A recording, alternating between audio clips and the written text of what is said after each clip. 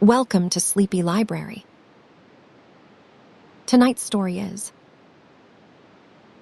The Secret Garden. Take a comfortable position. Close your eyes. And enjoy tonight's classic story.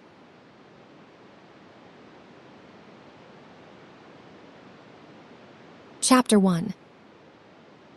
There is no one left. When Mary Lennox was sent to Misselthwaite Manor to live with her uncle, everybody said she was the most disagreeable-looking child ever seen. It was true, too. She had a little thin face, and a little thin body, thin light hair, and a sour expression. Her hair was yellow, and her face was yellow because she had been born in India and had always been ill in one way or another. Her father had held a position under the English government and had always been busy and ill himself, and her mother had been a great beauty who cared only to go to parties and amuse herself with gay people.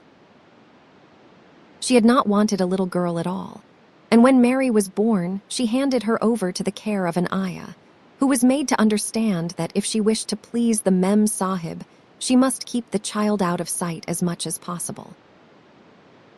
So when she was a sickly, fretful, ugly little baby, she was kept out of the way. And when she became a sickly, fretful, toddling thing, she was kept out of the way also.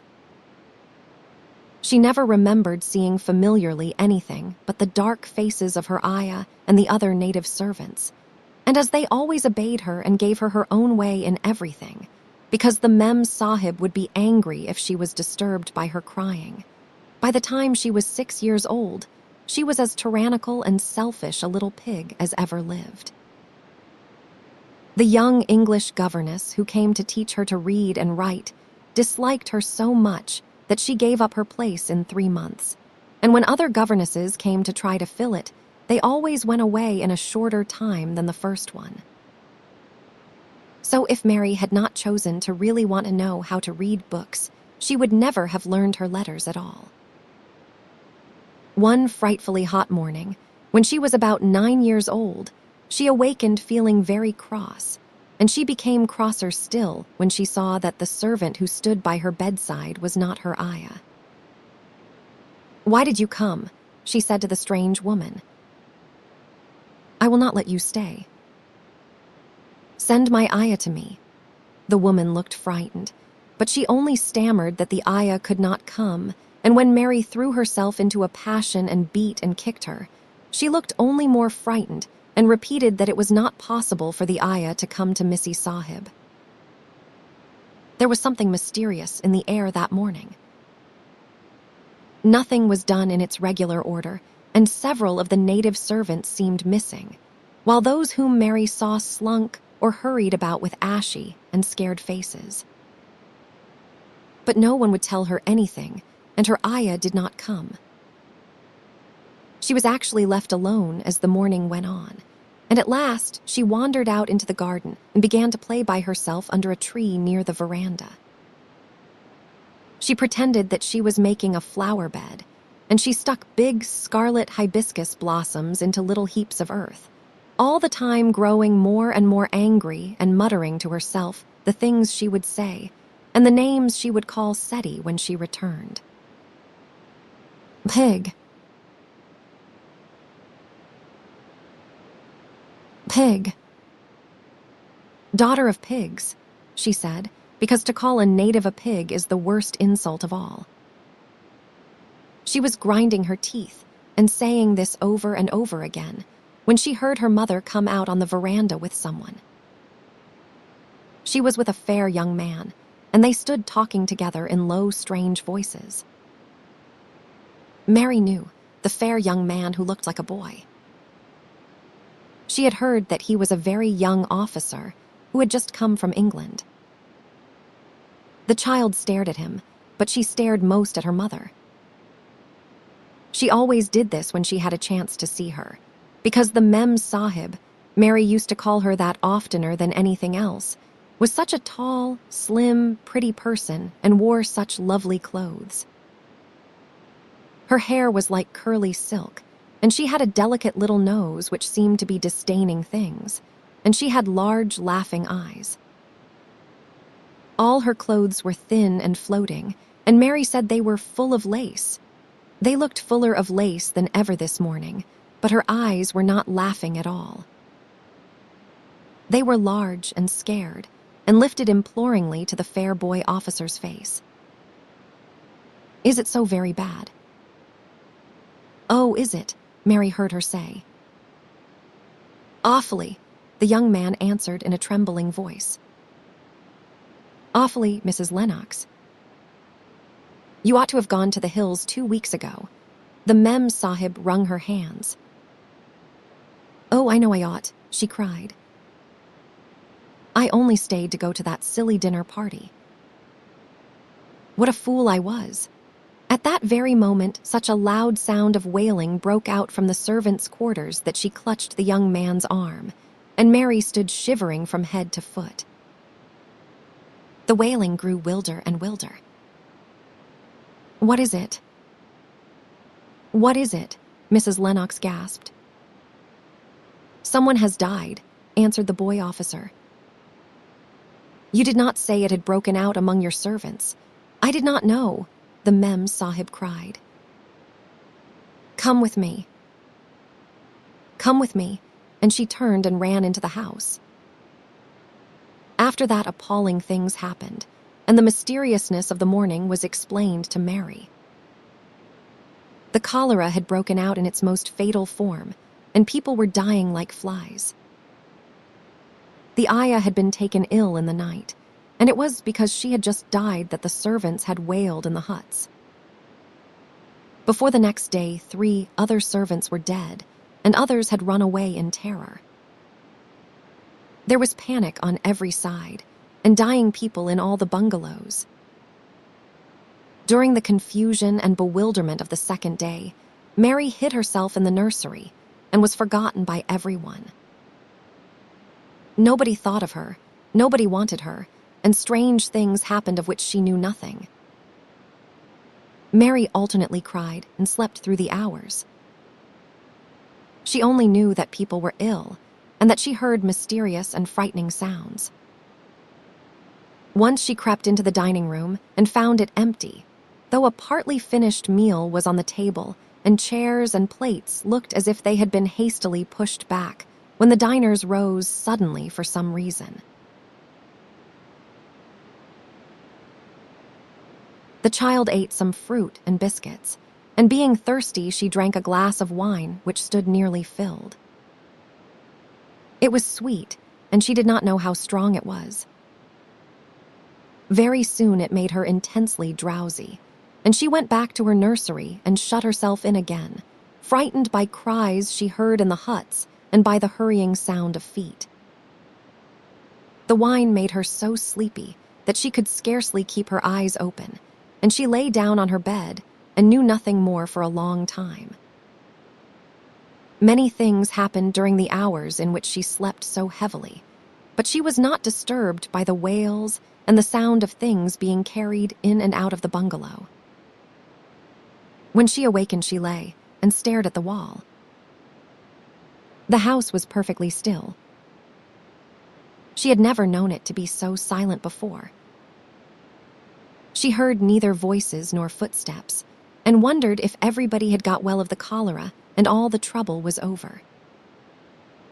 She wondered also who would take care of her now her ayah was dead.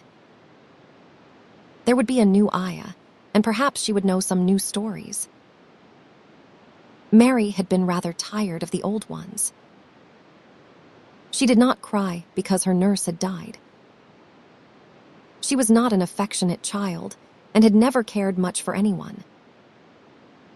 The noise and hurrying about and wailing over the cholera had frightened her, and she had been angry because no one seemed to remember that she was alive. Everyone was too panic-stricken to think of a little girl no one was fond of. When people had the cholera, it seemed that they remembered nothing but themselves. But if everyone had got well again, surely someone would remember and come to look for her. But no one came, And as she lay waiting, the house seemed to grow more and more silent. She heard something rustling on the matting, and when she looked down, she saw a little snake gliding along and watching her with eyes like jewels. She was not frightened, because he was a harmless little thing who would not hurt her, and he seemed in a hurry to get out of the room. He slipped under the door as she watched him. "How queer and quiet it is," she said. "It sounds as if there were no one in the bungalow but me and the snake." Almost the next minute, she heard footsteps in the compound, and then on the veranda. They were men's footsteps, and the men entered the bungalow and talked in low voices. No one went to meet or speak to them, and they seemed to open doors and look into rooms. "What desolation," she heard one voice say. "That pretty, pretty woman. I suppose the child, too." "I heard there was a child, though no one ever saw her. Mary was standing in the middle of the nursery when they opened the door a few minutes later. She looked an ugly, cross little thing, and was frowning because she was beginning to be hungry and feel disgracefully neglected." The first man who came in was a large officer she had once seen talking to her father. He looked tired and troubled, but when he saw her, he was so startled that he almost jumped back. "Barney," he cried out. "There is a child here. A child alone. In a place like this. Mercy on us, who is she?" "I am Mary Lennox," the little girl said, drawing herself up stiffly. She thought the man was very rude to call her father's bungalow a place like this. "I fell asleep when everyone had the cholera, and I have only just wakened up." "Why does nobody come? It is the child no one ever saw," exclaimed the man, turning to his companions. "She has actually been forgotten. Why was I forgotten?" Mary said, stamping her foot. "Why does nobody come?" The young man whose name was Barney looked at her very sadly. Mary even thought she saw him wink his eyes, as if to wink tears away. "Poor little kid," he said. "There is nobody left to come." It was in that strange and sudden way that Mary found out that she had neither father nor mother left, that they had died and been carried away in the night, and that the few native servants who had not died also had left the house as quickly as they could get out of it, none of them even remembering that there was a Missy Sahib. That was why the place was so quiet. It was true that there was no one in the bungalow but herself and the little rustling snake. Chapter 2. Mistress Mary, quite contrary, Mary had liked to look at her mother from a distance, and she had thought her very pretty. But as she knew very little of her, she could scarcely have been expected to love her or to miss her very much when she was gone. She did not miss her at all, in fact, and as she was a self-absorbed child, she gave her entire thought to herself, as she had always done. If she had been older, she would no doubt have been very anxious at being left alone in the world. But she was very young, and as she had always been taken care of, she supposed she always would be.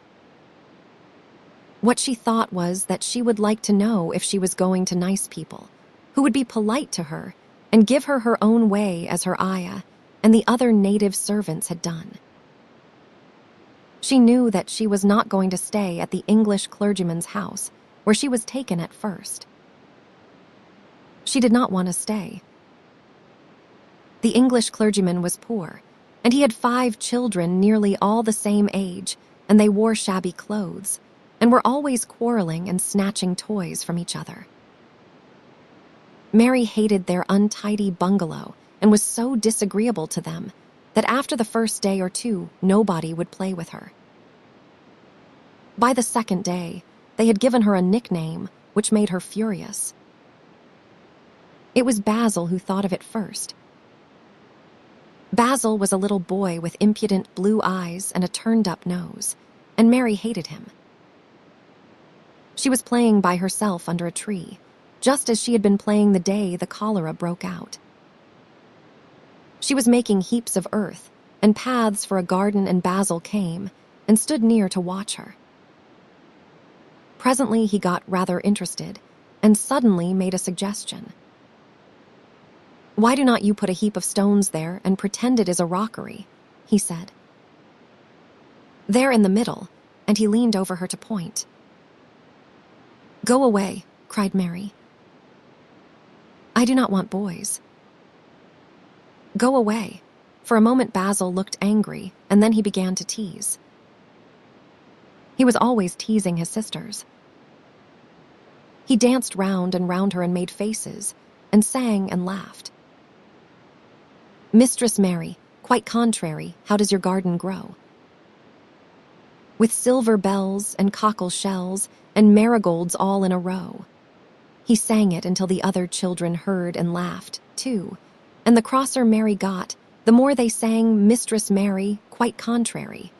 And after that, as long as she stayed with them, they called her Mistress Mary, quite contrary, when they spoke of her to each other, and often when they spoke to her.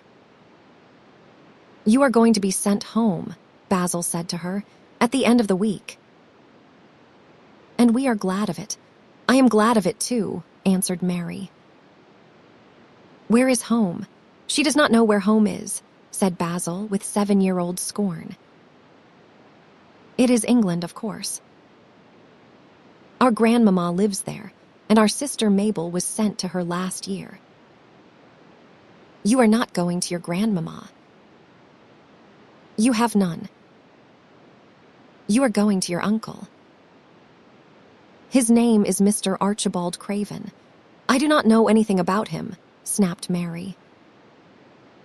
"I know you do not," Basil answered. "You do not know anything. Girls never do. I heard father and mother talking about him. He lives in a great, big, desolate old house in the country, and no one goes near him. He is so cross he will not let them, and they would not come if he would let them. He is a hunchback, and he is horrid." "I do not believe you," said Mary, and she turned her back and stuck her fingers in her ears because she would not listen any more. But she thought over it a great deal afterward, and when Mrs. Crawford told her that night that she was going to sail away to England in a few days and go to her uncle, Mr. Archibald Craven, who lived at Misselthwaite Manor, she looked so stony and stubbornly uninterested that they did not know what to think about her. They tried to be kind to her, but she only turned her face away when Mrs. Crawford attempted to kiss her, and held herself stiffly when Mr. Crawford patted her shoulder. "She is such a plain child," Mrs. Crawford said pityingly afterward. "And her mother was such a pretty creature. She had a very pretty manner, too, and Mary has the most unattractive ways I ever saw in a child. The children call her Mistress Mary quite contrary, and though it is naughty of them, one cannot help understanding it. Perhaps if her mother had carried her pretty face and her pretty manners oftener into the nursery, Mary might have learned some pretty ways, too. It is very sad, now the poor beautiful thing is gone, to remember that many people never even knew that she had a child at all. I believe she scarcely ever looked at her," sighed Mrs. Crawford. "When her ayah was dead, there was no one to give a thought to the little thing. Think of the servants running away and leaving her all alone in that deserted bungalow. Colonel McGrew said he nearly jumped out of his skin when he opened the door and found her standing by herself in the middle of the room. Mary made the long voyage to England under the care of an officer's wife, who was taking her children to leave them in a boarding school. She was very much absorbed in her own little boy and girl, and was rather glad to hand the child over to the woman Mr. Archibald Craven sent to meet her in London. The woman was his housekeeper at Misselthwaite Manor, and her name was Mrs. Medlock. She was a stout woman, with very red cheeks and sharp black eyes. She wore a very purple dress, a black silk mantle with jet fringe on it, and a black bonnet with purple velvet flowers which stuck up and trembled when she moved her head. Mary did not like her at all, but as she very seldom liked people, there was nothing remarkable in that. Besides which it was very evident Mrs. Medlock did not think much of her. "My word, she is a plain little piece of goods," she said. "And we would heard that her mother was a beauty." "She has not handed much of it down, has she, ma'am? Perhaps she will improve as she grows older," the officer's wife said good-naturedly. "If she were not so sallow and had a nicer expression, her features are rather good." "Children alter so much. She will have to alter a good deal," answered Mrs. Medlock. "And there is nothing likely to improve children at Misselthwaite, if you ask me." They thought Mary was not listening because she was standing a little apart from them at the window of the private hotel they had gone to. She was watching the passing buses and cabs and people, but she heard quite well and was made very curious about her uncle and the place he lived in. What sort of a place was it, and what would he be like? What was a hunchback? She had never seen one. Perhaps there were none in India. Since she had been living in other people's houses and had had no ayah, she had begun to feel lonely and to think queer thoughts which were new to her. She had begun to wonder why she had never seemed to belong to anyone, even when her father and mother had been alive. Other children seemed to belong to their fathers and mothers, but she had never seemed to really be anyone's little girl. She had had servants and food and clothes, but no one had taken any notice of her. She did not know that this was because she was a disagreeable child, but then, of course, she did not know she was disagreeable. She often thought that other people were, but she did not know that she was so herself. She thought Mrs. Medlock the most disagreeable person she had ever seen, with her common, highly colored face and her common fine bonnet. When the next day they set out on their journey to Yorkshire, she walked through the station to the railway carriage with her head up and trying to keep as far away from her as she could, because she did not want to seem to belong to her. It would have made her angry to think people imagined she was her little girl. But Mrs. Medlock was not in the least disturbed by her and her thoughts. She was the kind of woman who would stand no nonsense from young ones. At least, that is what she would have said if she had been asked. She had not wanted to go to London just when her sister Maria's daughter was going to be married, but she had a comfortable, well-paid place as housekeeper at Misselthwaite Manor, and the only way in which she could keep it was to do at once what Mr. Archibald Craven told her to do. She never dared even to ask a question. Captain Lennox and his wife died of the cholera, Mr. Craven had said in his short, cold way. Captain Lennox was my wife's brother, and I am their daughter's guardian. The child is to be brought here. You must go to London and bring her yourself. So she packed her small trunk and made the journey. Mary sat in her corner of the railway carriage and looked plain and fretful. She had nothing to read or to look at, and she had folded her thin little black-gloved hands in her lap. Her black dress made her look yellower than ever, and her limp light hair straggled from under her black crepe hat. A more marred-looking young one I never saw in my life, Mrs. Medlock thought. Marred is a Yorkshire word and means spoiled and pettish. She had never seen a child who sat so still without doing anything, and at last she got tired of watching her and began to talk in a brisk, hard voice. I suppose I may as well tell you something about where you are going to, she said.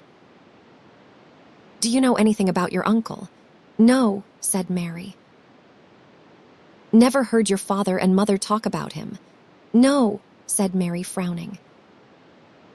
She frowned because she remembered that her father and mother had never talked to her about anything in particular. Certainly, they had never told her things. Humph, muttered Mrs. Medlock, staring at her queer, unresponsive little face. She did not say any more for a few moments, and then she began again. I suppose you might as well be told something to prepare you. You are going to a queer place. Mary said nothing at all, and Mrs. Medlock looked rather discomfited by her apparent indifference, but after taking a breath, she went on. Not but that it is a grand big place in a gloomy way, and Mr. Craven's proud of it in his way, and that is gloomy enough, too. The house is 600 years old, and it is on the edge of the moor, and there is near 100 rooms in it, though most of them's shut up and locked. And there is pictures and fine old furniture and things that has been there for ages, and there is a big park round it, and gardens and trees with branches trailing to the ground, some of them. She paused and took another breath. But there is nothing else, she ended suddenly. Mary had begun to listen in spite of herself. It all sounded so unlike India, and anything new rather attracted her. But she did not intend to look as if she were interested. That was one of her unhappy, disagreeable ways. So she sat still. Well, said Mrs. Medlock. What do you think of it? Nothing, she answered. I know nothing about such places. That made Mrs. Medlock laugh a short sort of laugh. She said, but you are like an old woman. Do not you care? It does not matter, said Mary, whether I care or not. You are right enough there, said Mrs. Medlock. It does not. What you are to be kept at Misselthwaite Manor, for I do not know, unless because it is the easiest way. He is not going to trouble himself about you. That is sure and certain. He never troubles himself about no one. She stopped herself as if she had just remembered something in time. He has got a crooked back, she said. That set him wrong. He was a sour young man and got no good of all his money and big place till he was married. Mary's eyes turned toward her in spite of her intention not to seem to care. She had never thought of the hunchbacks being married, and she was a trifle surprised. Mrs. Medlock saw this, and as she was a talkative woman, she continued with more interest. This was one way of passing some of the time, at any rate. She was a sweet, pretty thing, and he would have walked the world over to get her a blade o' grass she wanted. Nobody thought she would marry him, but she did, and people said she married him for his money. But she did not, positively. When she died, Mary gave a little involuntary jump. Oh, did she die? She exclaimed, quite without meaning to. She had just remembered a French fairy story she had once read called Riquet a la Houpe. It had been about a poor hunchback and a beautiful princess, and it had made her suddenly sorry for Mr. Archibald Craven. Yes, she died, Mrs. Medlock answered. And it made him queerer than ever. He cares about nobody. He will not see people. Most of the time he goes away, and when he is at Misselthwaite, he shuts himself up in the west wing and will not let anyone but Pitcher see him. Pitcher's an old fellow, but he took care of him when he was a child, and he knows his ways. It sounded like something in a book, and it did not make Mary feel cheerful. A house with 100 rooms, nearly all shut up and with their doors locked. A house on the edge of a moor, whatsoever a moor was, sounded dreary. A man with a crooked back, who shut himself up also. She stared out of the window with her lips pinched together, and it seemed quite natural that the rain should have begun to pour down in gray slanting lines and splash and stream down the window panes.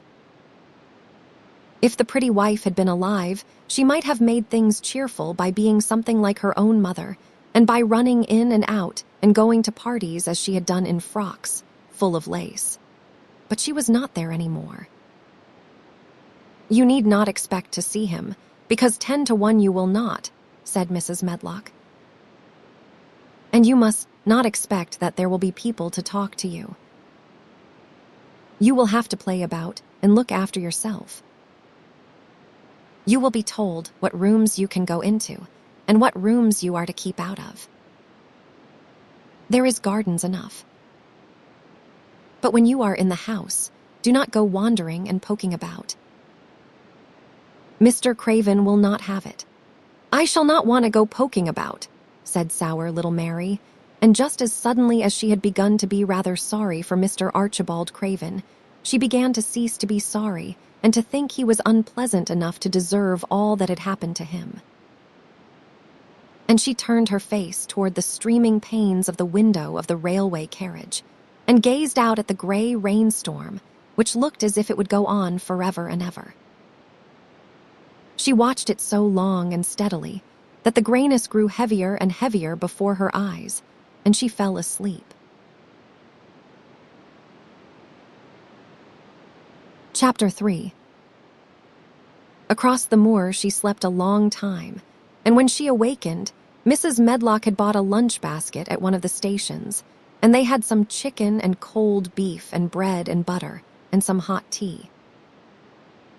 The rain seemed to be streaming down more heavily than ever, and everybody in the station wore wet and glistening waterproofs. The guard lighted the lamps in the carriage, and Mrs. Medlock cheered up very much over her tea and chicken and beef. She ate a great deal and afterward fell asleep herself, and Mary sat and stared at her and watched her fine bonnet slip on one side until she herself fell asleep once more in the corner of the carriage, lulled by the splashing of the rain against the windows. It was quite dark when she awakened again. The train had stopped at a station, and Mrs. Medlock was shaking her. "You have had a sleep," she said. "It is time to open your eyes. We are at Thwaite Station, and we have got a long drive before us." Mary stood up and tried to keep her eyes open while Mrs. Medlock collected her parcels. The little girl did not offer to help her, because in India native servants always picked up or carried things, and it seemed quite proper that other people should wait on one. The station was a small one and nobody, but themselves seemed to be getting out of the train. The station master spoke to Mrs. Medlock in a rough, good-natured way, pronouncing his words in a queer broad fashion which Mary found out afterward was Yorkshire. "I see Thaw's got back," he said.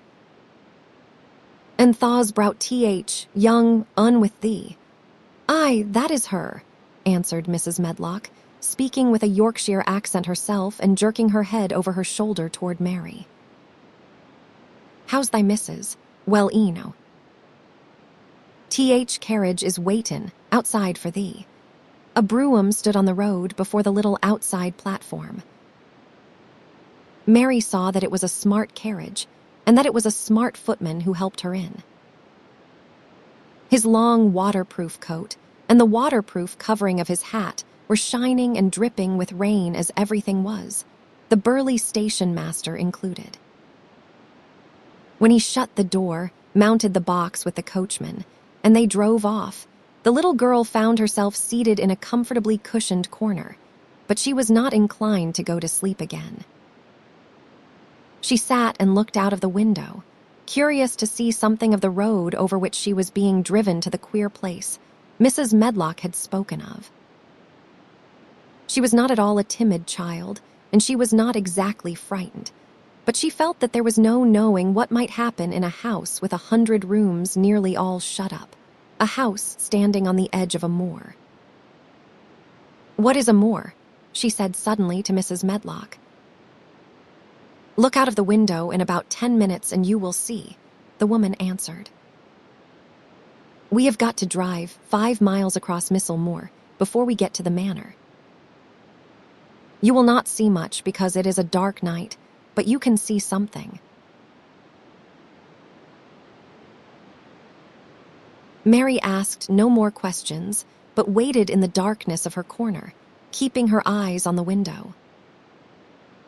The carriage lamps cast rays of light a little distance ahead of them, and she caught glimpses of the things they passed. After they had left the station, they had driven through a tiny village, and she had seen whitewashed cottages and the lights of a public house. Then they had passed a church, and a vicarage and a little shop window or so, in a cottage with toys and sweets and odd things set out for sale. Then they were on the highroad, and she saw hedges and trees. After that, there seemed nothing different for a long time, or at least it seemed a long time to her. At last, the horses began to go more slowly, as if they were climbing uphill, and presently there seemed to be no more hedges and no more trees.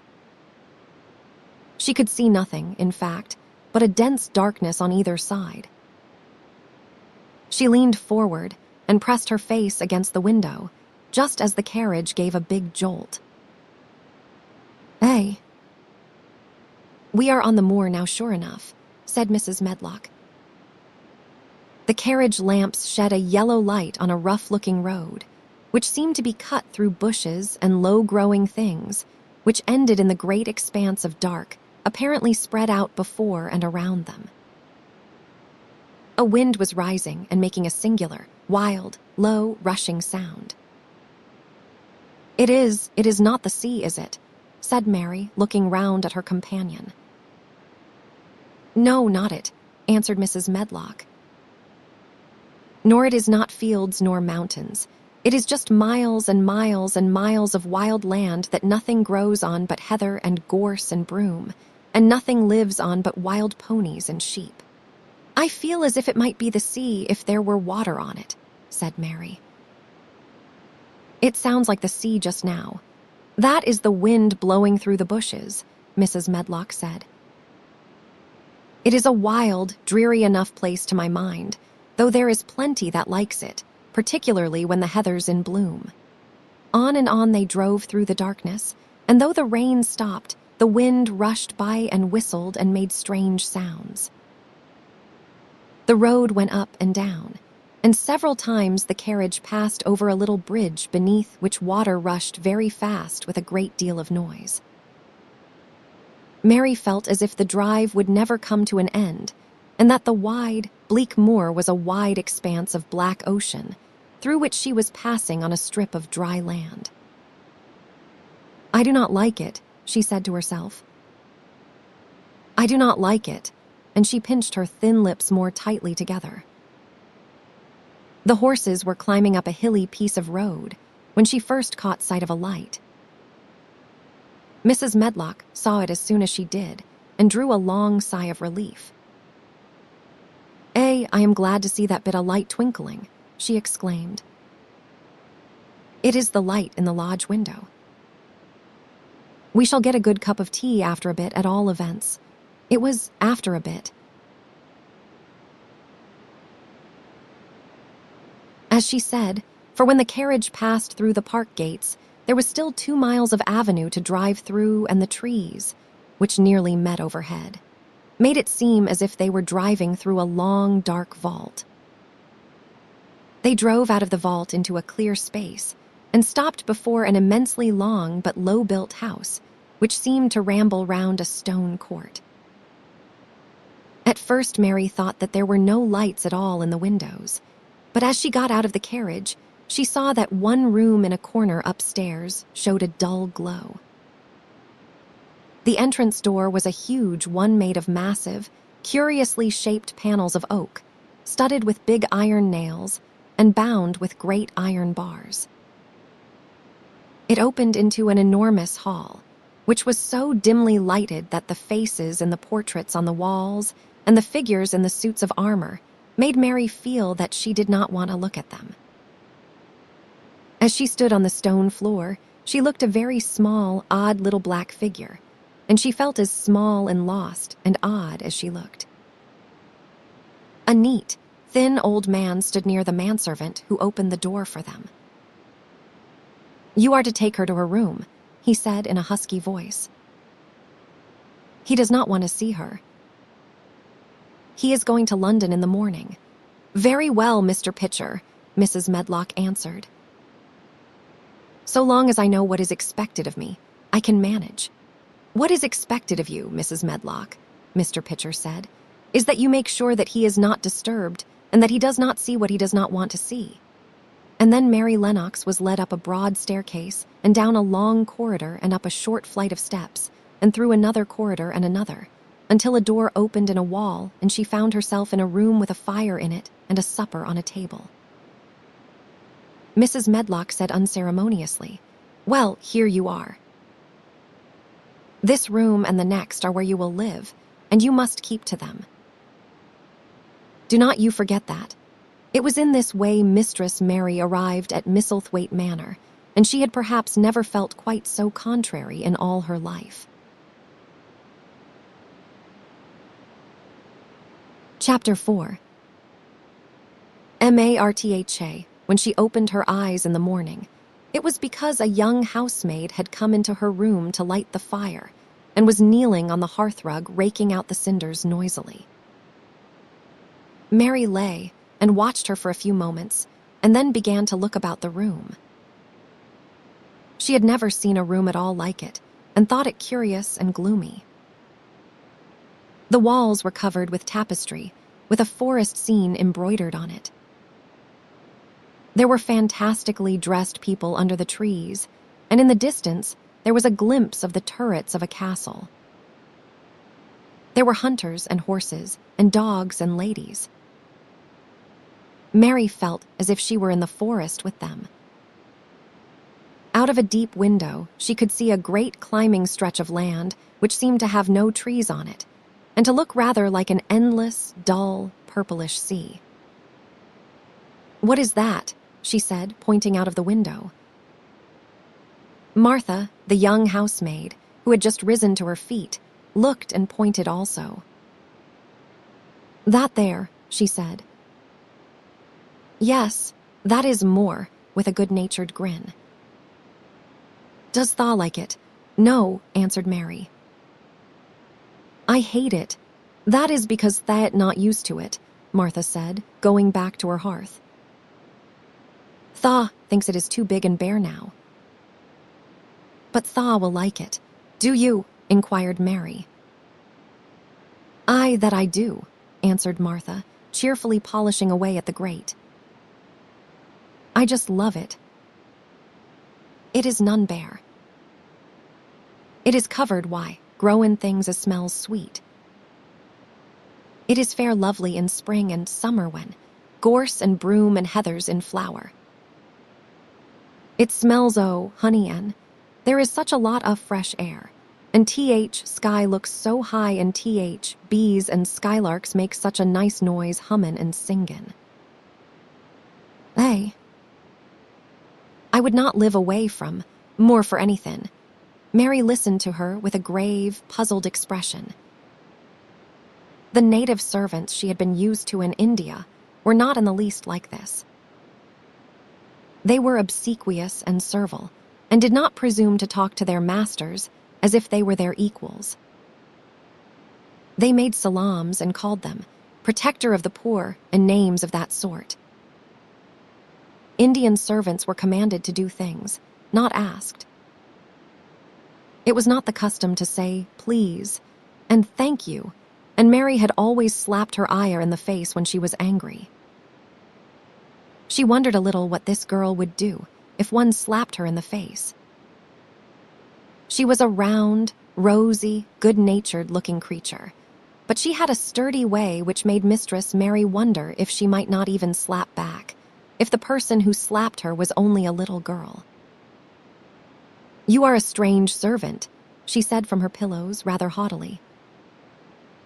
Martha sat up on her heels, with her blacking brush in her hand, and laughed without seeming the least out of temper. "Hey." "I know that," she said. "If there was a grand Mrs. at Misselthwaite, I should never have been even one of TH, under housemaids. I might have been let to be scullery maid, but I would never have been let upstairs. I am too common, and I talk too much Yorkshire. But this is a funny house for all it is so grand." Seems like there is neither master nor mistress, except Mr. Pitcher and Mrs. Medlock. Mr. Craven, he will not be troubled about anything when he is here, and he is nearly always away. Mrs. Medlock gave me place out kindness. She told me she could never have done it if Misselthwaite had been like other big houses. "Are you going to be my servant?" Mary asked, still in her imperious little Indian way. Martha began to rub her grate again. "I am Mrs. Medlock's servant," she said stoutly. "And she is Mr. Craven's, but I am to do the housemaid's work up here and wait on you a bit." "But you will not need much waiting on. Who is going to dress me?" demanded Mary.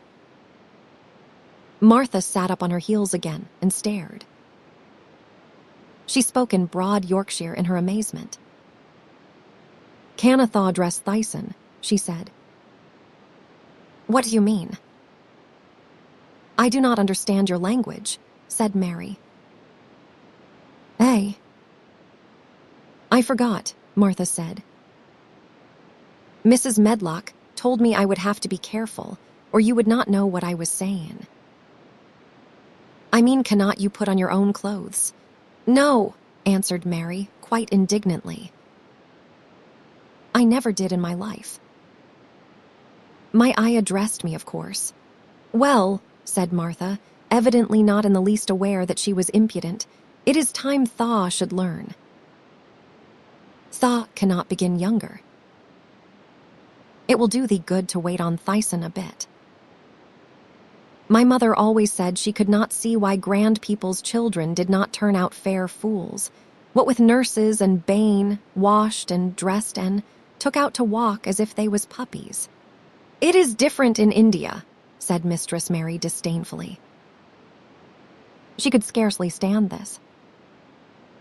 But Martha was not at all crushed. "Eh?" "I can see it is different," she answered almost sympathetically. "I dare say it is because there is such a lot blacks there instead respectable white people. When I heard you was common, from India I thought you was a black too." Mary sat up in bed furious. "What?" she said. "What?" "You thought I was a native." You daughter of a pig." Martha stared and looked hot. "Who are you calling names?" she said. "You need not be so vexed. That is not way for a young lady to talk. I have nothing against blacks. When you read about 'em in tracts, they are always very religious. You always read as a black's a man and a brother. I have never seen a black en. I was fair pleased to think I was going to see one close. When I come in to light your fire this morning, I crept up to your bed en. Pulled, cover back careful to look at you. And there you was, disappointedly, no more black than me, for all you are so yeller." Mary did not even try to control her rage and humiliation. "You thought I was a native. You dared. You do not know anything about natives. They are not people, they are servants who must salaam to you. You know nothing about India. You know nothing about anything." She was in such a rage and felt so helpless before the girl's simple stare, and somehow she suddenly felt so horribly lonely and far away from everything she understood and which understood her. that she threw herself face downward on the pillows and burst into passionate sobbing.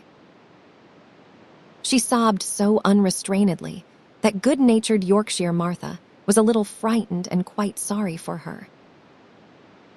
She went to the bed and bent over her. You must not cry like that there," she begged. "You must not for sure. I did not know you would be vexed. I do not know anything about anything, just like you said. I beg your pardon, miss. Do stop crying." There was something comforting and really friendly in her queer Yorkshire speech and sturdy way which had a good effect on Mary. She gradually ceased crying and became quiet. Martha looked relieved. "It is time for thee to get up now," she said. "Mrs. Medlock said I was to carry thaw, breakfast and tea and dinner into room next to this. It has been made into a nursery for thee. I will help thee on with thy clothes, if thou'll get out o' bed. If buttons are at back thaw. Cannot button them up thyself." When Mary at last decided to get up, the clothes Martha took from the wardrobe were not the ones she had worn when she arrived the night before with Mrs. Medlock. "Those are not mine," she said. "Mine are black." She looked the thick white wool coat and dress over and added with cool approval, "Those are nicer than mine. These are one's thaw must put on," Martha answered. "Mr. Craven ordered Mrs. Medlock to get him in London. He said, 'I will not have a child dressed in black wanderin', about like a lost soul,' he said. 'It would make the place sadder than it is. Put color on her.' Mother, she said she knew what he meant. Mother always knows what a body means.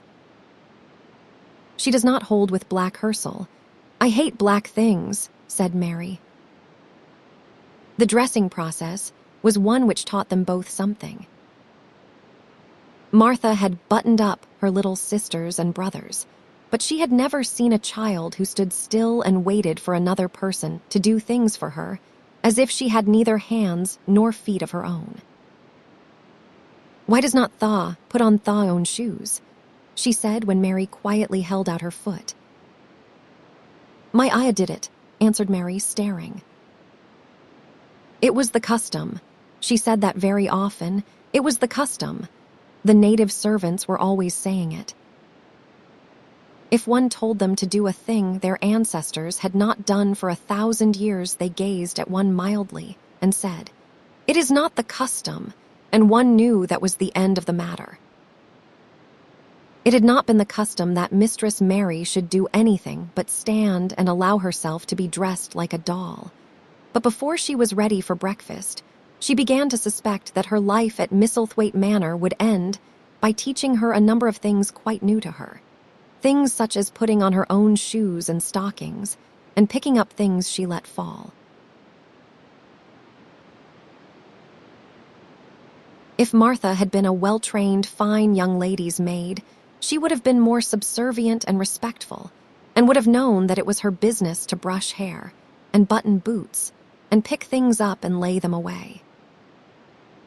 She was, however, only an untrained Yorkshire rustic, who had been brought up in a moorland cottage with a swarm of little brothers and sisters who had never dreamed of doing anything but waiting on themselves, and on the younger ones who were either bobbies in arms or just learning to totter about and tumble over things. If Mary Lennox had been a child who was ready to be amused, she would perhaps have laughed at Martha's readiness to talk, but Mary only listened to her coldly and wondered at her freedom of manner. At first she was not at all interested, but gradually, as the girl rattled on in her good-tempered, homely way, Mary began to notice what she was saying. You should see 'em all," she said. "There is 12 of us, and my father only gets 16 shilling a week. I can tell you my mother's put to it to get porridge for 'em all. They tumble about on, moor and play there all day, and mother says, air of more fattens 'em. She says she believes they eat grass same as wild ponies do. Our Dickon, he is 12 years old and he has got a young pony he calls his own. Where did he get it? Asked Mary. He found it on, a moor with its mother when it was a little one-en. He began to make friends with it, and give it bits o' bread and pluck young grass for it. And it got to like him, so it follows him abouten. It lets him get on its back. Dickon's a kind lad and animals likes him. Mary had never possessed an animal pet of her own and had always thought she should like one. So she began to feel a slight interest in Dickon, and as she had never before been interested in anyone but herself, it was the dawning of a healthy sentiment. When she went into the room which had been made into a nursery for her, she found that it was rather like the one she had slept in. It was not a child's room, but a grown-up person's room, with gloomy old pictures on the walls and heavy old oak chairs. A table in the center was set with a good, substantial breakfast. But she had always had a very small appetite, and she looked with something more than indifference at the first plate Martha set before her. I do not want it, she said. Thaw does not want thy porridge, Martha exclaimed incredulously. No, Thaw does not know how good it is. Put a bit o' treacle on it or a bit o' sugar. I do not want it, repeated Mary. Said Martha. I cannot abide to see good victuals go to waste.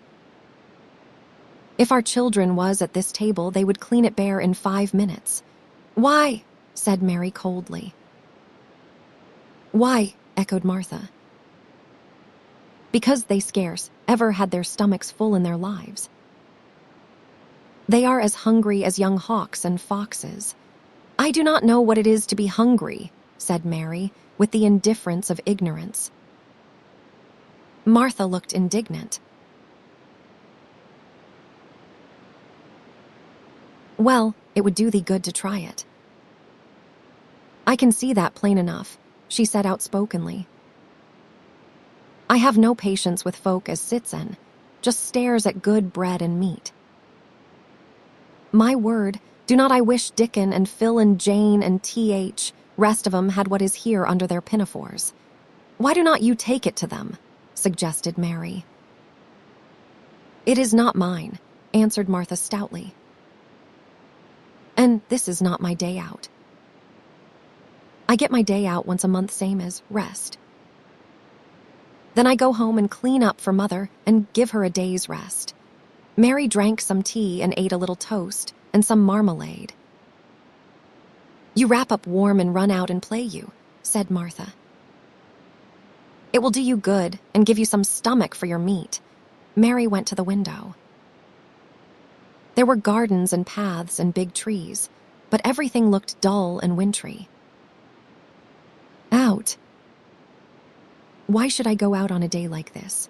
Well, if Thaw does not go out, thou'lt have to stay in, and what has Thaw? Got to do. Mary glanced about her. There was nothing to do. When Mrs. Medlock had prepared the nursery, she had not thought of amusement. Perhaps it would be better to go and see what the gardens were like. Who will go with me? She inquired. Martha stared. You will go by yourself, she answered. You will have to learn to play like other children does when they have not got sisters and brothers. Our Dickon goes off on, more by himself and plays for hours. That is how he made friends with Pony. He has got sheep on, more that knows him, and birds as comes and eats out of his hand. However little there is to eat, he always saves a bit o' his bread to coax his pets. It was really this mention of Dickon which made Mary decide to go out, though she was not aware of it.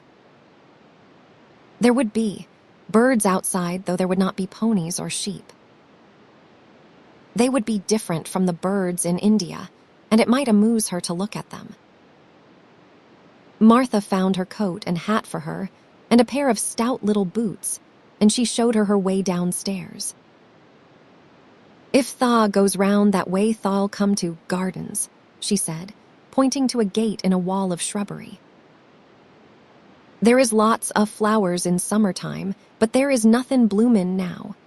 She seemed to hesitate a second before she added, "One of the gardens is locked up. No one has been in it for 10 years. "Why?" asked Mary in spite of herself. Here was another locked door, added to the 100 in the strange house. Mr. Craven had it shut when his wife died so sudden. He will not let no one go inside. It was her garden. He locked door and dug a hole and buried key. "There is Mrs. Medlock's bell ringing. I must run." After she was gone, Mary turned down the walk which led to the door in the shrubbery. She could not help thinking about the garden, which no one had been into for 10 years. She wondered what it would look like, and whether there were any flowers still alive in it. When she had passed through the shrubbery gate, she found herself in great gardens, with wide lawns and winding walks with clipped borders. There were trees and flower beds and evergreens clipped into strange shapes, and a large pool with an old gray fountain in its midst. But the flower beds were bare and wintry, and the fountain was not playing. This was not the garden which was shut up. How could a garden be shut up? You could always walk into a garden.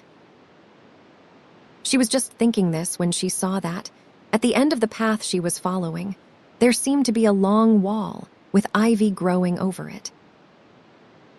She was not familiar enough with England to know that she was coming upon the kitchen gardens, where the vegetables and fruit were growing. She went toward the wall and found that there was a green door in the ivy, and that it stood open. This was not the closed garden, evidently, and she could go into it.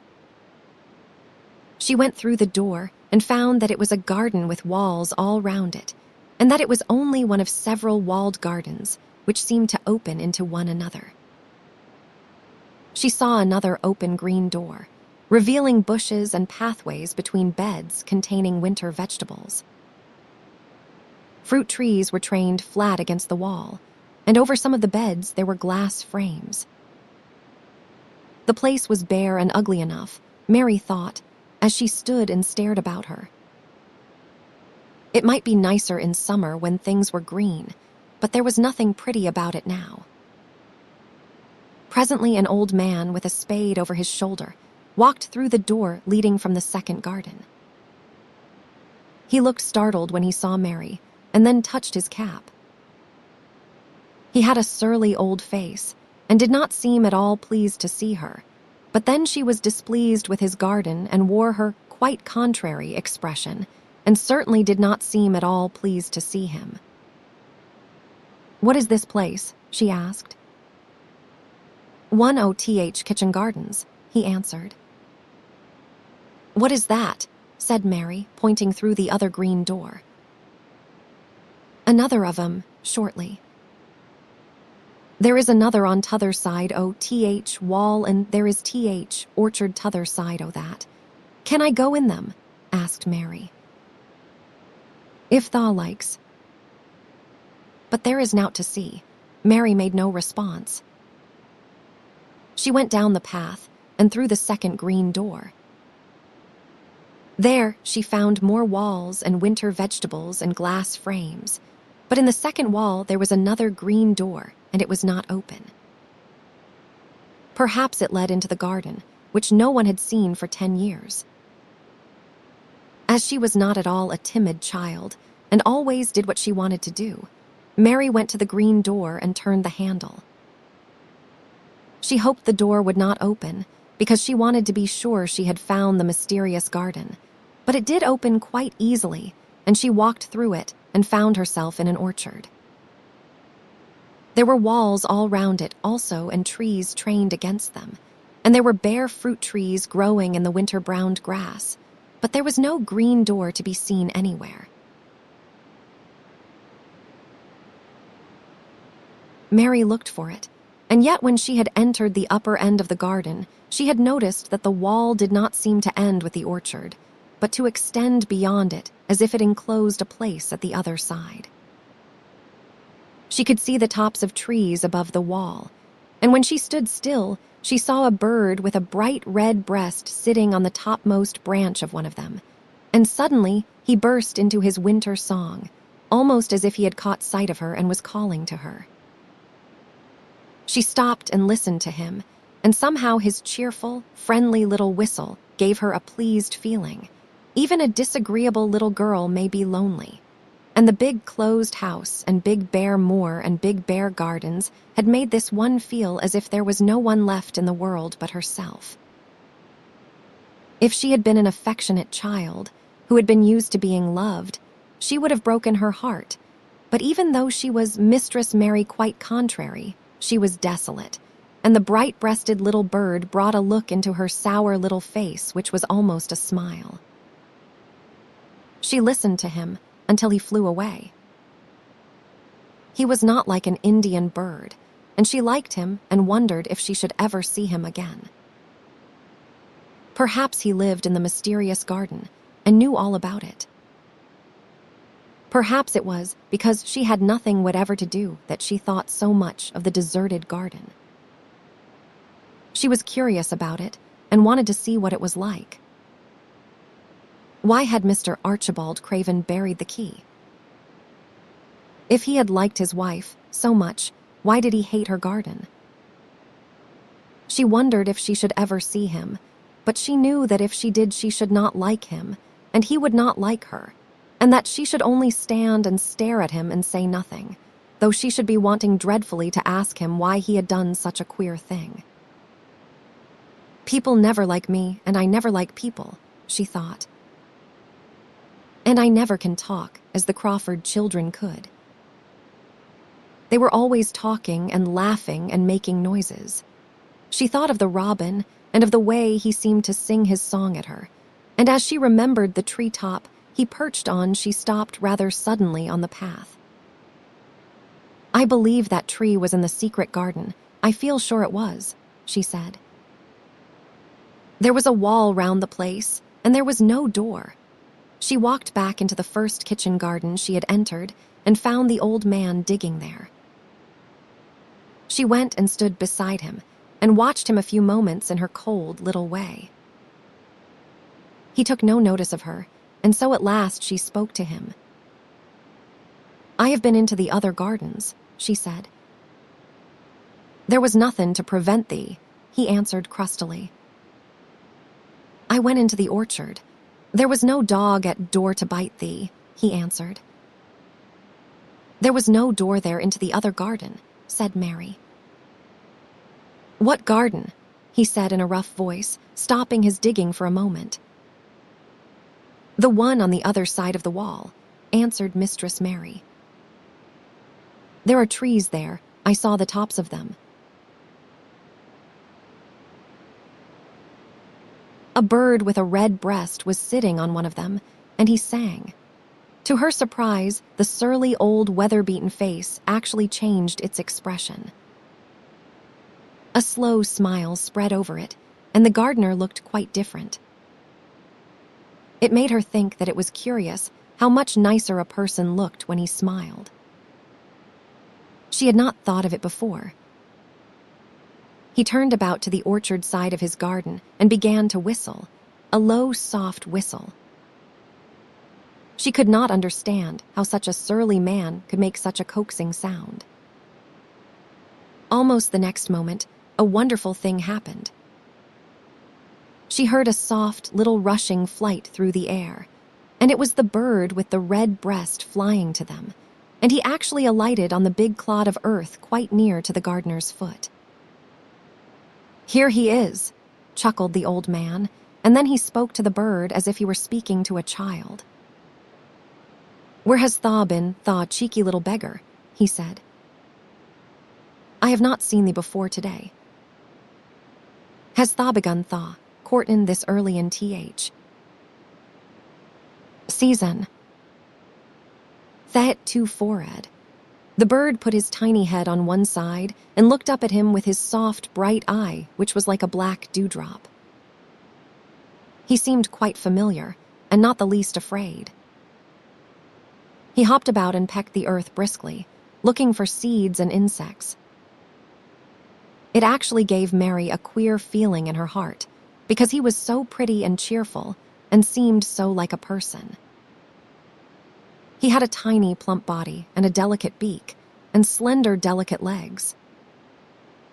Will he always come when you call him? She asked almost in a whisper. Aye, that he will. I have knowed him ever since he was a fledgling.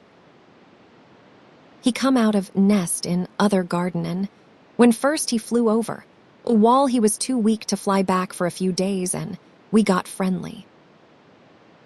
When he went over wall again, rest of the brood was gone, and he was lonely, and he come back to me. What kind of a bird is he? Mary asked. Does not tha know? He is a robin redbreast, and they are friendliest, curiousest birds alive. They are almost as friendly as dogs, if you know how to get on with them. Watch him peckin' about there and lookin' round at us now and again. He knows we are talkin' about him. It was the queerest thing in the world to see the old fellow. He looked at the plump little scarlet waistcoated bird, as if he were both proud and fond of him. He is a conceited one, he chuckled. He likes to hear folk talk about him. And curious, bless me, there never was his like for curiosity and meddlin'. He is always common, to see what I am plantin'. He knows all things Mester Craven never troubles Hissel to find out. He is head gardener, he is. The robin hopped about busily pecking the soil and then stopped and looked at them a little. Mary thought his black dewdrop eyes gazed at her with great curiosity. It really seemed as if he were finding out all about her. The queer feeling in her heart increased. Where did the rest of the brood fly to? She asked. There is no knowin'.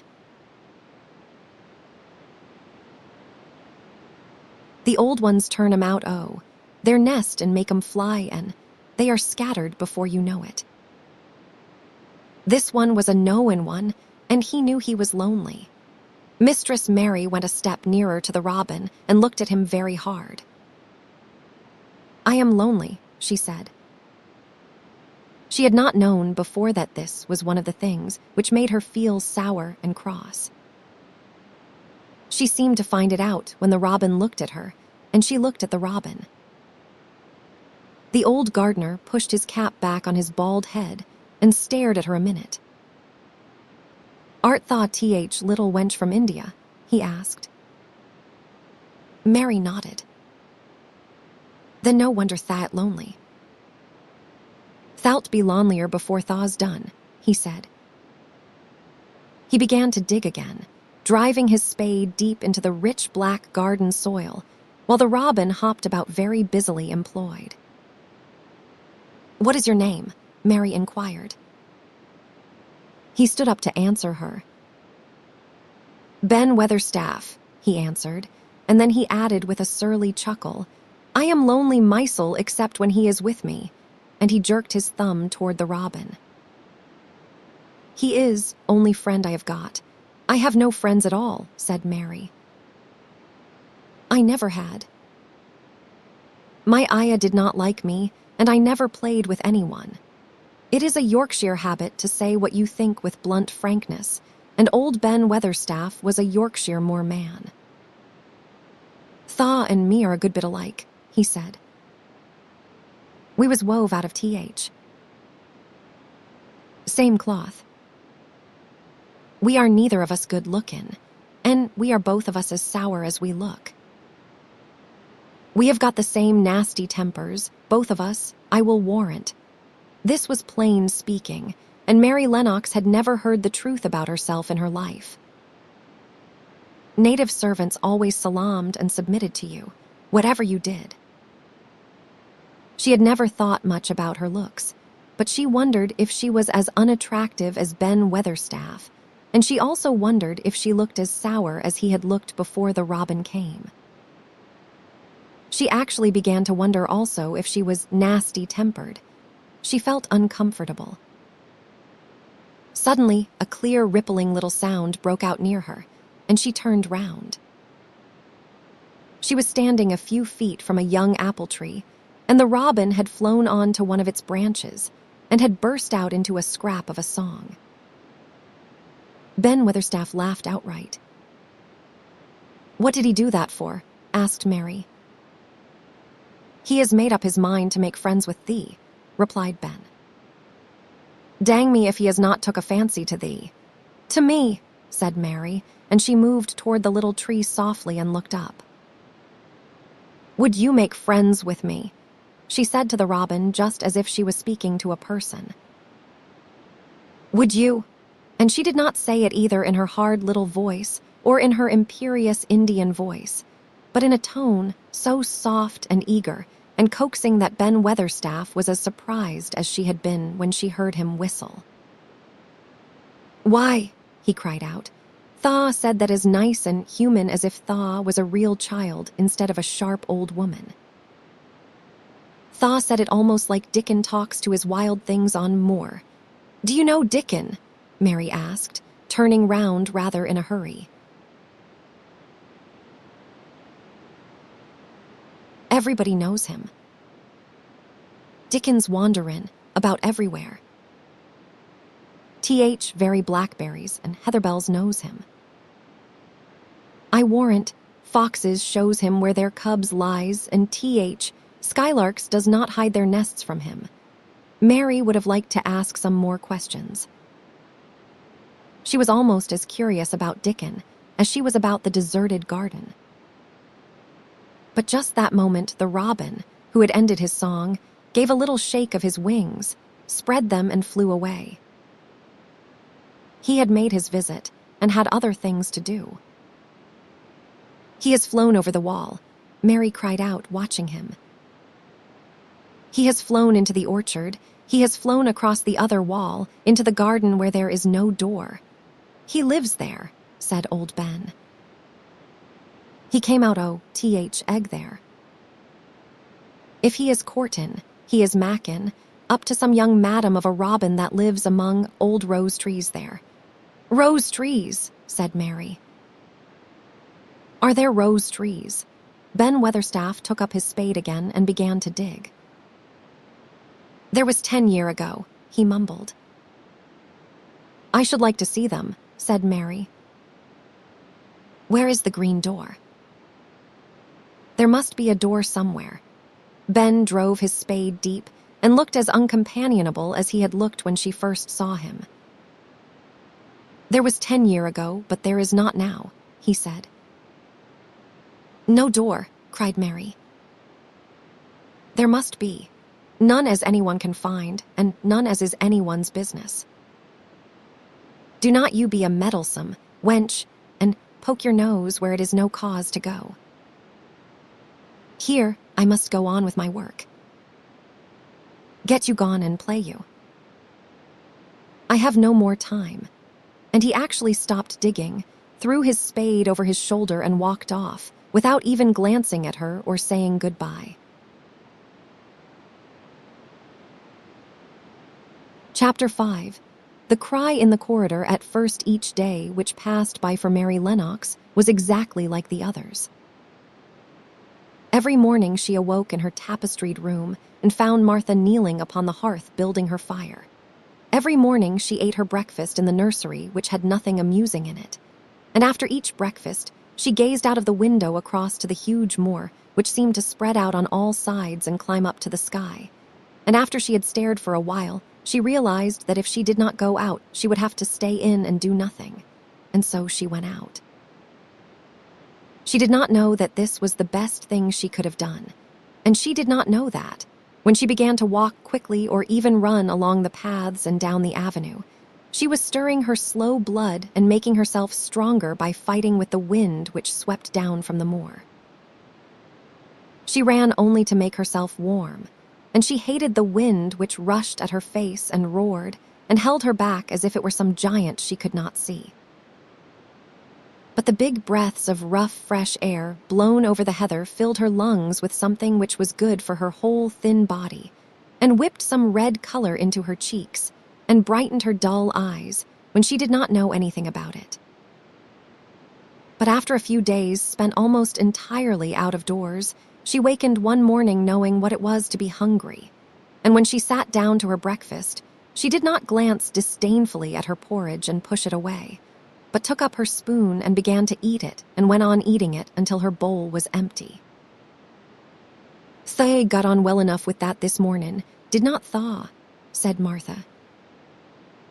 "It tastes nice today," said Mary, feeling a little surprised herself. "It is air of more that is given the stomach for thaw." "Victuals," answered Martha. "It is lucky for thee that thaw's got victuals, as well as appetite. There has been 12 in our cottage as had stomach and nothing to put in it. You go on playin', you out-o. Doors every day, and you will get some flesh on your bones, and you will not be so yeller." "I do not play," said Mary. "I have nothing to play with, exclaimed Martha. "Our children plays with sticks and stones. They just runs about and shouts and looks at things." Mary did not shout, but she looked at things. There was nothing else to do. She walked round and round the gardens and wandered about the paths in the park. Sometimes she looked for Ben Weatherstaff, but though several times she saw him at work, he was too busy to look at her or was too surly. Once when she was walking toward him, he picked up his spade and turned away as if he did it on purpose. One place she went oftener than to any other. It was the long walk outside the gardens with the walls round them. There were bare flower beds on either side of it, and against the walls ivy grew thickly. There was one part of the wall where the creeping dark green leaves were more bushy than elsewhere. It seemed as if for a long time that part had been neglected. The rest of it had been clipped and made to look neat, but at this lower end of the walk it had not been trimmed at all. A few days after she had talked to Ben Weatherstaff, Mary stopped to notice this and wondered why it was so. She had just paused and was looking up at a long spray of ivy swinging in the wind when she saw a gleam of scarlet and heard a brilliant chirp. And there, on the top of the wall, perched Ben Weatherstaff's robin redbreast, tilting forward to look at her with his small head on one side. "Oh," she cried out, "is it you, is it you?" And it did not seem at all queer to her that she spoke to him as if she were sure that he would understand and answer her. He did answer. He twittered and chirped and hopped along the wall as if he were telling her all sorts of things. It seemed to Mistress Mary as if she understood him, too, though he was not speaking in words. It was as if he said, "Good morning. Is not the wind nice?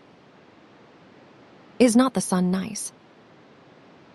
Is not everything nice?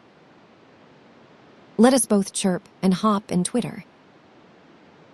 Come on. Come on."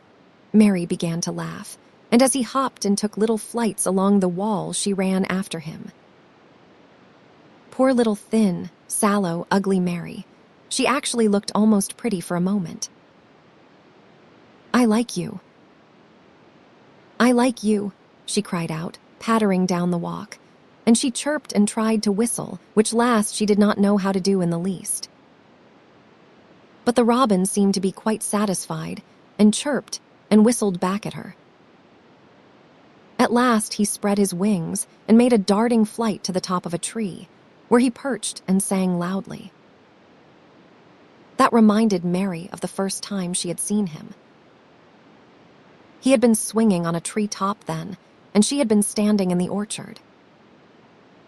Now she was on the other side of the orchard, and standing in the path outside a wall, much lower down, and there was the same tree inside. "It is in the garden no one can go into," she said to herself. "It is the garden without a door. He lives in there. How I wish I could see what it is like." She ran up the walk to the green door she had entered the first morning. Then she ran down the path through the other door and then into the orchard, and when she stood and looked up, there was the tree on the other side of the wall, and there was the robin just finishing his song and beginning to preen his feathers with his beak. "It is the garden," she said. "I am sure it is." She walked round and looked closely at that side of the orchard wall, but she only found what she had found before, that there was no door in it. Then she ran through the kitchen gardens again and out into the walk outside the long, ivy-covered wall, and she walked to the end of it and looked at it, but there was no door. And then she walked to the other end, looking again, but there was no door. "It is very queer," she said.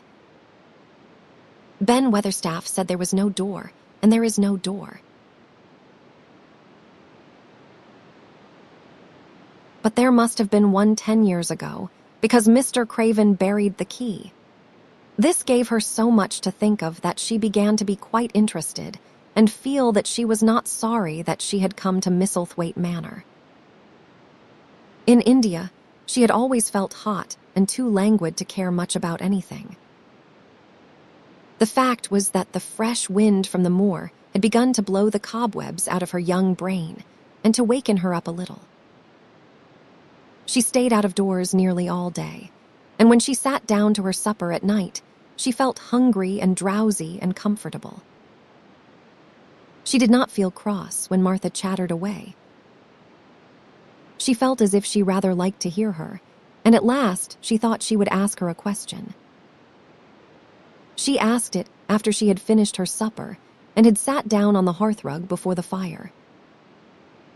"Why did Mr. Craven hate the garden?" she said. She had made Martha stay with her, and Martha had not objected at all.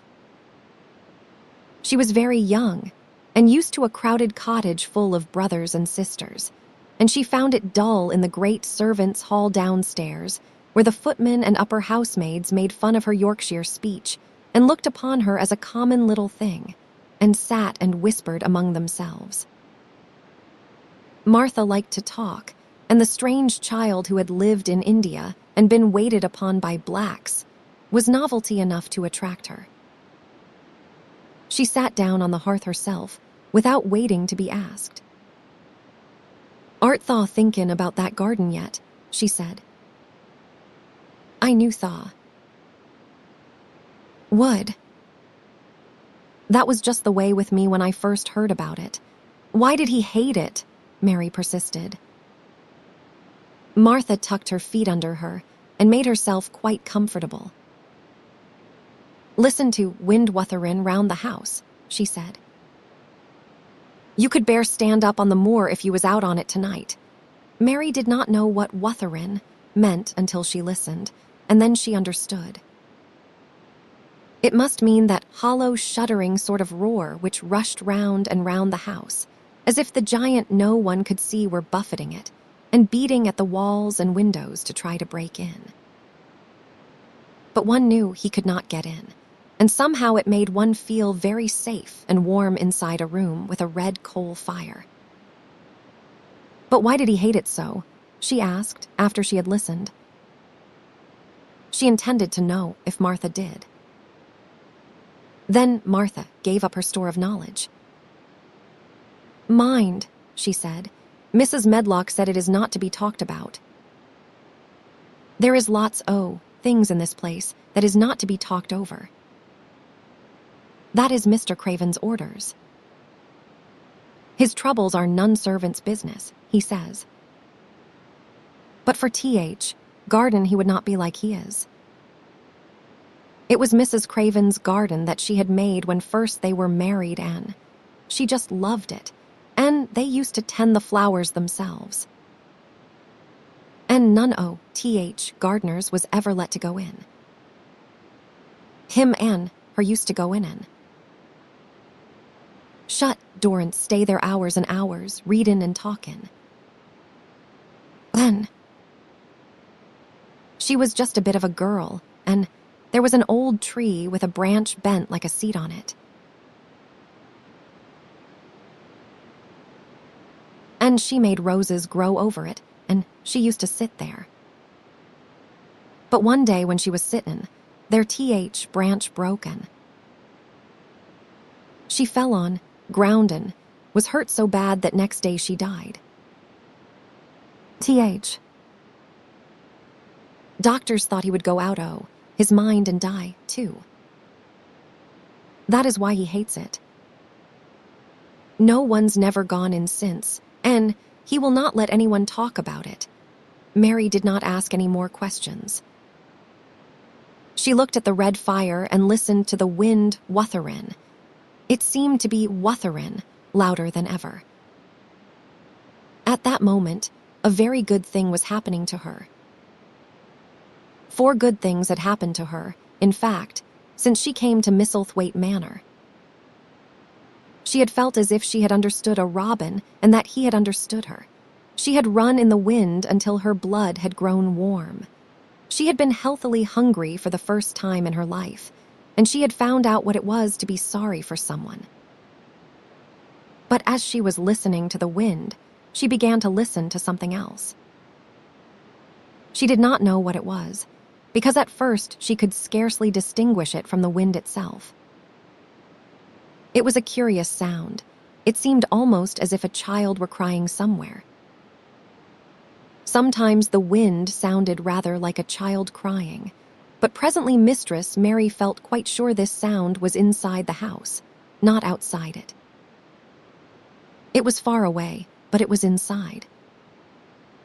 She turned round and looked at Martha. "Do you hear anyone crying?" she said. Martha suddenly looked confused. "No," she answered. "It is wind. Sometimes it sounds like as if someone was lost on Moor and Whalen. It is got all sorts o' sounds, but listen," said Mary. "It is in the house, down one of those long corridors." And at that very moment, a door must have been opened somewhere downstairs, for a great rushing draught blew along the passage, and the door of the room they sat in was blown open with a crash. And as they both jumped to their feet, the light was blown out, and the crying sound was swept down the far corridor, so that it was to be heard more plainly than ever. "There," said Mary. "I told you so. It is someone crying, and it is not a grown-up person." Martha ran and shut the door and turned the key, but before she did it, they both heard the sound of a door in some far passage shutting with a bang, and then everything was quiet, for even the wind ceased wutherin' for a few moments. "It was wind," said Martha stubbornly. "And if it was not, it was little Betty Butterworth, scullery maid. She has had toothache all day." But something troubled and awkward in her manner made Mistress Mary stare very hard at her. She did not believe she was speaking the truth. Chapter 6. There was someone crying. There was. The next day the rain poured down in torrents again, and when Mary looked out of her window, the moor was almost hidden by gray mist and cloud. There could be no going out today. "What do you do in your cottage when it rains like this?" she asked Martha. "Try to keep from under each other's feet mostly," Martha answered. There does seem a lot of us then. Mother's a good-tempered woman, but she gets fair moithered. The biggest ones goes out in cowshed and plays there. Dickon he does not mind. Wet. He goes out just th. Same as if sun was shinin'. He says he sees things on rainy days, as does not show when it is fair weather. He once found a little fox cub half drowned in its hole, and he brought it home in the bosom of his shirt to keep it warm. Its mother had been killed nearby, and th hole was swum out, and rest oth litter was dead. He has got it at home now. He found a half-drowned young crow another time, and he brought it home, too, and tamed it. It is named Soot because it is so black, and it hops and flies about with him everywhere. The time had come when Mary had forgotten to resent Martha's familiar talk. She had even begun to find it interesting, and to be sorry when she stopped or went away. The stories she had been told by her ayah when she lived in India had been quite unlike those Martha had to tell about the moorland cottage, which held 14 people who lived in 4 little rooms and never had quite enough to eat. The children seemed to tumble about and amuse themselves like a litter of rough, good-natured collie puppies. Mary was most attracted by the mother and Dickon. When Martha told stories of what Mother said, or did they always sounded comfortable? "If I had a raven or a fox cub, I could play with it," said Mary. "But I have nothing." Martha looked perplexed. "Can thaw knit?" she asked. "No," answered Mary. "Can thaw sew?" "No." "Can thaw read?" "Yes." "Then why does not thaw read somethin' or learn a bit o' spellin'?" "Thast old enough to be learnin' thy book a good bit now." "I have not any books," said Mary. "Those I had were left in India." "That is a pity," said Martha. "If Mrs. Medlock let thee go into th. Library, there is thousands o' books there." Mary did not ask where the library was, because she was suddenly inspired by a new idea. She made up her mind to go and find it herself. She was not troubled about Mrs. Medlock. Mrs. Medlock seemed always to be in her comfortable housekeeper's sitting room downstairs. In this queer place, one scarcely ever saw anyone at all.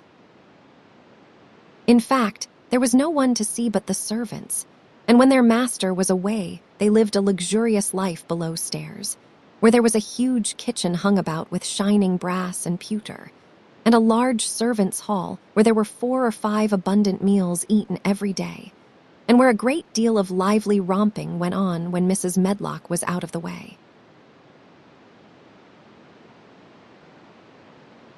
Mary's meals were served regularly, and Martha waited on her, but no one troubled themselves about her in the least.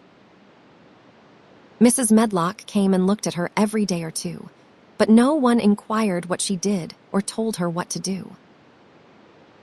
She supposed that perhaps this was the English way of treating children. In India, she had always been attended by her ayah, who had followed her about and waited on her, hand and foot. She had often been tired of her company. Now she was followed by nobody, and was learning to dress herself because Martha looked as though she thought she was silly and stupid when she wanted to have things handed to her and put on. "Has not Thaw got good sense?" she said once, when Mary had stood waiting for her to put on her gloves for her. "Our Susan Ann is twice as sharp as the Ann. She is only 4-year-old. Sometimes Thaw looks fair soft in head." Mary had worn her contrary scowl for an hour after that, but it made her think several entirely new things. She stood at the window for about 10 minutes this morning, after Martha had swept up the hearth for the last time and gone downstairs. She was thinking over the new idea which had come to her when she heard of the library. She did not care very much about the library itself, because she had read very few books, but to hear of it brought back to her mind the 100 rooms with closed doors. She wondered if they were all really locked, and what she would find if she could get into any of them. Were there 100 really? Why should not she go and see how many doors she could count? It would be something to do on this morning, when she could not go out. She had never been taught to ask permission to do things, and she knew nothing at all about authority, so she would not have thought it necessary to ask Mrs. Medlock if she might walk about the house, even if she had seen her. She opened the door of the room and went into the corridor, and then she began her wanderings. It was a long corridor, and it branched into other corridors, and it led her up short flights of steps which mounted to others again. There were doors and doors, and there were pictures on the walls. Sometimes they were pictures of dark, curious landscapes, but oftenest they were portraits of men and women in queer, grand costumes made of satin and velvet. She found herself in one long gallery, whose walls were covered with these portraits. She had never thought there could be so many in any house. She walked slowly down this place and stared at the faces which also seemed to stare at her. She felt as if they were wondering what a little girl from India was doing in their house. Some were pictures of children, little girls in thick satin frocks which reached to their feet and stood out about them, and boys with puffed sleeves and lace collars and long hair, or with big ruffs around their necks. She always stopped to look at the children and wonder what their names were and where they had gone and why they wore such odd clothes. There was a stiff, plain little girl rather like herself. She wore a green brocade dress and held a green parrot on her finger. Her eyes had a sharp, curious look.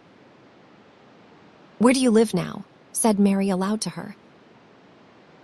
"I wish you were here. Surely no other little girl ever spent such a queer morning."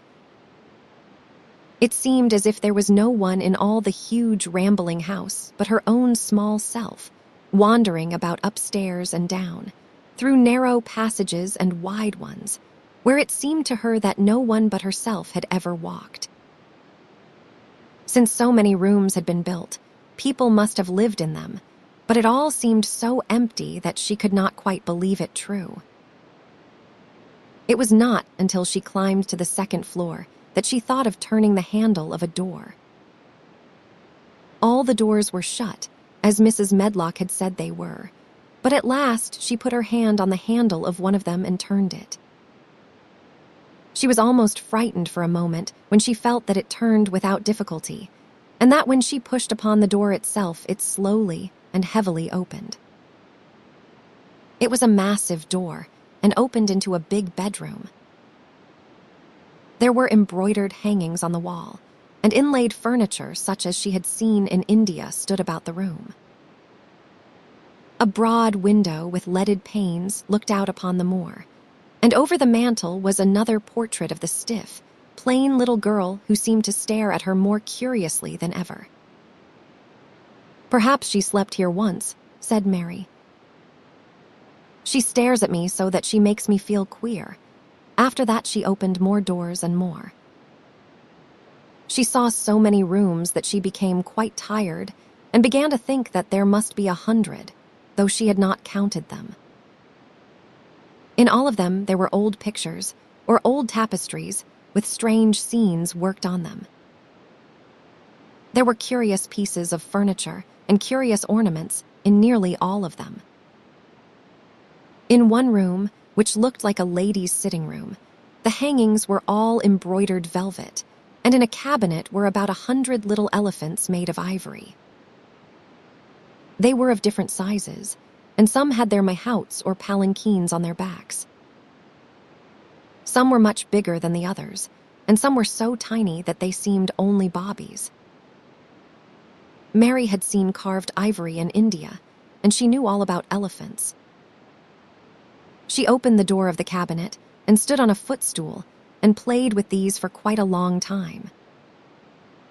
When she got tired, She set the elephants in order and shut the door of the cabinet. In all her wanderings through the long corridors and the empty rooms, she had seen nothing alive, but in this room she saw something. Just after she had closed the cabinet door, she heard a tiny rustling sound.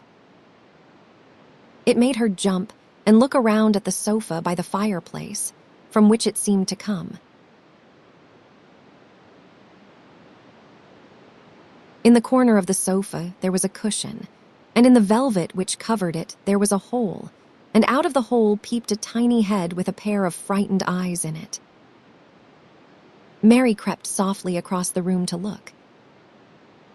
The bright eyes belonged to a little gray mouse, and the mouse had eaten a hole into the cushion and made a comfortable nest there. 6 baby mice were cuddled up asleep near her. If there was no one else alive in the 100 rooms, there were 7 mice who did not look lonely at all. "If they would not be so frightened, I would take them back with me," said Mary. She had wandered about long enough to feel too tired to wander any farther, and she turned back. 2 or 3 times, she lost her way by turning down the wrong corridor and was obliged to ramble up and down until she found the right one. But at last, she reached her own floor again, though she was some distance from her own room and did not know exactly where she was. "I believe I have taken a wrong turning again," she said, standing still at what seemed the end of a short passage with tapestry on the wall. "I do not know which way to go." How still everything is. It was while she was standing here, and just after she had said this, that the stillness was broken by a sound. It was another cry, but not quite like the one she had heard last night. It was only a short one, a fretful childish whine muffled by passing through walls. "It is nearer than it was," said Mary, her heart beating rather faster. "And it is crying." She put her hand accidentally upon the tapestry near her, and then sprang back, feeling quite startled. The tapestry was the covering of a door which fell open, and showed her that there was another part of the corridor behind it, and Mrs. Medlock was coming up it with her bunch of keys in her hand and a very cross look on her face. "What are you doing here?" she said, and she took Mary by the arm and pulled her away. "What did I tell you? I turned round the wrong corner," explained Mary. "I did not know which way to go, and I heard someone crying." She quite hated Mrs. Medlock at the moment, but she hated her more the next. "You did not hear anything of the sort," said the housekeeper. "You come along back to your own nursery, or I will box your ears." And she took her by the arm and half pulled her up one passage and down another until she pushed her in at the door of her own room. "Now," she said, "you stay where you are told to stay, or you will find yourself locked up. The master had better get you a governess, same as he said he would. You are one that needs someone to look sharp after you." "I have got enough to do." She went out of the room and slammed the door after her, and Mary went and sat on the hearthrug, pale with rage. She did not cry, but ground her teeth. There was someone crying. There was, she said to herself. She had heard it twice now, and sometime she would find out. She had found out a great deal this morning. She felt as if she had been on a long journey, and at any rate she had had something to amuse her all the time, and she had played with the ivory elephants, and had seen the gray mouse and its bobbies in their nest in the velvet cushion. Chapter 7. The key to the garden 2 days after this. When Mary opened her eyes, she sat upright in bed immediately and called to Martha. "Look at the moor. Look at the moor." The rainstorm had ended, and the gray mist and clouds had been swept away in the night by the wind. The wind itself had ceased, and a brilliant, deep blue sky arched high over the moorland. Never had Mary dreamed of a sky so blue. In India, skies were hot and blazing. This was of a deep, cool blue which almost seemed to sparkle like the waters of some lovely bottomless lake. And here and there, high in the arched blueness, floated small clouds of snow-white fleece. The far-reaching world of the moor itself looked softly blue instead of gloomy purple-black or awful dreary gray. "Aye," said Martha with a cheerful grin. Storms over for a bit. It does like this at this time year. It goes off in a night like it was pretendin'. It had never been here and never meant to come again. That is because springtime's on its way. It is a long way off yet, but it is common. I thought perhaps it always rained or looked dark in England, Mary said. No, said Martha, sitting up on her heels among her black lead brushes. Nowt sort. What does that mean? Asked Mary seriously. In India, the natives spoke different dialects which only a few people understood, so she was not surprised when Martha used words she did not know. Martha laughed as she had done the first morning. There now, she said. I have talked broad Yorkshire again like Mrs. Medlock said I must not. Nowt sort means nothing of the sort, slowly and carefully, but it takes so long to say it. Yorkshire's sunniest place on earth when it is sunny. I told thee thaw'd like, more after a bit. Just you wait till you see. Gold-colored gorse blossoms and blossoms broom, and heather flowerin', all purple bells, and hundreds butterflies flutterin' and bees hummin', and skylarks soarin' up and singin'. You will want to get out on it at sunrise and live out on it all day like Dickon does. Could I ever get there? Asked Mary wistfully, looking through her window at the far-off blue. It was so new and big and wonderful, and such a heavenly color. I do not know, answered Martha. Thaw has never used thaw legs since thaw was born, it seems to me. Thaw could not walk 5 mile. It is 5 mile to our cottage. I should like to see your cottage. Martha stared at her a moment curiously before she took up her polishing brush and began to rub the grate again. She was thinking that the small, plain face did not look quite as sour at this moment as it had done the first morning she saw it. It looked just a trifle like little Susan Ann's when she wanted something very much. I will ask my mother about it, she said. She is them that nearly always sees a way to do things. It is my day out today and I am going. Home. I am glad. Mrs. Medlock thinks a lot o' mother. Perhaps she could talk to her. I like your mother, said Mary. I should think Thaw did, agreed Martha, polishing away. I have never seen her, said Mary. No, Thaw has not, replied Martha. She sat up on her heels again and rubbed the end of her nose with the back of her hand as if puzzled for a moment, but she ended quite positively. Well, she is that sensible and hard-workin' and good-natured and clean that no one could help lickin' her, whether they would seen her or not. When I am goin' home to her on my day out, I just jump for joy when I am crossin' the moor. I like Dickon, added Mary. And I have never seen him. Well, said Martha stoutly, I have told thee that. Very birds likes him and rabbits and wild sheep and ponies, and foxes themselves. I wonder, staring at her reflectively, what Dickon would think of thee. He would not like me, said Mary in her stiff, cold little way. No one does. Martha looked reflective again. How does Thaw like Thistle? She inquired, really quite as if she were curious to know.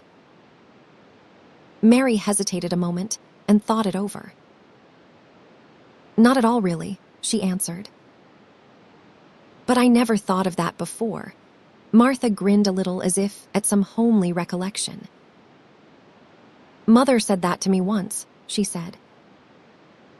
She was at her washtub and I was in a bad temper and talkin' ill of folk, and she turns round on me and says, Thaw, young vixen, thaw. There Thaw stands sayin' thaw. Does not like this one, and Thaw does not like that one. How does Thaw? Like Thistle. It made me laugh and it brought me to my senses in a minute. She went away in high spirits as soon as she had given Mary her breakfast. She was going to walk 5 miles across the moor to the cottage, and she was going to help her mother with the washing and do the week's baking and enjoy herself thoroughly. Mary felt lonelier than ever when she knew she was no longer in the house. She went out into the garden as quickly as possible, and the first thing she did was to run round and round the fountain flower garden 10 times. She counted the times carefully, and when she had finished, she felt in better spirits. The sunshine made the whole place look different. The high, deep, blue sky arched over Misselthwaite as well as over the moor, and she kept lifting her face and looking up into it, trying to imagine what it would be like to lie down on one of the little snow-white clouds and float about. She went into the first kitchen garden and found Ben Weatherstaff working there with 2 other gardeners. The change in the weather seemed to have done him good. He spoke to her of his own accord. Springtime's common, he said. Cannot Thaw smell it? Mary sniffed and thought she could. I smell something nice and fresh and damp, she said. That is good rich earth, he answered, digging away. It is in a good humor mackin, ready to grow things. It is glad when plantin' time comes. It is dull in winter when it is gotten out to do. In TH, flower gardens out their things will be stirrin' down below in dark. TH. Sun's warmin' 'em. You will see bits o' green spike stickin' out o' TH. Black earth after a bit. What will they be? Asked Mary. Crocuses and snowdrops and daffodowndilies. Has Thaw never seen them? No, everything is hot and wet and green after the rains in India, said Mary. And I think things grow up in a night. These will not grow up in a night, said Weatherstaff. Thaw'll have to wait for 'em. They will poke up a bit higher here, and push out a spike more there, and uncurl a leaf this day and another that. You watch 'em. I am going to, answered Mary. Very soon, she heard the soft, rustling flight of wings again, and she knew at once that the robin had come again. He was very pert and lively, and hopped about so close to her feet, and put his head on one side and looked at her so slyly that she asked Ben Weatherstaff a question. Do you think he remembers me? She said. Remembers thee, said Weatherstaff indignantly. He knows every cabbage stump in gardens, let alone people. He has never seen a little wench here before, and he is bent on findin' out all about thee. Thaw is no need to try to hide anything from him. Are things stirring down below in the dark in that garden where he lives? Mary inquired. What garden? Grunted Weatherstaff, becoming surly again. The one where the old rose trees are. She could not help asking, because she wanted so much to know. Are all the flowers dead, or do some of them come again in the summer? Are there ever any roses? Ask him, said Ben Weatherstaff, hunching his shoulders toward the robin. He is the only one as knows. No one else has seen inside it for 10 years. 10 years was a long time, Mary thought. She had been born 10 years ago. She walked away, slowly thinking. She had begun to like the garden, just as she had begun to like the robin and Dickon and Martha's mother. She was beginning to like Martha, too. That seemed a good many people to like, when you were not used to liking. She thought of the robin as one of the people. She went to her walk outside the long, ivy-covered wall over which she could see the treetops. And the second time she walked up and down, the most interesting and exciting thing happened to her, and it was all through Ben Weatherstaff's robin. She heard a chirp and a twitter, and when she looked at the bare flower bed at her left side there, he was hopping about and pretending to peck things out of the earth to persuade her that he had not followed her. But she knew he had followed her, and the surprise so filled her with delight that she almost trembled a little. "You do remember me," she cried out. "You do. You are prettier than anything else in the world." She chirped and talked and coaxed, and he hopped and flirted his tail and twittered. It was as if he were talking. His red waistcoat was like satin, and he puffed his tiny breast out and was so fine and so grand and so pretty that it was really as if he were showing her how important and like a human person a robin could be. Mistress Mary forgot that she had ever been contrary in her life when he allowed her to draw closer and closer to him and bend down and talk and try to make something like robin sounds. Oh, to think that he should actually let her come as near to him as that. He knew nothing in the world would make her put out her hand toward him or startle him in the least tiniest way. He knew it because he was a real person, only nicer than any other person in the world. She was so happy that she scarcely dared to breathe. The flower bed was not quite bare. It was bare of flowers because the perennial plants had been cut down for their winter rest, but there were tall shrubs and low ones which grew together at the back of the bed, and as the robin hopped about under them, she saw him hop over a small pile of freshly turned up earth. He stopped on it to look for a worm. The earth had been turned up because a dog had been trying to dig up a mole, and he had scratched quite a deep hole. Mary looked at it, not really knowing why the hole was there, and as she looked she saw something almost buried in the newly turned soil. It was something like a ring of rusty iron or brass, and when the robin flew up into a tree nearby, she put out her hand and picked the ring up. It was more than a ring, however. It was an old key which looked as if it had been buried a long time. Mistress Mary stood up and looked at it with an almost frightened face as it hung from her finger. "Perhaps it has been buried for 10 years, she said in a whisper. "Perhaps it is the key to the garden." Chapter 8. The robin who showed the way she looked at the key quite a long time. She turned it over and over and thought about it. As I have said before, she was not a child who had been trained to ask permission or consult her elders about things. All she thought about the key was that if it was the key to the closed garden and she could find out where the door was, she could perhaps open it and see what was inside the walls and what had happened to the old rose trees. It was because it had been shut up so long that she wanted to see it. It seemed as if it must be different from other places, and that something strange must have happened to it during 10 years. Besides that, if she liked it, she could go into it every day and shut the door behind her, and she could make up some play of her own and play it quite alone, because nobody would ever know where she was, but would think the door was still locked and the key buried in the earth. The thought of that pleased her very much.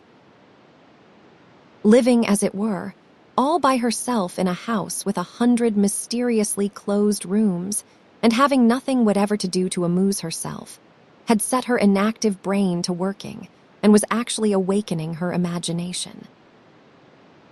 There is no doubt that the fresh, strong, pure air from the moor had a great deal to do with it. Just as it had given her an appetite, and fighting with the wind had stirred her blood, so the same things had stirred her mind. In India, she had always been too hot and languid and weak to care much about anything. But in this place, she was beginning to care and to want to do new things. Already she felt less contrary, though she did not know why. She put the key in her pocket and walked up and down her walk. No one but herself ever seemed to come there, so she could walk slowly and look at the wall, or, rather, at the ivy growing on it. The ivy was the baffling thing. Howsoever carefully she looked, she could see nothing but thickly growing, glossy, dark green leaves. She was very much disappointed. Something of her contrariness came back to her as she paced the walk and looked over it at the treetops inside. It seemed so silly, she said to herself, to be near it and not be able to get in.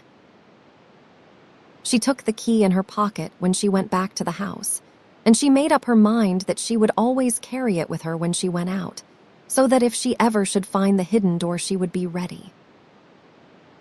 Mrs. Medlock had allowed Martha to sleep all night at the cottage, but she was back at her work in the morning, with cheeks redder than ever and in the best of spirits. "I got up at 4 o'clock, she said. It was pretty on Morwith, birds gettin' up in th, rabbits scamperin', about in th sun risen. I did not walk all th way. A man gave me a ride in his cart, and I did enjoy myself." She was full of stories of the delights of her day out. Her mother had been glad to see her, and they had got the baking and washing all out of the way. She had even made each of the children a dough cake with a bit of brown sugar in it. I had 'em all pippin' hot when they came in from playin' on moor. And th cottage all smelt nice, clean hot bacon, and there was a good fire, and they just shouted for joy. Our Dickon, he said our cottage was good enough for a king to live in. In the evening, they had all sat round the fire, and Martha and her mother had sewed patches on torn clothes and mended stockings, and Martha had told them about the little girl who had come from India and who had been waited on all her life by what Martha called blacks, until she did not know how to put on her own stockings. They did like to hear about you," said Martha. "They wanted to know all about th blacks and about ship you came in." I could not tell him enough. Mary reflected a little. "I will tell you a great deal more before your next day out," she said, "so that you will have more to talk about. I dare say they would like to hear about riding on elephants and camels, and about the officers going to hunt tigers." "My word!" cried delighted Martha. "It would set 'em clean off their heads." "Would thaw really do that, miss?" "It would be same as a wild beast show like we heard they had in York once. India is quite different from Yorkshire," Mary said slowly, as she thought the matter over. "I never thought of that. Did Dickon and your mother like to hear you talk about me?" "Why, our Dickon's eyes nearly started out o' his head, they got that round," answered Martha. "But mother, she was put out about your seaman, to be all by yourself like. She said, 'Has not Mr. Craven got no governess for her, nor no nurse?'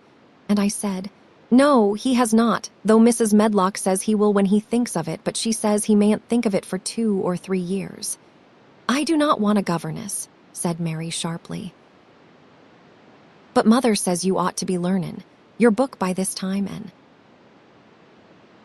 you ought to have a woman to look after you. and she says, "Now, Martha, you just think how you would feel yourself in a big place like that, wanderin' about all alone, and no mother." "You do your best to cheer her up," she says, and I said I would. Mary gave her a long, steady look. "You do cheer me up," she said. "I like to hear you talk." Presently, Martha went out of the room and came back with something held in her hands under her apron. "What does Thaw think?" she said with a cheerful grin. "I have brought thee a present." "A present!" exclaimed Mistress Mary. How could a cottage full of 14 hungry people give anyone a present? "A man was driven across the moor peddlin'," Martha explained. "And he stopped his cart at our door. He had pots and pans and odds and ends, but Mother had no money to buy anything. Just as he was goin' away, our Lizabeth Ellen called out, 'Mother, he has got skippin' ropes with red and blue handles.' And Mother, she calls out quite sudden, 'Here, stop, mister.' 'How much are they?' And he says, 'Tuppence.' And Mother, she began fumblin' in her pocket, and she says to me, 'Martha, Thaw's brought me thy wages like a good lass, and I have got 4 places to put every penny, but I am just going to take 2pence out of it to buy that child a skippin' rope.' And she bought one, and here it is." She brought it out from under her apron and exhibited it quite proudly. It was a strong, slender rope with a striped red and blue handle at each end, but Mary Lennox had never seen a skipping rope before. She gazed at it with a mystified expression. "What is it for?" she asked curiously. "For," cried out Martha. "Does Thaw mean that they have not got skippin' ropes in India? For all they have got elephants and tigers and camels. No wonder most of 'em's black. This is what it is for. Just watch me." And she ran into the middle of the room and, taking a handle in each hand, began to skip and skip and skip, while Mary turned in her chair to stare at her, and the queer faces in the old portrait seemed to stare at her, too, and wonder what on earth this common little cottager had the impudence to be doing under their very noses. But Martha did not even see them. The interest and curiosity in Mistress Mary's face delighted her, and she went on skipping and counted as she skipped until she had reached 100. "I could skip longer than that," she said when she stopped. "I have skipped as much as 500 when I was 12, but I was not as fat then as I am now, and I was in practice." Mary got up from her chair, beginning to feel excited herself. "It looks nice," she said. "Your mother is a kind woman. Do you think I could ever skip like that?" "You just try it," urged Martha, handing her the skipping rope. "You cannot skip 100 at first, but if you practice, you will mount up." That is what Mother said. She says, nothing will do her more good than skippin' rope. It is sensiblest toy a child can have. Let her play out in fresh air skippin', and it will stretch her legs and arms and give her some strength in 'em. It was plain that there was not a great deal of strength in Mistress Mary's arms and legs when she first began to skip. She was not very clever at it, but she liked it so much that she did not want to stop. "Put on Thaw things and run and skip out doors," said Martha. "Mother said I must tell you to keep out doors as much as you could, even when it rains a bit, so as Thaw wrap up warm." Mary put on her coat and hat and took her skipping rope over her arm. She opened the door to go out, and then suddenly thought of something and turned back rather slowly. "Martha," she said, "they were your wages." "It was your 2 pence, really." "Thank you." She said it stiffly, because she was not used to thanking people or noticing that they did things for her. "Thank you," she said, and held out her hand because she did not know what else to do. Martha gave her hand a clumsy little shake, as if she was not accustomed to this sort of thing either. Then she laughed. Art a queer old womanish thing, she said. If tha'd been our Lizabeth Ellen tha'd have given me a kiss. Mary looked stiffer than ever. Do you want me to kiss you? Martha laughed again. Nay, not me, she answered. If thaw was different, P-raps tha'd want a thistle. But thaw is not. Run off outside and play with thy rope. Mistress Mary felt a little awkward as she went out of the room. Yorkshire people seemed strange, and Martha was always rather a puzzle to her. At first she had disliked her very much, but now she did not. The skipping rope was a wonderful thing. She counted and skipped and counted, until her cheeks were quite red, and she was more interested than she had ever been since she was born. The sun was shining and a little wind was blowing, not a rough wind, but one which came in delightful little gusts and brought a fresh scent of newly turned earth with it. She skipped round the fountain garden, and up one walk and down another. She skipped at last into the kitchen garden, and saw Ben Weatherstaff digging and talking to his robin, which was hopping about him. She skipped down the walk toward him, and he lifted his head and looked at her with a curious expression. She had wondered if he would notice her. She wanted him to see her skip. Well, he exclaimed. Upon my word. P-raps thaw art a young, after all, and P-raps thaw's got child's blood in thy veins instead of sour buttermilk. Thaws skipped red into thy cheeks, as sure as my name's Ben Weatherstaff. I would not have believed Thaw could do it. I never skipped before, Mary said. I am just beginning. I can only go up to 20. Thaw, keep on, said Ben. Thaw shapes well enough at it for a young that is lived with heathen.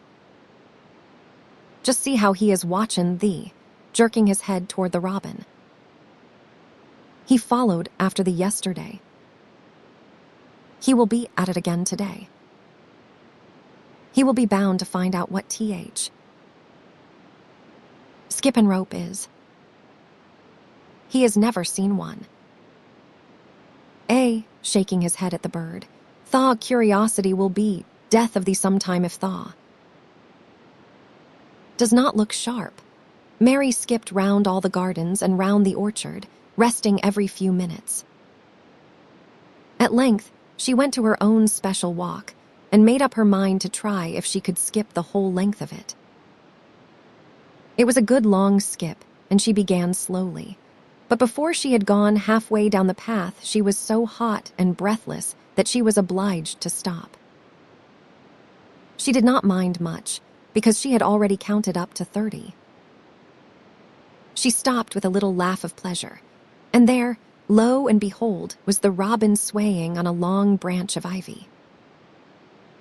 He had followed her, and he greeted her with a chirp. As Mary had skipped toward him, she felt something heavy in her pocket strike against her at each jump, and when she saw the robin, she laughed again. "You showed me where the key was yesterday," she said. "You ought to show me the door today, but I do not believe you know." The robin flew from his swinging spray of ivy onto the top of the wall, and he opened his beak and sang a loud, lovely trill, merely to show off. Nothing in the world is quite as adorably lovely as a robin when he shows off, and they are nearly always doing it. Mary Lennox had heard a great deal about magic in her Aya's stories, and she always said that what happened almost at that moment was magic. One of the nice little gusts of wind rushed down the walk, and it was a stronger one than the rest. It was strong enough to wave the branches of the trees, and it was more than strong enough to sway the trailing sprays of untrimmed ivy hanging from the wall. Mary had stepped close to the robin, and suddenly the gust of wind swung aside some loose ivy trails, and more suddenly still, she jumped toward it and caught it in her hand. This she did because she had seen something under it, a round knob which had been covered by the leaves hanging over it. It was the knob of a door. She put her hands under the leaves and began to pull and push them aside. Thick as the ivy hung, it nearly all was a loose and swinging curtain, though some had crept over wood and iron. Mary's heart began to thump, and her hands to shake a little in her delight and excitement. The robin kept singing and twittering away, and tilting his head on one side, as if he were as excited as she was. What was this under her hands, which was square and made of iron, and which her fingers found a hole in? It was the lock of the door which had been closed 10 years, and she put her hand in her pocket, drew out the key, and found it fitted the keyhole. She put the key in and turned it. It took 2 hands to do it, but it did turn. And then she took a long breath and looked behind her up the long walk to see if anyone was coming. No one was coming. No one ever did come, it seemed, and she took another long breath because she could not help it, and she held back the swinging curtain of ivy and pushed back the door, which opened slowly, slowly. Then she slipped through it and shut it behind her and stood with her back against it, looking about her and breathing quite fast with excitement and wonder and delight. She was standing inside the secret garden. Chapter 9. The SDRANGESD house, anyone ever lived in it, was the sweetest, most mysterious-looking place anyone could imagine. The high walls which shut it in were covered with the leafless stems of climbing roses, which were so thick that they were matted together. Mary Lennox knew they were roses because she had seen a great many roses in India. All the ground was covered with grass of a wintry brown, and out of it grew clumps of bushes which were surely rose bushes if they were alive. There were numbers of standard roses which had so spread their branches that they were like little trees. There were other trees in the garden, and one of the things which made the place look strangest and loveliest was that climbing roses had run all over them and swung down long tendrils which made light swaying curtains, and here and there they had caught at each other or at a far-reaching branch, and had crept from one tree to another and made lovely bridges of themselves. There were neither leaves nor roses on them now, and Mary did not know whether they were dead or alive, but their thin gray or brown branches and sprays looked like a sort of hazy mantle spreading over everything, walls and trees, and even brown grass, where they had fallen from their fastenings and run along the ground. It was this hazy tangle from tree to tree which made it all look so mysterious. Mary had thought it must be different from other gardens which had not been left all by themselves so long, and indeed it was different from any other place she had ever seen in her life. "How still it is," she whispered. "How still." Then she waited a moment and listened at the stillness. The robin, who had flown to his treetop, was still as all the rest. He did not even flutter his wings. He sat without stirring and looked at Mary. "No wonder it is still," she whispered again. "I am the first person who has spoken in here for 10 years. She moved away from the door, stepping as softly as if she were afraid of awakening someone. She was glad that there was grass under her feet and that her steps made no sounds. She walked under one of the fairy-like gray arches between the trees and looked up at the sprays and tendrils which formed them. "I wonder if they are all quite dead," she said. "Is it all a quite dead garden?" I wish it was not. If she had been Ben Weatherstaff, she could have told whether the wood was alive by looking at it.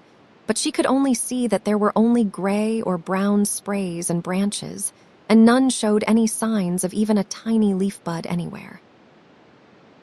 But she was inside the wonderful garden, and she could come through the door under the ivy any time, and she felt as if she had found a world all her own.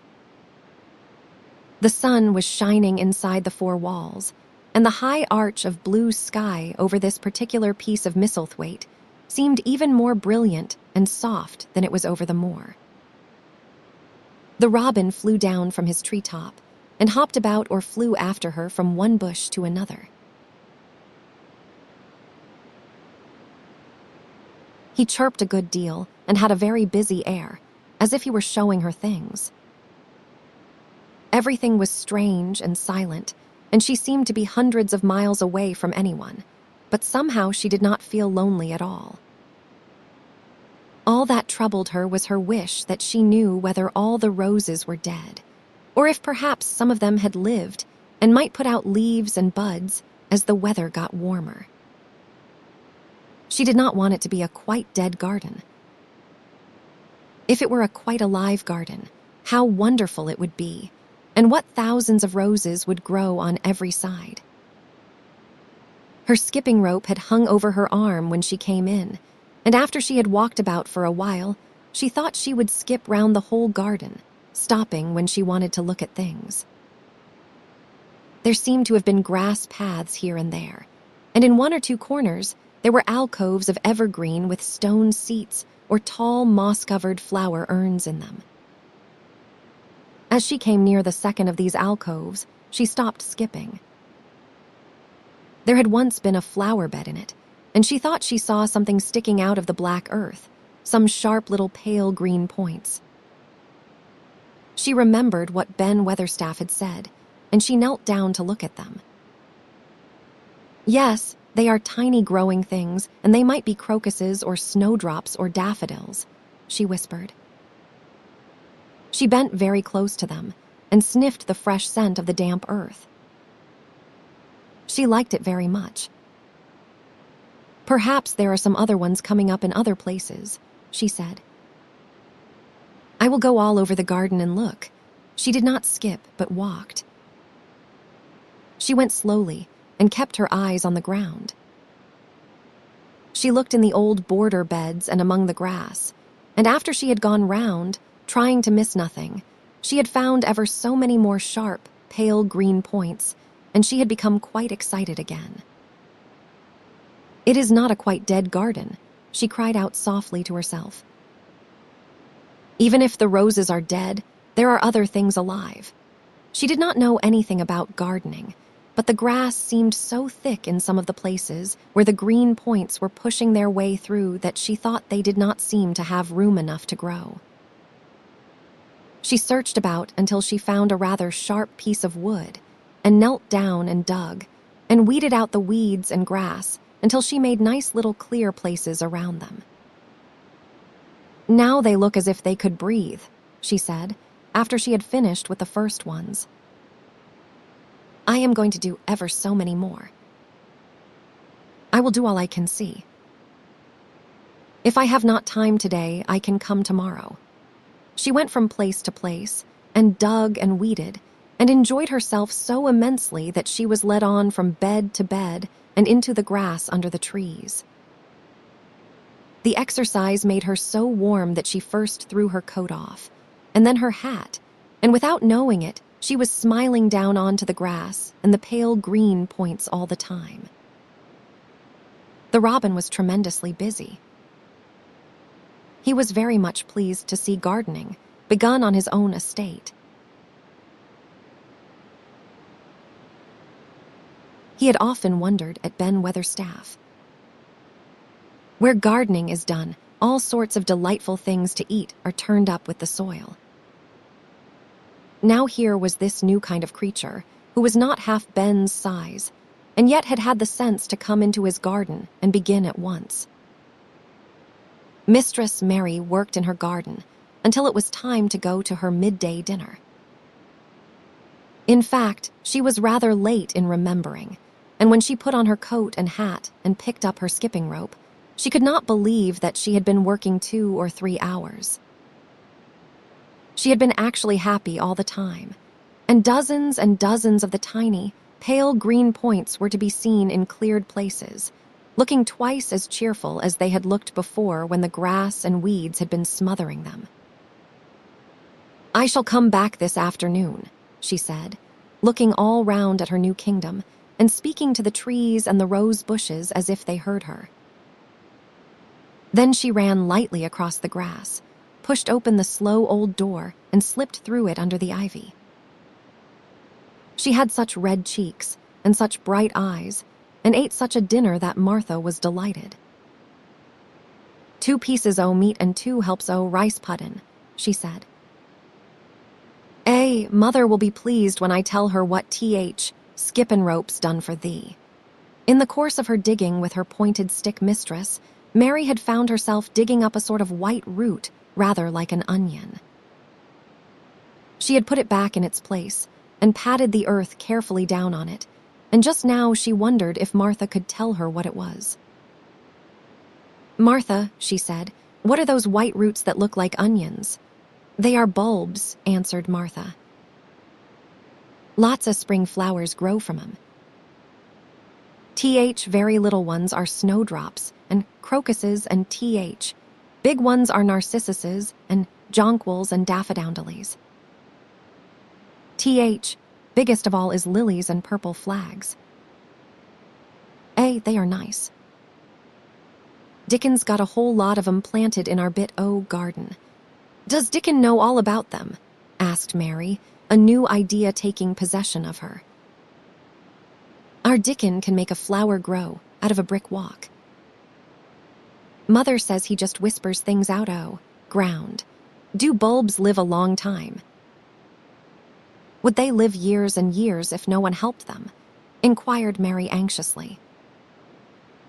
"They are things as helps themselves," said Martha. "That is why poor folk can afford to have 'em. If you do not trouble 'em, most of 'em'll work away underground for a lifetime and spread out and have little uns.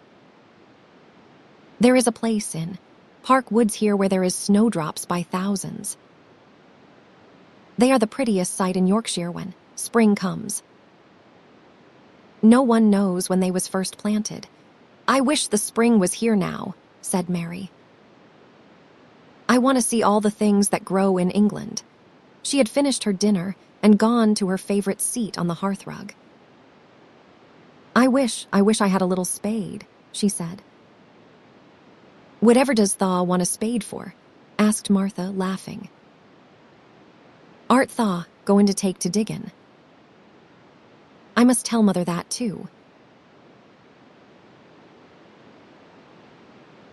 Mary looked at the fire and pondered a little. She must be careful if she meant to keep her secret kingdom.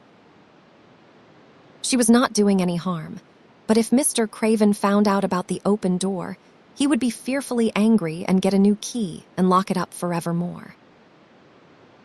She really could not bear that.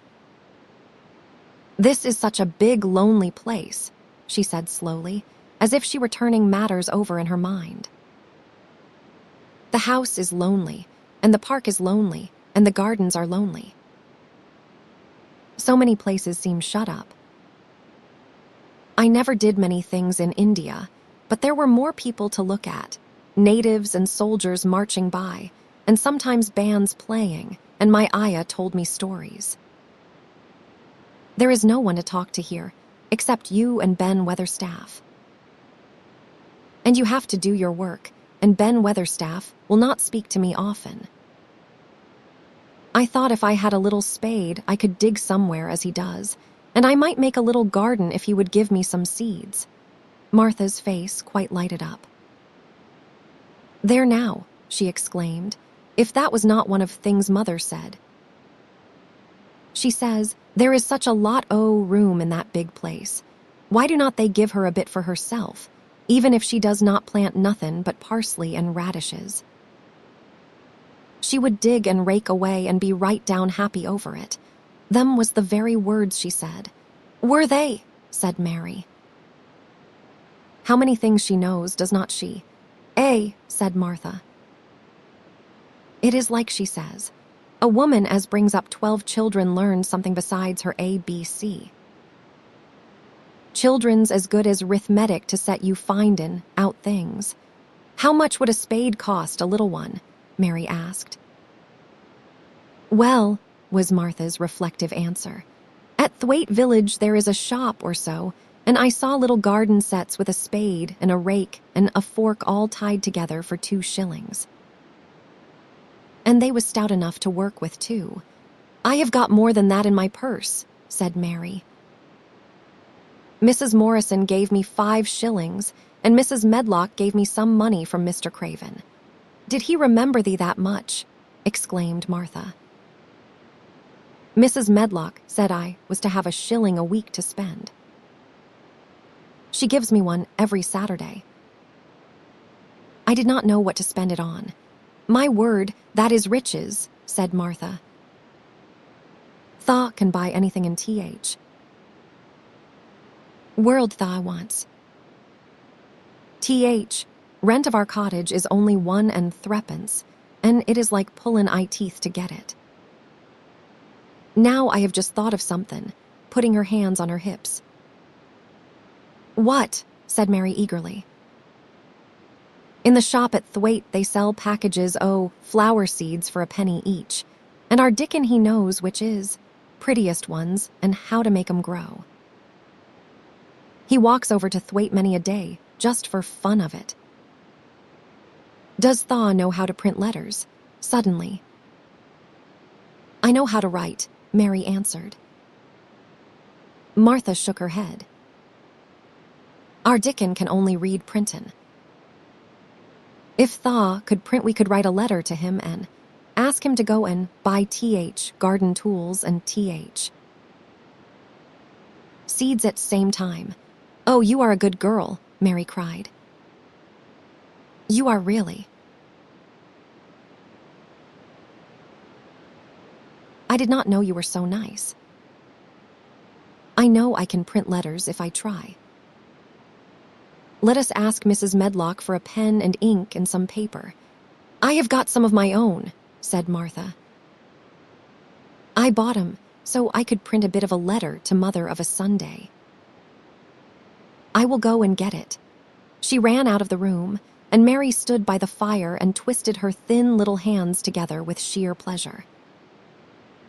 If I have a spade, she whispered, I can make the earth nice and soft and dig up weeds. If I have seeds and can make flowers grow, the garden will not be dead at all. It will come alive. She did not go out again that afternoon, because when Martha returned with her pen and ink and paper, she was obliged to clear the table and carry the plates and dishes downstairs, and when she got into the kitchen, Mrs. Medlock was there, and told her to do something, so Mary waited for what seemed to her a long time before she came back. Then it was a serious piece of work to write to Dickon. Mary had been taught very little because her governesses had disliked her too much to stay with her. She could not spell particularly well, but she found that she could print letters when she tried. This was the letter Martha dictated to her. My dear Dickon, this comes hoping to find you well as it leaves me at present. Miss Mary has plenty of money, and will you go to Thwaite and buy her some flower seeds and a set of garden tools to make a flower bed? Pick the prettiest ones and easy to grow, because she has never done it before and lived in India, which is different. Give my love to Mother and every one of you. Miss Mary is going to tell me a lot more so that on my next day out, you can hear about elephants and camels and gentlemen going hunting lions and tigers. Your loving sister, Martha Phoebe Sowerby. We will put the money in envelope and I will get butcher boy to take it in his cart. He is a great friend Dickens, said Martha. How shall I get the things when Dickon buys them? He will bring 'em to you himself. He will like to walk over this way. Oh, exclaimed Mary, then I shall see him. I never thought I should see Dickon. Does Thaw want to see him? asked Martha suddenly, for Mary had looked so pleased. Yes, I do. I never saw boy foxes and crows loved. I want to see him very much. Martha gave a little start, as if she remembered something. Now to think, she broke out. To think, oh, me forgettin' that there. And I thought I was going to tell you first thing this mornin'. I asked Mother, and she said she would ask Mrs. Medlock her own self. Do you mean, Mary began. What I said Tuesday. Ask her if you might be driven over to our cottage some day and have a bit o' Mother's hot oat cake and butter and a glass o' milk. It seemed as if all the interesting things were happening in one day. To think of going over the moor in the daylight and when the sky was blue. To think of going into the cottage, which held 12 children. Does she think Mrs. Medlock would let me go? She asked, quite anxiously. She thinks she would. She knows what a tidy woman Mother is and how clean she keeps the cottage. If I went, I should see your mother as well as Dickon, said Mary, thinking it over and liking the idea very much. She does not seem to be like the mothers in India. Her work in the garden and the excitement of the afternoon ended by making her feel quiet and thoughtful. Martha stayed with her until tea time, but they sat in comfortable quiet and talked very little. But just before Martha went downstairs for the tea tray, Mary asked a question. Martha, she said, has the scullery maid had the toothache again today? Martha certainly started slightly. What makes thee ask that? She said. Because when I waited so long for you to come back, I opened the door and walked down the corridor to see if you were coming. And I heard that far-off crying again, just as we heard it the other night. There is not a wind today, so you see it could not have been the wind. Said Martha restlessly. Tha must not go walkin' about in corridors and listin' in. Mr. Craven would be that they're angry there is no knowin' what he would do. I was not listening, said Mary. I was just waiting for you, and I heard it. That is 3 times, my word. There is Mrs. Medlock's bell, said Martha, and she almost ran out of the room. It is the strangest house anyone ever lived in, said Mary drowsily, as she dropped her head on the cushioned seat of the armchair near her. Fresh air and digging and skipping rope had made her feel so comfortably tired that she fell asleep. Chapter 10. Dickon. The sun shone down for nearly a week on the secret garden. The secret garden was what Mary called it when she was thinking of it. She liked the name, and she liked still more the feeling that, when its beautiful old walls shut her in, no one knew where she was. It seemed almost like being shut out of the world in some fairy place. The few books she had read and liked had been fairy story books, and she had read of secret gardens in some of the stories. Sometimes people went asleep in them for 100 years, which she had thought must be rather stupid. She had no intention of going to sleep, and in fact, she was becoming wider awake every day which passed at Misselthwaite. She was beginning to like to be out of doors. She no longer hated the wind, but enjoyed it. She could run faster and longer, and she could skip up to 100. The bulbs in the secret garden must have been much astonished. Such nice clear places were made round them that they had all the breathing space they wanted. And really, if Mistress Mary had known it, they began to cheer up under the dark earth and work tremendously. The sun could get at them and warm them, and when the rain came down, it could reach them at once, so they began to feel very much alive. Mary was an odd, determined little person, and now she had something interesting to be determined about. She was very much absorbed indeed.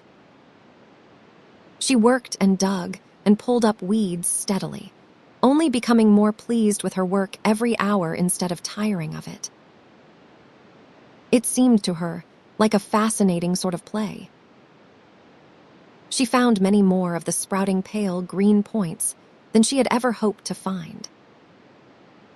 They seemed to be starting up everywhere, and each day she was sure she found tiny new ones, some so tiny that they barely peeped above the earth. There were so many that she remembered what Martha had said about the snowdrops by the thousands, and about bulbs spreading and making new ones. These had been left to themselves for 10 years, and perhaps they had spread, like the snowdrops, into thousands. She wondered how long it would be before they showed that they were flowers. Sometimes she stopped digging to look at the garden and try to imagine what it would be like when it was covered with thousands of lovely things in bloom. During that week of sunshine, she became more intimate with Ben Weatherstaff. She surprised him several times by seeming to start up beside him as if she sprang out of the earth. The truth was that she was afraid that he would pick up his tools and go away if he saw her coming, so she always walked toward him as silently as possible. But, in fact, he did not object to her as strongly as he had at first. Perhaps he was secretly rather flattered by her evident desire for his elderly company. Then, also, she was more civil than she had been. He did not know that, when she first saw him, she spoke to him as she would have spoken to a native, and had not known that a cross, sturdy old Yorkshire man was not accustomed to salaam to his masters, and be merely commanded by them to do things. "Thay it like, Robin," he said to her one morning when he lifted his head and saw her standing by him. "I never knows when I shall see thee or which side thou'll come from. He is friends with me now," said Mary. "That is like him," snapped Ben Weatherstaff. "Mackin up to, women folk just for vanity and flightiness. There is nothing he would not do for sake o' showin' off and flirtin' his tail feathers. He is as full o' pride as an egg's full o' meat." He very seldom talked much, and sometimes did not even answer Mary's questions except by a grunt, but this morning he said more than usual. He stood up and rested one hobnailed boot on the top of his spade while he looked her over. "How long has Thaw been here?" he jerked out. "I think it is about a month," she answered. "Thaw's beginnin' to do Misselthwaite credit," he said. "Thaw's a bit fatter than Thaw, was in Thaw's not quite so yeller." Thaw looked like a young plucked crow when Thaw first came into this garden. Thinks I to myself, I never set eyes on an uglier, sourer-faced young un. Mary was not vain, and as she had never thought much of her looks, she was not greatly disturbed. "I know I am fatter," she said. "My stockings are getting tighter. They used to make wrinkles. There is the Robin, Ben Weatherstaff. There indeed was the Robin, and she thought he looked nicer than ever. His red waistcoat was as glossy as satin, and he flirted his wings and tail and tilted his head and hopped about with all sorts of lively graces. He seemed determined to make Ben Weatherstaff admire him. But Ben was sarcastic. "I there Thaw art," he said. "Thaw can put up with me for a bit sometimes when Thaw's got no one better. Thaw's been reddenin' up thy waistcoat and polishin' thy feathers this 2 weeks. I know what Thaw's up to. Thaw's courtin' some bold young madam somewhere tellin' thy lies to her about Bane, finest cock robin on Missel Moor, and ready to fight all rest of 'em." "Oh, look at him!" exclaimed Mary. The robin was evidently in a fascinating, bold mood. He hopped closer and closer and looked at Ben Weatherstaff more and more engagingly. He flew on to the nearest currant bush and tilted his head and sang a little song right at him. "Thaw thinks Thaw'll get over me by doin' that," said Ben, wrinkling his face up in such a way that Mary felt sure he was trying not to look pleased. "Thaw thinks no one can stand out against thee. That is what Thaw thinks." The robin spread his wings. Mary could scarcely believe her eyes. He flew right up to the handle of Ben Weatherstaff's spade and alighted on the top of it. Then the old man's face wrinkled itself slowly into a new expression. He stood still as if he were afraid to breathe, as if he would not have stirred for the world, lest his robin should start away. He spoke quite in a whisper. "Well, I am danged," he said as softly as if he were saying something quite different. "Thaw does know how to get at a chap, Thaw does. Thaw is fair unearthly, Thaw is so knowin'." And he stood without stirring, almost without drawing his breath, until the robin gave another flirt to his wings and flew away. Then he stood looking at the handle of the spade as if there might be magic in it, and then he began to dig again and said nothing for several minutes. But because he kept breaking into a slow grin now and then, Mary was not afraid to talk to him. "Have you a garden of your own?" she asked. "No, I am Bachelder and lodge with Martin at Th Gate. If you had one," said Mary, "what would you plant? Cabbages and taters and onions." "But if you wanted to make a flower garden," persisted Mary, "what would you plant? Bulbs and sweet-smellin' things, but mostly roses." Mary's face lighted up. "Do you like roses?" she said. Ben Weatherstaff rooted up a weed and threw it aside before he answered. "Well, yes, I do. I was learned that by a young lady I was gardener to. She had a lot in a place she was fond of, and she loved 'em like they was children or robins. I have seen her bend over and kiss 'em." He dragged out another weed and scowled at it. "That were as much as 10 year ago. Where is she now?" asked Mary, much interested. "Heaven," he answered, and drove his spade deep into the soil. "'Cording to what parson says." "What happened to the roses?" Mary asked again, more interested than ever. "They was left to themselves." Mary was becoming quite excited. "Did they quite die?"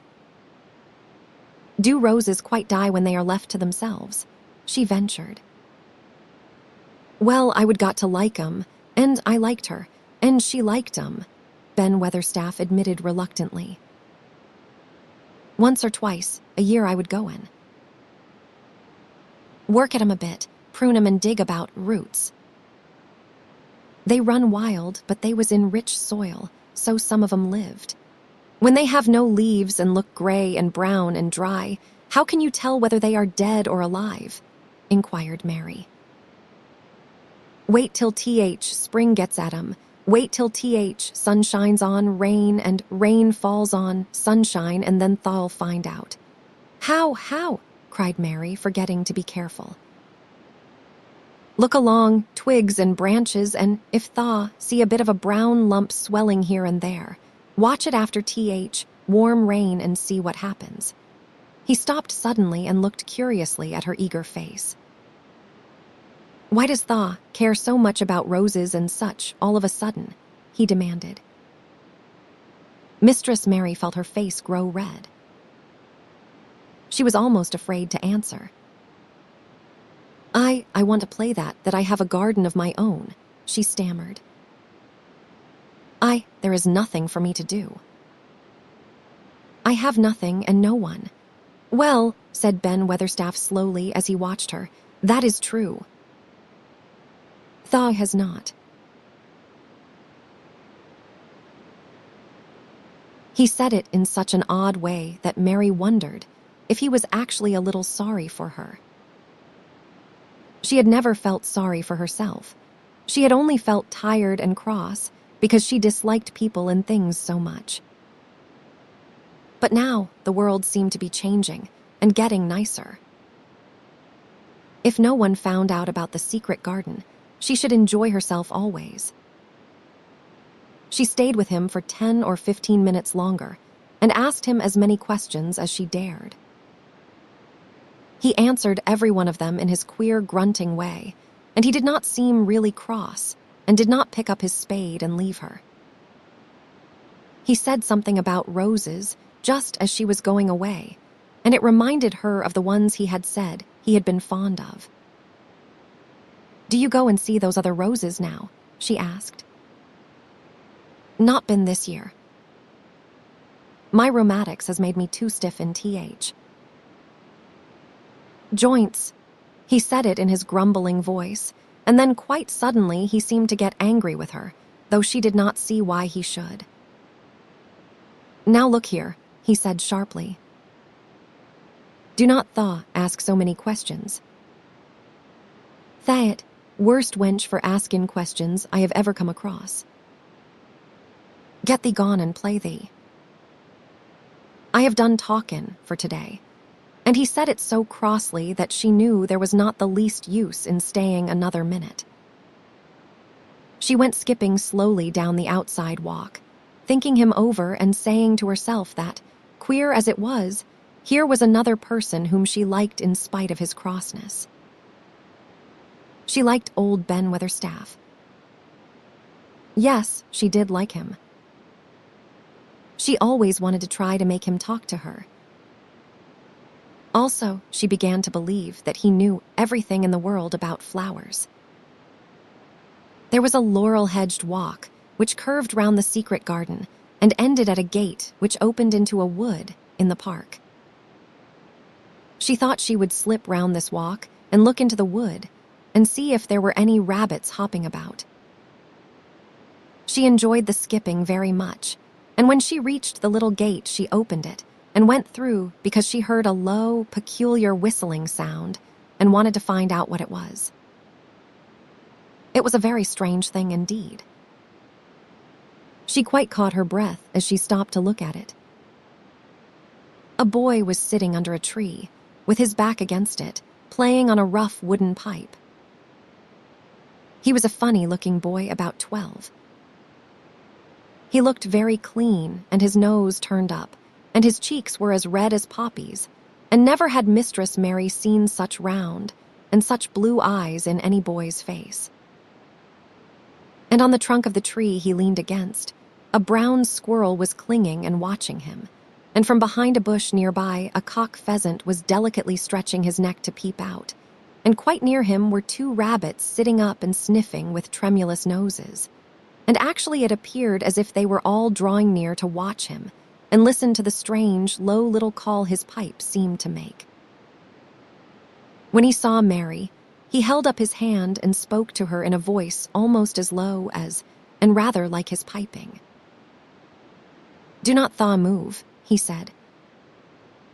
"It would flight 'em." Mary remained motionless. He stopped playing his pipe and began to rise from the ground. He moved so slowly that it scarcely seemed as though he were moving at all, but at last he stood on his feet, and then the squirrel scampered back up into the branches of his tree. The pheasant withdrew his head, and the rabbits dropped on all fours and began to hop away, though not at all as if they were frightened.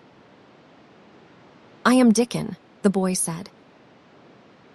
"I know that, Miss Mary." Then Mary realized that somehow she had known at first that he was Dickon. Who else could have been charming rabbits and pheasants, as the natives charm snakes in India? He had a wide, red, curving mouth, and his smile spread all over his face.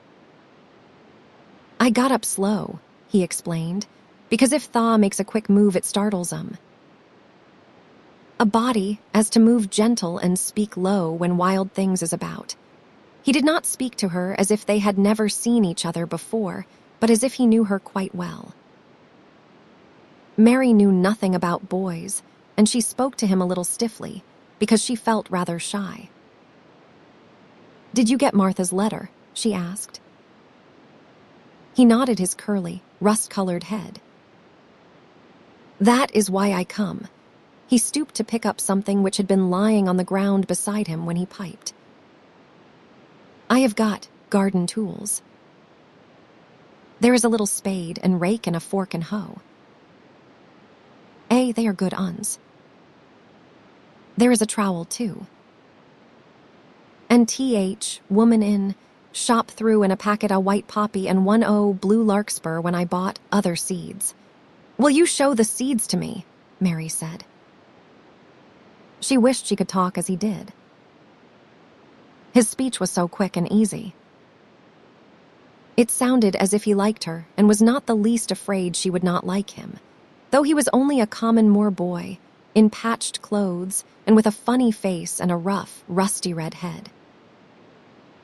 As she came closer to him, she noticed that there was a clean, fresh scent of heather and grass and leaves about him, almost as if he were made of them. She liked it very much, and when she looked into his funny face with the red cheeks and round blue eyes, she forgot that she had felt shy. "Let us sit down on this log and look at them," she said. They sat down, and he took a clumsy little brown paper package out of his coat pocket.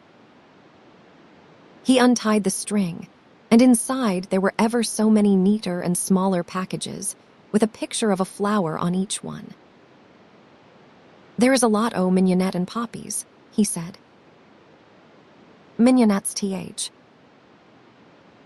sweetest smellin' thing as grows, and it will grow wherever you cast it, same as poppies will. Them as'll come up and bloom if you just whistle to 'em, them's nicest of all." He stopped and turned his head quickly, his poppy-cheeked face lighting up. "Where's that robin as is callin' us?" he said. The chirp came from a thick holly bush, bright with scarlet berries, and Mary thought she knew whose it was. "Is it really calling us?" she asked. "Aye," said Dickon, as if it was the most natural thing in the world. "He is callin' someone he is friends with." "That is same as sayin', 'Here I am.'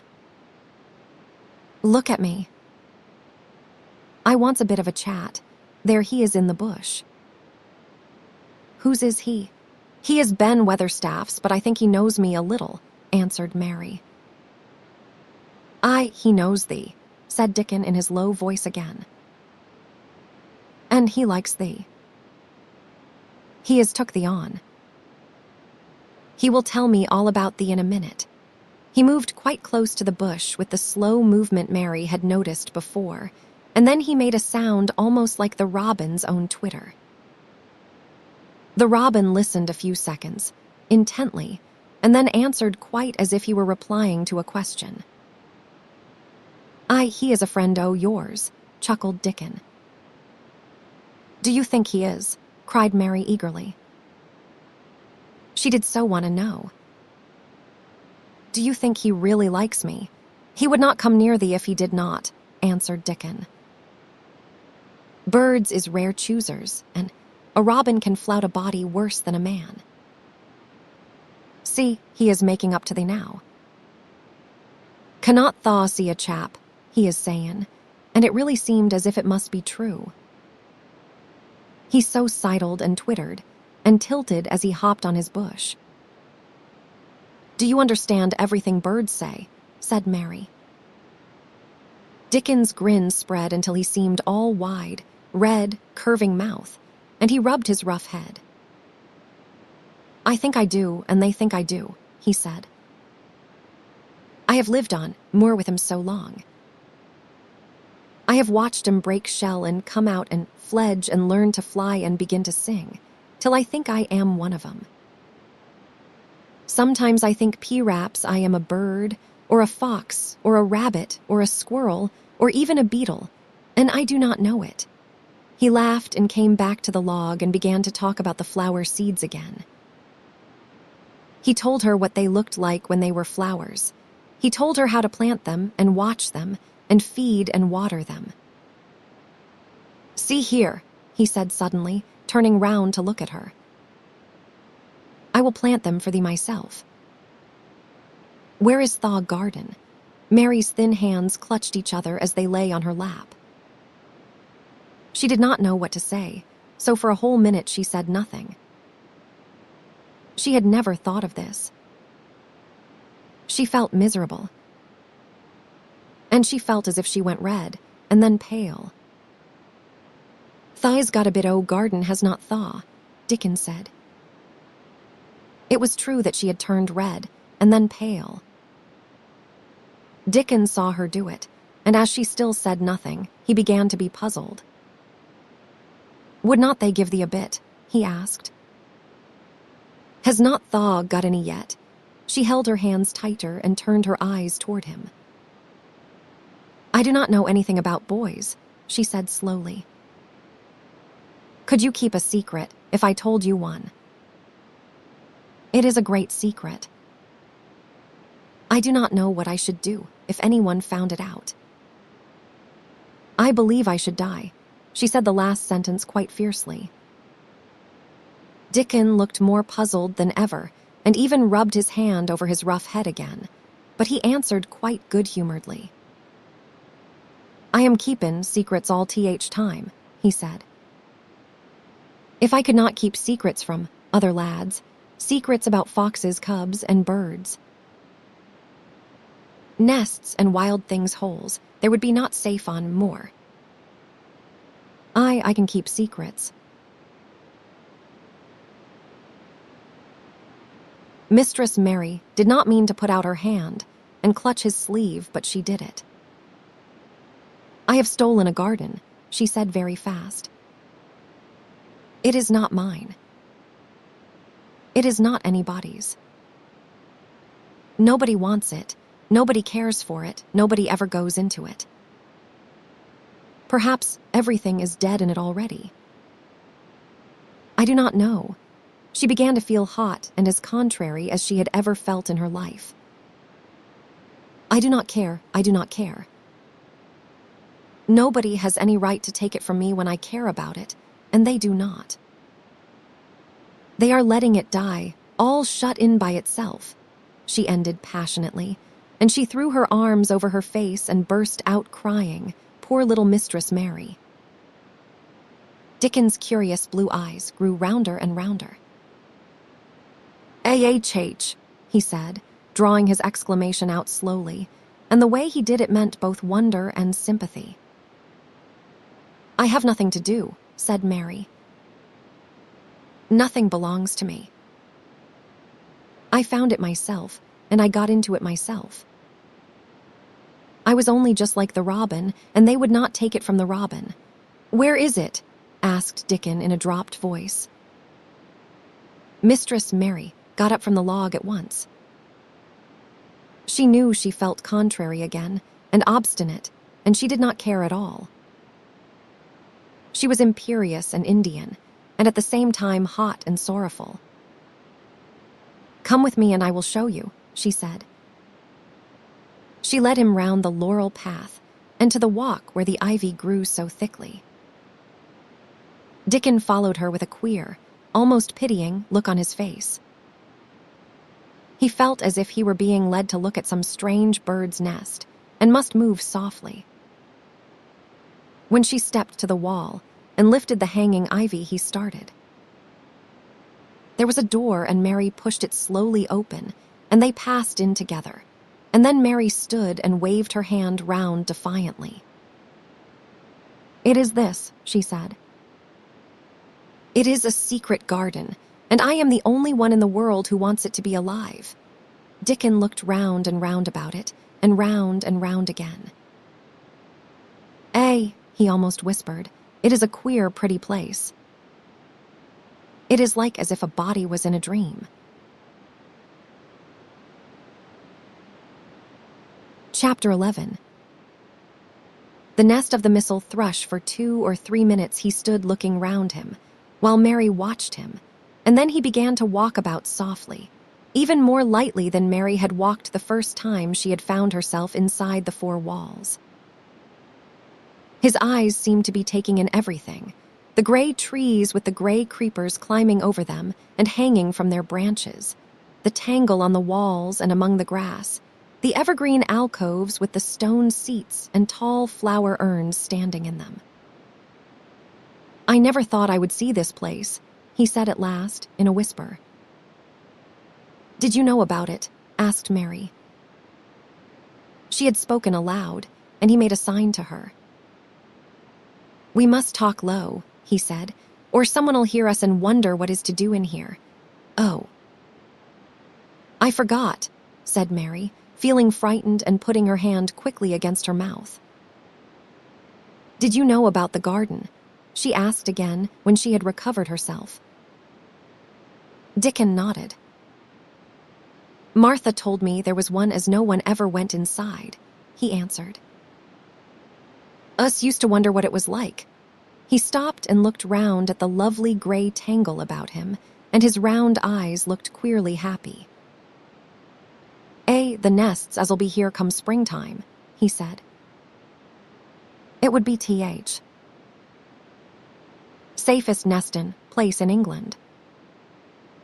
No one never common, near and tangles o' trees and roses to build in. I wonder all birds on, more do not build here." Mistress Mary put her hand on his arm again without knowing it. "Will there be roses?" she whispered. "Can you tell?" "I thought perhaps they were all dead." "No. Not them, not all of 'em," he answered. "Look here." He stepped over to the nearest tree, an old one with gray lichen all over its bark, but upholding a curtain of tangled sprays and branches. He took a thick knife out of his pocket and opened one of its blades.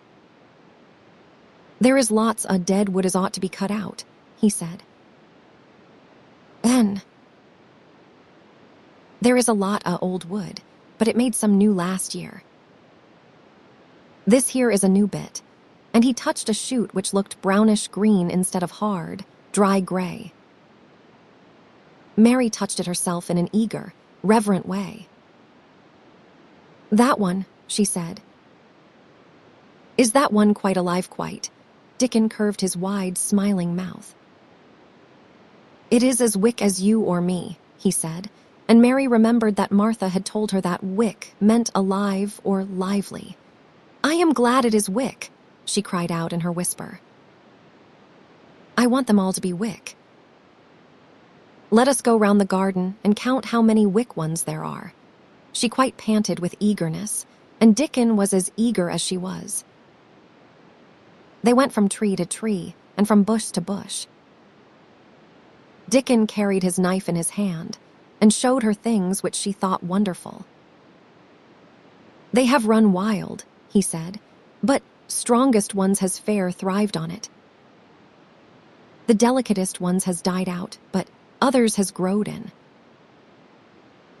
Growed and spread till they's a wonder. See here," and he pulled down a thick gray, dry-looking branch. A body might think this was dead wood, but I do not believe it is, down to root. I will cut it low down and see." He knelt, and with his knife cut the lifeless-looking branch through, not far above the earth. "There," he said exultantly. "I told thee so. There is green in that wood yet. Look at it." Mary was down on her knees before he spoke, gazing with all her might. "When it looks a bit greenish and juicy like that, it is wick," he explained. "When inside is dry and breaks easy, like this here piece I have cut off, it is done for. There is a big root here as all this live wood sprung out of, and if the old wood's cut off and it is dug round and took care of, there will be." He stopped and lifted his face to look up at the climbing and hanging sprays above him. "There will be a fountain o' roses here this summer." They went from bush to bush and from tree to tree. He was very strong and clever with his knife, and knew how to cut the dry and dead wood away, and could tell when an unpromising bough or twig had still green life in it. In the course of half an hour, Mary thought she could tell too, and when he cut through a lifeless-looking branch, she would cry out joyfully under her breath when she caught sight of the least shade of moist green. The spade and hoe and fork were very useful. He showed her how to use the fork while he dug about roots with the spade and stirred the earth and let the air in. They were working industriously round one of the biggest standard roses when he caught sight of something which made him utter an exclamation of surprise. "Why," he cried, pointing to the grass a few feet away. "Who did that there?" It was one of Mary's own little clearings round the pale green points. "I did it," said Mary. "Why, I thought Thaw did not know nothin' about gardenin'," he exclaimed.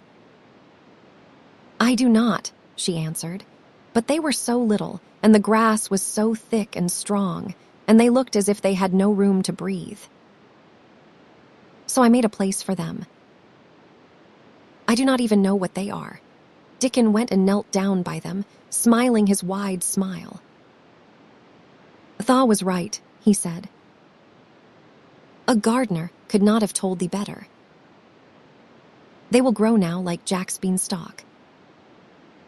They are crocuses and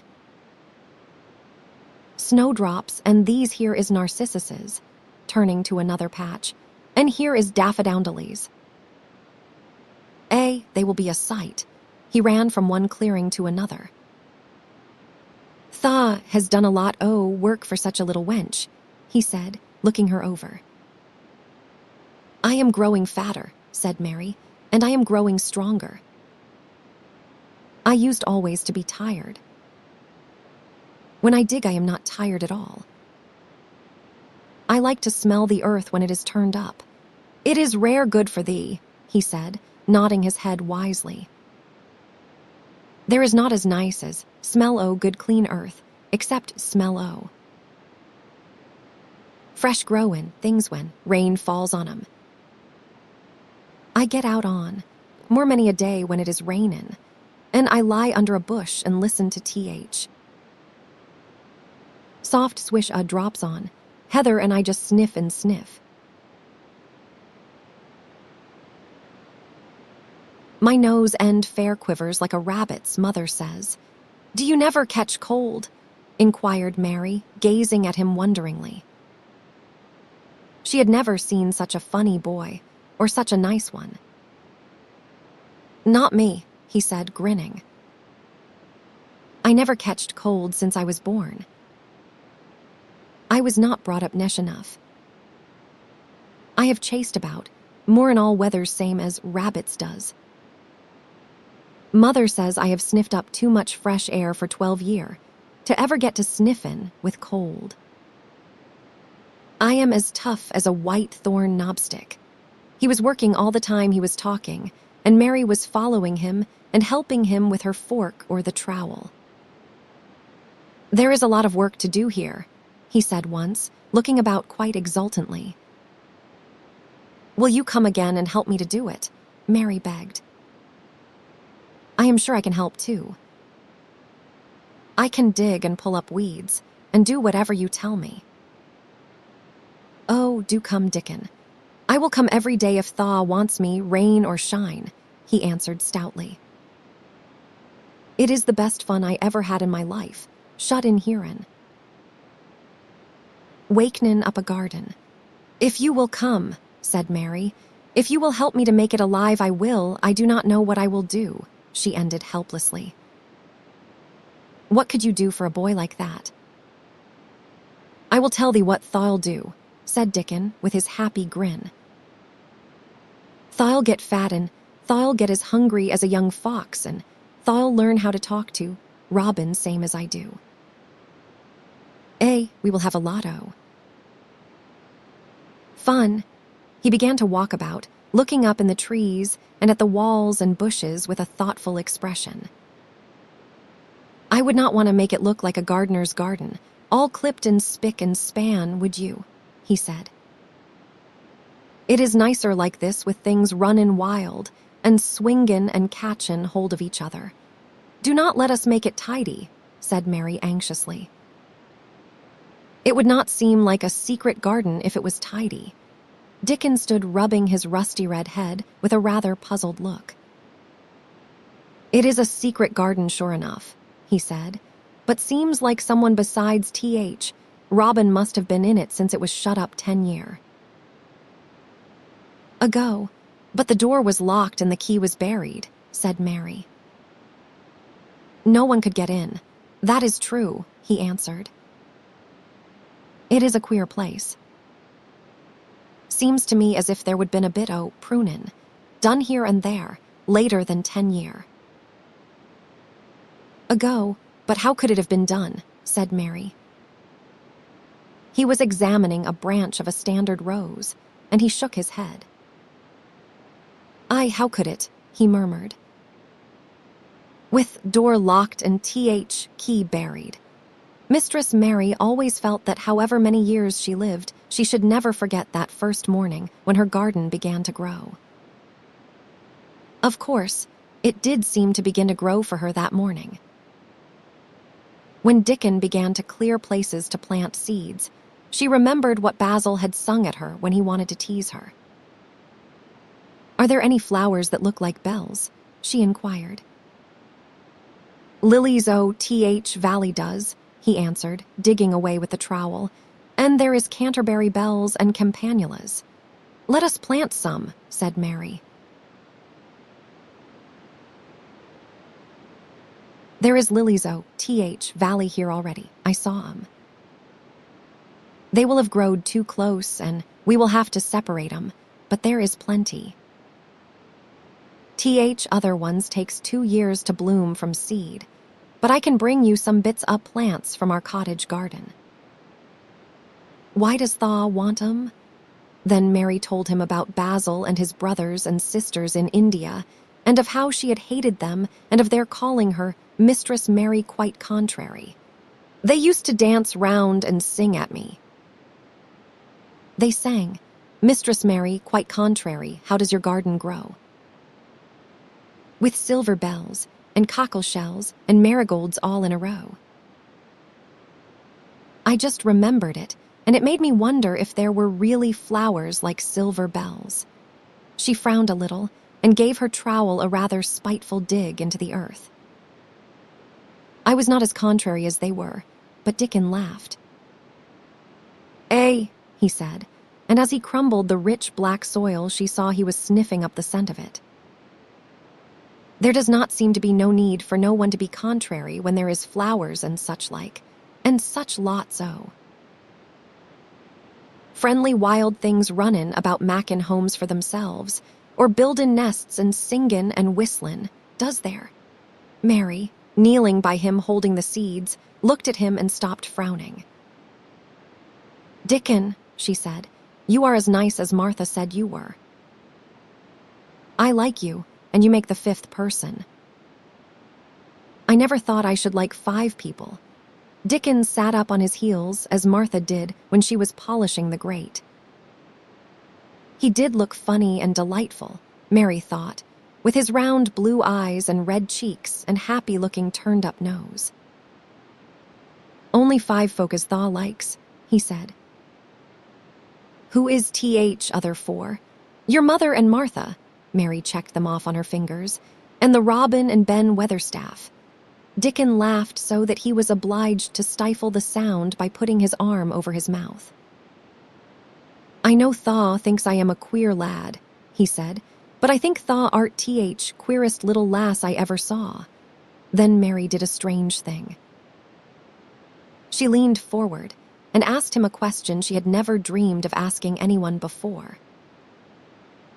And she tried to ask it in Yorkshire because that was his language, and in India, a native was always pleased if you knew his speech. Does Thaw like me? She said. He answered heartily, that I does. I likes thee wonderful, and so does Th Robin, I do believe. That is 2 then, said Mary. That is 2 for me. and then they began to work harder than ever and more joyfully. Mary was startled and sorry when she heard the big clock in the courtyard strike the hour of her midday dinner. "I shall have to go," she said mournfully.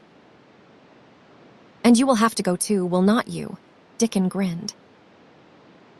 "My dinner's easy to carry about with me," he said. "Mother always lets me put a bit o' something in my pocket."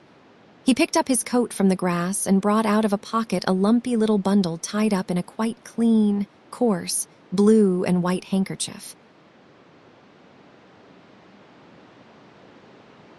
It held 2 thick pieces of bread, with a slice of something laid between them. "It is oftenest naught but bread," he said, "but I have got a fine slice of fat bacon with it today." Mary thought it looked a queer dinner, but he seemed ready to enjoy it. "Run on and get thy victuals," he said. "I will be done with mine first. I will get some more work done before I start back home." He sat down with his back against a tree. "I will call Robin up," he said, "and give him rind o' th bacon to peck at. They likes a bit o' fat wonderful." Mary could scarcely bear to leave him. Suddenly, it seemed as if he might be a sort of wood fairy, who might be gone when she came into the garden again. He seemed too good to be true. She went slowly halfway to the door in the wall, and then she stopped and went back. "Whatever happens, you never would tell," she said. His poppy-colored cheeks were distended with his first big bite of bread and bacon, but he managed to smile encouragingly. "If tha was a missel thrush and showed me where thy nest was, does tha think I would tell anyone?" "Not me," he said. "Tha art as safe as a missel thrush," and she was quite sure she was. Chapter 12. Might I have a bit of earth? Mary ran so fast that she was rather out of breath when she reached her room.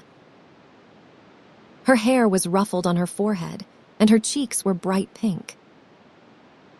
Her dinner was waiting on the table, and Martha was waiting near it. "Tha's a bit late," she said. "Where has Tha been? I have seen Dickon," said Mary. "I have seen Dickon. I knew he would come," said Martha exultantly. "How does Tha like him?" I think he is beautiful," said Mary in a determined voice. Martha looked rather taken aback, but she looked pleased, too. "Well," she said, "he is best lad as ever was born, but us never thought he was handsome. His nose turns up too much. I like it to turn up," said Mary. "And his eyes is so round," said Martha, a trifle doubtful. "Though they are a nice color. I like them round," said Mary. "And they are exactly the color of the sky over the moor." Martha beamed with satisfaction. "Mother says he made 'em that color with always lookin', up at birds and clouds. But he has got a big mouth, has not he now?" "I love his big mouth," said Mary obstinately. "I wish mine were just like it." Martha chuckled delightedly. "It would look rare and funny in thy bit of a face," she said. "But I knowed it would be that way when Tha saw him." "How did Tha like seeds and garden tools? How did you know he brought them?" asked Mary. "Eh? I never thought of him not bringin', He would be sure to bring 'em if they was in Yorkshire. He is such a trusty lad." Mary was afraid that she might begin to ask difficult questions, but she did not. She was very much interested in the seeds and gardening tools, and there was only one moment when Mary was frightened. This was when she began to ask where the flowers were to be planted. "Who did Tha ask about it?" she inquired. "I have not asked anybody yet," said Mary, hesitating. Well, I would not ask head gardener. He is too grand, Mr. Roach is. I have never seen him, said Mary. I have only seen under gardeners and Ben Weatherstaff. If I was you, I would ask Ben Weatherstaff, advised Martha. He is not half as bad as he looks, for all he is so crabbed. Mr. Craven lets him do what he likes, because he was here when Mrs. Craven was alive, and he used to make her laugh. She liked him. Perhaps he would find you a corner somewhere out the way. If it was out of the way and no one wanted it, no one could mind my having it, could they? Mary said anxiously. There would not be no reason, answered Martha. You would not do no harm. Mary ate her dinner as quickly as she could, and when she rose from the table she was going to run to her room to put on her hat again, but Martha stopped her. I have got something to tell you, she said. I thought I would let you eat your dinner first. Mr. Craven came back this morning, and I think he wants to see you. Mary turned quite pale. Oh, she said. Why? Why? He did not want to see me when I came. I heard Pitcher say he did not. Well, explained Martha. Mrs. Medlock says it is because, mother. She was walkin' to Thwaite Village and she met him. She would never spoke to him before, but Mrs. Craven had been to our cottage 2 or 3 times. He would forgot, but mother had not, and she made bold to stop him. I do not know what she said to him about you, but she said something as put him in mind to see you before he goes away again tomorrow. Oh, cried Mary, is he going away tomorrow? I am so glad. He is going for a long time. He mayn't come back till autumn or winter. He is going to travel in foreign places. He is always doing it. Oh. I am so glad, said Mary thankfully. If he did not come back until winter, or even autumn, there would be time to watch the secret garden come alive. Even if he found out then, and took it away from her, she would have had that much at least. When do you think he will want to see? She did not finish the sentence, because the door opened, and Mrs. Medlock walked in. She had on her best black dress and cap, and her collar was fastened with a large brooch with a picture of a man's face on it. It was a colored photograph of Mr. Medlock, who had died years ago, and she always wore it when she was dressed up. She looked nervous and excited. Your hair's rough, she said quickly. Go and brush it. Martha, help her to slip on her best dress. Mr. Craven sent me to bring her to him in his study. All the pink left Mary's cheeks. Her heart began to thump, and she felt herself changing into a stiff, plain, silent child again. She did not even answer Mrs. Medlock, but turned and walked into her bedroom, followed by Martha. She said nothing while her dress was changed, and her hair brushed, and after she was quite tidy, she followed Mrs. Medlock down the corridors, in silence. What was there for her to say? She was obliged to go and see Mr. Craven, and he would not like her, and she would not like him. She knew what he would think of her. She was taken to a part of the house she had not been into before. At last, Mrs. Medlock knocked at a door, and when someone said, "Come in," they entered the room together. A man was sitting in an armchair before the fire, and Mrs. Medlock spoke to him. "This is Miss Mary, sir," she said. "You can go and leave her here." "I will ring for you when I want you to take her away," said Mr. Craven. When she went out and closed the door, Mary could only stand waiting, a plain little thing, twisting her thin hands together. She could see that the man in the chair was not so much a hunchback as a man with high, rather crooked shoulders, and he had black hair streaked with white. He turned his head over his high shoulders and spoke to her. "Come here," he said. Mary went to him. He was not ugly. His face would have been handsome if it had not been so miserable. He looked as if the sight of her worried and fretted him, and as if he did not know what in the world to do with her. "Are you well?" he asked. "Yes," answered Mary. "Do they take good care of you?" "Yes." He rubbed his forehead fretfully as he looked her over. "You are very thin," he said. "I am getting fatter," Mary answered in what she knew was her stiffest way. What an unhappy face he had. His black eyes seemed as if they scarcely saw her, as if they were seeing something else, and he could hardly keep his thoughts upon her. "I forgot you," he said. "How could I remember you? I intended to send you a governess or a nurse, or someone of that sort, but I forgot." "Please," began Mary. "Please," and then the lump in her throat choked her. "What do you want to say?" he inquired. I am too big for a nurse," said Mary. "And please do not make me have a governess yet." He rubbed his forehead again and stared at her. "That was what the Sowerby woman said," he muttered absent-mindedly.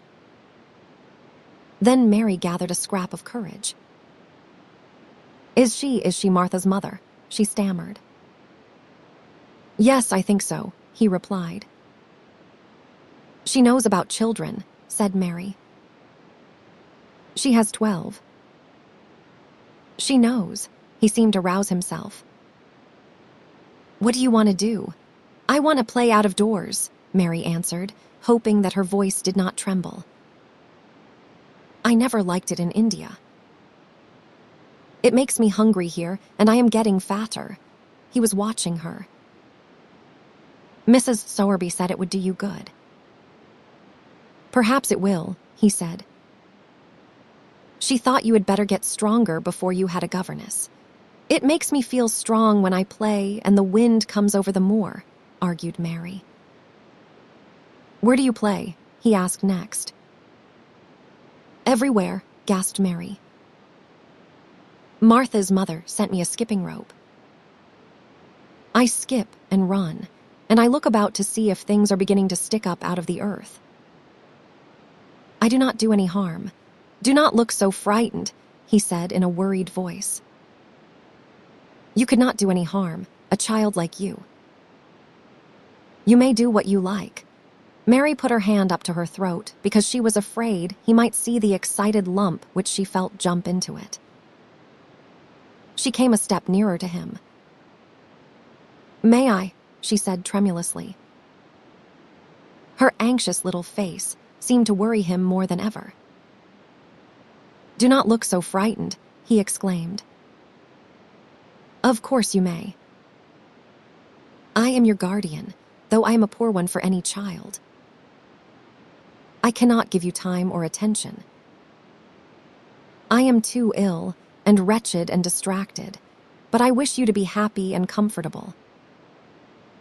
I do not know anything about children, but Mrs. Medlock is to see that you have all you need. I sent for you today because Mrs. Sowerby said I ought to see you. Her daughter had talked about you. She thought you needed fresh air and freedom and running about. She knows all about children," Mary said again, in spite of herself. "She ought to," said Mr. Craven. "I thought her rather bold to stop me on the moor, but she said Mrs. Craven had been kind to her." It seemed hard for him to speak his dead wife's name. "She is a respectable woman. Now I have seen you, I think she said sensible things. Play out of doors as much as you like." It is a big place, and you may go where you like and amuse yourself as you like. Is there anything you want? As if a sudden thought had struck him. Do you want toys, books, dolls? Might I, quavered Mary, might I have a bit of earth? In her eagerness, she did not realize how queer the words would sound and that they were not the ones she had meant to say. Mr. Craven looked quite startled. Earth, he repeated. What do you mean? To plant seeds in, to make things grow, to see them come alive, Mary faltered. He gazed at her a moment, and then passed his hand quickly over his eyes. Do you care about gardens so much? He said slowly.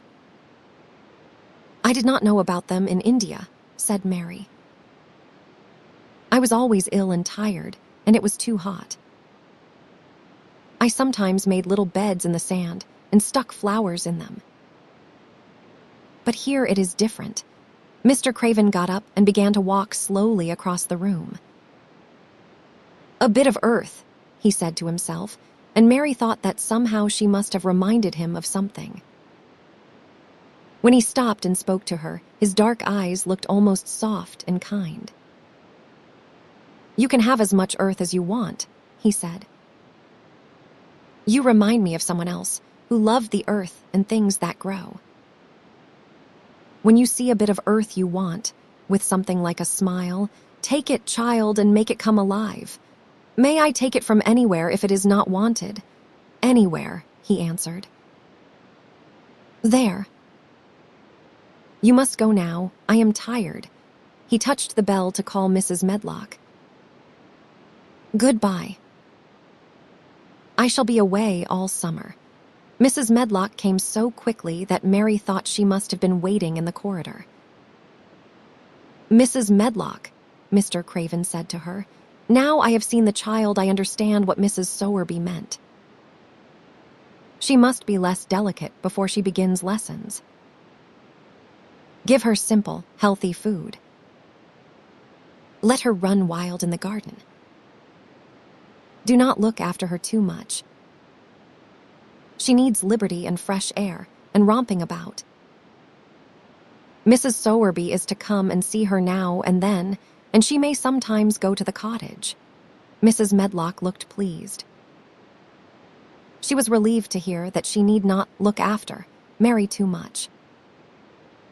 She had felt her a tiresome charge, and had indeed seen as little of her as she dared.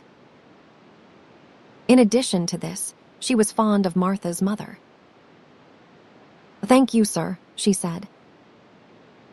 Susan Sowerby and me went to school together, and she is as sensible and good-hearted a woman as you would find in a day's walk. I never had any children myself, and she has had 12, and there never was healthier or better ones. Miss Mary can get no harm from them. I would always take Susan Sowerby's advice about children myself. She is what you might call healthy-minded, if you understand me. I understand, Mr. Craven answered. Take Miss Mary away now and send Pitcher to me. When Mrs. Medlock left her at the end of her own corridor, Mary flew back to her room. She found Martha waiting there. Martha had, in fact, hurried back after she had removed the dinner service. I can have my garden, cried Mary. I may have it where I like. I am not going to have a governess for a long time. Your mother is coming to see me, and I may go to your cottage. He says a little girl like me could not do any harm, and I may do what I like anywhere. Eh, said Martha delightedly. That was nice of him, was not it? Martha, said Mary solemnly, he is really a nice man, only his face is so miserable and his forehead is all drawn together. She ran as quickly as she could to the garden. She had been away so much longer than she had thought she should, and she knew Dickon would have to set out early on his 5-mile walk. When she slipped through the door under the ivy, she saw he was not working where she had left him. The gardening tools were laid together under a tree. She ran to them, looking all round the place, but there was no Dickon to be seen. He had gone away, and the secret garden was empty, except for the robin who had just flown across the wall and sat on a standard rosebush watching her. "He is gone," she said woefully. Oh, was he only a wood fairy? Something white fastened to the standard rosebush caught her eye. It was a piece of paper.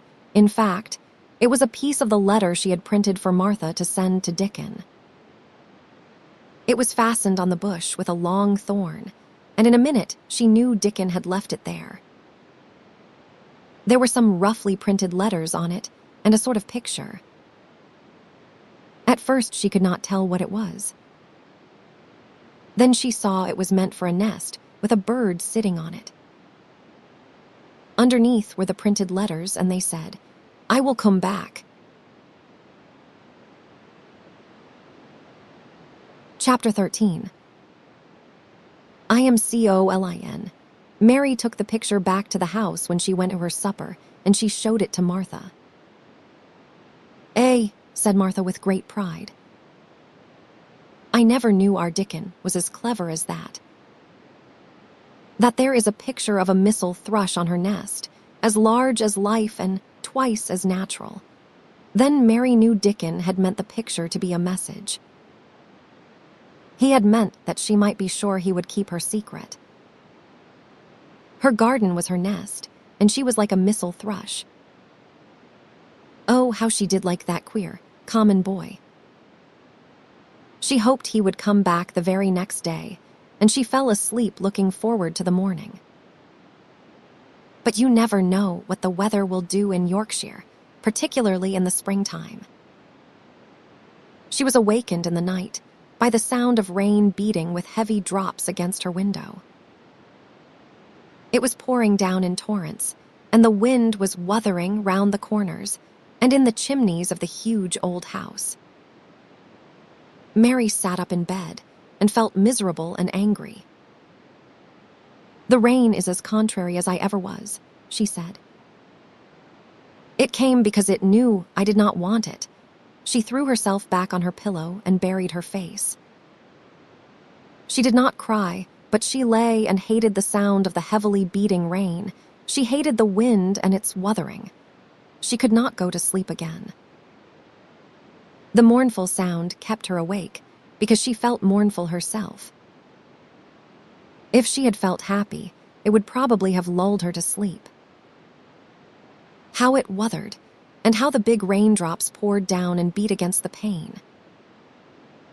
"It sounds just like a person lost on the moor and wandering on and on crying," she said. She had been lying awake, turning from side to side for about an hour, when suddenly something made her sit up in bed and turn her head toward the door, listening. She listened and she listened. "It is not the wind now," she said in a loud whisper. "That is not the wind. It is different. It is that crying I heard before." The door of her room was ajar, and the sound came down the corridor, a far-off, faint sound of fretful crying. She listened for a few minutes, and each minute she became more and more sure. She felt as if she must find out what it was. It seemed even stranger than the secret garden and the buried key. Perhaps the fact that she was in a rebellious mood made her bold. She put her foot out of bed and stood on the floor. "I am going to find out what it is," she said. "Everybody is in bed, and I do not care about Mrs. Medlock. I do not care."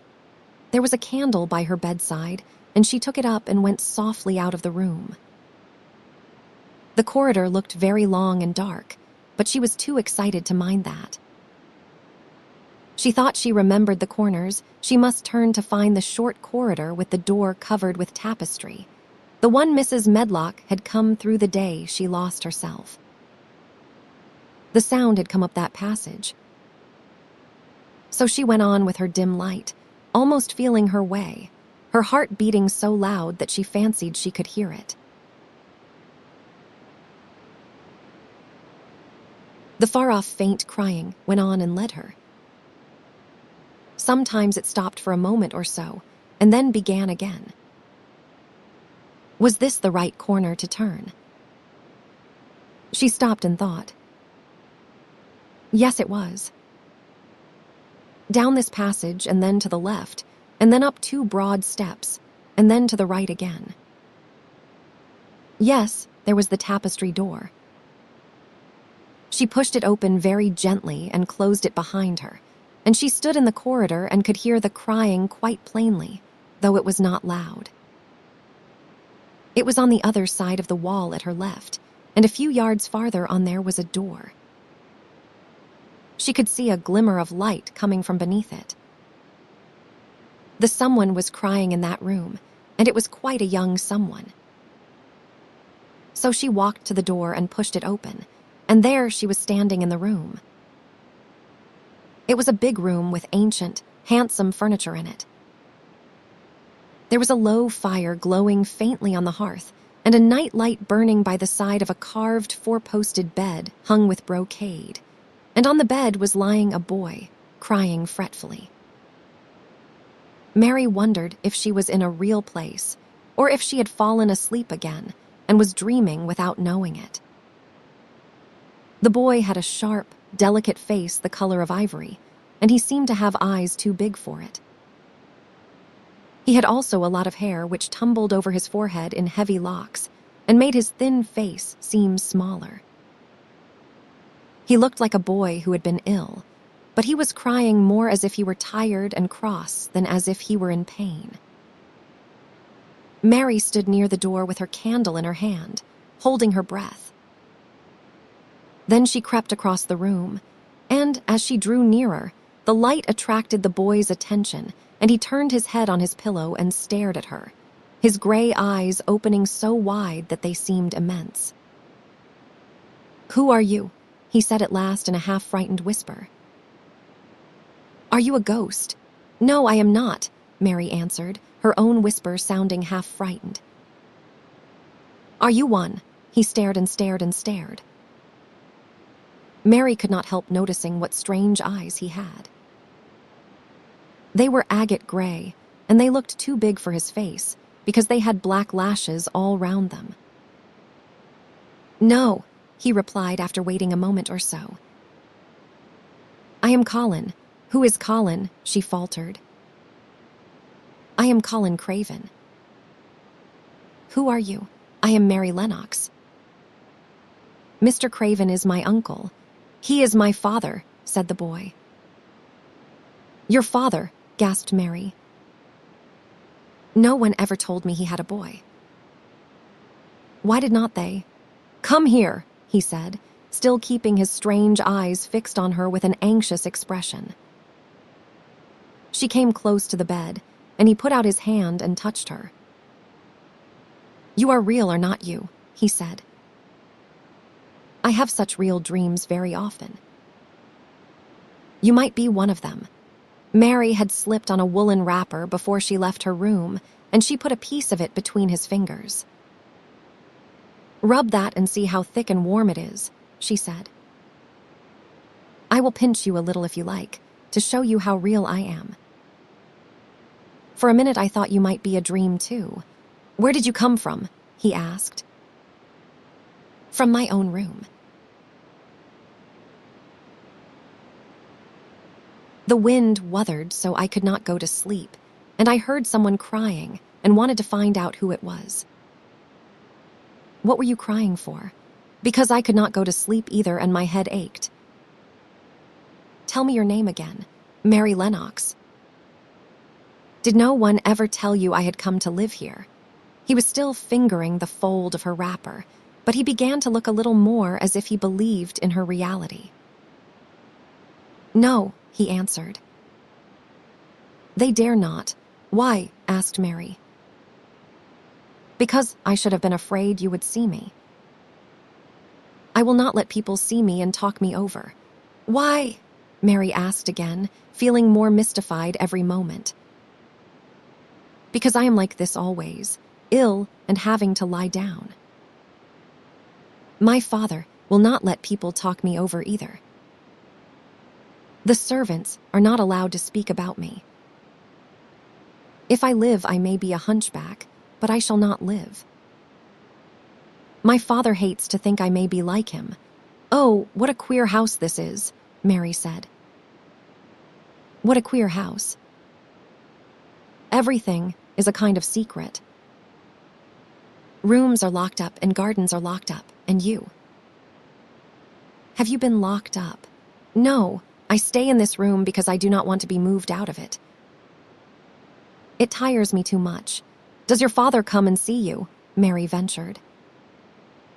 Sometimes. Generally when I am asleep.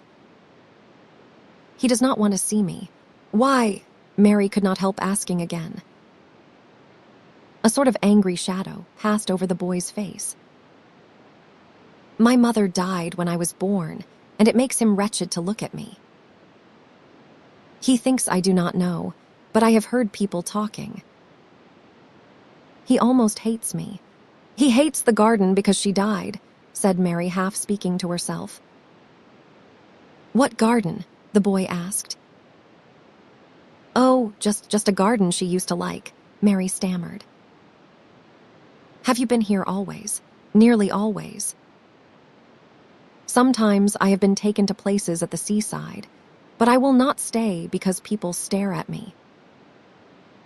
I used to wear an iron thing to keep my back straight, but a grand doctor came from London to see me and said it was stupid.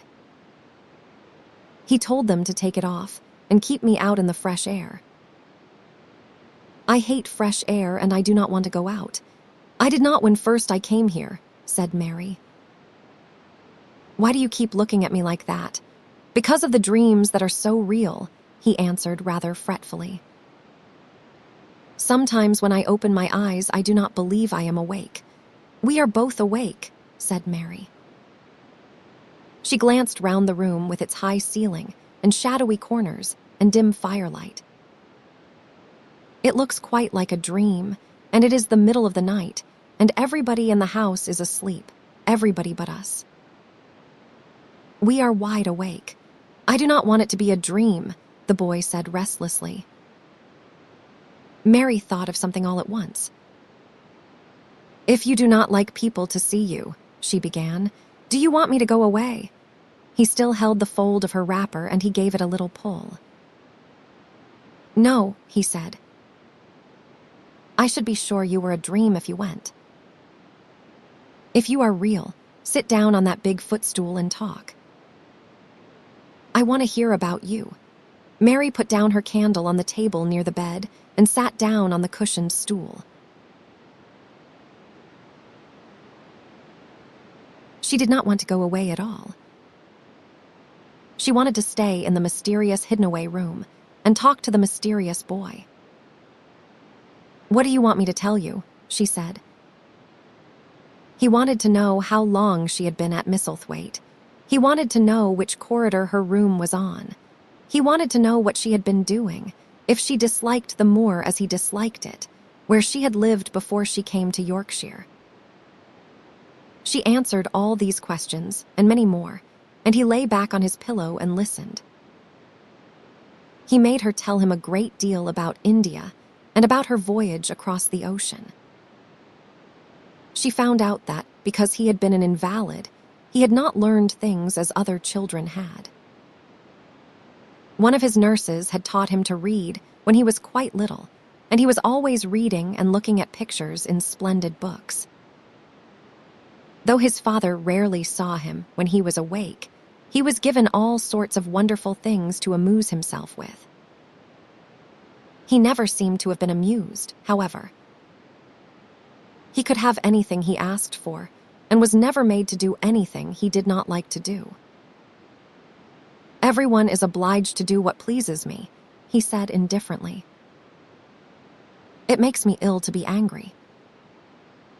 No one believes I shall live to grow up. He said it as if he was so accustomed to the idea that it had ceased to matter to him at all. He seemed to like the sound of Mary's voice. As she went on talking, he listened in a drowsy, interested way. Once or twice, she wondered if he were not gradually falling into a doze. But at last, he asked a question which opened up a new subject. "How old are you?" he asked. "I am 10, answered Mary, forgetting herself for the moment. "And so are you. How do you know that?" he demanded in a surprised voice. "Because when you were born, the garden door was locked, and the key was buried. And it has been locked for 10 years. Colin half sat up, turning toward her, leaning on his elbows. "What garden door was locked? Who did it? Where was the key buried?" he exclaimed as if he were suddenly very much interested. It was the garden Mr. Craven hates," said Mary nervously. "He locked the door. No one knew where he buried the key. What sort of a garden is it?" Colin persisted eagerly.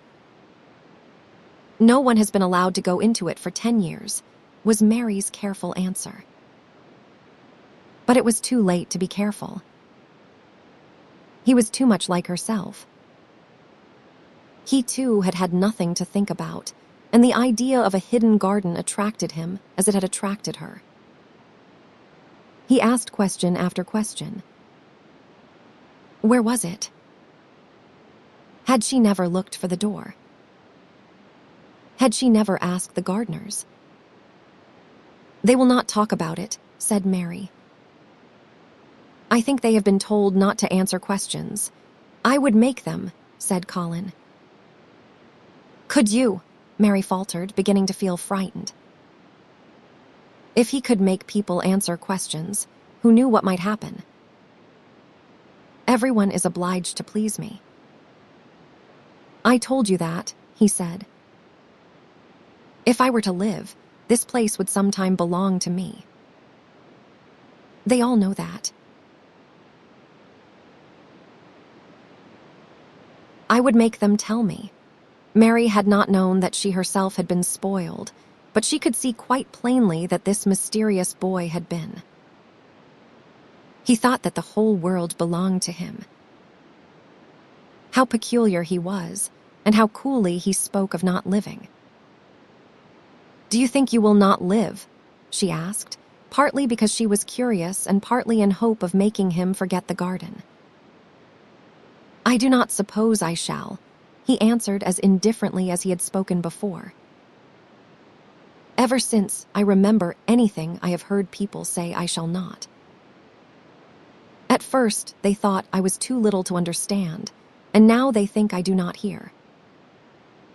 But I do. My doctor is my father's cousin. He is quite poor, and if I die he will have all Misselthwaite when my father is dead. I should think he would not want me to live." "Do you want to live?" inquired Mary. "No," he answered in a cross, tired fashion. "But I do not want to die. When I feel ill, I lie here and think about it until I cry and cry." "I have heard you crying 3 times, Mary said, "but I did not know who it was." "Were you crying about that?" She did so want him to forget the garden. "I dare say," he answered. "Let us talk about something else. Talk about that garden. Do not you want to see it?" "Yes," answered Mary in quite a low voice. "I do," he went on persistently. "I do not think I ever really wanted to see anything before, but I want to see that garden. I want the key dug up. I want the door unlocked. I would let them take me there in my chair. That would be getting fresh air. I am going to make them open the door." He had become quite excited, and his strange eyes began to shine like stars and looked more immense than ever. "They have to please me," he said. "I will make them take me there, and I will let you go too." Mary's hands clutched each other. Everything would be spoiled, everything. Dickon would never come back. She would never again feel like a missel thrush, with a safe hidden nest. "Oh, do not do that," she cried out. He stared as if he thought she had gone crazy. "Why?" he exclaimed. "You said you wanted to see it." "I do," she answered, almost with a sob in her throat. "But if you make them open the door and take you in like that, it will never be a secret again." He leaned still farther forward. "A secret," he said. "What do you mean?" "Tell me." Mary's words almost tumbled over one another. You see, she panted. "If no one knows but ourselves, if there was a door hidden somewhere under the ivy, if there was, and we could find it, and if we could slip through it together and shut it behind us, and no one knew anyone was inside, and we called it our garden and pretended that we were missel thrushes and it was our nest, and if we played there almost every day and dug and planted seeds and made it all come alive." "Is it dead?" he interrupted her. "It soon will be if no one cares for it," she went on. "The bulbs will live, but the roses." He stopped her again, as excited as she was herself. "What are bulbs?" he put in quickly. "They are daffodils and lilies and snowdrops. They are working in the earth now, pushing up pale green points because the spring is coming." "Is the spring coming?" he said. "What is it like?" "You do not see it in rooms if you are ill. It is the sun shining on the rain and the rain falling on the sunshine, and things pushing up and working under the earth," said Mary. "If the garden was a secret and we could get into it, we could watch the things grow bigger every day and see how many roses are alive. Do not you see?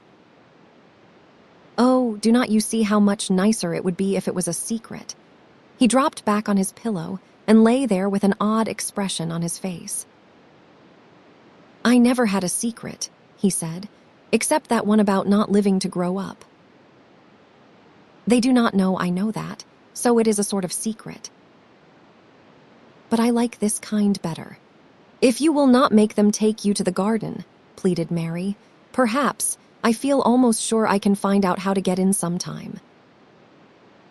And then, if the doctor wants you to go out in your chair, and if you can always do what you want to do, perhaps we might find some boy who would push you, and we could go alone and it would always be a secret garden."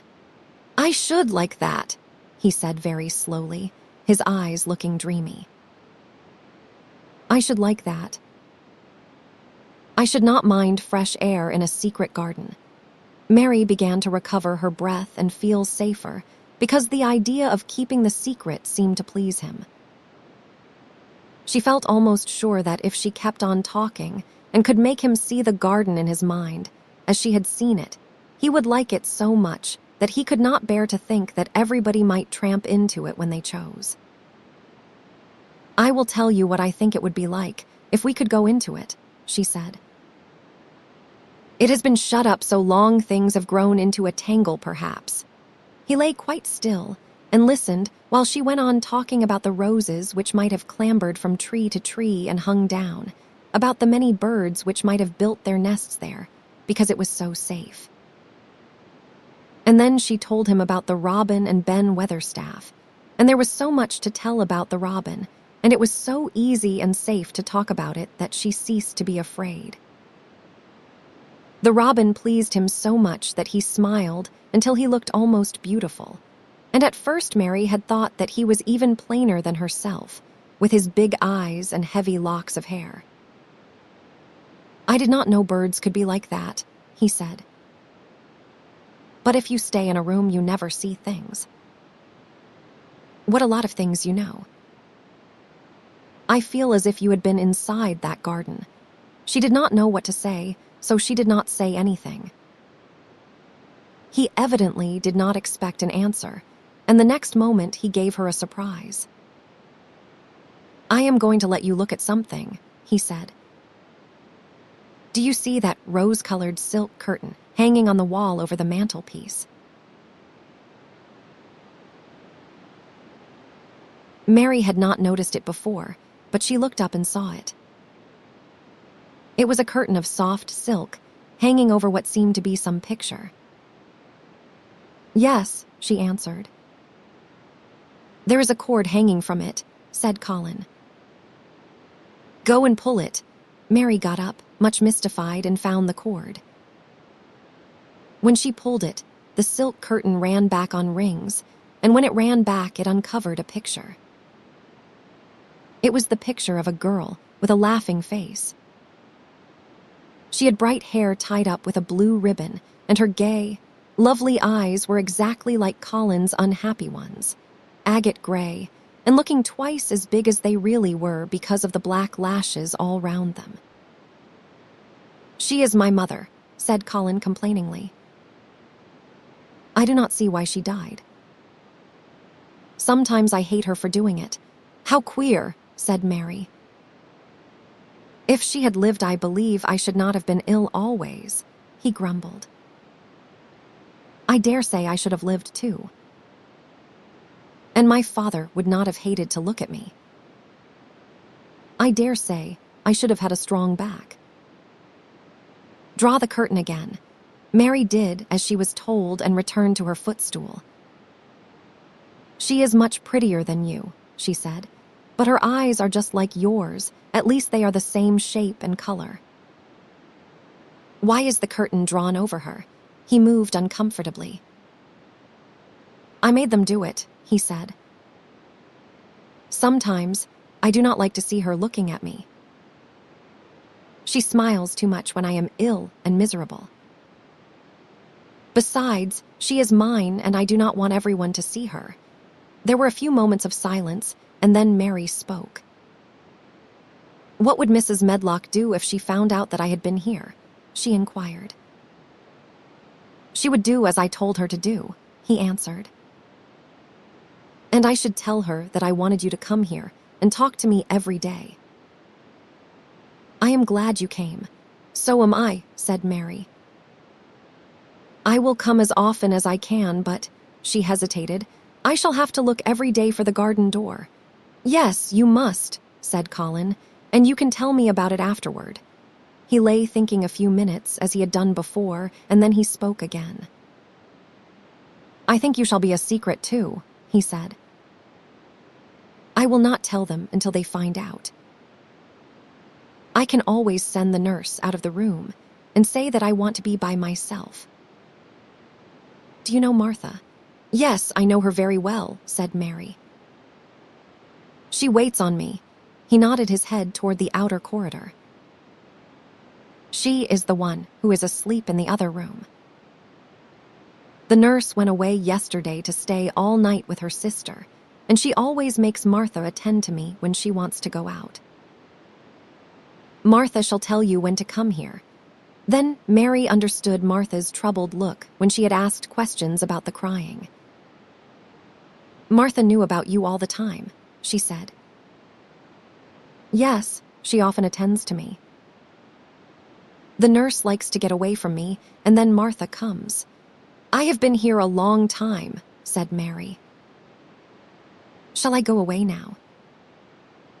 "Your eyes look sleepy. I wish I could go to sleep before you leave me," he said rather shyly. "Shut your eyes," said Mary, drawing her footstool closer, "and I will do what my Ayah used to do in India. I will pat your hand and stroke it and sing something quite low." "I should like that, perhaps," he said drowsily.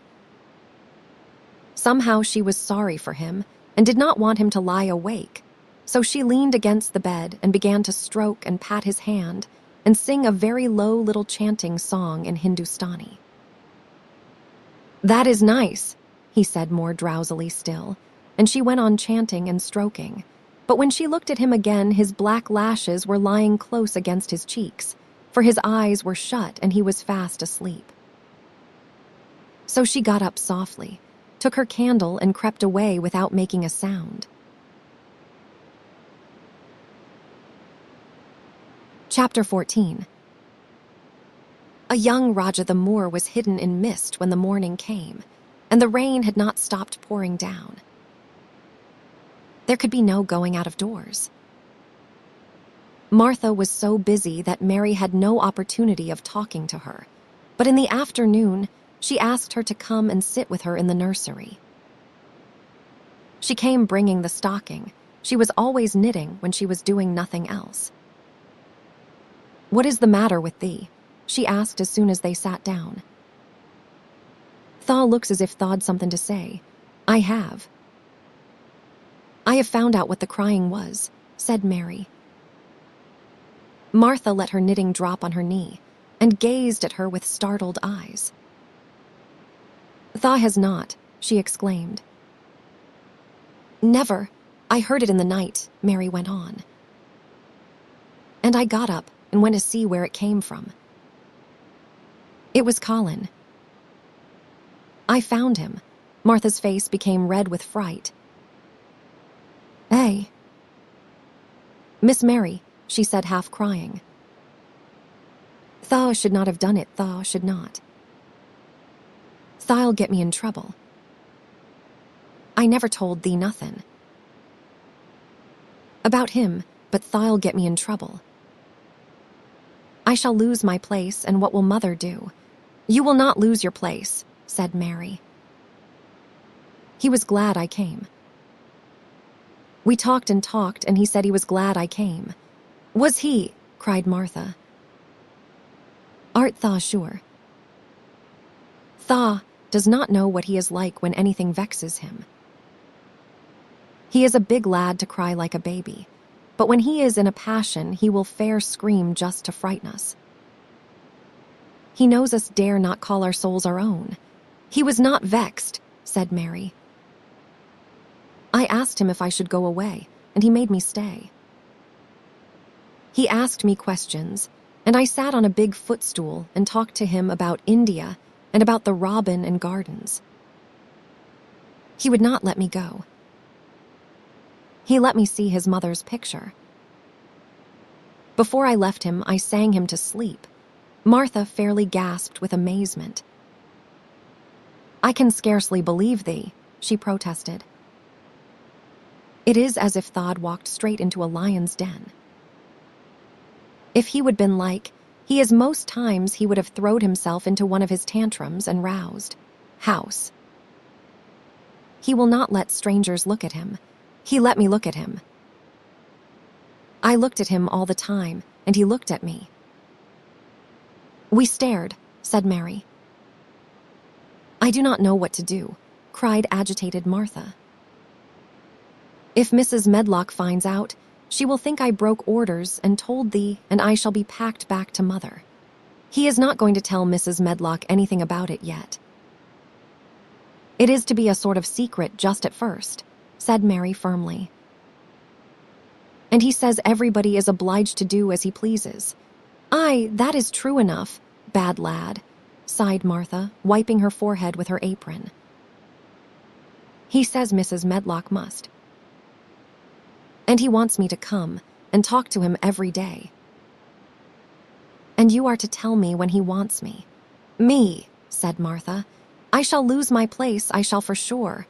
You cannot if you are doing what he wants you to do, and everybody is ordered to obey him," Mary argued. "Does Thaw mean to say," cried Martha with wide open eyes, "that he was nice to thee?" "I think he almost liked me," Mary answered. "Then Thaw must have bewitched him,"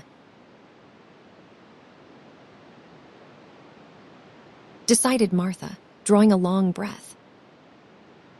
"Do you mean magic?" inquired Mary. "I have heard about magic in India, but I cannot make it. I just went into his room, and I was so surprised to see him I stood and stared. And then he turned round and stared at me. And he thought I was a ghost or a dream, and I thought perhaps he was. And it was so queer being there alone together in the middle of the night, and not knowing about each other. And we began to ask each other questions. And when I asked him if I must go away, he said I must not. World's common to a end," gasped Martha. "What is the matter with him?" asked Mary. Nobody knows for sure and certain, said Martha. Mr. Craven went off his head like when he was born. Doctors thought he would have to be put in asylum. It was because Mrs. Craven died like I told you. He would not set eyes on baby. He just raved and said it would be another hunchback like him and it would better die. Is Colin a hunchback? Mary asked. He did not look like one. He is not yet, said Martha. But he began all wrong. Mother said that there was enough trouble in raging in house to set any child wrong. They was afraid his back was weak, and they have always been talkin'. Care of it keepin' him lyin' down and not lettin' him walk. Once they made him wear a brace, but he fretted so he was downright ill. Then a big doctor came to see him and made them take it off. He talked to T.H. Other doctor quite rough, in a polite way. He said there would been too much medicine and too much lettin' him have his own way. I think he is a very spoiled boy, said Mary. He is worst young nowt as ever was, said Martha. I will not say as he has not been ill a good bit. He has had coughs and colds that has nearly killed him 2 or 3 times. Once he had rheumatic fever and once he had typhoid. Mrs. Medlock did get a fright then. He would been out of his head and she was talkin' to nurse, thinkin' he did not know nothin', and she said, he will die this time sure enough, and best thing for him and for everybody. And she looked at him and there he was with his big eyes open, starin' at her as sensible as she was herself. She did not know what'd happen, but he just stared at her and says, you give me some water and stop talkin'. Do you think he will die? Asked Mary. Mother says there is no reason why any child should live that gets no fresh air and does not do nothin', but lie on his back and read picture books and take medicine. He is weak and hates trouble Bane taken out doors, and he gets cold so easy he says it makes him ill. Mary sat and looked at the fire. I wonder, she said slowly, if it would not do him good to go out into a garden and watch things growing. It did me good. One of the worst fits he ever had, said Martha, was one time they took him out where the roses is by the fountain. He would been readin' in a paper about people gettin' something he called rose cold, and he began to sneeze and said he would got it and then a new gardener as did not know rules passed by and looked at him curious. He threw himself into a passion, and he said he would looked at him because he was going to be a hunchback. He cried himself into a fever and was ill all night. If he ever gets angry at me, I will never go and see him again, said Mary. He will have thee if he wants thee, said Martha. Thaw may as well know that at start. Very soon afterward a bell rang and she rolled up her knitting. I dare say nurse wants me to stay with him a bit, she said. I hope he is in a good temper. She was out of the room about 10 minutes and then she came back with a puzzled expression. Well, Thaw has bewitched him, she said. He is up on his sofa with his picture books. He has told the nurse to stay away until 6 o'clock. I am to wait in the next room. Minute she was gone, he called me to him and says, I want Mary Lennox to come and talk to me, and remember you are not to tell anyone. You would better go as quick as you can. Mary was quite willing to go quickly. She did not want to see Colin as much as she wanted to see Dickon, but she wanted to see him very much. There was a bright fire on the hearth when she entered his room, and in the daylight she saw it was a very beautiful room indeed. There were rich colors in the rugs and hangings and pictures, and books on the walls which made it look glowing and comfortable, even in spite of the gray sky and falling rain. Colin looked rather like a picture himself. He was wrapped in a velvet dressing gown and sat against a big brocaded cushion. He had a red spot on each cheek. "Come in," he said. "I have been thinking about you all morning." "I have been thinking about you, too," answered Mary. "You do not know how frightened Martha is. She says Mrs. Medlock will think she told me about you, and then she will be sent away." He frowned. "Go and tell her to come here," he said. "She is in the next room." Mary went and brought her back. Poor Martha was shaking in her shoes.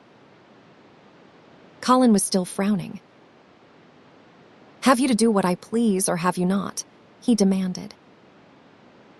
"I have to do what you please, sir," Martha faltered, turning quite red. "Has Medlock to do what I please?"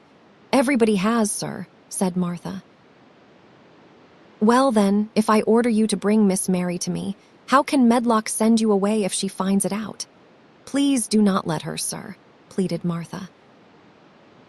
"I will send her away if she dares to say a word about such a thing," said Master Craven grandly. "She would not like that, I can tell you." "Thank you, sir," bobbing a curtsy. "I want to do my duty, sir." "What I want is your duty," said Colin more grandly still. "I will take care of you. Now go away." When the door closed behind Martha, Colin found Mistress Mary gazing at him as if he had set her wondering. "Why do you look at me like that?" he asked her. "What are you thinking about?" "I am thinking about two things." "What are they?" "Sit down and tell me." "This is the first one," said Mary, seating herself on the big stool. "Once in India, I saw a boy who was a Rajah. He had rubies and emeralds and diamonds stuck all over him. He spoke to his people, just as you spoke to Martha. Everybody had to do everything he told them, in a minute. I think they would have been killed if they had not. I shall make you tell me about Rajahs presently," he said, "but first tell me what the second thing was." "I was thinking," said Mary, "how different you are from Dickon." "Who is Dickon?" he said. What a queer name. She might as well tell him. She thought she could talk about Dickon without mentioning the secret garden. She had liked to hear Martha talk about him. Besides, she longed to talk about him. It would seem to bring him nearer. "He is Martha's brother. He is 12 years old," she explained. "He is not like anyone else in the world. He can charm foxes and squirrels and birds, just as the natives in India charm snakes. He plays a very soft tune on a pipe, and they come and listen. There were some big books on a table at his side, and he dragged one suddenly toward him. There is a picture of a snake charmer in this," he exclaimed. "Come and look at it." The book was a beautiful one with superb colored illustrations, and he turned to one of them. "Can he do that?" he asked eagerly.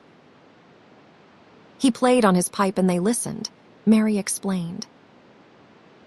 "But he does not call it magic. He says it is because he lives on the moor so much, and he knows their ways. He says he feels sometimes as if he was a bird or a rabbit himself. He likes them so. I think he asked the robin questions. It seemed as if they talked to each other in soft chirps. Colin lay back on his cushion, and his eyes grew larger and larger, and the spots on his cheeks burned. "Tell me some more about him," he said. "He knows all about eggs and nests," Mary went on. "And he knows where foxes and badgers and otters live. He keeps them secret so that other boys will not find their holes and frighten them. He knows about everything that grows or lives on the moor. Does he like the moor? Said Colin. How can he when it is such a great, bare, dreary place? It is the most beautiful place, protested Mary. Thousands of lovely things grow on it, and there are thousands of little creatures all busy building nests, and making holes and burrows and chippering or singing or squeaking to each other. They are so busy and having such fun under the earth or in the trees or heather. It is their world. How do you know all that? Said Colin, turning on his elbow to look at her. I have never been there once, really, said Mary, suddenly remembering. I only drove over it in the dark. I thought it was hideous. Martha told me about it first, and then Dickon. When Dickon talks about it, you feel as if you saw things and heard them, and as if you were standing in the heather with the sun shining and the gorse smelling like honey, and all full of bees and butterflies. You never see anything if you are ill, said Colin restlessly. He looked like a person, listening to a new sound in the distance, and wondering what it was.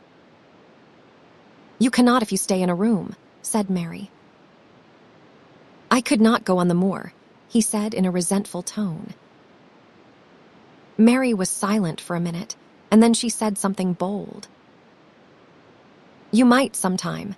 He moved as if he were startled. Go on the moor. How could I? I am going to die.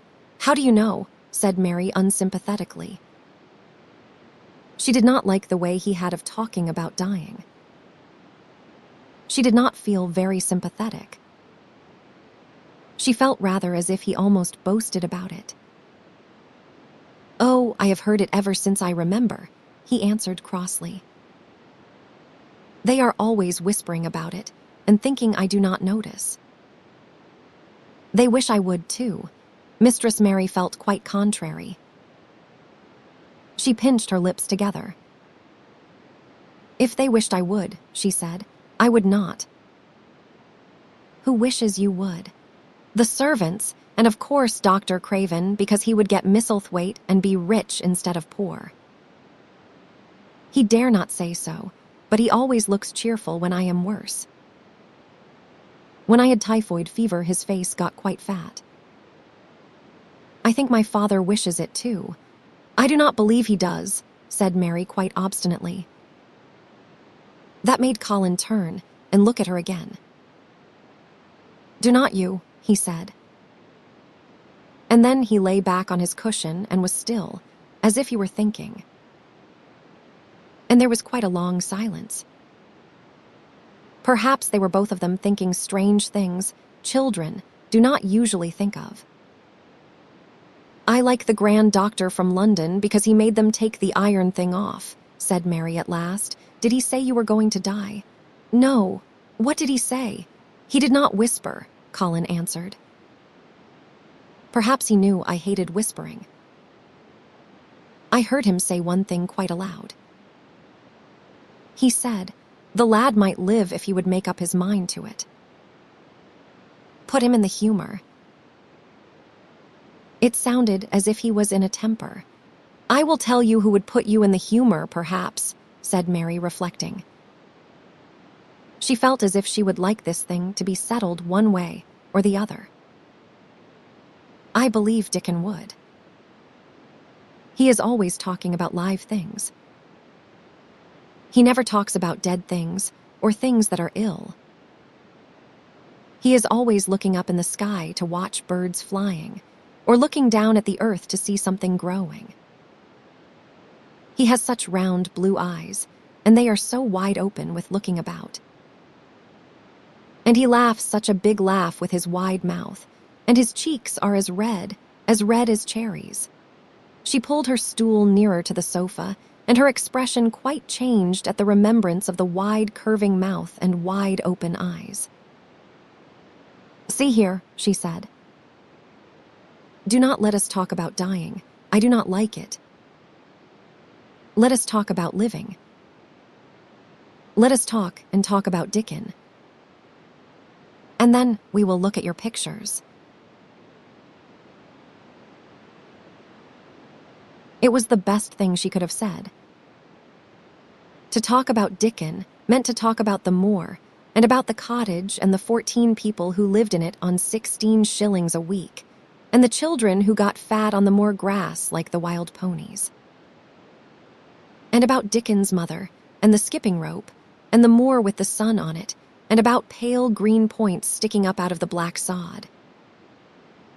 And it was all so alive that Mary talked more than she had ever talked before, and Colin both talked and listened as he had never done either before.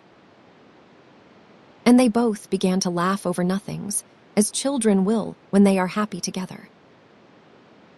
And they laughed so that in the end they were making as much noise as if they had been two ordinary, healthy, natural 10-year-old creatures, instead of a hard, little, unloving girl and a sickly boy who believed that he was going to die. They enjoyed themselves so much that they forgot the pictures and they forgot about the time. They had been laughing quite loudly over Ben Weatherstaff and his robin, and Colin was actually sitting up as if he had forgotten about his weak back, when he suddenly remembered something. "Do you know there is one thing we have never once thought of?" he said. "We are cousins." It seemed so queer that they had talked so much and never remembered this simple thing that they laughed more than ever, because they had got into the humor to laugh at anything. And in the midst of the fun, the door opened, and in walked Dr. Craven and Mrs. Medlock. Dr. Craven started in actual alarm, and Mrs. Medlock almost fell back, because he had accidentally bumped against her. "Good Lord!" exclaimed poor Mrs. Medlock with her eyes almost starting out of her head. "Good Lord, what is this?" said Dr. Craven, coming forward. "What does it mean?" Then Mary was reminded of the boy Raja again. Colin answered, as if neither the doctor's alarm nor Mrs. Medlock's terror were of the slightest consequence.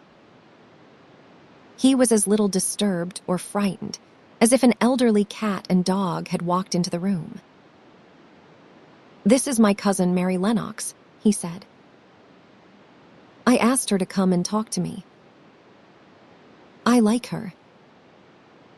She must come and talk to me whenever I send for her." Dr. Craven turned reproachfully to Mrs. Medlock. "Oh, sir," she panted. "I do not know how it has happened. There is not a servant on the place thaw'd dare to talk. They all have their orders." "Nobody told her anything," said Colin. "She heard me crying and found me herself. I am glad she came." "Do not be silly, Medlock." Mary saw that Dr. Craven did not look pleased, but it was quite plain that he dare not oppose his patient. He sat down by Colin and felt his pulse. "I am afraid there has been too much excitement." "Excitement is not good for you, my boy," he said. "I should be excited if she kept away," answered Colin, his eyes beginning to look dangerously sparkling. "I am better. She makes me better. The nurse must bring up her tea with mine. We will have tea together." Mrs. Medlock and Dr. Craven looked at each other in a troubled way, but there was evidently nothing to be done. "He does look rather better, sir," ventured Mrs. Medlock. But, thinking the matter over, he looked better this morning before she came into the room. She came into the room last night. She stayed with me a long time. She sang a Hindustani song to me, and it made me go to sleep, said Colin. I was better when I wakened up. I wanted my breakfast. I want my tea now. Tell Nurse Medlock, Dr. Craven did not stay very long. He talked to the nurse for a few minutes when she came into the room and said a few words of warning to Colin. He must not talk too much. He must not forget that he was ill. He must not forget that he was very easily tired. Mary thought that there seemed to be a number of uncomfortable things he was not to forget. Colin looked fretful and kept his strange, black-lashed eyes fixed on Dr. Craven's face. "I want to forget it," he said at last. "She makes me forget it. That is why I want her." Dr. Craven did not look happy when he left the room. He gave a puzzled glance at the little girl sitting on the large stool. She had become a stiff, silent child again as soon as he entered, and he could not see what the attraction was. The boy actually did look brighter, however, and he sighed rather heavily as he went down the corridor. "They are always wanting me to eat things when I do not want to," said Colin, as the nurse brought in the tea and put it on the table by the sofa. "Now, if you will eat, I will. Those muffins look so nice and hot. Tell me about Raj's." Chapter 15. Nest building after another week of rain, the high arch of blue sky appeared again, and the sun which poured down was quite hot. Though there had been no chance to see either the secret garden or Dickon, Mistress Mary had enjoyed herself very much. The week had not seemed long. She had spent hours of every day with Colin in his room, talking about Raj's or gardens or Dickon and the cottage on the moor. They had looked at the splendid books and pictures, and sometimes Mary had read things to Colin, and sometimes he had read a little to her. When he was amused and interested, she thought he scarcely looked like an invalid at all, except that his face was so colorless, and he was always on the sofa. "You are a sly young one to listen, and get out of your bed to go following things up like you did that night," Mrs. Medlock said once. "But there is no saying. It has not been a sort of blessing to the lot of us. He has not had a tantrum or a whining fit since you made friends. The nurse was just going to give up the case because she was so sick of him, but she says she does not mind staying now you have gone on duty with her," laughing a little. In her talks with Colin, Mary had tried to be very cautious about the secret garden. There were certain things she wanted to find out from him, but she felt that she must find them out without asking him direct questions. In the first place, as she began to like to be with him, she wanted to discover whether he was the kind of boy you could tell a secret to. He was not in the least like Dickon, but he was evidently so pleased with the idea of a garden no one knew anything about that she thought perhaps he could be trusted. But she had not known him long enough to be sure. The second thing she wanted to find out was this: if he could be trusted, if he really could, would not it be possible to take him to the garden without having anyone find it out? The Grand Doctor had said that he must have fresh air, and Colin had said that he would not mind fresh air in a secret garden. Perhaps if he had a great deal of fresh air and knew Dickon, and the robin and saw things growing, he might not think so much about dying. Mary had seen herself in the glass, sometimes lately, when she had realized that she looked quite a different creature from the child she had seen when she arrived from India. This child looked nicer. Even Martha had seen a change in her. "Air from more has done thee good already," she had said. "That not nice so yeller, and that not nice so scrawny." Even Thaw. "Hair does not slant down on Thaw, head so flat. It has got some life in it so as it sticks out a bit. It is like me," said Mary. "It is growing stronger and fatter. I am sure there is more of it. It looks it for sure," said Martha, ruffling it up a little round her face. "That not half so ugly when it is that way, and there is a bit red in Thaw cheeks. If gardens and fresh air had been good for her, perhaps they would be good for Colin. But then, if he hated people to look at him, perhaps he would not like to see Dickon. "Why does it make you angry when you are looked at?" she inquired one day. "I always hated it," he answered, "even when I was very little. Then when they took me to the seaside, and I used to lie in my carriage, everybody used to stare, and ladies would stop and talk to my nurse, and then they would begin to whisper, and I knew then they were saying I should not live to grow up. Then sometimes the ladies would pat my cheeks and say, 'Poor child.'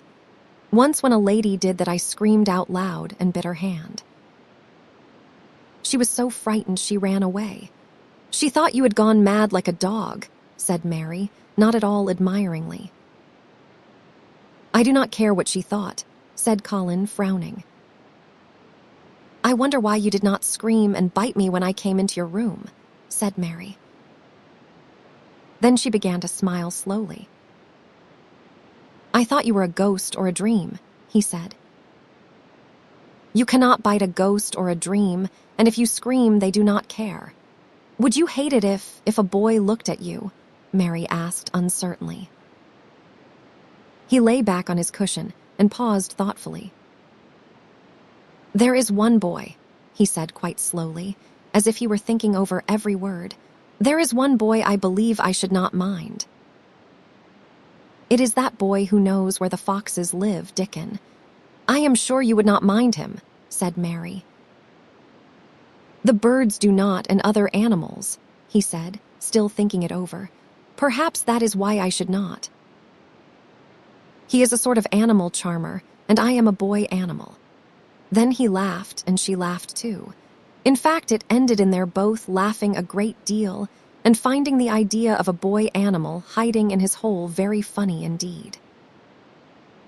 What Mary felt afterward was that she need not fear about Dickon.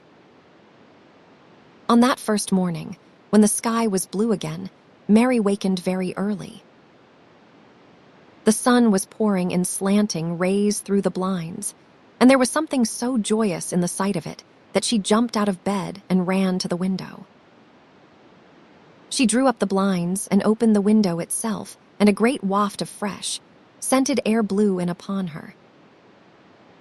The moor was blue, and the whole world looked as if something magic had happened to it. There were tender little fluting sounds here and there and everywhere, as if scores of birds were beginning to tune up for a concert. Mary put her hand out of the window and held it in the sun. "It is warm, warm," she said. "It will make the green points push up and up and up, and it will make the bulbs and roots work and struggle with all their might under the earth." She kneeled down and leaned out of the window as far as she could, breathing big breaths and sniffing the air until she laughed because she remembered what Dickon's mother had said about the end of his nose quivering like a rabbit's. "It must be very early," she said. "The little clouds are all pink, and I have never seen the sky look like this. No one is up. I do not even hear the stable boys." A sudden thought made her scramble to her feet. "I cannot wait. I am going to see the garden." She had learned to dress herself by this time, and she put on her clothes in 5 minutes. She knew a small side door which she could unbolt herself, and she flew downstairs in her stocking feet and put on her shoes in the hall. She unchained and unbolted and unlocked, and when the door was open, she sprang across the step with one bound. And there she was standing on the grass, which seemed to have turned green, and with the sun pouring down on her and warm, sweet wafts about her and the fluting and twittering and singing coming from every bush and tree. She clasped her hands for pure joy and looked up in the sky, and it was so blue and pink and pearly and white, and flooded with springtime light that she felt as if she must flute and sing aloud herself, and knew that thrushes and robins and skylarks could not possibly help it. She ran around the shrubs and paths towards the secret garden. "It is all different already," she said. "The grass is greener, and things are sticking up everywhere, and things are uncurling, and green buds of leaves are showing. This afternoon I am sure Dickon will come." The long, warm rain had done strange things to the herbaceous beds which bordered the walk by the lower wall. There were things sprouting and pushing out from the roots of clumps of plants, and they were actually here, and their glimpses of royal purple and yellow unfurling among the stems of crocuses. 6 months before Mistress, Mary would not have seen how the world was waking up, but now she missed nothing. When she had reached the place where the door hid itself under the ivy, she was startled by a curious loud sound. It was the caw of a crow, and it came from the top of the wall, and when she looked up, there sat a big, glossy-plumaged blue-black bird, looking down at her very wisely indeed. She had never seen a crow so close before, and he made her a little nervous, but the next moment he spread his wings and flapped away across the garden. She hoped he was not going to stay inside, and she pushed the door open wondering if he would. When she got fairly into the garden, she saw that he probably did intend to stay because he had alighted on a dwarf apple tree, and under the apple tree was lying a little reddish animal with a bushy tail, and both of them were watching the stooping body and rust-red head of Dickon, who was kneeling on the grass working hard. Mary flew across the grass to him. "Oh, Dickon. Dickon," she cried out. "How could you get here so early? How could you?" "The sun has only just got up." He got up himself, laughing and glowing and tousled, his eyes like a bit of the sky. "Eh," he said. "I was up long before him. How could I have stayed abed? World's all fair begun again this mornin'. It has. And it is workin'. And hummin' and scratchin' and pippin' and nest buildin' and breathin'. Out sense, till you have got to be out on it, 'stead o' lyin' on your back. When sun did jump up, more went mad for joy, and I was in the midst of heather, and I run like mad myself, shoutin' and singin'. And I come straight here. I could not have stayed away. Why, garden was lyin' here waitin'. Mary put her hands on her chest, panting, as if she had been running herself. "Oh, Dickon. Dickon," she said. "I am so happy I can scarcely breathe." Seeing him talking to a stranger, the little bushy-tailed animal rose from its place under the tree and came to him, and the rook, cawing once, flew down from its branch and settled quietly on his shoulder. "This is little fox cub," he said, rubbing the little reddish animal's head. "It is named Captain. And this here is Soot." Sooty flew across. More with me and Captain he run same as if hounds had been after him. They both felt same as I did. Neither of the creatures looked as if he were the least afraid of Mary. When Dickon began to walk about, Soot stayed on his shoulder, and Captain trotted quietly close to his side. "See here," said Dickon. "See how these has pushed up, and these in. These. And look at these here." He threw himself upon his knees, and Mary went down beside him. They had come upon a whole clump of crocuses, burst into purple and orange and gold. Mary bent her face down and kissed them. "You never kiss a person in that way," she said when she lifted her head. "Flowers are so different." He looked puzzled but smiled. He said, "I have kissed mother many a time that way when I come in from, more after a day's roamin', and she stood there at door and sun, lookin' so glad and comfortable. They ran from one part of the garden to another and found so many wonders that they were obliged to remind themselves that they must whisper or speak low. He showed her swelling leaf buds on rose branches which had seemed dead. He showed her 10,000 new green points pushing through the mold. They put their eager young noses close to the earth and sniffed its warmed springtime breathing. They dug and pulled and laughed low with rapture until Mistress Mary's hair was as tumbled as Dickens, and her cheeks were almost as poppy red as his. There was every joy on earth in the secret garden that morning, and in the midst of them came a delight more delightful than all, because it was more wonderful.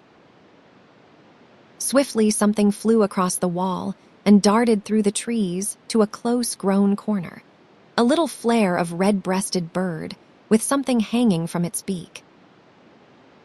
Dickens stood quite still and put his hand on Mary almost as if they had suddenly found themselves laughing in a church. "We munnot stir," he whispered in broad Yorkshire. "We munnot scarce breathe. I knowed he was mate huntin' when I seed him last. It is Ben Weatherstaff's robin. He is buildin' his nest. He will stay here if us do not flight him." They settled down softly upon the grass and sat there without moving. "Us must not seem as if us was watchin' him too close," said Dickon. "He would be out with us for good if he got notion us was interferin'. Now, he will be a good bit different till all this is over.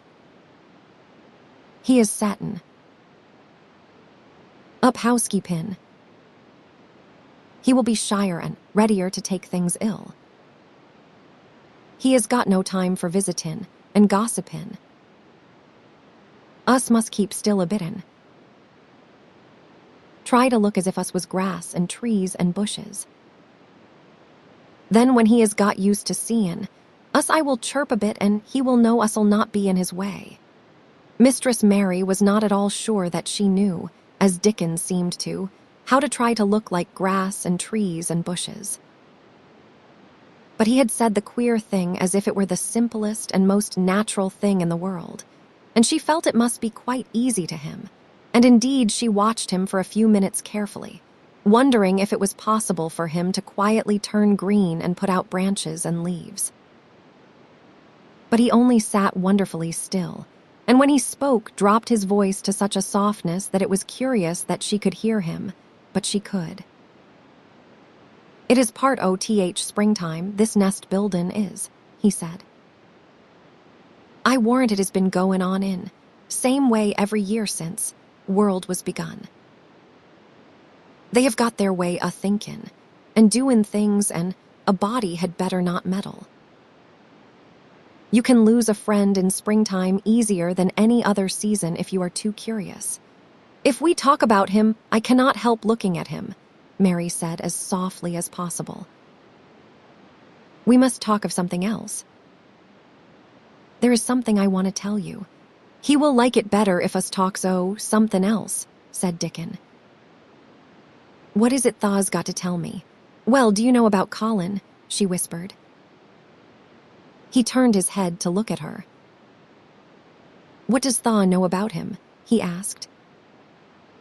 "I have seen him. I have been to talk to him every day this week. He wants me to come. He says I am making him forget about being ill and dying," answered Mary. Dickon looked actually relieved as soon as the surprise died away from his round face. "I am glad o' that," he exclaimed. "I am right down glad. It makes me easier. I knowed I must say nothin' about him, and I do not like havin' to hide things. Do not you like hiding the garden?" said Mary. "I will never tell about it," he answered. "But I says to Mother, 'Mother,' I says, 'I got a secret to keep.' It is not a bad Thaw. knows that. It is no worse than hidden, where a bird's nest is. Thaw. Does not mind it, does Thaw? Mary always wanted to hear about Mother. What did she say? She asked, not at all afraid to hear. Dickon grinned sweet-temperedly. It was just like her, what she said, he answered.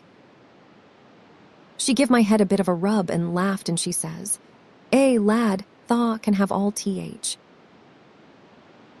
Secrets Thaw likes. I have knowed thee 12 year.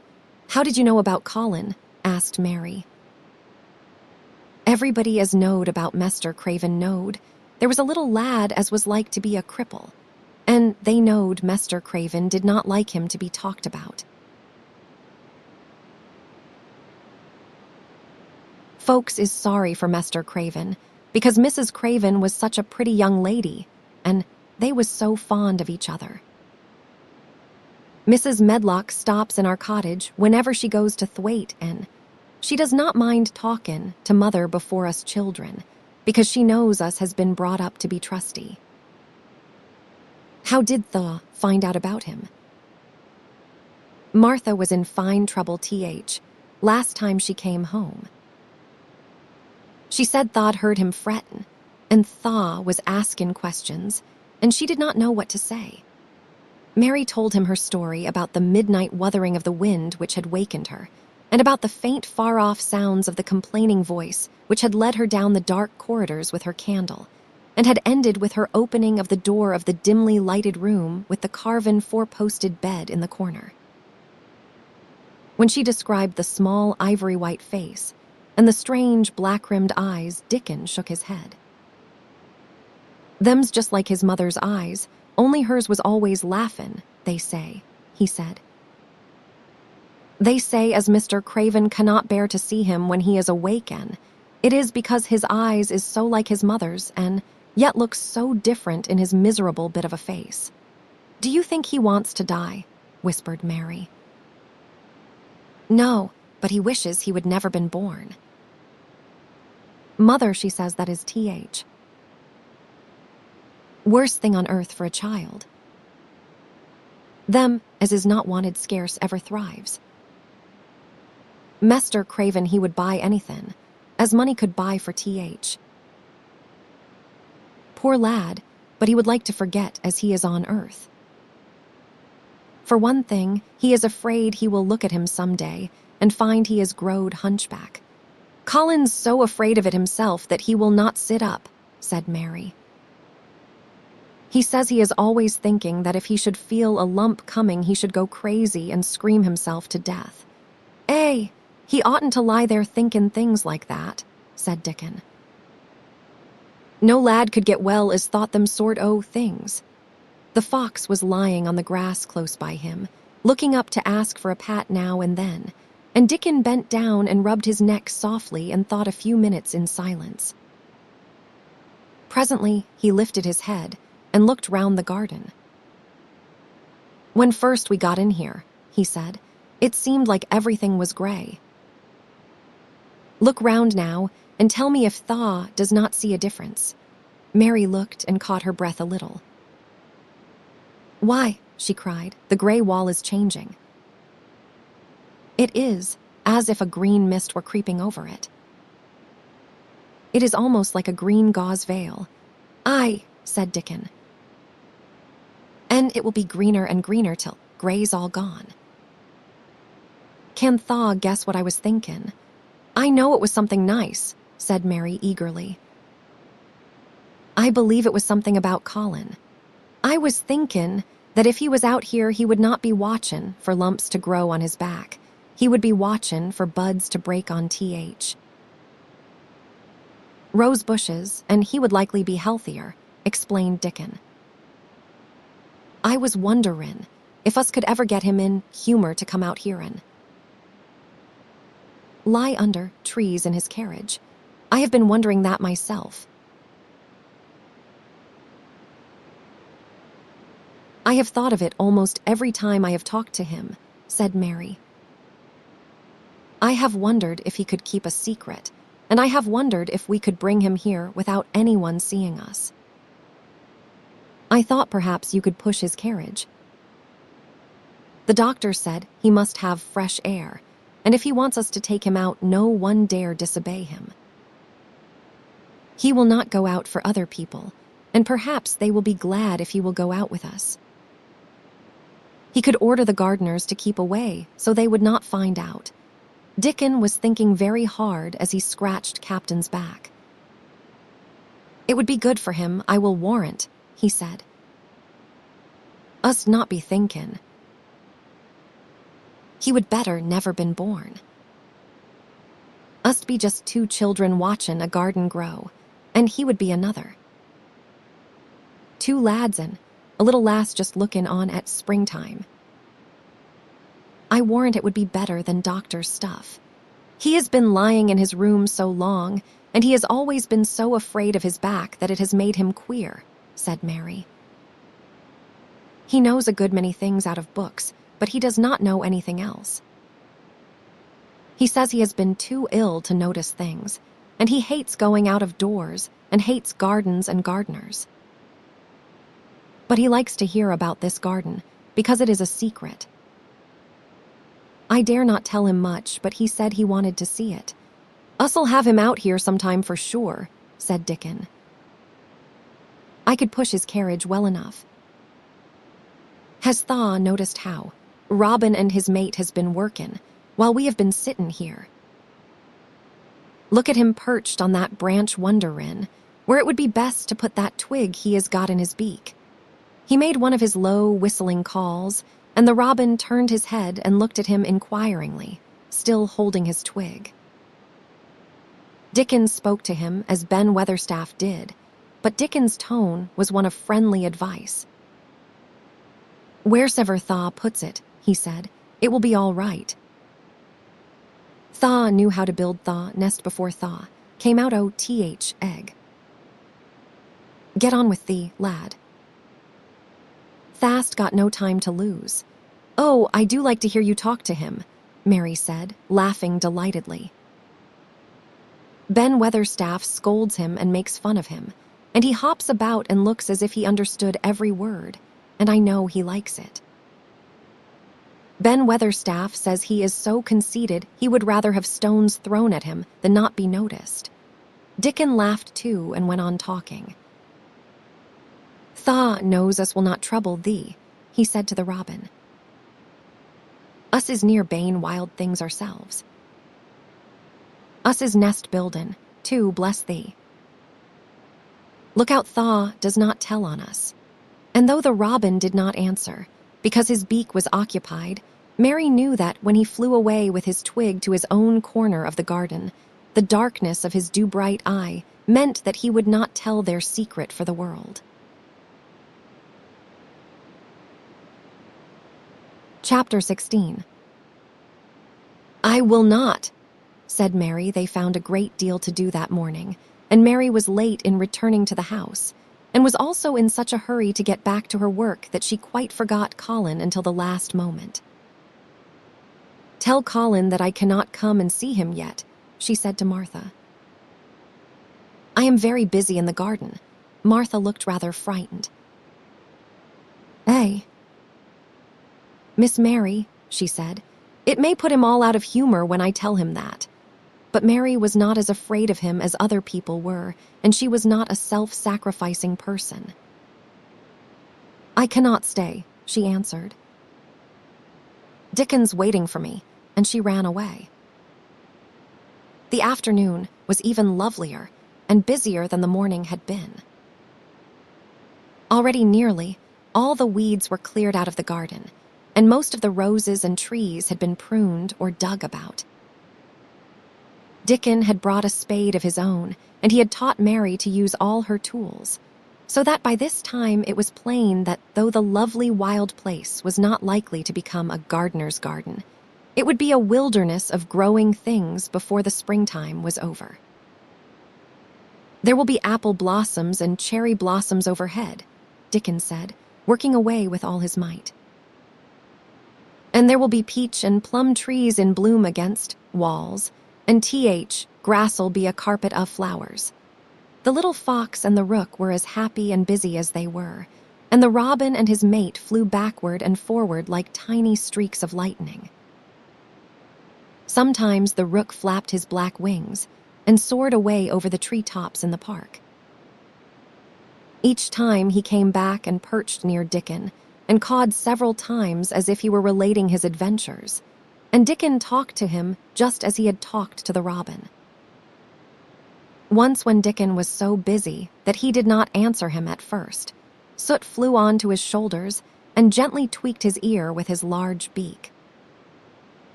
When Mary wanted to rest a little, Dickon sat down with her under a tree, and once he took his pipe out of his pocket and played the soft, strange little notes, and 2 squirrels appeared on the wall and looked and listened. "Thaw's a good bit stronger than Thaw was," Dickon said, looking at her as she was digging. "Thaw's beginning to look different for sure." Mary was glowing with exercise and good spirits. "I am getting fatter and fatter every day," she said quite exultantly. "Mrs. Medlock will have to get me some bigger dresses. Martha says my hair is growing thicker. It is not so flat and stringy." The sun was beginning to set and sending deep gold-colored rays slanting under the trees when they parted. "It will be fine tomorrow," said Dickon. "I will be at work by sunrise." "So will I," said Mary. She ran back to the house as quickly as her feet would carry her. She wanted to tell Colin about Dickon's fox cub and the rook, and about what the springtime had been doing. She felt sure he would like to hear. So it was not very pleasant when she opened the door of her room to see Martha standing waiting for her with a doleful face. "What is the matter?" she asked. "What did Colin say when you told him I could not come?" Said Martha. "I wish Thaw'd gone. He was nigh going into 1-0. His tantrums. There has been a nice to-do all afternoon to keep him quiet. He would watch the clock all time." Mary's lips pinched themselves together. She was no more used to considering other people than Colin was, and she saw no reason why an ill-tempered boy should interfere with the thing she liked best. She knew nothing about the pitifulness of people who had been ill and nervous, and who did not know that they could control their tempers and need not make other people ill and nervous, too. When she had had a headache in India, she had done her best to see that everybody else also had a headache or something quite as bad. And she felt she was quite right, but of course now she felt that Colin was quite wrong. He was not on his sofa when she went into his room. He was lying flat on his back in bed, and he did not turn his head toward her as she came in. This was a bad beginning, and Mary marched up to him with her stiff manner. "Why did not you get up?" she said. "I did get up this morning when I thought you were coming," he answered, without looking at her. "I made them put me back in bed this afternoon. My back ached and my head ached and I was tired." "Why did not you come?" "I was working in the garden with Dickon," said Mary. Colin frowned and condescended to look at her. "I will not let that boy come here if you go and stay with him instead of coming to talk to me," he said. Mary flew into a fine passion. She could fly into a passion without making a noise. She just grew sour and obstinate and did not care what happened. "If you send Dickon away, I will never come into this room again," she retorted. "You will have to if I want you," said Colin. "I will not," said Mary. "I will make you," said Colin. "They shall drag you in." "Shall they, Mr. Raja?" said Mary fiercely. "They may drag me in, but they cannot make me talk when they get me here. I will sit and clench my teeth and never tell you one thing. I will not even look at you. I will stare at the floor. They were a nice, agreeable pair as they glared at each other. If they had been two little street boys, they would have sprung at each other and had a rough-and-tumble fight. As it was, they did the next thing to it. "You are a selfish thing," cried Colin. "What are you?" said Mary. "Selfish people always say that. Anyone is selfish who does not do what they want. You are more selfish than I am. You are the most selfish boy I ever saw." "I am not," snapped Colin. "I am not as selfish as your fine Dickon is. He keeps you playing in the dirt when he knows I am all by myself." "He is selfish, if you like." Mary's eyes flashed fire. "He is nicer than any other boy that ever lived," she said. He is like an angel." It might sound rather silly to say that, but she did not care. "A nice angel," Colin sneered ferociously. "He is a common cottage boy off the moor." "He is better than a common Raja," retorted Mary. "He is 1,000 times better," because she was the stronger of the two. She was beginning to get the better of him. The truth was that he had never had a fight with anyone like himself in his life, and upon the whole, it was rather good for him, though neither he nor Mary knew anything about that.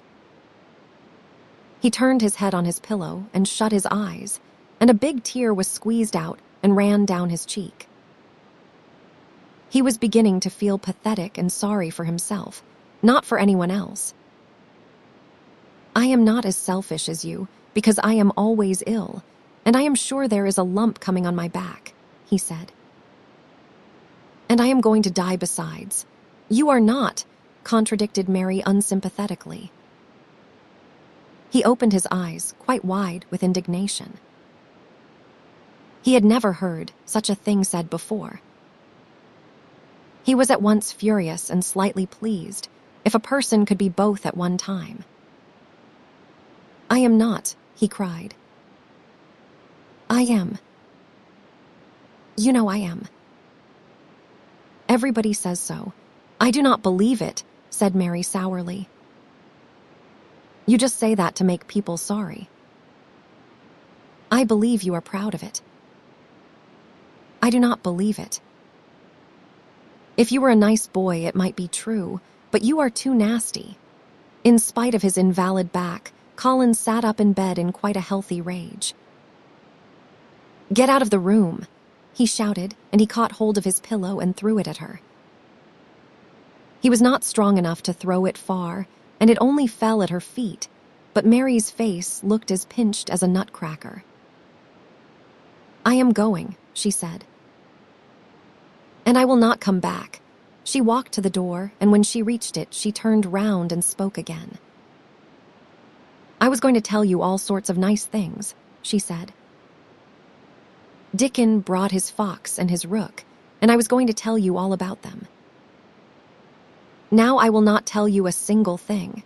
She marched out of the door and closed it behind her, and there, to her great astonishment, she found the trained nurse standing as if she had been listening, and more amazing still, she was laughing. She was a big, handsome young woman who ought not to have been a trained nurse at all, as she could not bear invalids, and she was always making excuses to leave Colin to Martha or anyone else who would take her place.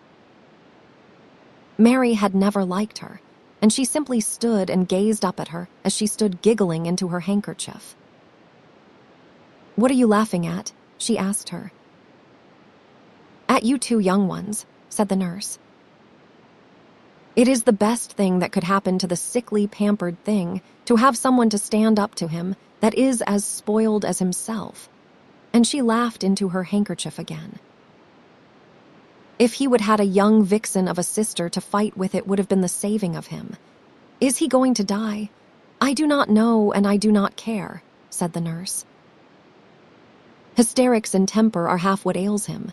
What are hysterics? Asked Mary. You will find out if you work him into a tantrum after this. But at any rate, you have given him something to have hysterics about, and I am glad of it. Mary went back to her room, not feeling at all as she had felt when she had come in from the garden. She was cross and disappointed, but not at all sorry for Colin. She had looked forward to telling him a great many things, and she had meant to try to make up her mind whether it would be safe to trust him with the great secret. She had been beginning to think it would be, but now she had changed her mind entirely. She would never tell him, and he could stay in his room and never get any fresh air and die if he liked. It would serve him right. She felt so sour and unrelenting that for a few minutes she almost forgot about Dickon and the green veil creeping over the world and the soft wind blowing down from the moor. Martha was waiting for her, and the trouble in her face had been temporarily replaced by interest and curiosity. There was a wooden box on the table, and its cover had been removed and revealed that it was full of neat packages. Mr. Craven sent it to you, said Martha. It looks as if it had picture books in it. Mary remembered what he had asked her the day she had gone to his room. Do you want anything? Dolls, toys, books? She opened the package wondering if he had sent a doll, and also wondering what she should do with it if he had. But he had not sent one. There were several beautiful books such as Colin had, and 2 of them were about gardens and were full of pictures. There were 2 or 3 games, and there was a beautiful little writing case with a gold monogram on it and a gold pen and inkstand. Everything was so nice that her pleasure began to crowd her anger out of her mind. She had not expected him to remember her at all, and her hard little heart grew quite warm. I can write better than I can print, she said, and the first thing I shall write with that pen will be a letter to tell him I am much obliged. If she had been friends with Colin, she would have run to show him her presents at once, and they would have looked at the pictures and read some of the gardening books and perhaps tried playing the games, and he would have enjoyed himself so much he would never once have thought he was going to die or have put his hand on his spine to see if there was a lump coming. He had a way of doing that which she could not bear. It gave her an uncomfortable, frightened feeling, because he always looked so frightened himself. He said that if he felt even quite a little lump someday, he should know his hunch had begun to grow. Something he had heard Mrs. Medlock whispering to the nurse had given him the idea, and he had thought over it in secret until it was quite firmly fixed in his mind. Mrs. Medlock had said his father's back had begun to show its crookedness in that way when he was a child. He had never told anyone but Mary that most of his tantrums, as they called them, grew out of his hysterical hidden fear. Mary had been sorry for him when he had told her. He always began to think about it when he was cross or tired.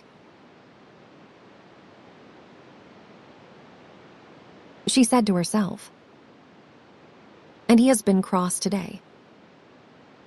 Perhaps he has been thinking about it all afternoon. She stood still, looking down at the carpet and thinking. I said I would never go back again. She hesitated, knitting her brows. But perhaps, just perhaps, I will go and see if he wants me in the morning. Perhaps he will try to throw his pillow at me again, but I think I will go. Chapter 17.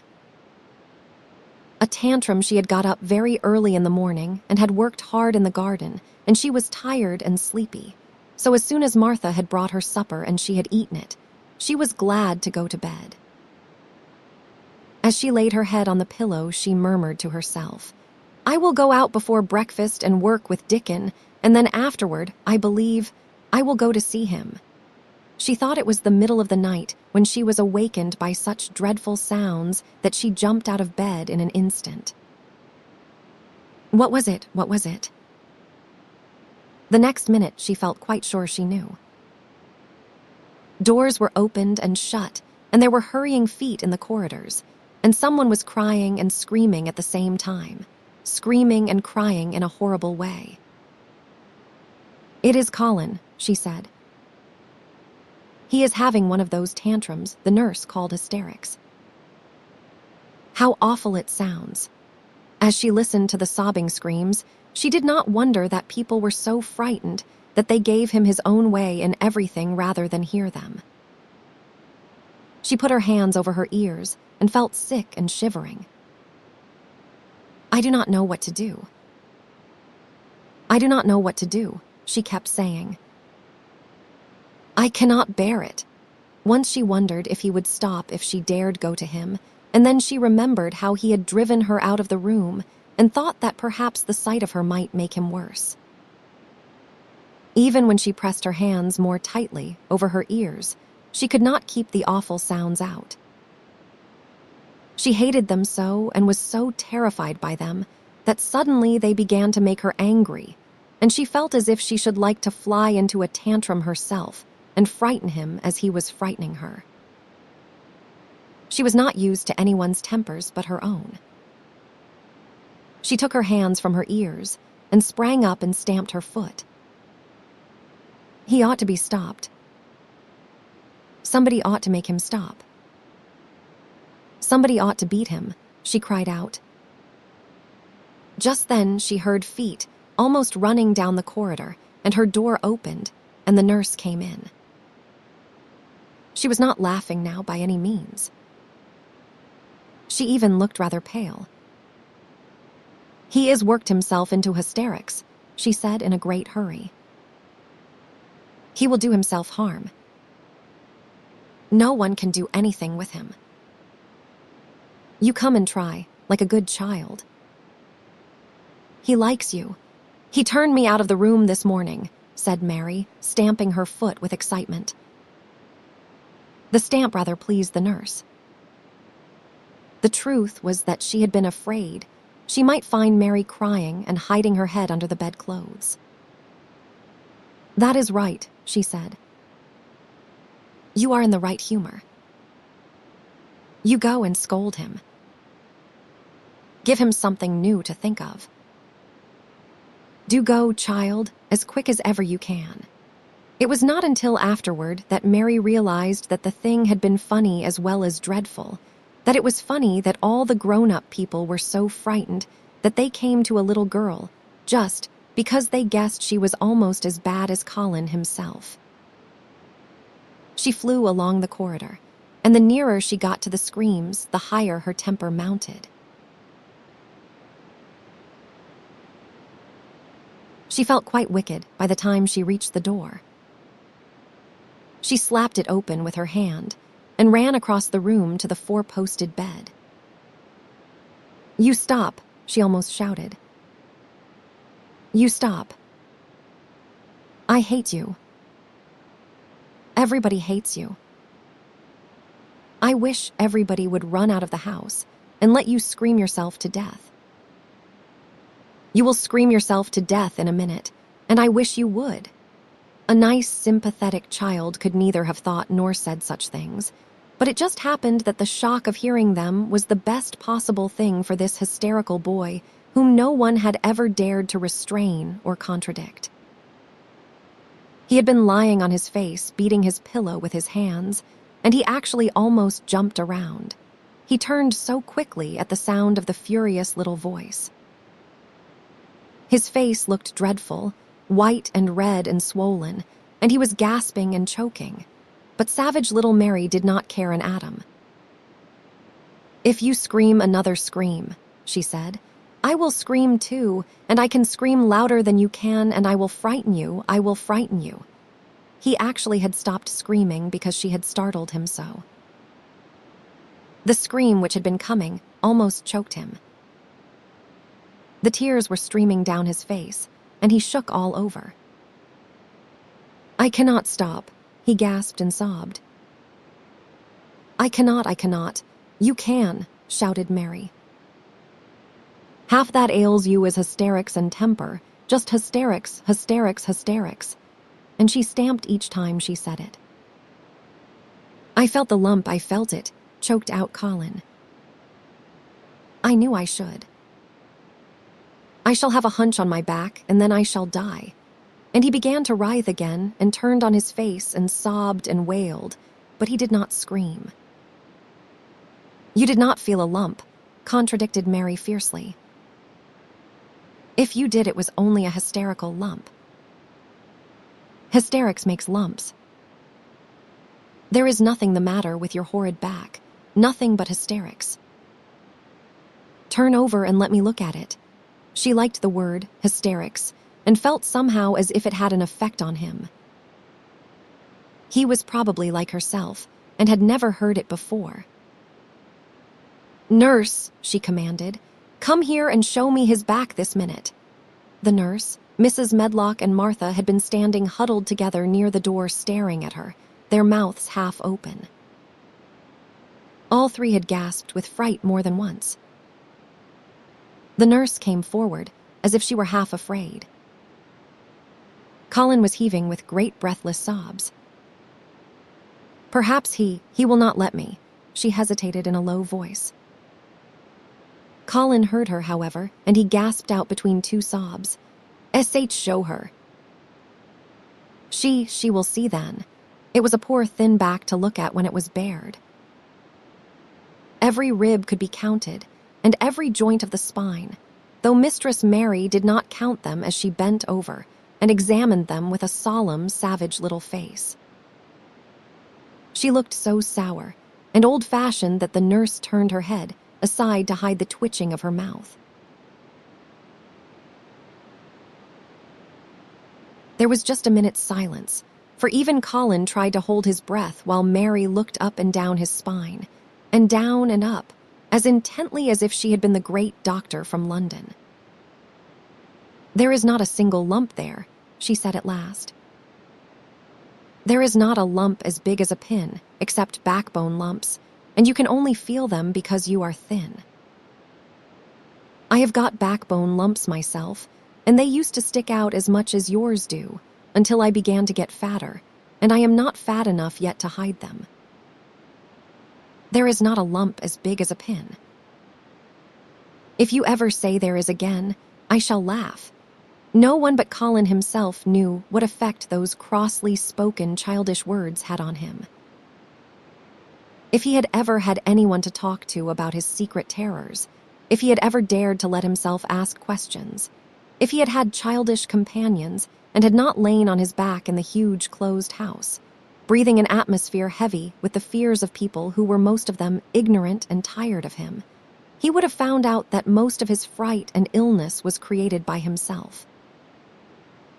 But he had lain and thought of himself, and his aches and weariness for hours and days, and months and years. And now that an angry, unsympathetic little girl insisted obstinately that he was not as ill as he thought he actually felt, as if she might be speaking the truth. I did not know, ventured the nurse, that he thought he had a lump on his spine. His back is weak, because he will not try to sit up. I could have told him there was no lump there. Colin gulped and turned his face a little to look at her. See, could you? He said pathetically. Yes, sir. There, said Mary, and she gulped too. Colin turned on his face again, and but for his long-drawn, broken breaths, which were the dying down of his storm of sobbing, he lay still for a minute, though great tears streamed down his face and wet the pillow. Actually, the tears meant that a curious great relief had come to him. Presently he turned and looked at the nurse again, and strangely enough, he was not like a Rajah at all as he spoke to her. Do you think I could live to grow up? He said. The nurse was neither clever nor soft-hearted, but she could repeat some of the London doctor's words. You probably will if you will do what you are told to do and not give way to your temper, and stay out a great deal in the fresh air." Colin's tantrum had passed, and he was weak and worn out with crying, and this perhaps made him feel gentle. He put out his hand a little toward Mary, and I am glad to say that, her own tantrum having passed, she was softened too and met him halfway with her hand, so that it was a sort of making up. I will go out with you, Mary," he said. "I shall not hate fresh air if we can find." He remembered just in time to stop himself from saying, "if we can find the secret garden," and he ended, "I shall like to go out with you if Dickon will come and push my chair." I do so want to see Dickon, and the fox and the crow. The nurse remade the tumbled bed and shook and straightened the pillows. Then she made Colin a cup of beef tea and gave a cup to Mary, who really was very glad to get it after her excitement. Mrs. Medlock and Martha gladly slipped away, and after everything was neat and calm, and in order, the nurse looked as if she would very gladly slip away also. She was a healthy young woman who resented being robbed of her sleep, and she yawned quite openly as she looked at Mary, who had pushed her big footstool close to the four-posted bed and was holding Colin's hand. "You must go back and get your sleep out," she said. "He will drop off after a while, if he is not too upset. Then I will lie down myself in the next room. Would you like me to sing you that song I learned from my ayah?" Mary whispered to Colin. His hand pulled hers gently, and he turned his tired eyes on her appealingly. "Oh, yes," he answered. "It is such a soft song." "I shall go to sleep in a minute." "I will put him to sleep," Mary said to the yawning nurse. "You can go if you like." "Well," said the nurse with an attempt at reluctance, "if he does not go to sleep in half an hour, you must call me." "Very well," answered Mary. The nurse was out of the room in a minute, and as soon as she was gone, Colin pulled Mary's hand again. "I almost told," he said, "but I stopped myself in time. I will not talk, and I will go to sleep, but you said you had a whole lot of nice things to tell me." "Have you? Do you think you have found out anything at all about the way into the secret garden?" Mary looked at his poor little tired face and swollen eyes, and her heart relented. "Yes," she answered, "I think I have. And if you will go to sleep, I will tell you tomorrow." His hand quite trembled. "Oh, Mary," he said. "Oh, Mary. If I could get into it, I think I should live to grow up. Do you suppose that instead of singing the ayah song, you could just tell me softly, as you did that first day, what you imagine it looks like inside? I am sure it will make me go to sleep." "Yes," answered Mary. "Shut your eyes." He closed his eyes and lay quite still, and she held his hand and began to speak very slowly and in a very low voice. "I think it has been left alone so long that it has grown all into a lovely tangle. I think the roses have climbed and climbed and climbed until they hang from the branches and walls and creep over the ground, almost like a strange gray mist. Some of them have died, but many are alive, and when the summer comes, there will be curtains and fountains of roses. I think the ground is full of daffodils and snowdrops and lilies and iris working their way out of the dark. Now the spring has begun, perhaps. The soft drone of her voice was making him stiller and stiller, and she saw it and went on. Perhaps they are coming up through the grass. Perhaps there are clusters of purple crocuses and gold ones, even now. Perhaps the leaves are beginning to break out and uncurl, and perhaps the gray is changing and a green gauze veil is creeping over everything. And the birds are coming to look at it, because it is so safe and still. And perhaps, very softly and slowly indeed, the robin has found a mate and is building a nest. And Colin was asleep. Chapter 18. THA. MUNNOT waste no time. Of course, Mary did not waken early the next morning.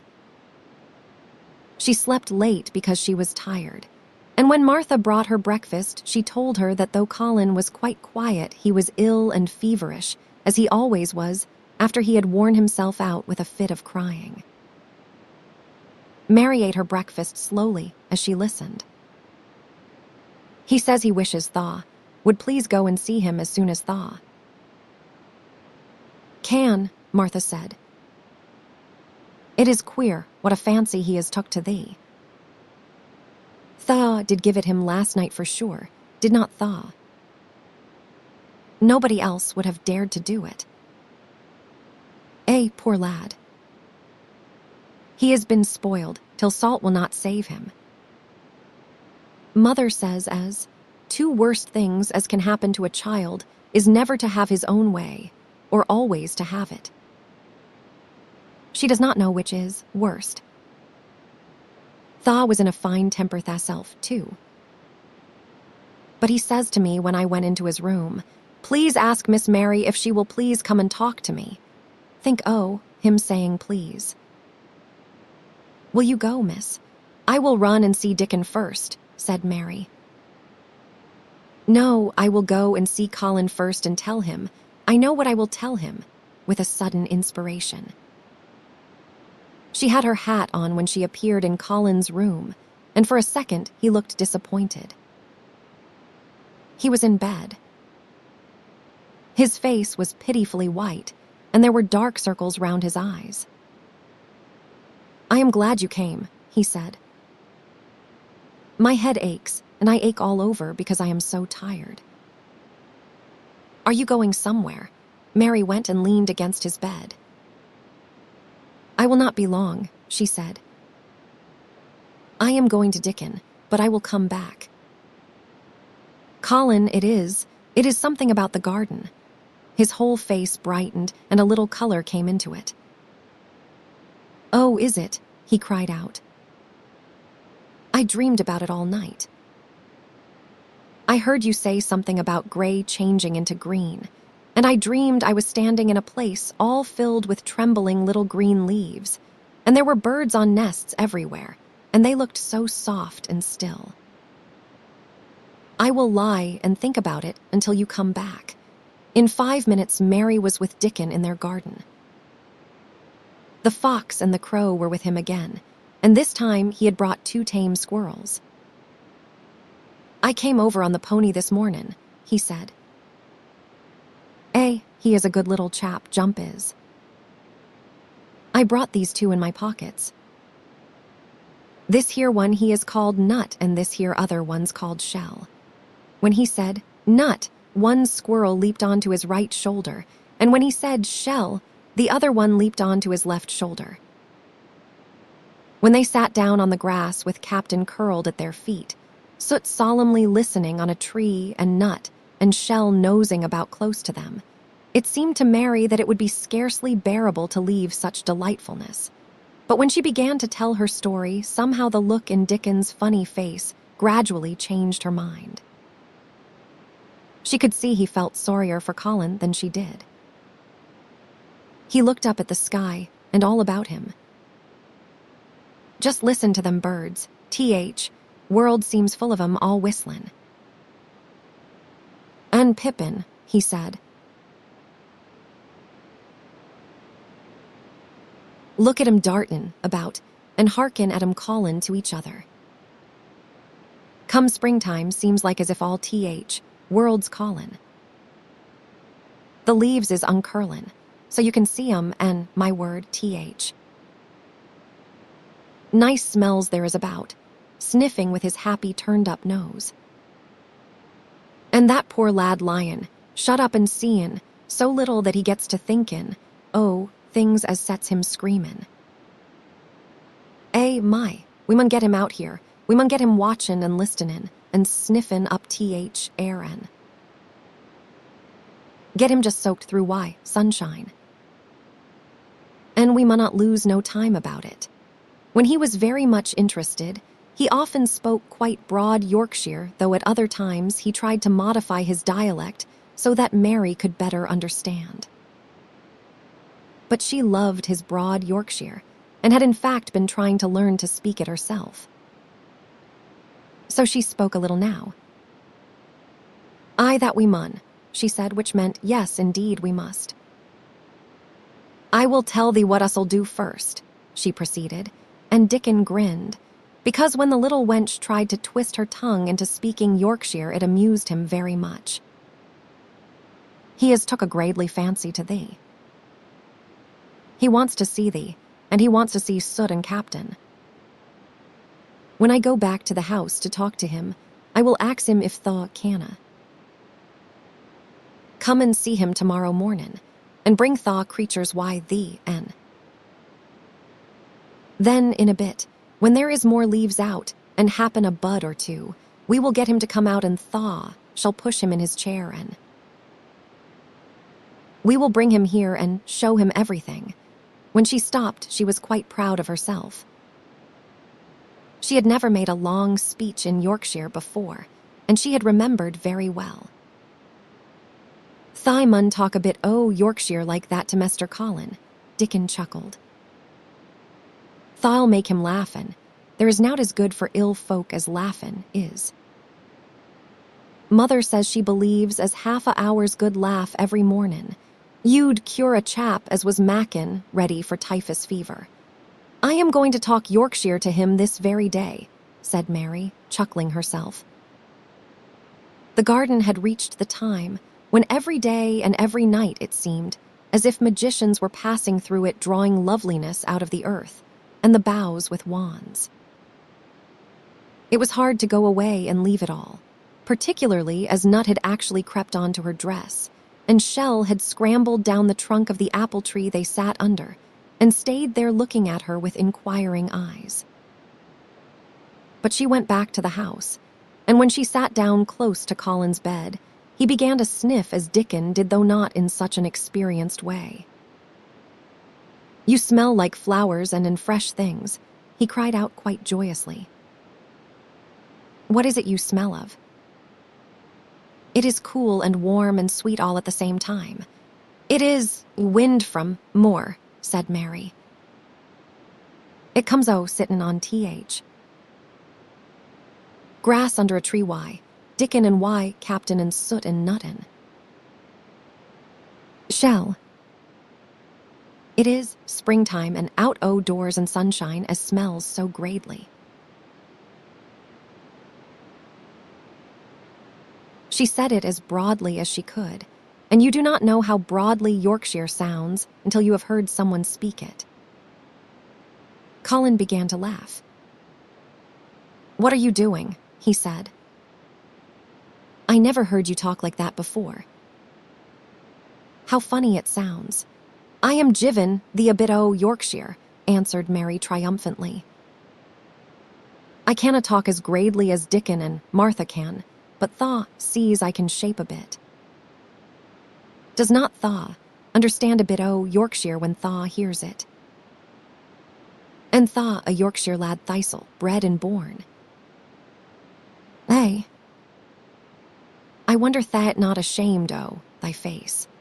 And then she began to laugh too, and they both laughed until they could not stop themselves, and they laughed until the room echoed, and Mrs. Medlock, opening the door to come in, drew back into the corridor and stood listening amazed.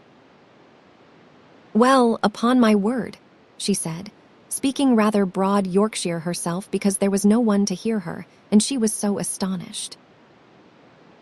"Whoever heard like? Whoever on earth would ha thought it? There was so much to talk about." It seemed as if Colin could never hear enough of Dickon and Captain and Soot and Nut and Shell, and the pony whose name was Jump. Mary had run round into the wood with Dickon to see Jump. He was a tiny little shaggy moor pony with thick locks hanging over his eyes, and with a pretty face and a nuzzling velvet nose. He was rather thin with living on more grass, but he was as tough and wiry as if the muscle in his little legs had been made of steel springs. He had lifted his head and whinnied softly the moment he saw Dickon, and he had trotted up to him and put his head across his shoulder, and then Dickon had talked into his ear, and Jump had talked back in odd little whinnies and puffs and snorts.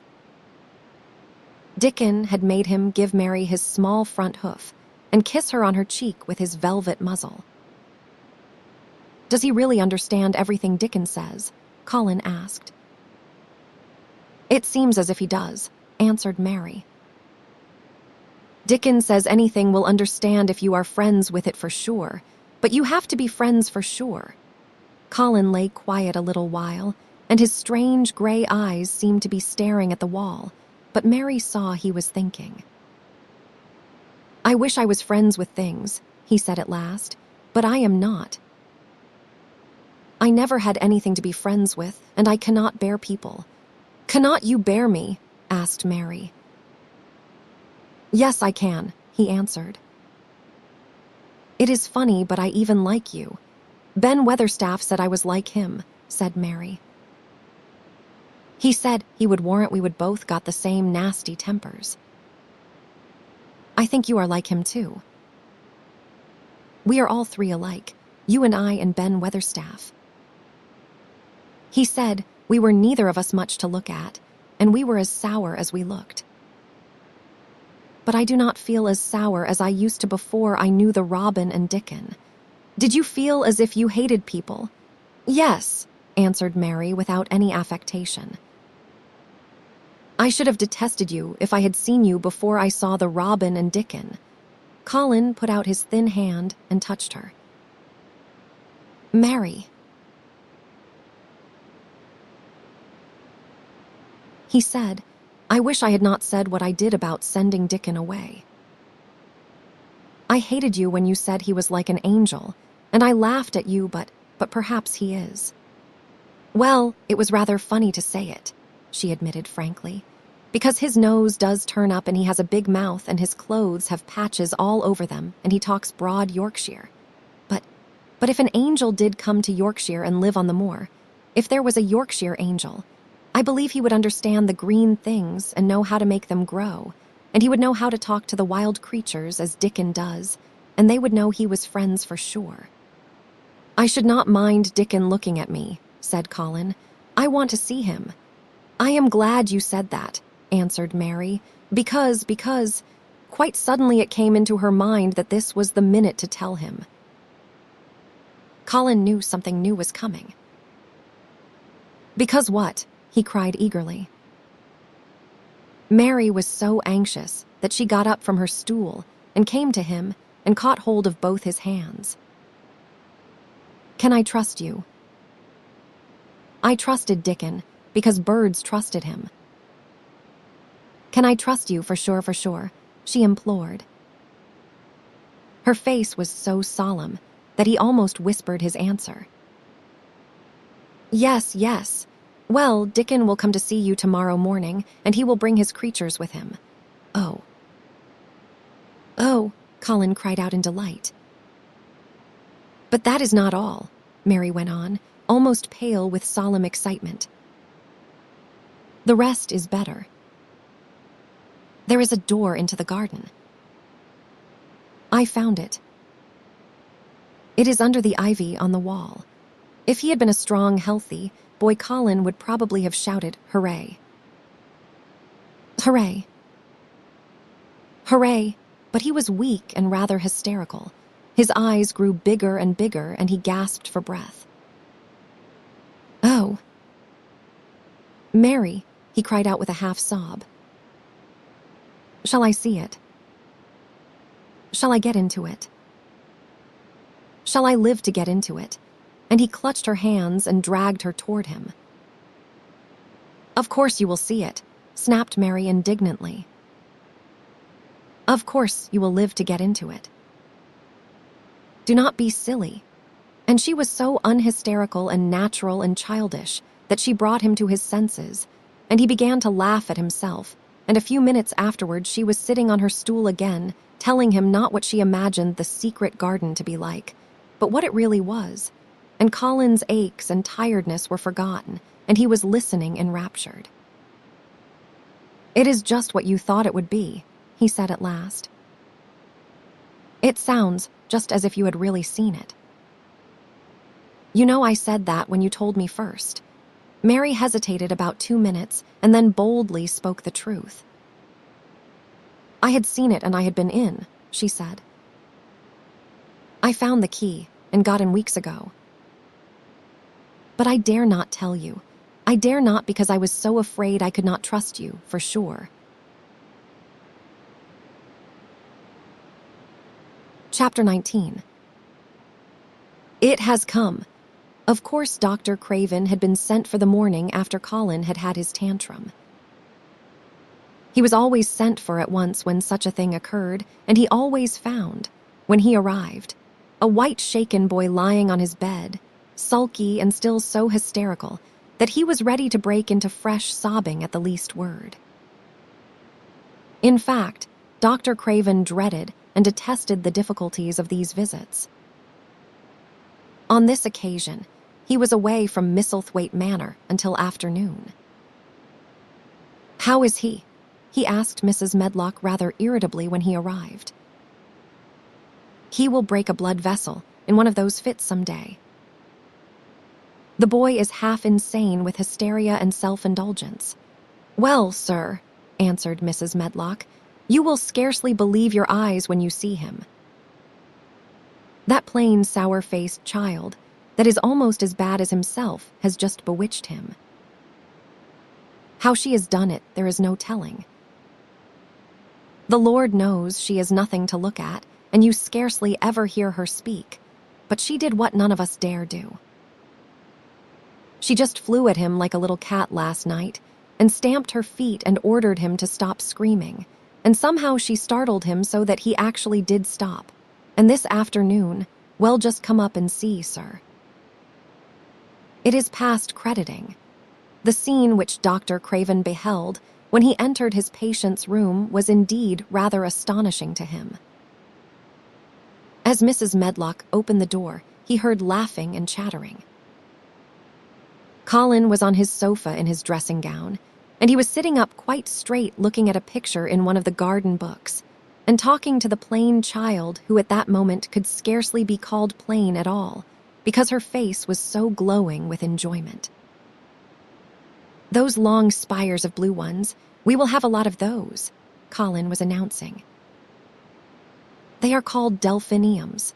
Dickens says they are larkspurs made big and grand," cried Mistress Mary. "There are clumps there already." Then they saw Dr. Craven and stopped. Mary became quite still, and Colin looked fretful. "I am sorry to hear you were ill last night, my boy," Dr. Craven said a trifle nervously. He was rather a nervous man. "I am better now, much better," Colin answered, rather like a Raja. "I am going out in my chair in a day or two, if it is fine. I want some fresh air." Dr. Craven sat down by him and felt his pulse and looked at him curiously. "It must be a very fine day," he said, "and you must be very careful not to tire yourself." "Fresh air will not tire me," said the young Raja. As there had been occasions when this same young gentleman had shrieked aloud with rage, and had insisted that fresh air would give him cold and kill him, it is not to be wondered at that his doctor felt somewhat startled. "I thought you did not like fresh air," he said. "I do not when I am by myself," replied the Raja, "but my cousin is going out with me. And the nurse, of course," suggested Dr. Craven. "No, I will not have the nurse." So magnificently that Mary could not help remembering how the young native prince had looked with his diamonds and emeralds and pearls, stuck all over him, and the great rubies on the small dark hand he had waved to command his servants to approach with salams and receive his orders. "My cousin knows how to take care of me." I am always better when she is with me. She made me better last night. A very strong boy I know will push my carriage. Dr. Craven felt rather alarmed. If this tiresome, hysterical boy should chance to get well, he himself would lose all chance of inheriting Misselthwaite. But he was not an unscrupulous man, though he was a weak one, and he did not intend to let him run into actual danger. He must be a strong boy and a steady boy, he said. And I must know something about him. Who is he? What is his name? It is Dickon, Mary spoke up suddenly. She felt somehow that everybody who knew the moor must know Dickon. And she was right, too. She saw that in a moment Dr. Craven's serious face relaxed into a relieved smile. Oh, Dickon, he said. If it is Dickon, you will be safe enough. He is as strong as a moor pony is Dickon, and he is trusty, said Mary. He is trustiest lad I, Yorkshire. She had been talking Yorkshire to Colin, and she forgot herself. Did Dickon teach you that? Asked Dr. Craven, laughing outright. I am learning it as if it was French, said Mary rather coldly. It is like a native dialect in India. Very clever people try to learn them. I like it, and so does Colin. Well, well, he said. If it amuses you, perhaps it will not do you any harm. Did you take your bromide last night, Colin? No, Colin answered. I would not take it at first, and after Mary made me quiet, she talked me to sleep, in a low voice, about the spring creeping into a garden. That sounds soothing, said Dr. Craven, more perplexed than ever and glancing sideways at Mistress Mary sitting on her stool and looking down silently at the carpet. You are evidently better, but you must remember. I do not want to remember, interrupted the Rajah, appearing again. When I lie by myself and remember, I begin to have pains everywhere, and I think of things that make me begin to scream, because I hate them so. If there was a doctor anywhere who could make you forget you were ill instead of remembering it, I would have him brought here. And he waved a thin hand, which ought really to have been covered with royal signet rings made of rubies. It is because my cousin makes me forget that she makes me better. Dr. Craven had never made such a short stay after a tantrum. Usually he was obliged to remain a very long time and do a great many things. This afternoon, he did not give any medicine or leave any new orders, and he was spared any disagreeable scenes.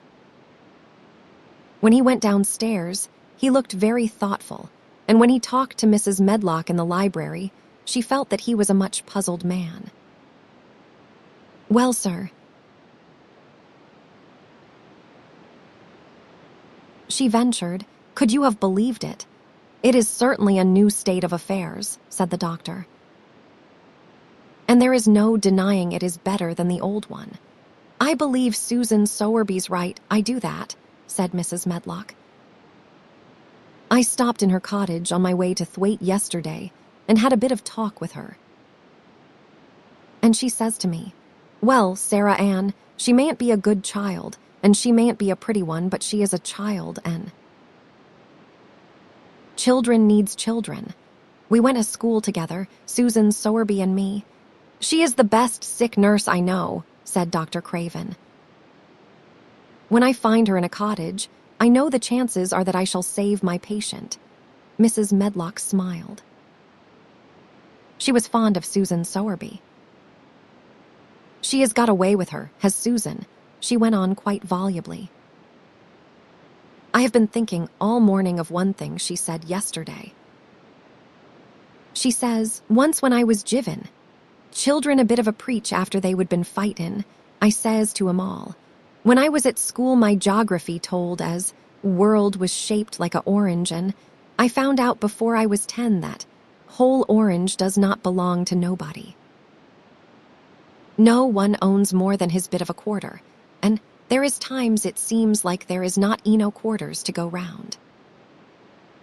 But do not you, none owe you, think as you own th. Whole orange, or you will find out you are mistaken, and you will not find it out without hard knocks. What children learns from children, she says, is that there is no sense in grabbin' at th, whole orange, peel and all. If you do, you will likely not get even, pips, and them's too bitter to eat. She is a shrewd woman, said Dr. Craven, putting on his coat. Well, she has got a way of saying things, ended Mrs. Medlock, much pleased. Sometimes I have said to her, Susan, if you was a different woman and did not talk such broad Yorkshire, I have seen the times when I should have said you was clever. That night, Colin slept without once awakening, and when he opened his eyes in the morning, he lay still and smiled without knowing it, smiled because he felt so curiously comfortable. It was actually nice to be awake, and he turned over and stretched his limbs luxuriously. He felt as if tight strings which had held him had loosened themselves and let him go. He did not know that Dr. Craven would have said that his nerves had relaxed and rested themselves. Instead of lying and staring at the wall and wishing he had not awakened, his mind was full of the plans he and Mary had made yesterday, of pictures of the garden, and of Dickon and his wild creatures. It was so nice to have things to think about. And he had not been awake more than 10 minutes when he heard feet running along the corridor, and Mary was at the door. The next minute she was in the room and had run across to his bed, bringing with her a waft of fresh air full of the scent of the morning. You have been out. You have been out. There is that nice smell of leaves, he cried. She had been running, and her hair was loose and blown, and she was bright with the air and pink-cheeked, though he could not see it. It is so beautiful, she said, a little breathless with her speed. You never saw anything so beautiful. It has come. I thought it had come that other morning, but it was only coming. It is here now. It has come the spring. Dickon says so. Has it? Cried Colin, and though he really knew nothing about it, he felt his heart beat. He actually sat up in bed. Open the window, he added, laughing half with joyful excitement and half at his own fancy. Perhaps we may hear golden trumpets.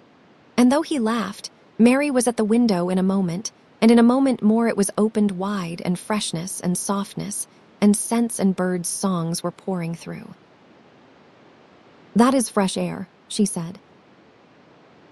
Lie on your back and draw in long breaths of it. That is what Dickon does when he is lying on the moor. He says he feels it in his veins, and it makes him strong, and he feels as if he could live forever and ever. Breathe it and breathe it.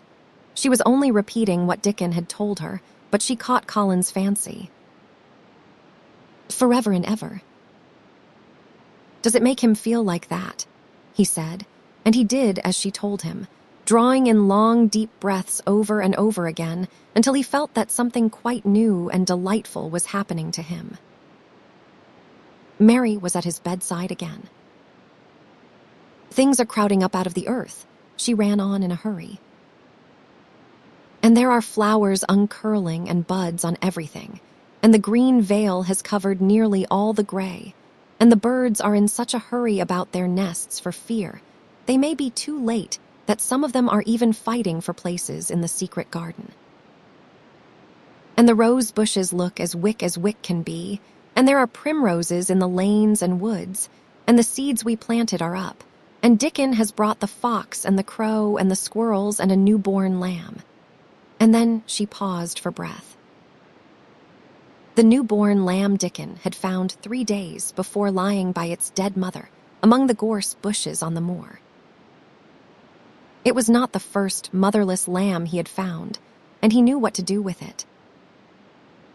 He had taken it to the cottage wrapped in his jacket, and he had let it lie near the fire and had fed it with warm milk. It was a soft thing with a darling, silly baby face and legs rather long for its body. Dickon had carried it over the moor in his arms, and its feeding bottle was in his pocket with a squirrel. And when Mary had sat under a tree with its limp warmness huddled on her lap, she had felt as if she were too full of strange joy to speak. A lamb. A living lamb who lay on your lap like a baby.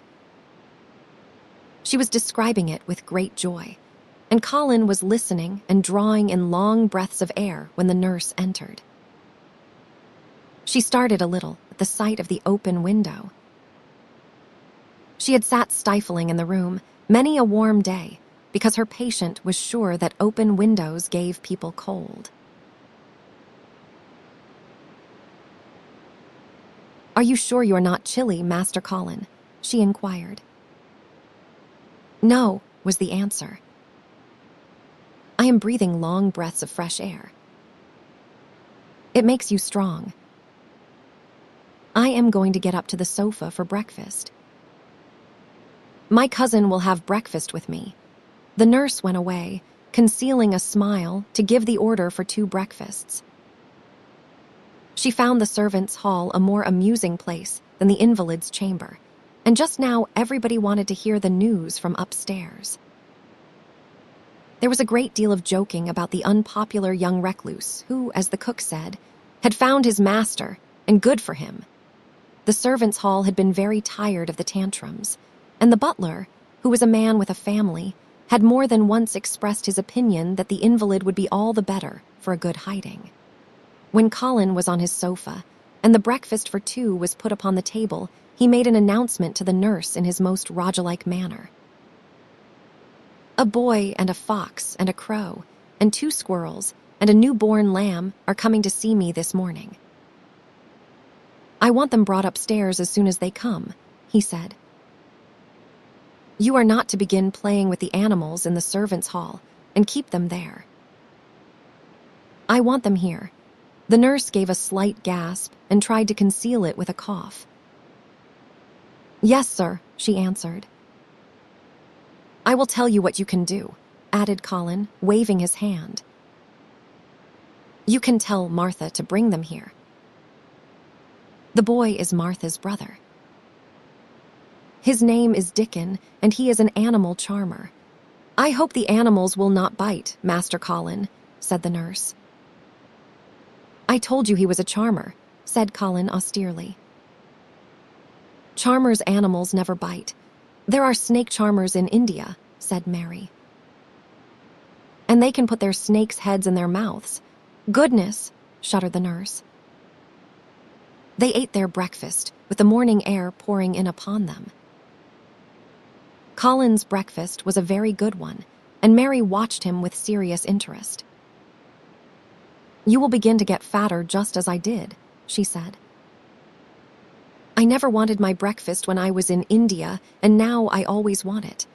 I wanted mine this morning," said Colin. Perhaps it was the fresh air. "When do you think Dickon will come? He was not long in coming."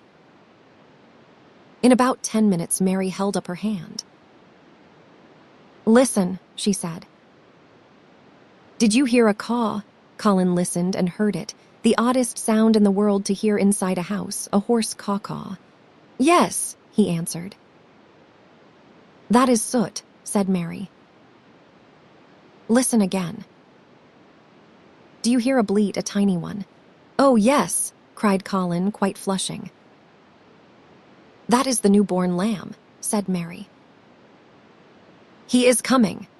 Dickon's moorland boots were thick and clumsy, and though he tried to walk quietly, they made a clumping sound as he walked through the long corridors. Mary and Colin heard him marching, until he passed through the tapestry door on to the soft carpet of Colin's own passage. "If you please, sir," announced Martha, opening the door. "If you please, sir, here is Dickon and his creatures." Dickon came in smiling his nicest wide smile. The newborn lamb was in his arms, and the little red fox trotted by his side. Nut sat on his left shoulder, and stood on his right and Shell's head, and paws peeped out of his coat pocket. Colin slowly sat up and stared, as he had stared when he first saw Mary. But this was a stare of wonder and delight. The truth was that in spite of all he had heard, he had not in the least understood what this boy would be like, and that his fox and his crow and his squirrels and his lamb were so near to him and his friendliness that they seemed almost to be part of himself. Colin had never talked to a boy in his life, and he was so overwhelmed by his own pleasure and curiosity that he did not even think of speaking. But Dickon did not feel the least shy or awkward. He had not felt embarrassed because the crow had not known his language and had only stared and had not spoken to him the first time they met. Creatures were always like that until they found out about you.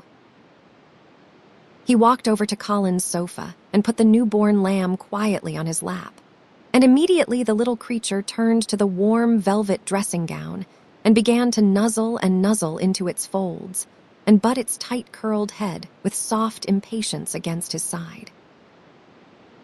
Of course, no boy could have helped speaking then. "What is it doing?" cried Colin. "What does it want? It wants its mother," said Dickon, smiling more and more. "I brought it to thee a bit hungry, because I knowed thou'd like to see it feed." He knelt down by the sofa and took a feeding bottle from his pocket. "Come on, little Un," he said, turning the small woolly white head with a gentle brown hand. "This is what tha's after. Tha'll get more out-o' this than tha will out-o' silk velvet coats. There now," and he pushed the rubber tip of the bottle into the nuzzling mouth, and the lamb began to suck it with ravenous ecstasy. After that, there was no wondering what to say. By the time the lamb fell asleep, questions poured forth, and Dickon answered them all. He told them how he had found the lamb, just as the sun was rising 3 mornings ago. He had been standing on the moor listening to a skylark and watching him swing higher and higher into the sky until he was only a speck in the heights of blue. I would almost lost him but for his song, and I was wonderin' how a chap could hear it when it seemed as if he would get out world in a minute, and just then I heard something else far off among gorse bushes. It was a weak bleatin', and I knowed it was a new lamb as was hungry, and I knowed it would not be hungry if it had not lost its mother somehow, so I set off searchin'. I did have a look for it. I went in and out among gorse bushes and round, and I always seemed to take wrong turnin'. But at last I seed a bit white by a rock on top more, and I climbed up and found little unhalf dead cold and clemmin'. While he talked, Soot flew solemnly in and out of the open window and cawed remarks about the scenery, while Nut and Shell made excursions into the big trees outside and ran up and down trunks and explored branches. Captain curled up near Dickon, who sat on the hearthrug from preference. They looked at the pictures in the gardening books, and Dickon knew all the flowers by their country names and knew exactly which ones were already growing in the secret garden. "I couldna say that their name," he said, pointing to one under which was written Aquilegia, "but us calls that a columbine, and that there one it is a snapdragon, and they both grow wild in hedges, but these is garden ones, and they are bigger and grander. There is some big clumps Columbine in garden. They will look like a bed blue and white butterflies flutter in when they are out. I am going to see them," cried Colin. "I am going to see them. Aye, that thaw mun," said Mary quite seriously. and tha ma not lose no time about it. Chapter 20. I shall live forever, and ever and ever.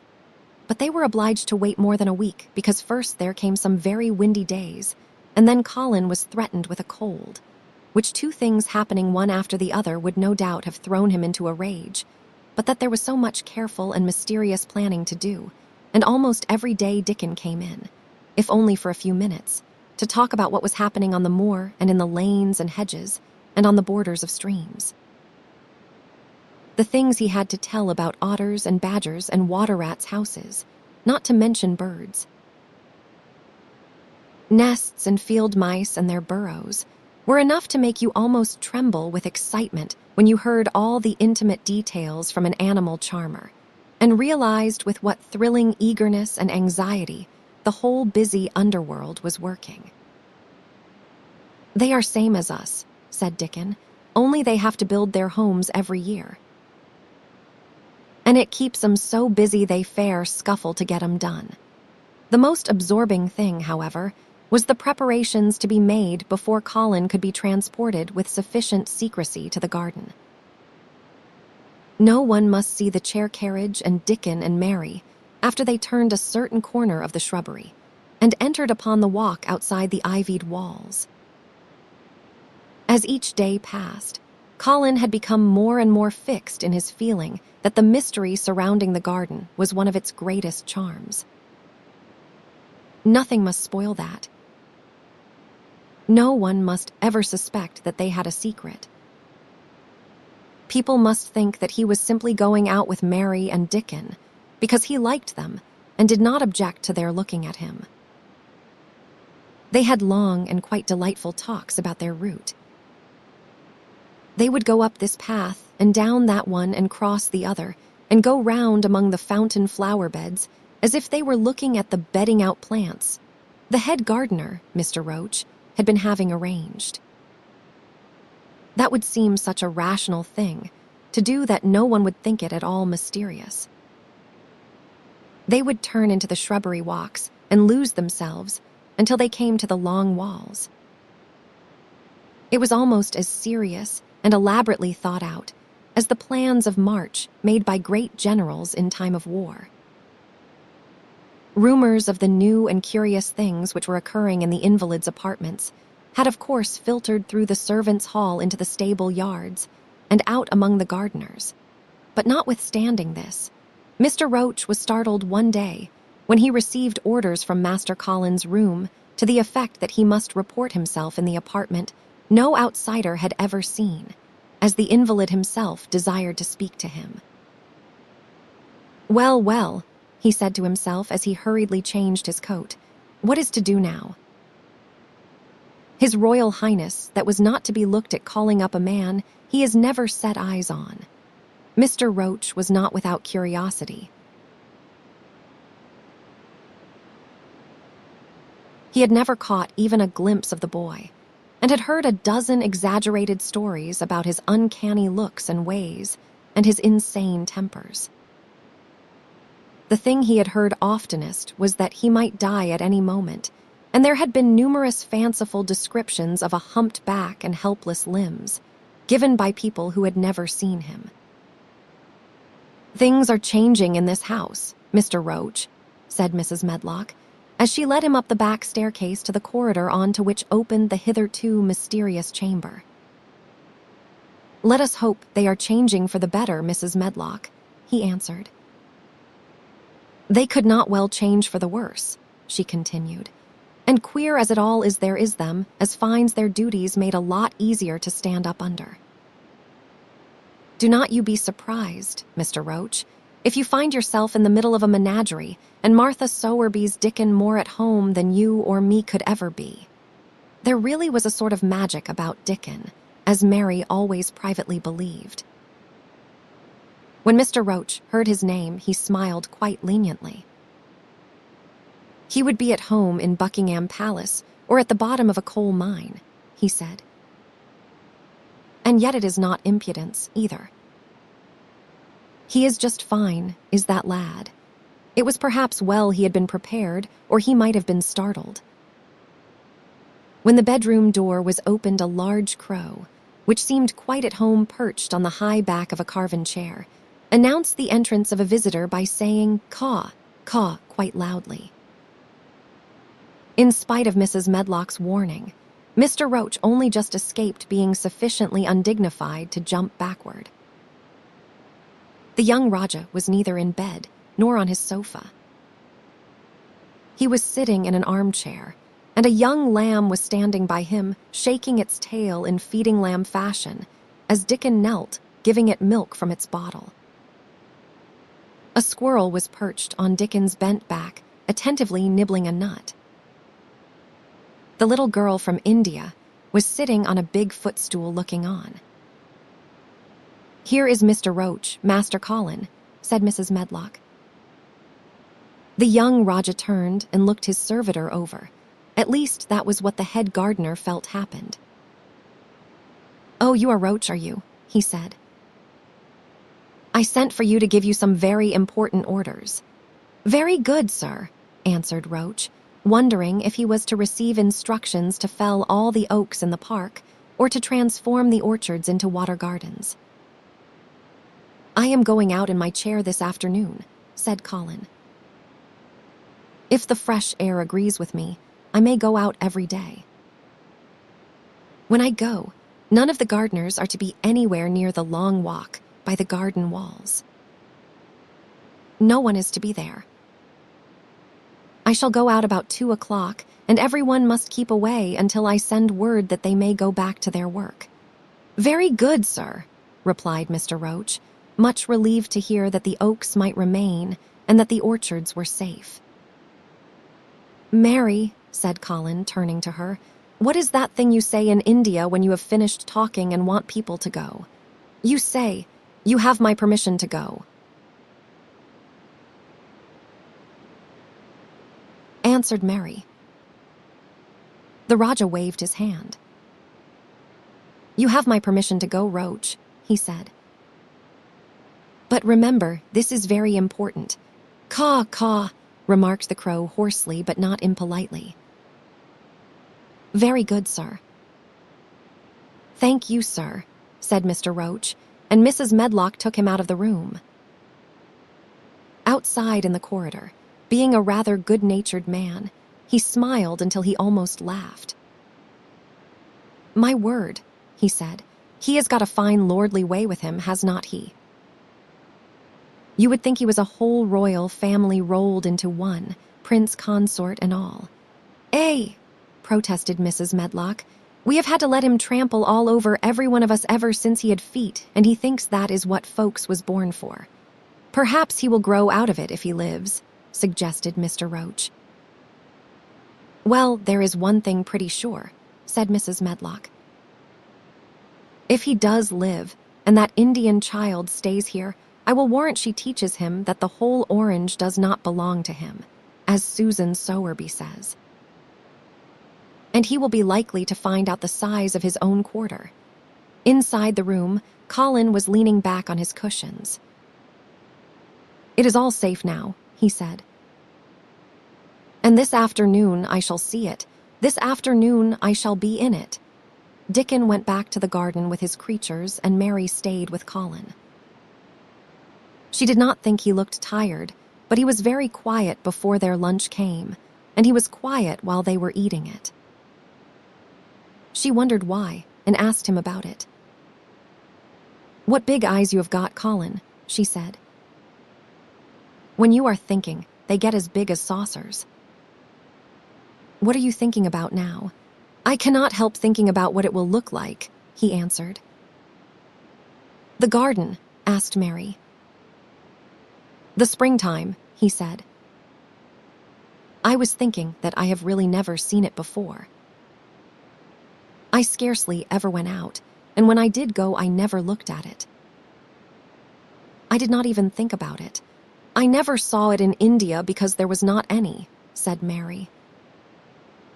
Shut in and morbid as his life had been, Colin had more imagination than she had, and at least he had spent a good deal of time looking at wonderful books and pictures.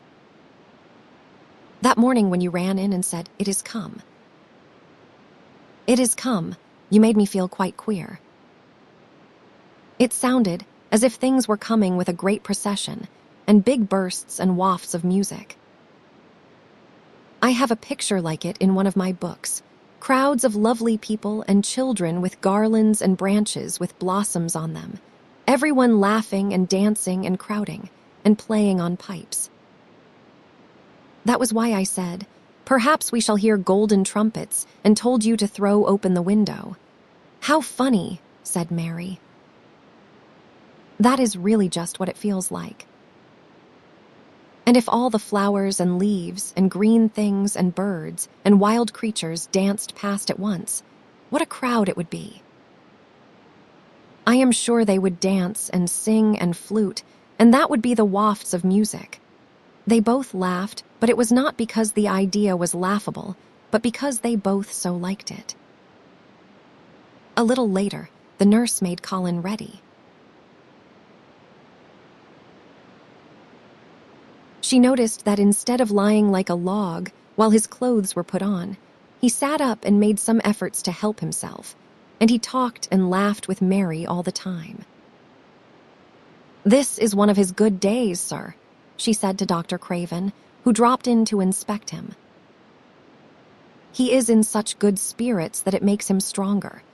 I will call in again later in the afternoon after he has come in," said Dr. Craven. "I must see how the going out agrees with him. I wish," in a very low voice, "that he would let you go with him. I would rather give up the case this moment, sir, than even stay here while it is suggested," answered the nurse, with sudden firmness. "I had not really decided to suggest it," said the doctor, with his slight nervousness. "We will try the experiment. Dickon's a lad I would trust with a newborn child." The strongest footman in the house carried Colin downstairs and put him in his wheeled chair near which Dickon waited outside.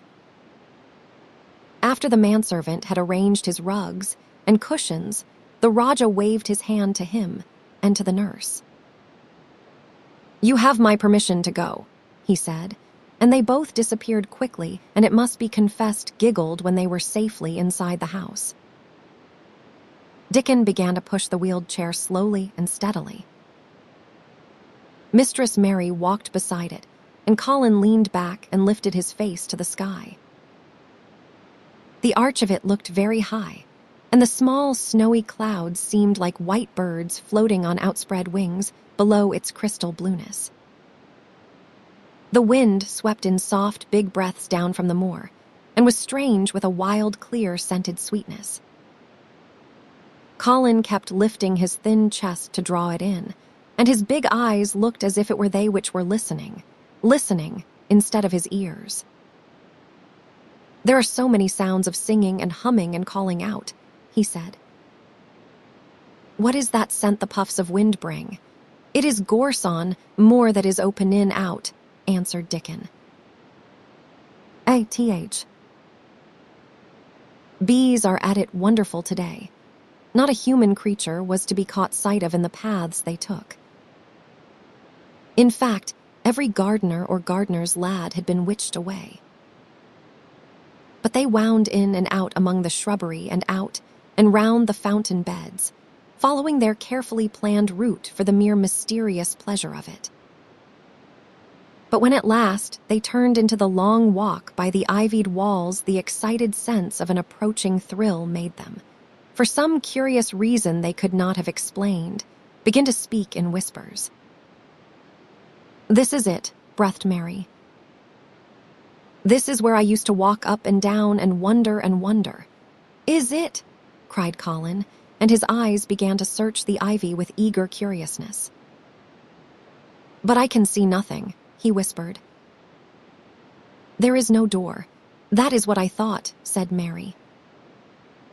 Then there was a lovely breathless silence, and the chair wheeled on. "That is the garden where Ben Weatherstaff works," said Mary. "Is it?" said Colin.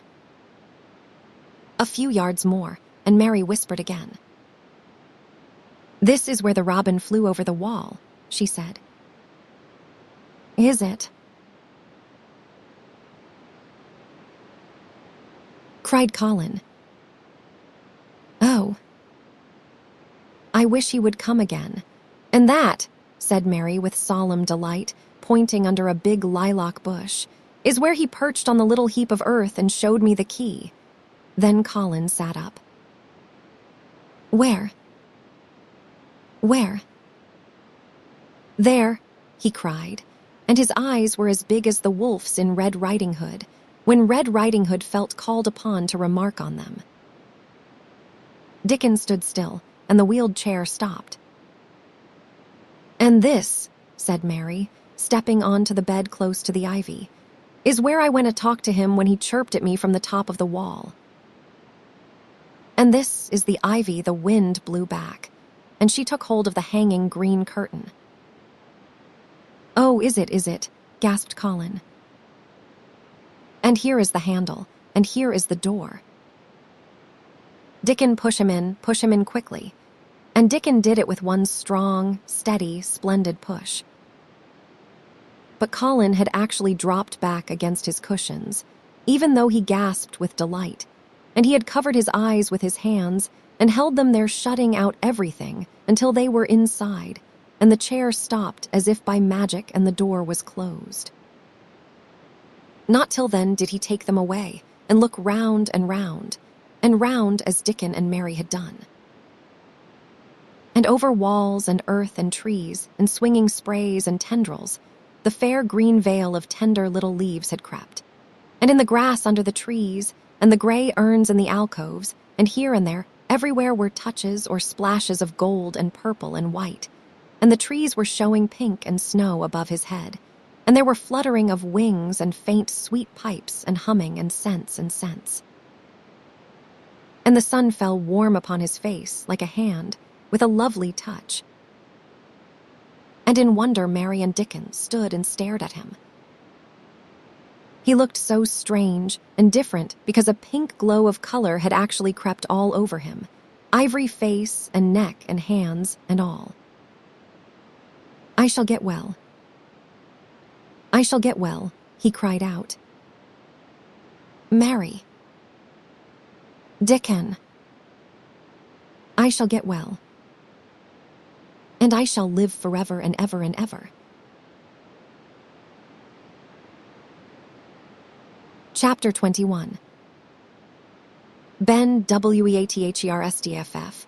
One of the strange things about living in the world is that it is only now, and then one is quite sure one is going to live forever and ever and ever. One knows it sometimes when one gets up at the tender, solemn dawn time and goes out and stands alone and throws one's head far back and looks up and watches the pale sky slowly changing and flushing and marvelous unknown things happening until the east almost makes one cry out, and one's heart stands still at the strange, unchanging majesty of the rising of the sun, which has been happening every morning for thousands and thousands and thousands of years. One knows it then for a moment or so. And one knows it sometimes when one stands by oneself in a wood at sunset, and the mysterious deep gold stillness slanting through and under the branches seems to be saying slowly again and again something one cannot quite hear, however much one tries. Then sometimes the immense quiet of the dark blue at night, with millions of stars waiting and watching, makes one sure. And sometimes a sound of far-off music makes it true, and sometimes a look in someone's eyes. And it was like that with Colin when he first saw and heard, and felt the springtime inside the 4 high walls of a hidden garden. That afternoon, the whole world seemed to devote itself to being perfect and radiantly beautiful, and kind to one boy. Perhaps out of pure heavenly goodness the spring came, and crowded everything it possibly could into that one place.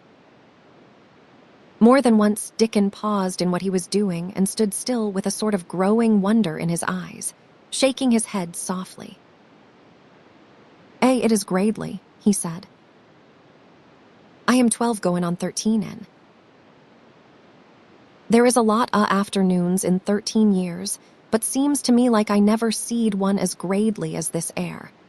"Aye, it is a gradely one," said Mary, and she sighed for mere joy. "I will warrant it is the gradilest one as ever was in this world." "Does tha think," said Colin with dreamy carefulness, "as happen it was made like this air all a purpose for me?" "My word," cried Mary admiringly, "that there is a bit o' good Yorkshire." "That shappen first rate, that tha art," and delight reigned. They drew the chair under the plum tree, which was snow-white with blossoms and musical with bees. It was like a king's canopy, a fairy king's. There were flowering cherry trees near and apple trees, whose buds were pink and white, and here and there one had burst open wide. Between the blossoming branches of the canopy bits of blue sky looked down like wonderful eyes. Mary and Dickon worked a little here and there, and Colin watched them. They brought him things to look at, buds which were opening, buds which were tight closed, bits of twig whose leaves were just showing green, the feather of a woodpecker which had dropped on the grass, the empty shell of some bird early hatched. Dickon pushed the chair slowly round and round the garden, stopping every other moment to let him look at wonders springing out of the earth or trailing down from trees. It was like being taken in state round the country of a magic king and queen, and shown all the mysterious riches it contained. "I wonder if we shall see the robin," said Colin. "Tha'll see him often eno after a bit," answered Dickon. "When th. Eggs hatches out. Little chap, he will be kept so busy, it will make his head swim. Tha'll see him flyin' backward, and for'ard carryin' worms nigh as big as himsole. And that much noise goin' on in nest when he gets there as fair flusters him so as he scarce knows which big mouth to drop, first piece in. And gappin', beaks and squawks on every side. Mother says as when she sees th, work a robin has to keep them gappin'. Beaks filled, she feels like she was a lady with nothin' to do. She says she has seen little chaps when it seemed like sweat must be droppin' off 'em, though folk cannot see it. This made them giggle so delightedly that they were obliged to cover their mouths with their hands, remembering that they must not be heard. Colin had been instructed as to the law of whispers and low voices several days before. He liked the mysteriousness of it and did his best, but in the midst of excited enjoyment, it is rather difficult never to laugh above a whisper. Every moment of the afternoon was full of new things, and every hour the sunshine grew more golden. The wheeled chair had been drawn back under the canopy, and Dickon had sat down on the grass and had just drawn out his pipe when Colin saw something he had not had time to notice before. "That is a very old tree over there, is not it?" he said. Dickon looked across the grass at the tree, and Mary looked, and there was a brief moment of stillness. "Yes," answered Dickon after it, and his low voice had a very gentle sound. Mary gazed at the tree and thought. "The branches are quite gray, and there is not a single leaf anywhere," Colin went on. "It is quite dead, is not it?" "Aye," admitted Dickon. "But them roses, as has climbed all over it, will near hide every bit o' dead wood when they are full o' leaves and flowers. It will not look dead then. It will be prettiest of all." Mary still gazed at the tree and thought. "It looks as if a big branch had been broken off," said Colin. "I wonder how it was done. It has been done many a year," answered Dickon. With a sudden relieved start and laying his hand on Colin. "Look at that robin. There he is. He has been foragin' for his mate." Colin was almost too late, but he just caught sight of him, the flash of red-breasted bird with something in his beak. He darted through the greenness and into the close-grown corner and was out of sight. Colin leaned back on his cushion again, laughing a little. He is taking her tea to her. Perhaps it is 5 o'clock. I think I would like some tea myself, and so they were safe. It was magic which sent the robin, said Mary secretly to Dickon afterward. I know it was magic. For both she and Dickon had been afraid Colin might ask something about the tree whose branch had broken off 10 years ago, and they had talked it over together, and Dickon had stood and rubbed his head in a troubled way. We mun look as if it was not no different from other trees, he had said. We could not never tell him how it broke, poor lad. If he says anything about it we mun try to look cheerful. Aye, that we mun, had answered Mary. But she had not felt as if she looked cheerful when she gazed at the tree. She wondered and wondered in those few moments if there was any reality in that other thing Dickon had said. He had gone on rubbing his rust-red hair in a puzzled way, but a nice, comforted look had begun to grow in his blue eyes. Mrs. Craven was a very lovely young lady, he had gone on rather hesitatingly. And mother, she thinks maybe she is about Misselthwaite many a time lookin', after Mester Colin, same as all mothers do when they are took out o' world. They have to come back, thaw sees. Happen she has been in the garden, and happen it was her set us to work, and told us to bring him here. Mary had thought he meant something about magic. She was a great believer in magic. Secretly, she quite believed that Dickon worked magic, of course good magic, on everything near him, and that was why people liked him so much and wild creatures knew he was their friend.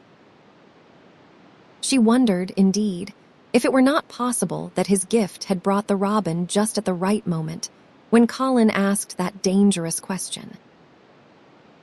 She felt that his magic was working all the afternoon and making Colin look like an entirely different boy. It did not seem possible that he could be the crazy creature who had screamed and beaten and bitten his pillow. Even his ivory whiteness seemed to change.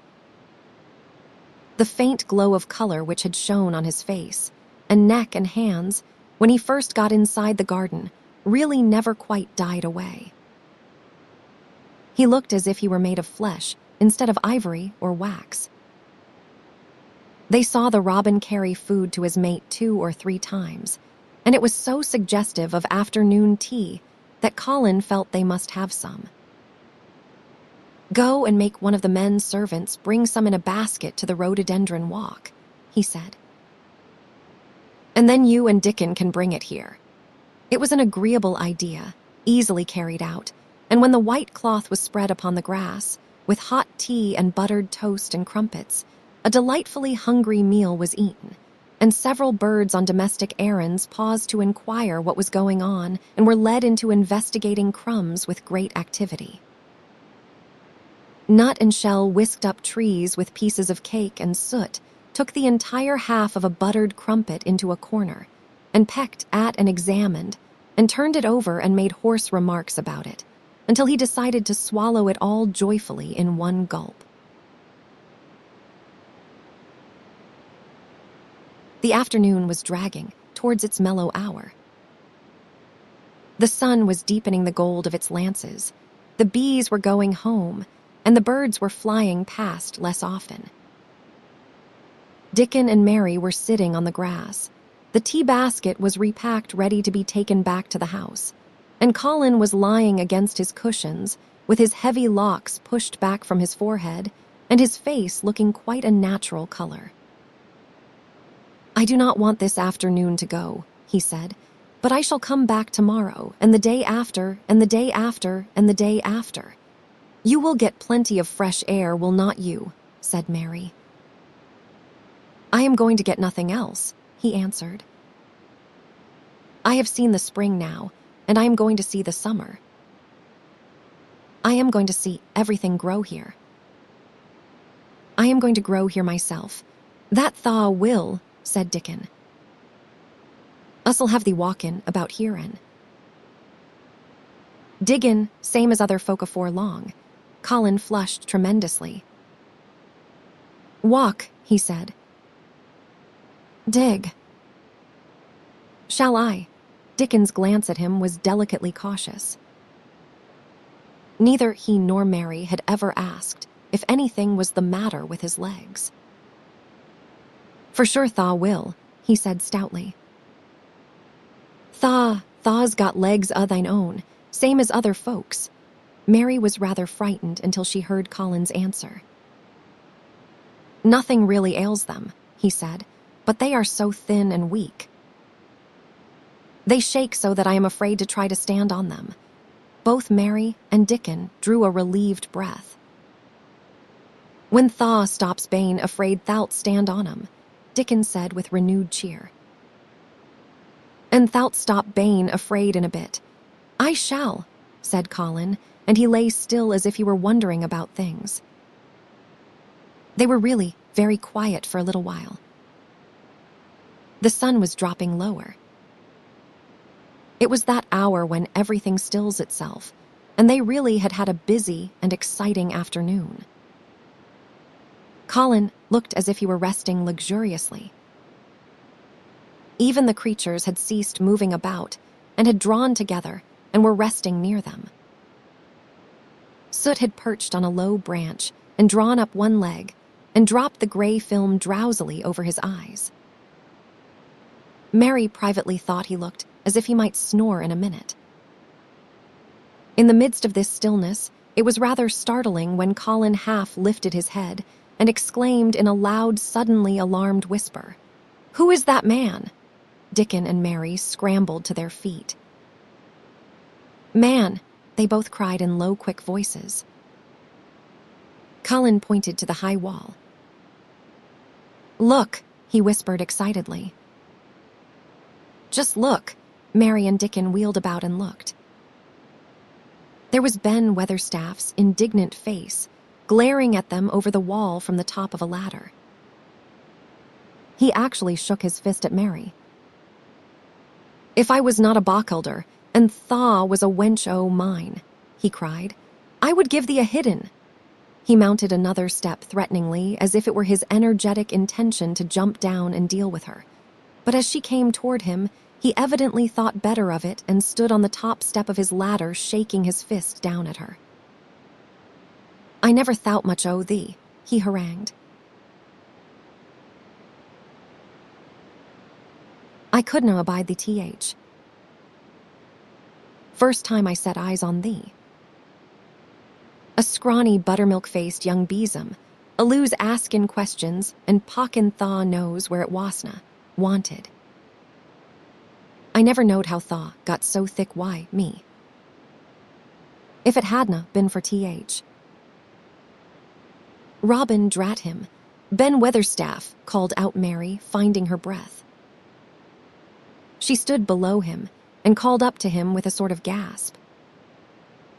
Ben Weatherstaff, it was the Robin who showed me the way. Then it did seem as if Ben really would scramble down on her side of the wall. He was so outraged. Thaw, young bad he called down at her. Layin' Thaw, badness on a Robin, not but what he is impident eno for anything. Him showin' the th way. Him. Thaw, young nout. She could see his next words burst out because he was overpowered by curiosity. However I this world did Thaw get in? It was the Robin who showed me the way, she protested obstinately. He did not know he was doing it, but he did. And I cannot tell you from here while you are shaking your fist at me. He stopped shaking his fist very suddenly at that very moment, and his jaw actually dropped as he stared over her head at something he saw coming over the grass toward him. At the first sound of his torrent of words, Colin had been so surprised that he had only sat up and listened as if he were spellbound. But in the midst of it, he had recovered himself and beckoned imperiously to Dickon. "Wheel me over there," he commanded. "Wheel me quite close and stop right in front of him. And this, if you please, this is what Ben Weatherstaff beheld and which made his jaw drop. A wheeled chair with luxurious cushions and robes, which came toward him looking rather like some sort of state coach, because a young Raja leaned back in it with royal command in his great black-rimmed eyes, and a thin white hand extended haughtily toward him. And it stopped right under Ben Weatherstaff's nose. It was really no wonder his mouth dropped open. "Do you know who I am?" demanded the Raja. How Ben Weatherstaff stared. His red old eyes fixed themselves on what was before him, as if he were seeing a ghost. He gazed and gulped a lump down his throat, and did not say a word. "Do you know who I am?" demanded Colin still more imperiously. "Answer." Ben Weatherstaff put his gnarled hand up and passed it over his eyes and over his forehead, and then he did answer in a queer, shaky voice. "Who tha art?" he said. "Aye, that I do. Why tha mother's eyes stirrin'. At me out, tha face. Lord knows how tha come here. But that th. Poor cripple. Colin forgot that he had ever had a back. His face flushed scarlet, and he sat bolt upright. "I am not a cripple," he cried out furiously. "I am not. He is not," cried Mary, almost shouting up the wall in her fierce indignation. "He has not got a lump as big as a pin." I looked, and there was none there, not one. Ben Weatherstaff passed his hand over his forehead again and gazed as if he could never gaze enough. His hand shook, and his mouth shook, and his voice shook. He was an ignorant old man and a tactless old man, and he could only remember the things he had heard. Tha has not got a crooked back," he said hoarsely. "No," shouted Colin. Tha has not got crooked legs," quavered Ben more hoarsely yet. It was too much. The strength which Colin usually threw into his tantrums rushed through him now in a new way. Never yet had he been accused of crooked legs, even in whispers, and the perfectly simple belief in their existence which was revealed by Ben Weatherstaff's voice was more than Raja flesh and blood could endure. His anger and insulted pride made him forget everything but this one moment, and filled him with a power he had never known before, an almost unnatural strength. "Come here," he shouted to Dickon, and he actually began to tear the coverings off his lower limbs and disentangle himself. "Come here. Come here." This minute, Dickon was by his side in a second. Mary caught her breath in a short gasp and felt herself turn pale. "He can do it. He can do it. He can do it. He can," she gabbled over to herself under her breath as fast as ever she could. There was a brief fierce scramble. The rugs were tossed on the ground, Dickon held Colin's arm, the thin legs were out, the thin feet were on the grass. Colin was standing upright, as straight as an arrow and looking strangely tall, his head thrown back and his strange eyes flashing lightning. "Look at me," he flung up at Ben Weatherstaff. "Just look at me, you. Just look at me. He is as straight as I am," cried Dickon. "He is as straight as any lad Yorkshire." What Ben Weatherstaff did Mary thought queer beyond measure. He choked and gulped, and suddenly tears ran down his weather-wrinkled cheeks as he struck his old hands together. "Eh," he burst forth, "lies folk tells. Tha'et as thin as a lath and as white as a wraith, but there is not a knob on thee. Thou'lt make a moan yet. God bless thee. Dickon held Colin's arm strongly, but the boy had not begun to falter. He stood straighter and straighter and looked Ben Weatherstaff in the face. I am your master, he said, when my father is away. And you are to obey me. This is my garden. Do not dare to say a word about it. You get down from that ladder and go out to the long walk, and Miss Mary will meet you and bring you here. I want to talk to you. We did not want you, but now you will have to be in the secret. Be quick. Ben Weatherstaff's crabbed old face was still wet with that one queer rush of tears. It seemed as if he could not take his eyes from thin, straight Colin, standing on his feet with his head thrown back. Lad, he almost whispered. My lad. And then remembering himself, he suddenly touched his hat gardener fashion and said, Yes, sir. Yes, sir, and obediently disappeared as he descended the ladder. Chapter 22. When the sun went down, when his head was out of sight, Colin turned to Mary. Go and meet him, he said, and Mary flew across the grass to the door under the ivy. Dickon was watching him with sharp eyes. There were scarlet spots on his cheeks, and he looked amazing, but he showed no signs of falling. I can stand, he said, and his head was still held up, and he said it quite grandly. I told thee Thaw could as soon as Thaw stopped Bane afraid, answered Dickon. And Thaw's stopped. Yes, I have stopped, said Colin. Then suddenly, he remembered something Mary had said. Are you making magic? He asked sharply. Dickon's curly mouth spread in a cheerful grin. Thaw's doin' magic thistle, he said. It is same magic as made these, ere work out earth, and he touched with his thick boot a clump of crocuses in the grass. Colin looked down at them. Aye, he said slowly, there couldna be bigger magic than that there couldna be. He drew himself up straighter than ever. I am going to walk to that tree, he said, pointing to one a few feet away from him. I am going to be standing when Weatherstaff comes here.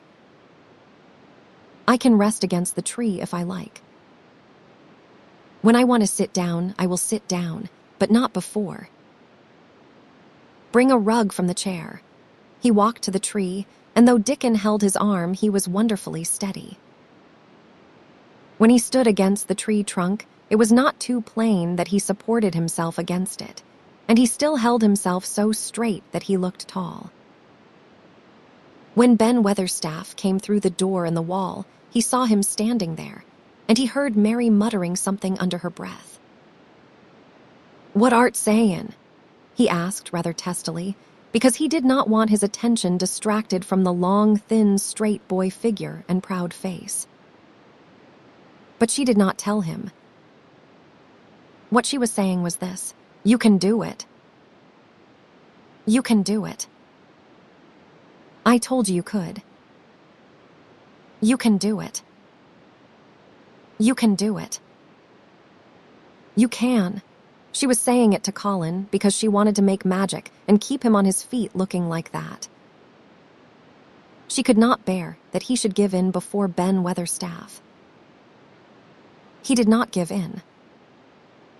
She was uplifted by a sudden feeling that he looked quite beautiful in spite of his thinness. He fixed his eyes on Ben Weatherstaff in his funny, imperious way. Look at me, he commanded. Look at me all over. Am I a hunchback? Have I got crooked legs? Ben Weatherstaff had not quite got over his emotion, but he had recovered a little and answered almost in his usual way. Not thaw, he said. Nauto th sort. What has Thaw been doin' with Thistle? Hidden out o' sight and lettin' folk think Thaw was cripplin'. Half-witted, said Colin angrily. Who thought that? Lots o' fools, said Ben. World's full o' jackasses brayin' and they never bray nowt but lies. What did Thaw shut Thistle up for? Everyone thought I was going to die, said Colin shortly. I am not. And he said it with such decision, Ben Weatherstaff looked him over, up and down and up. Thaw die, he said with dry exultation. Not o' th sort. Thaw's got too much pluck in thee. When I seed thee put Thaw legs on, ground in such a hurry I knowed Thaw was all right. Sit thee down on, rug a bit young Mester, and give me thy orders. There was a queer mixture of crabbed tenderness and shrewd understanding in his manner. Mary had poured out speech as rapidly as she could, as they had come down the long walk. The chief thing to be remembered, she had told him, was that Colin was getting well. The garden was doing it. No one must let him remember about having humps and dying. The Raja condescended to seat himself on a rug under the tree. What work do you do in the gardens, Weatherstaff? He inquired. Anything I am told to do, answered old Ben. I am kept on by favor because she liked me. She, said Colin. Thaw mother, answered Ben Weatherstaff. My mother, said Colin, and he looked about him quietly. This was her garden, was not it? Aye, it was that, and Ben Weatherstaff looked about him too. She remained fond of it. It is my garden now. I am fond of it. I shall come here every day, announced Colin. But it is to be a secret. My orders are that no one is to know that we come here. Dickon and my cousin have worked and made it come alive. I shall send for you sometimes to help, but you must come when no one can see you. Ben Weatherstaff's face twisted itself in a dry old smile. I have come here before when no one saw me, he said. What? Exclaimed Colin. When, last time I was here, rubbing his chin and looking round, was about 2 years ago.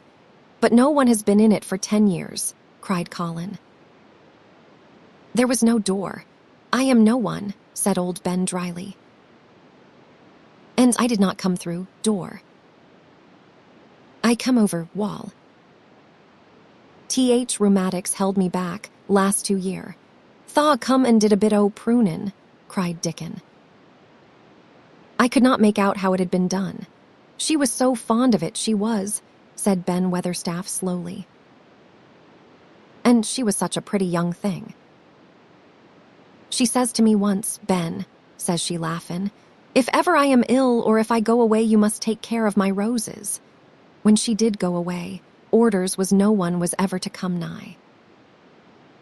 But I come, with grumpy obstinacy. Over wall I come, until rheumatics stopped me, and I did a bit o' work once a year. She would gave her order first. It would not have been as wick as it is if Thaw had not done it, said Dickon. I did wonder.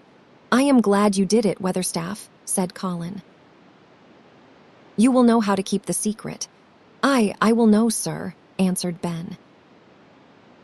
And it will be easier for a man why. Rheumatics to come in at door. On the grass near the tree Mary had dropped her trowel. Colin stretched out his hand and took it up. An odd expression came into his face, and he began to scratch at the earth. His thin hand was weak enough, but presently as they watched him, Mary with quite breathless interest, He drove the end of the trowel into the soil and turned some over. "You can do it. You can do it," said Mary to herself. "I tell you, you can." Dickon's round eyes were full of eager curiousness, but he said not a word. Ben Weatherstaff looked on with interested face. Colin persevered. After he had turned a few trowelfuls of soil, he spoke exultantly to Dickon in his best Yorkshire. "Thaw said as thaw'd have me walkin', about here same as other folk, and Thaw said thaw'd have me diggin'. I thought Thaw was just leein' to please me. This is only first day and I have walked, and here I am diggin'." Ben Weatherstaff's mouth fell open again when he heard him, but he ended by chuckling. "Eh," he said, "that sounds as if Tha'd got wits eno. Tha'd a Yorkshire lad for sure. And Tha'd diggin', too. How'd Thaw like to plant a bit o' something? I can get thee a rose in a pot. Go and get it," said Colin, digging excitedly. "Quick. Quick." It was done quickly enough indeed. Ben Weatherstaff went his way forgetting rheumatics. Dickon took his spade and dug the hole deeper and wider than a new digger with thin white hands could make it.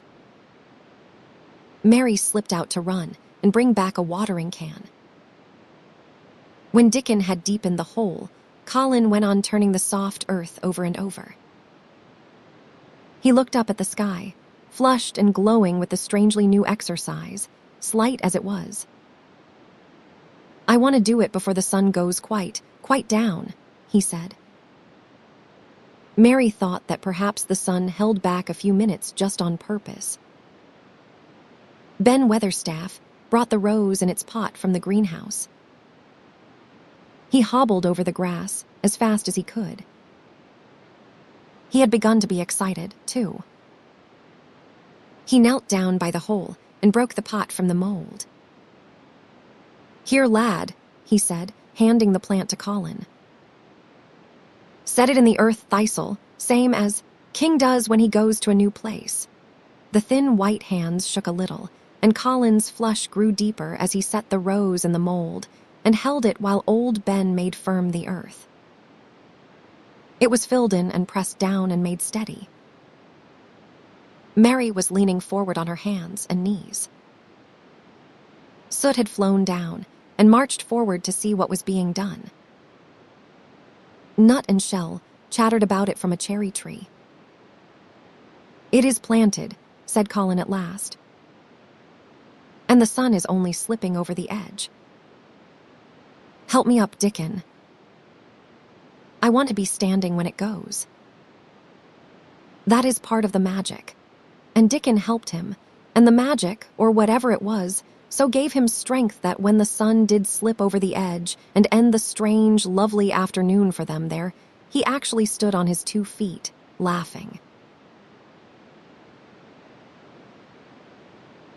Chapter 23.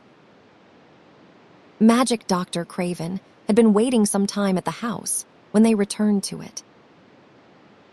He had indeed begun to wonder if it might not be wise to send someone out to explore the garden paths.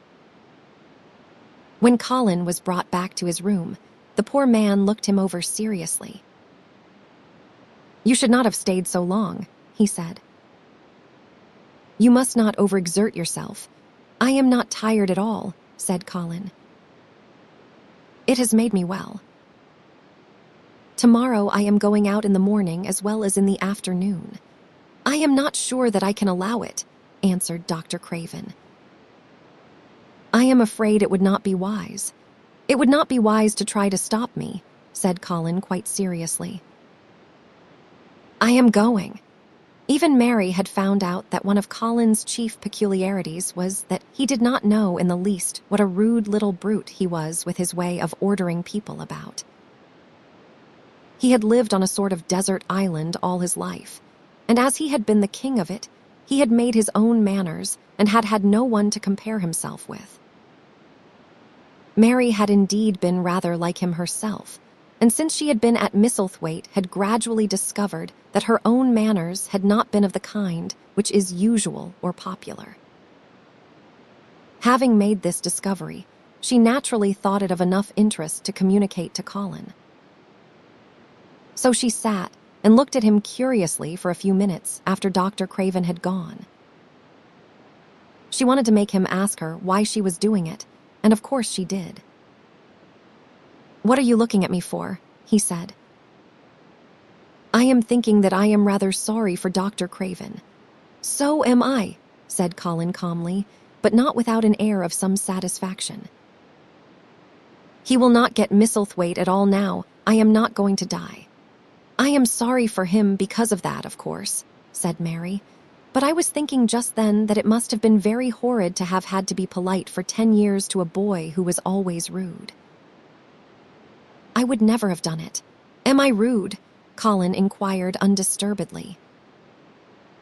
"If you had been his own boy and he had been a slapping sort of man," said Mary, "he would have slapped you." "But he dare not," said Colin. "No, he dare not," answered Mistress Mary, thinking the thing out quite without prejudice. "Nobody ever dared to do anything you did not like, because you were going to die and things like that. You were such a poor thing. But," announced Colin stubbornly, "I am not going to be a poor thing. I will not let people think I am one. I stood on my feet this afternoon. It is always having your own way that has made you so queer," Mary went on, thinking aloud. Colin turned his head, frowning. "Am I queer?" he demanded. "Yes," answered Mary, "very. But you need not be cross," she added impartially, "because so am I queer and so is Ben Weatherstaff. But I am not as queer as I was before I began to like people and before I found the garden." "I do not want to be queer," said Colin. "I am not going to be," and he frowned again with determination. He was a very proud boy. He lay thinking for a while, and then Mary saw his beautiful smile begin and gradually change his whole face. "I shall stop being queer," he said, "if I go every day to the garden. There is magic in there, good magic, you know, Mary." "I am sure there is. So am I," said Mary. "Even if it is not real magic," Colin said, "we can pretend it is. Something is there, something. It is magic," said Mary, "but not black. It is as white as snow." They always called it magic, and indeed it seemed like it in the months that followed, the wonderful months, the radiant months, the amazing ones. Oh, the things which happened in that garden. If you have never had a garden, you cannot understand. And if you have had a garden, you will know that it would take a whole book to describe all that came to pass there. At first it seemed that green things would never cease pushing their way through the earth, in the grass, in the beds, even in the crevices of the walls. Then the green things began to show buds, and the buds began to unfurl and show color, every shade of blue, every shade of purple, every tint and hue of crimson. In its happy days, flowers had been tucked away into every inch and hole and corner. Ben Weatherstaff had seen it done, and had himself scraped out mortar from between the bricks of the wall, and made pockets of earth for lovely clinging things to grow on. Iris and white lilies rose out of the grass in sheaves, and the green alcoves filled themselves with amazing armies of the blue and white flower lances of tall delphiniums or columbines or campanulas. She was main fond o' them, she was, Ben Weatherstaff said. She liked them things as was a loose pointin' up to blue sky, she used to tell. Not as she was one o', them as looked down on earth, not her. She just loved it, but she said as blue sky-aloos looked so joyful. The seeds Dickon and Mary had planted grew as if fairies had tended them. Satiny poppies of all tints danced in the breeze by the score, gaily defying flowers which had lived in the garden for years, and which it might be confessed seemed rather to wonder how such new people had got there. And the roses, rising out of the grass, tangled round the sundial, wreathing the tree trunks and hanging from their branches, climbing up the walls and spreading over them with long garlands falling in cascades. They came alive day by day, hour by hour. Fair fresh leaves, and buds, tiny at first but swelling and working magic until they burst and uncurled into cups of scent, delicately spilling themselves over their brims and filling the garden air. Colin saw it all, watching each change as it took place. Every morning he was brought out, and every hour of each day, when it did not rain, he spent in the garden. Even gray days pleased him. He would lie on the grass, watching things growing, he said. If you watched long enough, he declared, you could see buds unsheath themselves.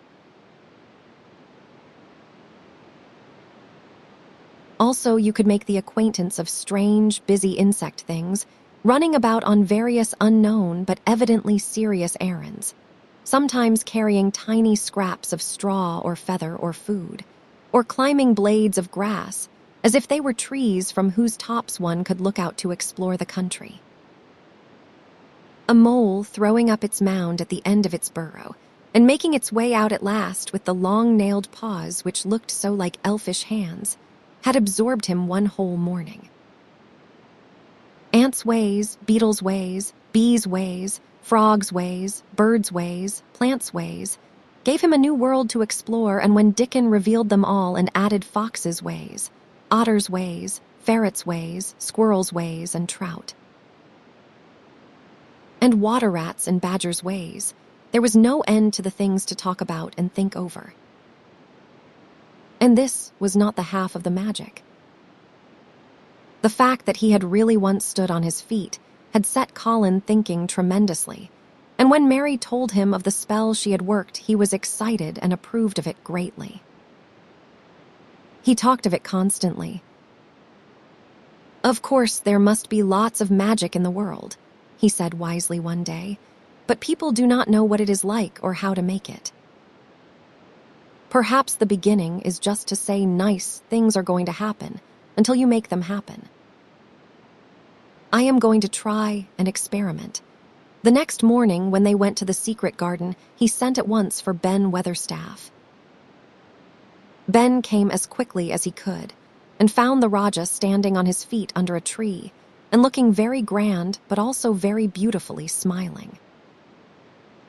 "Good morning, Ben Weatherstaff," he said. "I want you and Dickon and Miss Mary to stand in a row and listen to me, because I am going to tell you something very important." Aye, sir," answered Ben Weatherstaff, touching his forehead. One of the long-concealed charms of Ben Weatherstaff was that in his boyhood he had once run away to sea and had made voyages. So he could reply like a sailor. "I am going to try a scientific experiment," explained the Rajah. "When I grow up, I am going to make great scientific discoveries, and I am going to begin now with this experiment." Aye, sir," said Ben Weatherstaff promptly, though this was the first time he had heard of great scientific discoveries. It was the first time Mary had heard of them, either, but even at this stage she had begun to realize that, queer as he was, Colin had read about a great many singular things and was somehow a very convincing sort of boy. When he held up his head and fixed his strange eyes on you, it seemed as if you believed him almost in spite of yourself, though he was only 10 years old, going on 11. At this moment, he was especially convincing, because he suddenly felt the fascination of actually making a sort of speech like a grown-up person. "The great scientific discoveries I am going to make," he went on, "will be about magic. Magic is a great thing, and scarcely anyone knows anything about it except a few people in old books, and Mary a little, because she was born in India where there are fakirs. I believe Dickon knows some magic, but perhaps he does not know he knows it. He charms animals and people. I would never have let him come to see me if he had not been an animal charmer, which is a boy charmer too, because a boy is an animal. I am sure there is magic in everything, only we have not sense enough to get hold of it and make it do things for us, like electricity and horses and steam. This sounded so imposing that Ben Weatherstaff became quite excited and really could not keep still. Aye, sir," he said, and he began to stand up quite straight. When Mary found this garden, it looked quite dead. The orator proceeded. Then something began pushing things up out of the soil and making things out of nothing. One day things were not there, and another they were. I had never watched things before, and it made me feel very curious. Scientific people are always curious, and I am going to be scientific. I keep saying to myself, what is it? What is it? It is something. It cannot be nothing. I do not know its name, so I call it magic. I have never seen the sun rise, but Mary and Dickon have, and from what they tell me, I am sure that is magic too. Something pushes it up and draws it. Sometimes since I have been in the garden, I have looked up through the trees at the sky, and I have had a strange feeling of being happy, as if something were pushing and drawing in my chest and making me breathe fast. Magic is always pushing and drawing and making things out of nothing. Everything is made out of magic: leaves and trees, flowers and birds, badgers and foxes and squirrels and people. So it must be all around us. In this garden, in all the places. The magic in this garden has made me stand up and know I am going to live to be a man. I am going to make the scientific experiment of trying to get some and put it in myself and make it push and draw me and make me strong. I do not know how to do it, but I think that if you keep thinking about it and calling it, perhaps it will come. Perhaps that is the first baby way to get it. When I was going to try to stand that first time, Mary kept saying to herself as fast as she could, "You can do it. You can do it." And I did. I had to try myself at the same time, of course, but her magic helped me, and so did Dickens. Every morning and evening, and as often in the daytime as I can remember, I am going to say, magic is in me. Magic is making me well. I am going to be as strong as Dickon, and you must all do it too. That is my experiment. Will you help Ben Weatherstaff? Aye, sir, said Ben Weatherstaff. Aye. If you keep doing it every day as regularly as soldiers go through drill, we shall see what will happen and find out if the experiment succeeds. You learn things by saying them over and over and thinking about them until they stay in your mind forever, and I think it will be the same with magic. If you keep calling it to come to you and help you, it will get to be part of you, and it will stay and do things.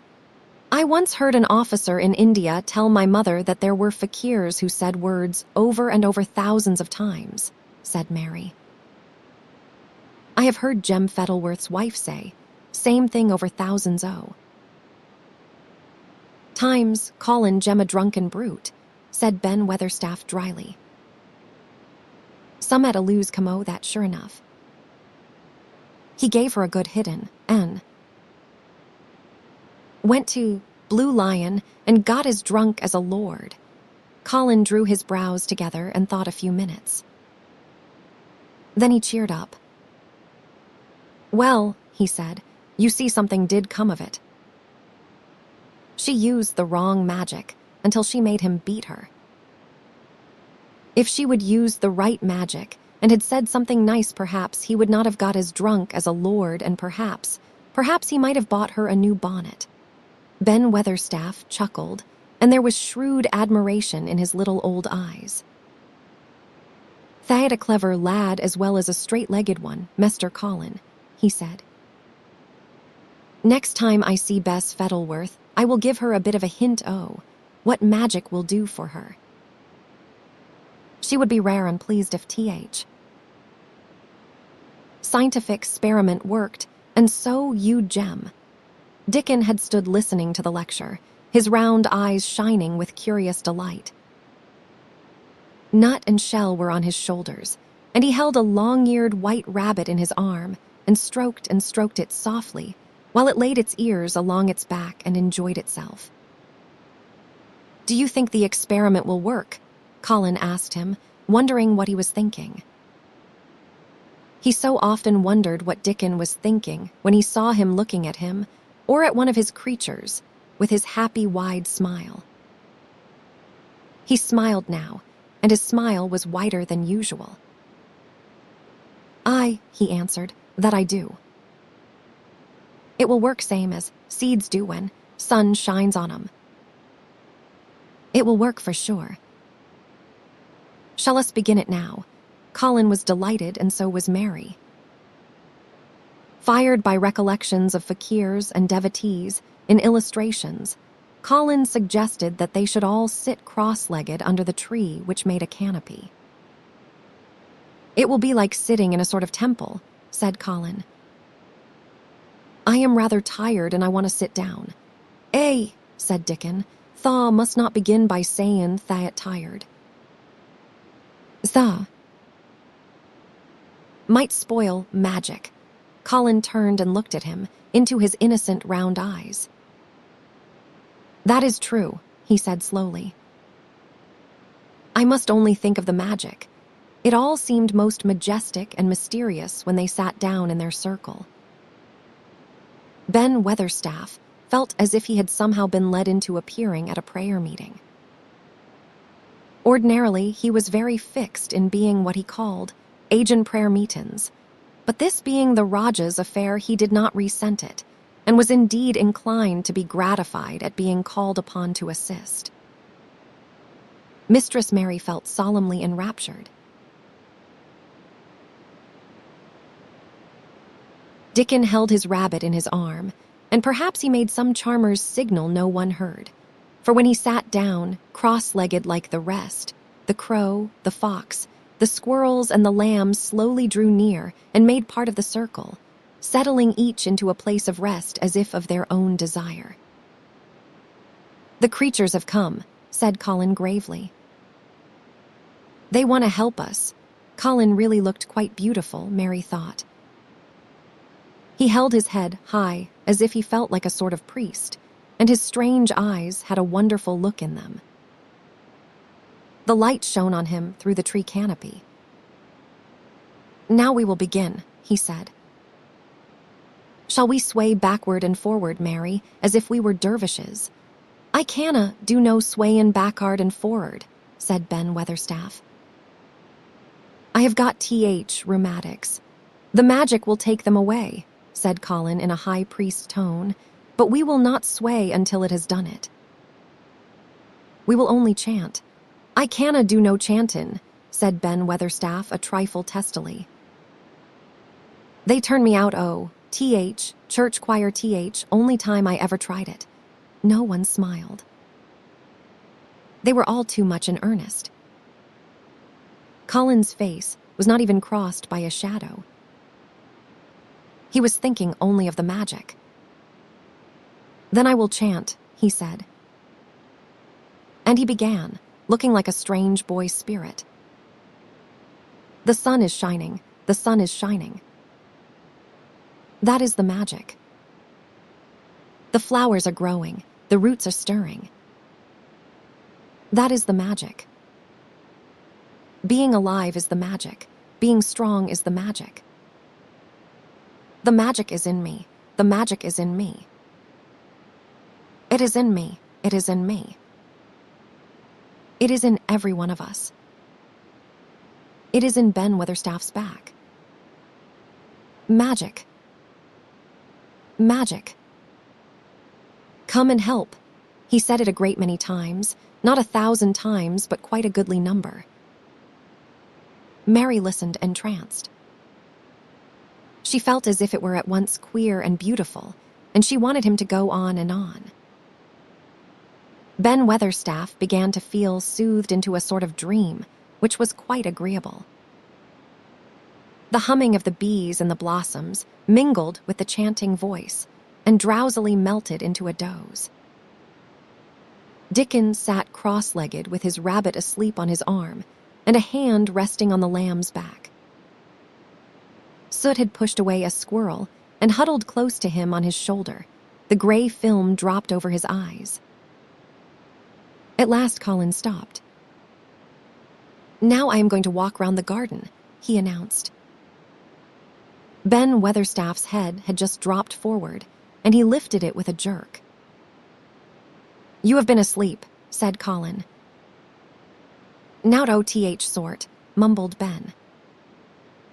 "T.H. sermon was good eno, but I am bound to get out afore collection."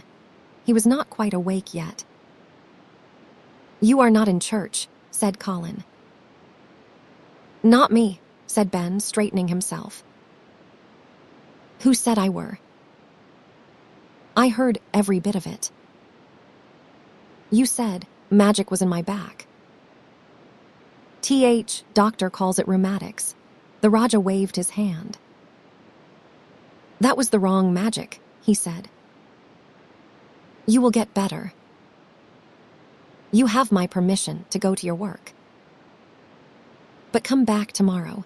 I would like to see thee walk round the garden," grunted Ben. It was not an unfriendly grunt, but it was a grunt.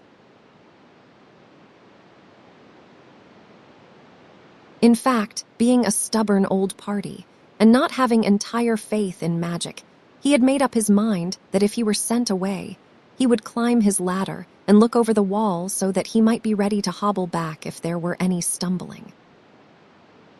The Raja did not object to his staying, and so the procession was formed. It really did look like a procession. Colin was at its head with Dickon on one side and Mary on the other. Ben Weatherstaff walked behind, and the creatures trailed after them, the lamb and the fox cub keeping close to Dickon, the white rabbit hopping along or stopping to nibble, and Soot following with the solemnity of a person who felt himself in charge. It was a procession, which moved slowly but with dignity. Every few yards it stopped to rest. Colin leaned on Dickon's arm, and privately Ben Weatherstaff kept a sharp lookout, but now and then Colin took his hand from its support and walked a few steps alone. His head was held up all the time, and he looked very grand. "The magic is in me," he kept saying. "The magic is making me strong. I can feel it. I can feel it." It seemed very certain that something was upholding and uplifting him. He sat on the seats in the alcoves, and once or twice he sat down on the grass, and several times he paused in the path and leaned on Dickon, but he would not give up until he had gone all round the garden. When he returned to the canopy tree, his cheeks were flushed and he looked triumphant. "I did it. The magic worked," he cried. "That is my first scientific discovery. What will Dr. Craven say?" broke out Mary. "He will not say anything," Colin answered, "because he will not be told. This is to be the biggest secret of all. No one is to know anything about it until I have grown so strong that I can walk and run like any other boy. I shall come here every day in my chair, and I shall be taken back in it. I will not have people whispering and asking questions, and I will not let my father hear about it until the experiment has quite succeeded. Then sometime when he comes back to Misselthwaite, I shall just walk into his study and say, 'Here I am. I am like any other boy. I am quite well, and I shall live to be a man.' It has been done by a scientific experiment. He will think he is in a dream," cried Mary. "He will not believe his eyes." Colin flushed triumphantly. He had made himself believe that he was going to get well, which was really more than half the battle, if he had been aware of it. And the thought which stimulated him more than any other was this imagining what his father would look like when he saw that he had a son who was as straight and strong as other fathers. Sons. One of his darkest miseries in the unhealthy, morbid past days had been his hatred of being a sickly, weak-backed boy whose father was afraid to look at him. "He will be obliged to believe them," he said. "One of the things I am going to do, after the magic works, and before I begin to make scientific discoveries, is to be an athlete." "We shall have thee talkin' to boxin' in a week or so," said Ben Weatherstaff. "Thou'lt end why winnin', belt and bane, champion prize fighter of all England." Colin fixed his eyes on him sternly. "Weatherstaff," he said, "that is disrespectful. You must not take liberties, because you are in the secret. However much the magic works, I shall not be a prize fighter. I shall be a scientific discoverer." Axe pardon, sir," answered Ben, touching his forehead in salute. "I ought to have seed it was not a jockin' matter." But his eyes twinkled, and secretly he was immensely pleased. He really did not mind being snubbed, since the snubbing meant that the lad was gaining strength and spirit. Chapter 24. Let them laugh. The secret garden was not the only one Dickon worked in. Round the cottage on the moor, there was a piece of ground enclosed by a low wall of rough stones. Early in the morning and late in the fading twilight, and on all the days Colin and Mary did not see him, Dickon worked there planting or tending potatoes and cabbages, turnips and carrots and herbs for his mother. In the company of his creatures, he did wonders there and was never tired of doing them, it seemed. While he dug or weeded, he whistled, or sang bits of Yorkshire moor songs, or talked to Soot or Captain, or the brothers and sisters he had taught to help him. "We would never get on as comfortable as we do," Mrs. Sowerby said, "if it was not for Dickon's garden. Anything'll grow for him. His taters and cabbages is twice size of anyone else's, and they have got a flavor with 'em as nobody's has." When she found a moment to spare, she liked to go out and talk to him. After supper, there was still a long, clear twilight to work in, and that was her quiet time. She could sit upon the low, rough wall and look on and hear stories of the day. She loved this time. There were not only vegetables in this garden. Dickon had bought penny packages of flower seeds now and then, and sown bright, sweet-scented things among gooseberry bushes and even cabbages. And he grew borders of mignonette and pinks and pansies and things whose seeds he could save year after year, or whose roots would bloom each spring and spread in time into fine clumps. The low wall was one of the prettiest things in Yorkshire, because he had tucked moorland foxglove and ferns and rock cress and hedgerow flowers into every crevice, until only here and there glimpses of the stones were to be seen. "All a chap's got to do to make 'em thrive, Mother," he would say, "is to be friends with 'em for sure. They are just like creatures. If they are thirsty, give 'em drink, and if they are hungry, give 'em a bit o' food. They want to live same as we do. If they died, I should feel as if I would been a bad lad and somehow treated them heartless. It was in these twilight hours that Mrs. Sowerby heard of all that happened at Misselthwaite Manor. At first, she was only told that Mr. Colin had taken a fancy to going out into the grounds with Miss Mary, and that it was doing him good. But it was not long before it was agreed between the two children that Dickon's mother might come into the secret. Somehow it was not doubted that she was safe for sure. So one beautiful still evening Dickon told the whole story, with all the thrilling details of the buried key, and the robin and the gray haze which had seemed like deadness, and the secret Mistress Mary had planned never to reveal.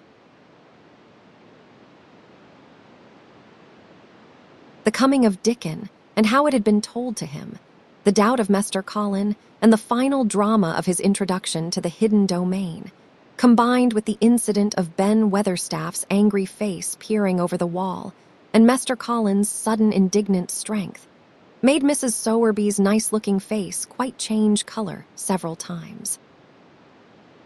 "My word," she said. "It was a good thing that little lass came to Th. Manor. It has been, Mackin o' her and Th. Savin o' him. Standin' on his feet. And us all thinkin' he was a poor half-witted lad with not a straight bone in him." She asked a great many questions, and her blue eyes were full of deep thinking. "What do they make of it at Th. Manor, him being so well and cheerful and never complainin'?" she inquired. "They do not know what to make of it," answered Dickon. "Every day as comes round his face looks different. It is fillin' out, and does not look so sharp, and Th. waxy color is goin'. But he has to do his bit o'. Complainin', with a highly entertained grin." "What for I mercy's name?" asked Mrs. Sowerby. Dickon chuckled. "He does it to keep them from guessin' what has happened. If the doctor knew, he would found out he could stand on his feet, he would likely write and tell Mester Craven. Mester Colin's savin Th. secret to tell himself. He is going to practice his magic on his legs every day till his father comes back, and then he is going to march into his room and show him he is as straight as other lads. But him and Miss Mary thinks it is best plan to do a bit o' groanin' and frettin' now and then to throw folk off Th. Scent. Mrs. Sowerby was laughing a low, comfortable laugh long before he had finished his last sentence. She said, "that pair's enjoyin' theirselves, I will warrant. They will get a good bit actin' out of it, and there is nothin' children likes as much as play actin'. Let us hear what they do, Dickon lad." Dickon stopped weeding and sat up on his heels to tell her. His eyes were twinkling with fun. "Mester Colin is carried down to his chair every time he goes out," he explained. "And he flies out at John, Th. footman, for not carryin' him careful enough. He makes himself as helpless lookin' as he can. Never lifts his head until we are out sight o' Th. house. And he grunts and frets a good bit when he is bane, settled into his chair. Him and Miss Mary's both got to enjoyin' it, and when he groans and complains, she will say, 'Poor Colin. Does it hurt you so much? Are you so weak as that, poor Colin?' But trouble is that sometimes they can scarce keep from burstin' out laughin'. When we get safe into the garden they laugh, till they have no breath left to laugh with. And they have to stuff their faces into Mester Colin's cushions to keep the gardeners from hearin', if any of 'em's about. Th. more they laugh Th. better for 'em," said Mrs. Sowerby, still laughing herself. "Good healthy child laughin's better than pills any day o' Th. year. That pair'll plump up for sure. They are plumpin' up, said Dickon. "They are that hungry. They do not know how to get enough to eat without mackin' talk. Mester Colin says if he keeps sendin' for more food, they will not believe he is an invalid at all. Miss Mary says she will let him eat her share, but he says that if she goes hungry she will get thin and they mun both get fat at once." Mrs. Sowerby laughed so heartily at the revelation of this difficulty that she quite rocked backward and forward in her blue cloak, and Dickon laughed with her. "I will tell thee what, lad," Mrs. Sowerby said when she could speak. "I have thought of a way to help 'em. When Thaw goes to 'em in th. Mornin's Thaw shall take a pail o' good new milk, and I will bake 'em a crusty cottage loaf or some buns wi' currants in 'em, same as you children like. Nothin' so good as fresh milk and bread. Then they could take off, edge o' their hunger while they were in their garden and fine food they get indoors you'd polish off, corners." "Eh, mother," said Dickon admiringly, "what a wonder Thaw art. Thaw always sees a way out o' things. They was quite in a pother yesterday. They did not see how they was to manage without orderin' up more food. They felt that empty inside. They are two young uns growin' fast, and health's common back to both of 'em. Children like that feels like young wolves, and food's flesh and blood to 'em," said Mrs. Sowerby. Then she smiled Dickon's own curving smile. "Eh, but they are enjoyin' theirselves for sure," she said. She was quite right, the comfortable, wonderful mother creature, and she had never been more so than when she said their play actin' would be their joy. Colin and Mary found it one of their most thrilling sources of entertainment. The idea of protecting themselves from suspicion had been unconsciously suggested to them first by the puzzled nurse, and then by Dr. Craven himself. "Your appetite is improving very much, Master Colin," the nurse had said one day. "You used to eat nothing, and so many things disagreed with you." "Nothing disagrees with me now," replied Colin, and then seeing the nurse looking at him curiously, he suddenly remembered that perhaps he ought not to appear too well just yet.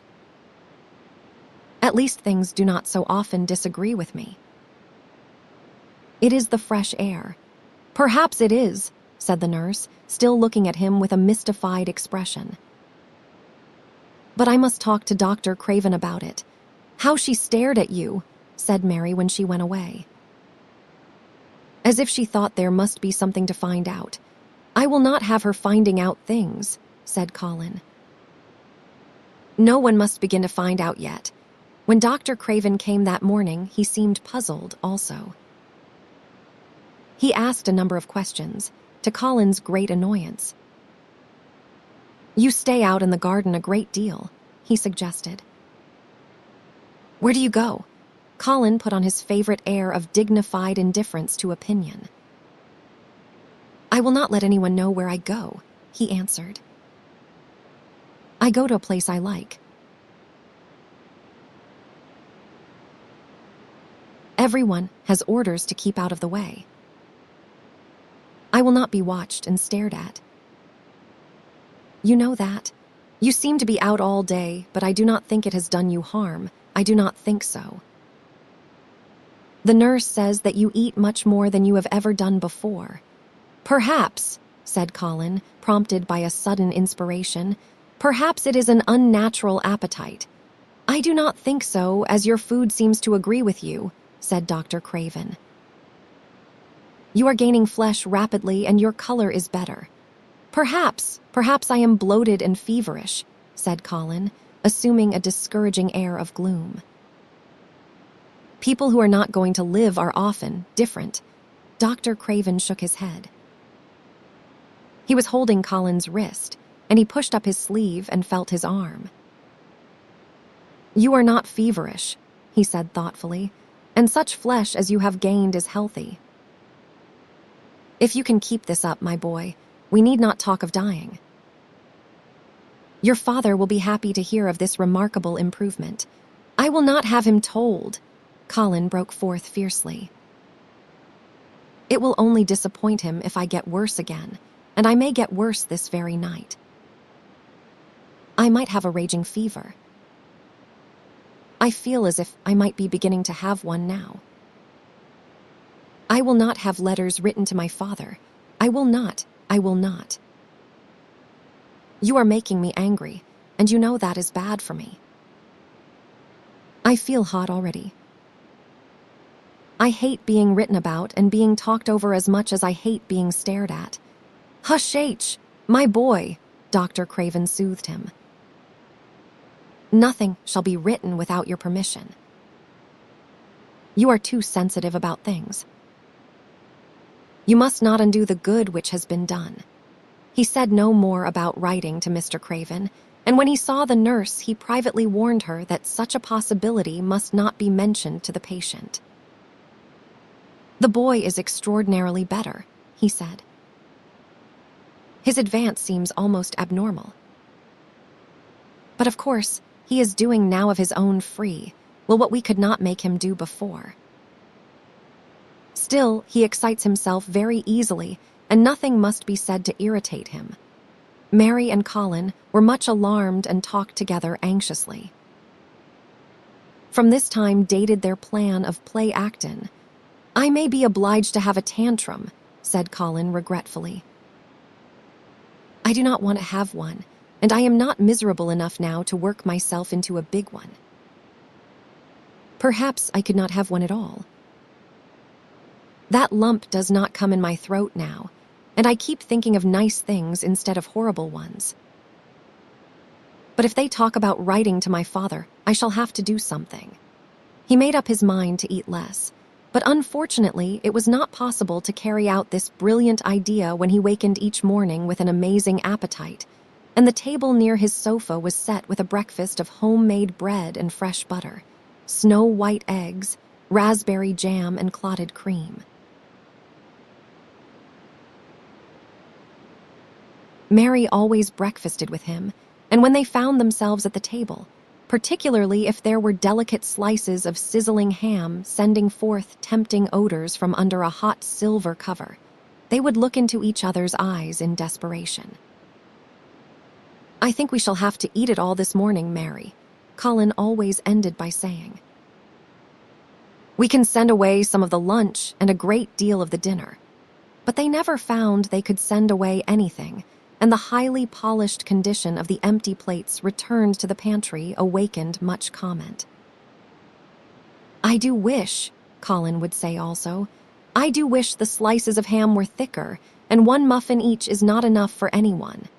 It is enough for a person who is going to die, answered Mary when first she heard this, but it is not enough for a person who is going to live.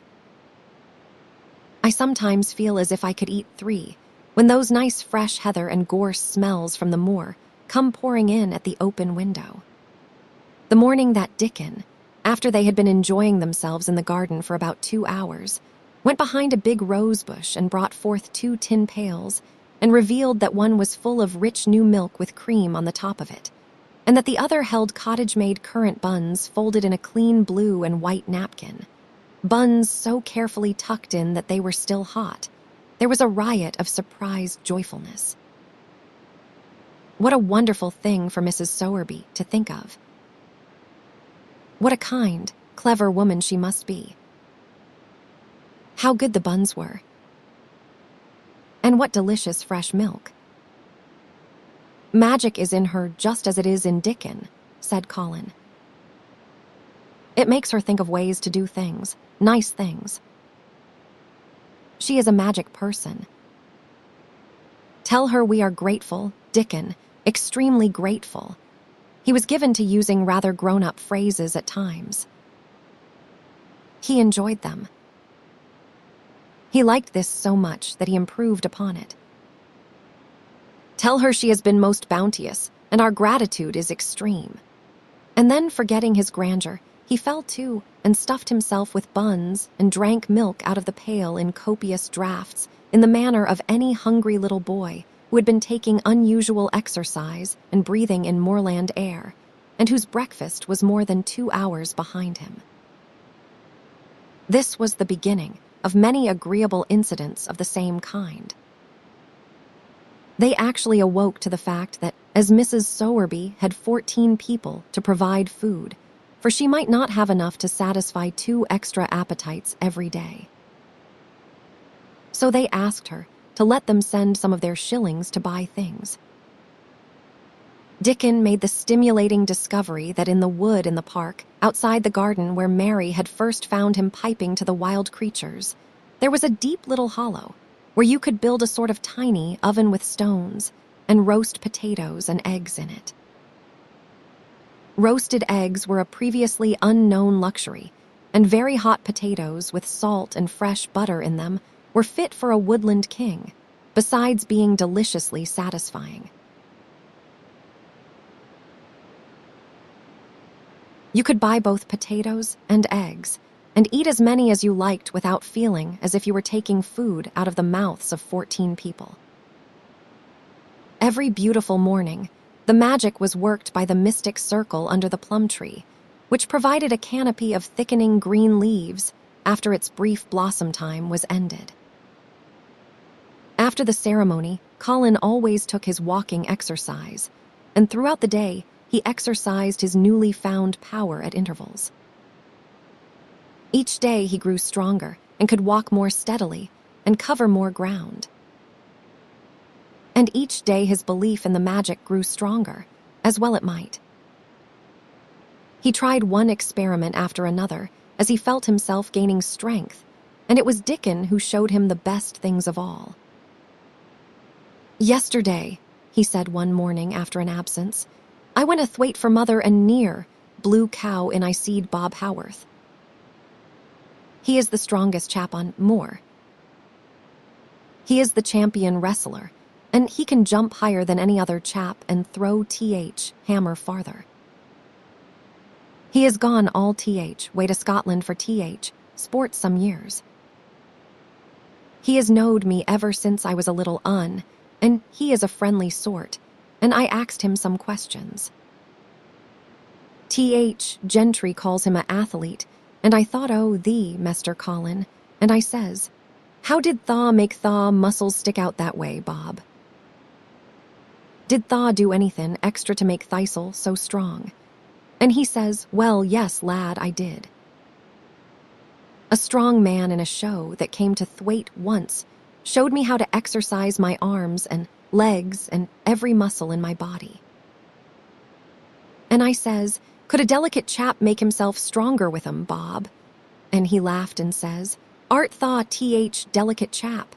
And I says, no, but I knows a young gentleman that is gettin' well of a long illness, and I wish I knowed some them tricks to tell him about.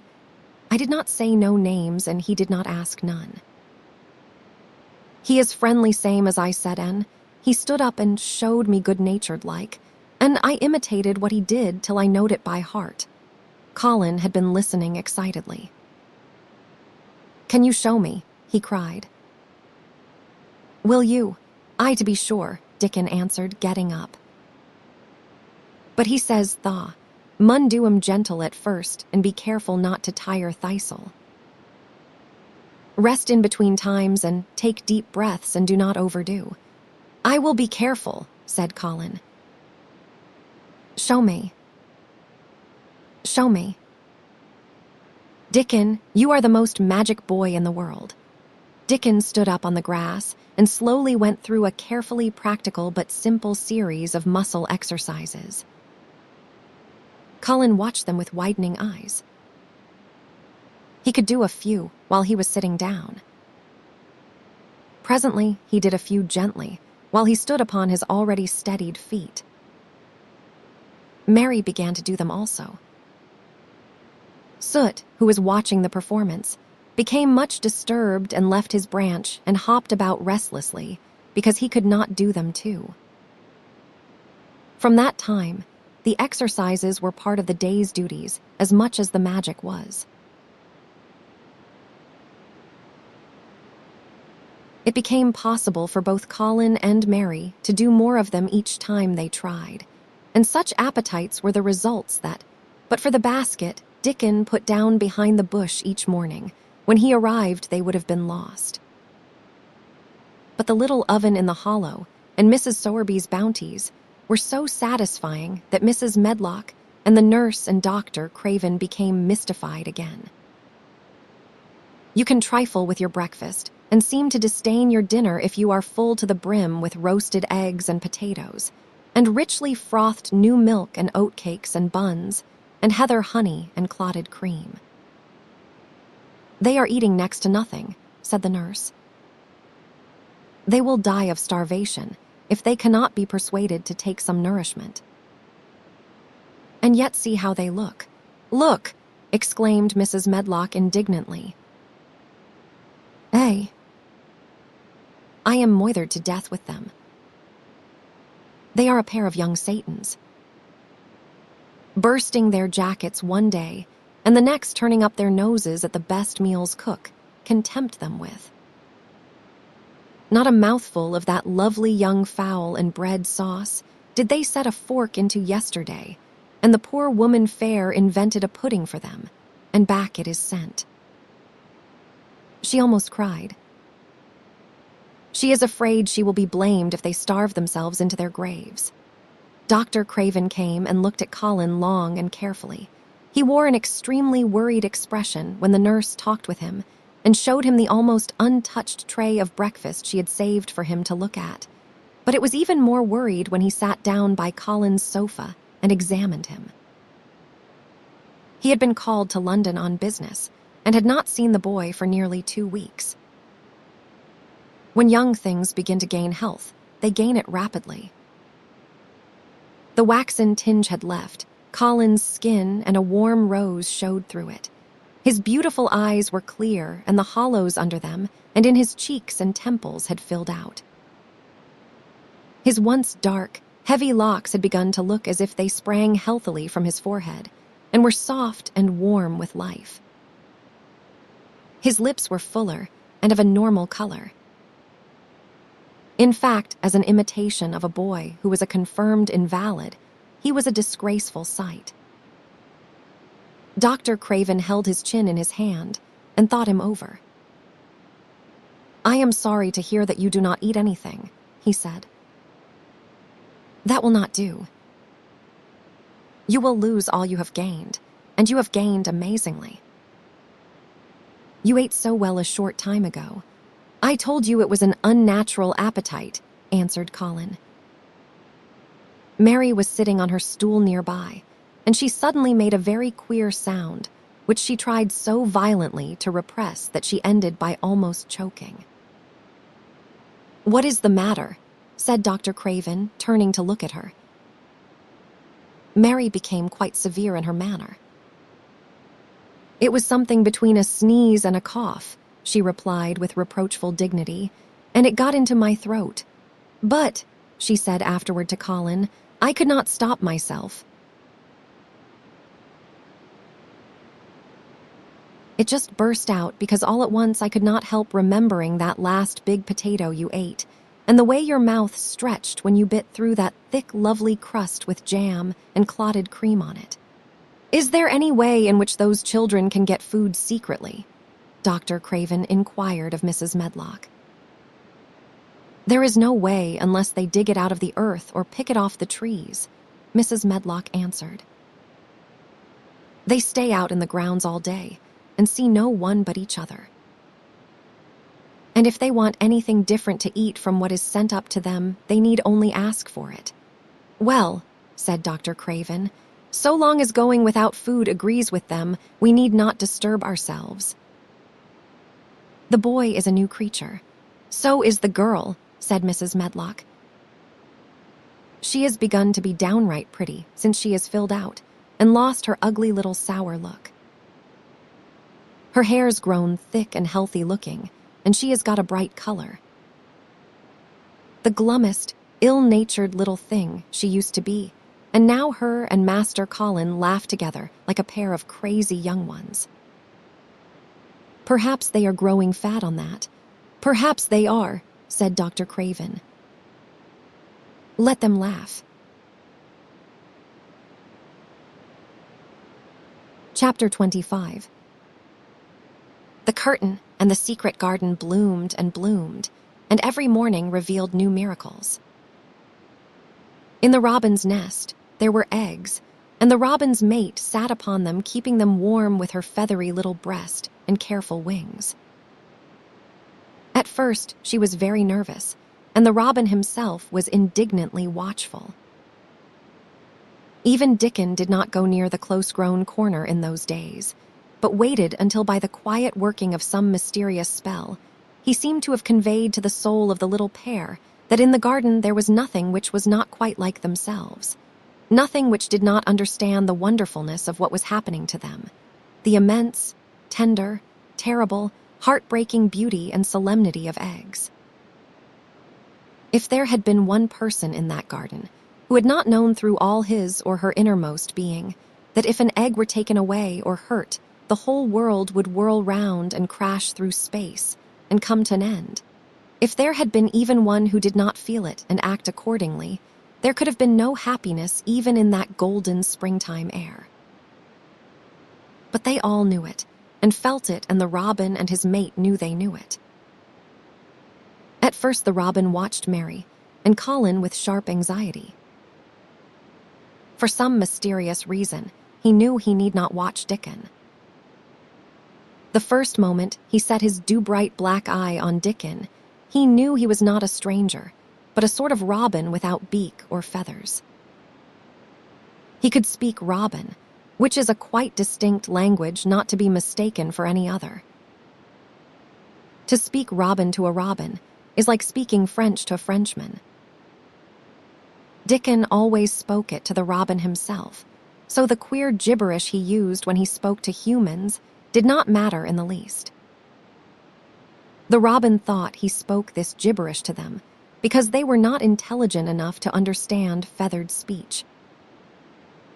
His movements also were robin.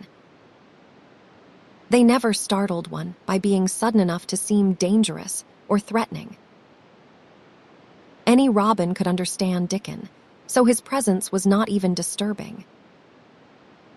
But at the outset, it seemed necessary to be on guard against the other two. In the first place, the boy creature did not come into the garden on his legs.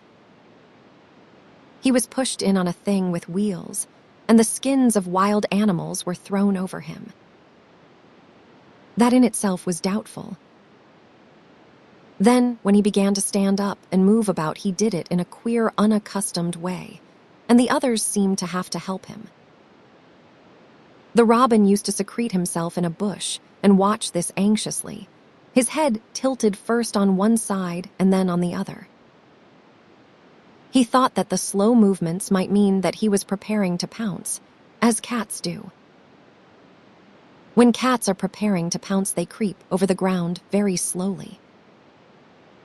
The robin talked this over with his mate a great deal for a few days, but after that he decided not to speak of the subject because her terror was so great that he was afraid it might be injurious to the eggs.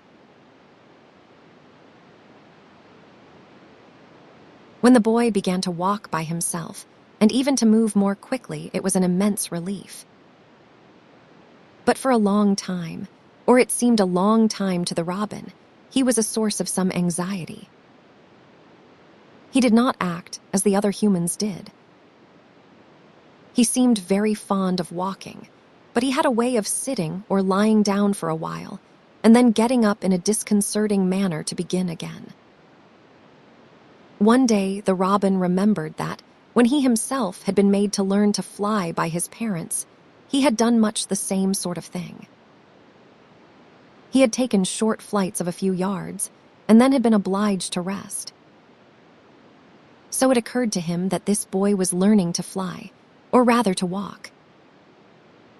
He mentioned this to his mate, and when he told her that the eggs would probably conduct themselves in the same way after they were fledged, she was quite comforted, and even became eagerly interested, and derived great pleasure from watching the boy over the edge of her nest. though she always thought that the eggs would be much cleverer and learn more quickly. But then she said indulgently that humans were always more clumsy and slow than eggs, and most of them never seemed really to learn to fly at all. You never met them in the air or on treetops. After a while, the boy began to move about as the others did, but all three of the children at times did unusual things. They would stand under the trees and move their arms and legs and heads about in a way which was neither walking nor running nor sitting down. They went through these movements at intervals every day, and the robin was never able to explain to his mate what they were doing or trying to do. He could only say that he was sure that the eggs would never flap about in such a manner. But as the boy who could speak robin so fluently was doing the thing with them, birds could be quite sure that the actions were not of a dangerous nature. Of course, neither the robin nor his mate had ever heard of the champion wrestler, Bob Howarth, and his exercises for making the muscles stand out like lumps. Robins are not like human beings. Their muscles are always exercised from the first, and so they develop themselves in a natural manner. If you have to fly about to find every meal you eat, your muscles do not become atrophied. Atrophied means wasted away through want of use. When the boy was walking and running about and digging and weeding like the others, the nest in the corner was brooded over by a great peace and content. Fears for the eggs became things of the past.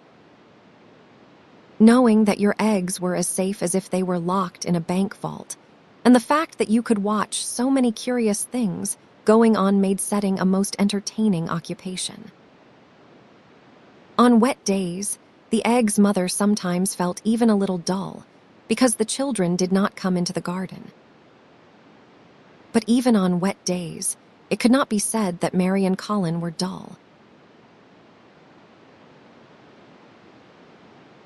One morning, when the rain streamed down unceasingly, and Colin was beginning to feel a little restive, as he was obliged to remain on his sofa because it was not safe to get up and walk about, Mary had an inspiration.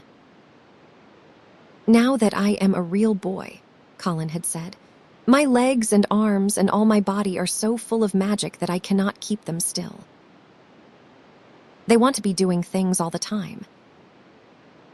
Do you know that when I waken in the morning, Mary, when it is quite early and the birds are just shouting outside and everything seems just shouting for joy, even the trees and things we cannot really hear, I feel as if I must jump out of bed and shout myself. If I did it, just think what would happen." Mary giggled inordinately. "The nurse would come running, and Mrs. Medlock would come running, and they would be sure you had gone crazy, and they would send for the doctor," she said.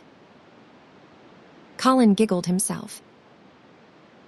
He could see how they would all look, how horrified by his outbreak, and how amazed to see him standing upright. "I wish my father would come home," he said. "I want to tell him myself. I am always thinking about it, but we could not go on like this much longer.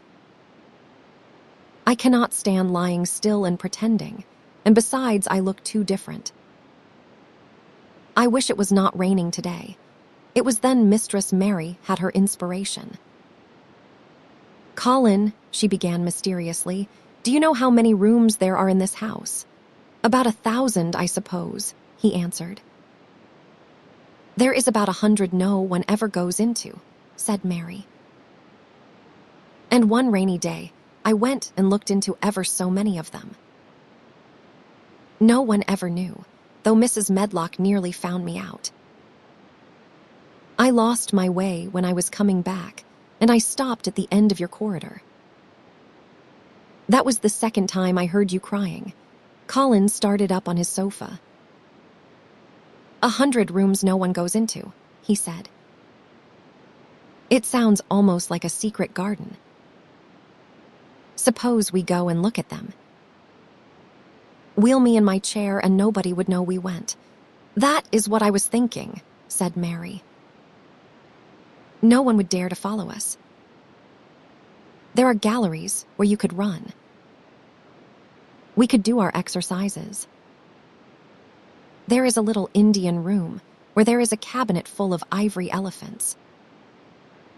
There are all sorts of rooms. Ring the bell, said Colin.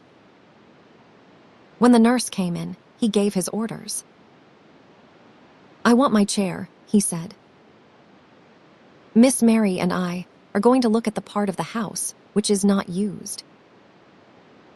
John can push me as far as the picture gallery because there are some stairs.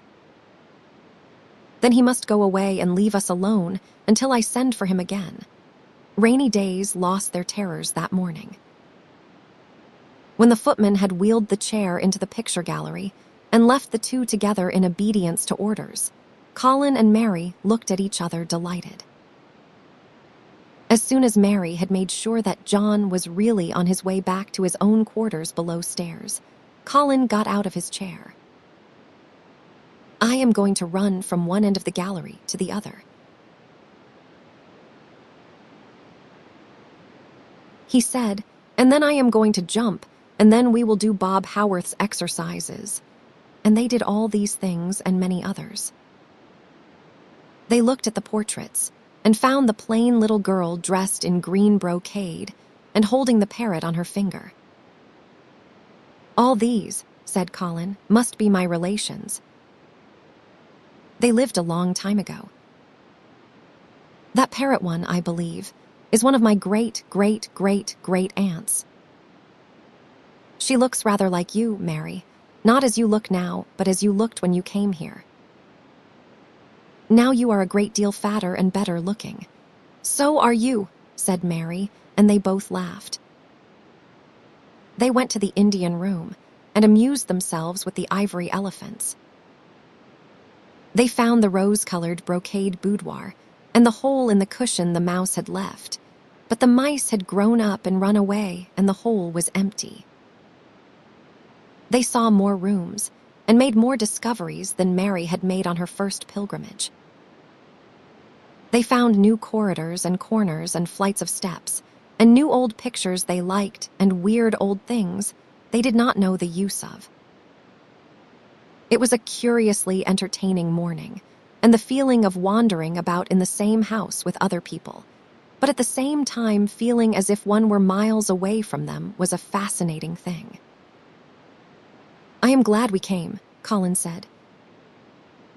I never knew I lived in such a big, queer old place. I like it. We will ramble about every rainy day. We shall always be finding new queer corners and things. That morning, they had found among other things such good appetites that when they returned to Colin's room, it was not possible to send the luncheon away untouched. When the nurse carried the tray downstairs, she slapped it down on the kitchen dresser so that Mrs. Loomis, the cook, could see the highly polished dishes and plates. Look at that, she said. This is a house of mystery, and those two children are the greatest mysteries in it. If they keep that up every day, said the strong young footman John, there would be small wonder that he weighs twice as much today as he did a month ago. I should have to give up my place in time, for fear of doing my muscles an injury. That afternoon, Mary noticed that something new had happened in Colin's room. She had noticed it the day before, but had said nothing, because she thought the change might have been made by chance. She said nothing today, but she sat and looked fixedly at the picture over the mantel. She could look at it because the curtain had been drawn aside. That was the change she noticed. I know what you want me to tell you, said Colin, after she had stared a few minutes. I always know when you want me to tell you something. You are wondering why the curtain is drawn back. I am going to keep it like that. Why? Asked Mary. Because it does not make me angry anymore to see her laughing. I wakened when it was bright moonlight 2 nights ago and felt as if the magic was filling the room and making everything so splendid that I could not lie still. I got up and looked out of the window. The room was quite light, and there was a patch of moonlight on the curtain, and somehow that made me go and pull the cord. She looked right down at me as if she were laughing, because she was glad I was standing there.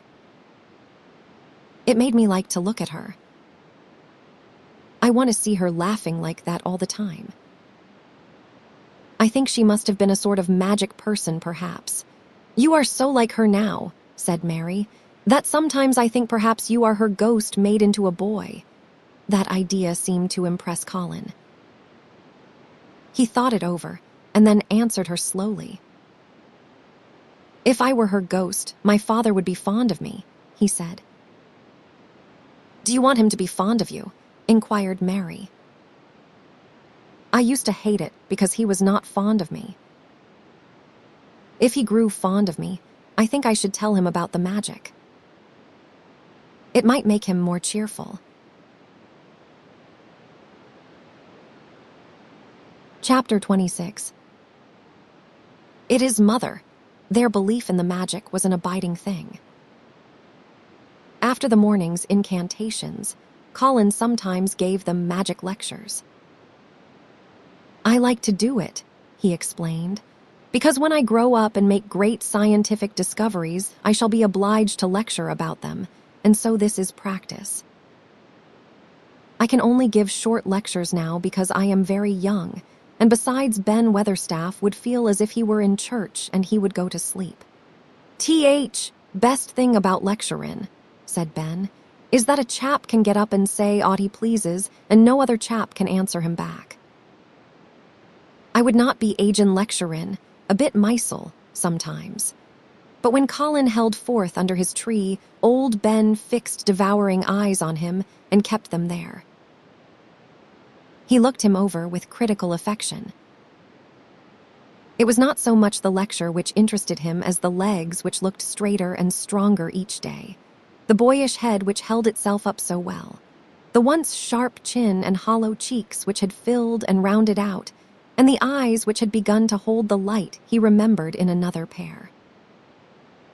Sometimes when Colin felt Ben's earnest gaze meant that he was much impressed, he wondered what he was reflecting on, and once when he had seemed quite entranced, he questioned him. "What are you thinking about, Ben Weatherstaff?" he asked. "I was thinkin'," answered Ben, "as I would warrant Thaw's gone up 3 or 4 pound this week. I was lookin' at Thaw, calves and Thaw's shoulders. I would like to get thee on a pair o' scales. It is the magic and Mrs. Sowerby's buns and milk and things," said Colin. "You see, the scientific experiment has succeeded." That morning, Dickon was too late to hear the lecture. When he came, he was ruddy with running, and his funny face looked more twinkling than usual. As they had a good deal of weeding to do after the rains, they fell to work. They always had plenty to do after a warm, deep sinking rain. The moisture which was good for the flowers was also good for the weeds, which thrust up tiny blades of grass and points of leaves, which must be pulled up before their roots took too firm hold.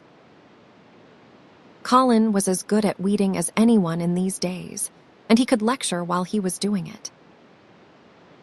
"The magic works best when you work yourself," he said this morning. "You can feel it in your bones and muscles. I am going to read books about bones and muscles, but I am going to write a book about magic. I am making it up now. I keep finding out things." It was not very long after he had said this that he laid down his trowel and stood up on his feet. He had been silent for several minutes, and they had seen that he was thinking out lectures, as he often did.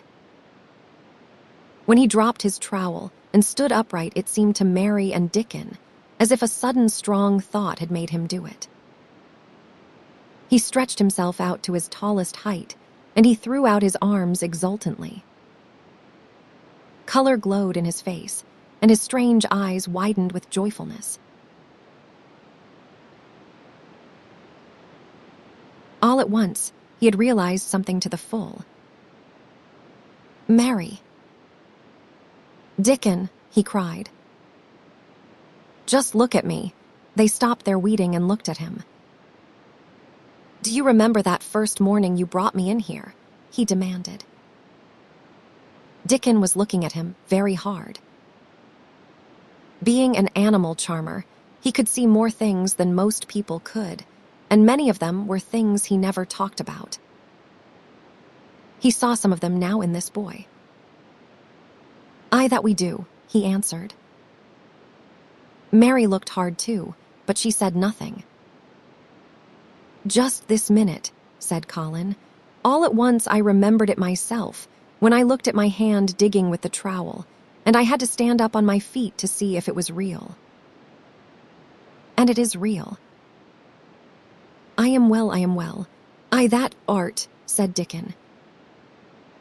I am well. I am well, said Colin again, and his face went quite red all over. He had known it before in a way, he had hoped it and felt it and thought about it.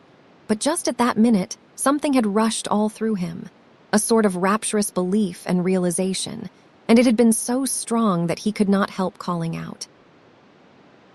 I shall live forever and ever, he cried grandly. I shall find out thousands and thousands of things. I shall find out about people and creatures, and everything that grows, like Dickon, and I shall never stop making magic. I am well. I am well. I feel as if I want to shout out something thankful, joyful. Ben Weatherstaff, who had been working near a rose bush, glanced round at him. Thaw might sing doxology, he suggested in his driest grunt. He had no opinion of the doxology, and he did not make the suggestion with any particular reverence. But Colin was of an exploring mind, and he knew nothing about the doxology. What is that? He inquired. Dickon can sing it for thee, I will warrant, replied Ben Weatherstaff. Dickon answered with his all-perceiving animal charmer's smile. They sing at church, he said. Mother says she believes th. Skylark sings it when they gets up mornin'. If she says that, it must be a nice song, Colin answered. I have never been in a church myself. I was always too ill. Sing it, Dickon. I want to hear it. Dickon was quite simple and unaffected about it. He understood what Colin felt better than Colin did himself. He understood by a sort of instinct so natural that he did not know it was understanding. He pulled off his cap and looked round, still smiling. Thaw must take off thaw cap, he said to Colin, and so mun thaw, Ben, and thaw mun stand up, thaw knows. Colin took off his cap and the sun shone on and warmed his thick hair as he watched Dickon intently. Ben Weatherstaff scrambled up from his knees and bared his head too, with a sort of puzzled, half-resentful look on his old face, as if he did not know exactly why he was doing this remarkable thing. Dickon stood out among the trees and rose bushes and began to sing in quite a simple, matter-of-fact way, and in a nice, strong boy voice. Praise God from whom all blessings flow. Praise him all creatures here below. Praise him above ye heavenly host. Praise Father, Son, and Holy Ghost. Amen. When he had finished, Ben Weatherstaff was standing quite still with his jaws set obstinately, but with a disturbed look in his eyes fixed on Colin. Colin's face was thoughtful and appreciative. It is a very nice song, he said. I like it. Perhaps it means just what I mean when I want to shout out that I am thankful to the magic. He stopped and thought in a puzzled way. Perhaps they are both the same thing. How can we know the exact names of everything? Sing it again, Dickon. Let us try, Mary. I want to sing it too. It is my song. How does it begin? Praise God from whom all blessings flow.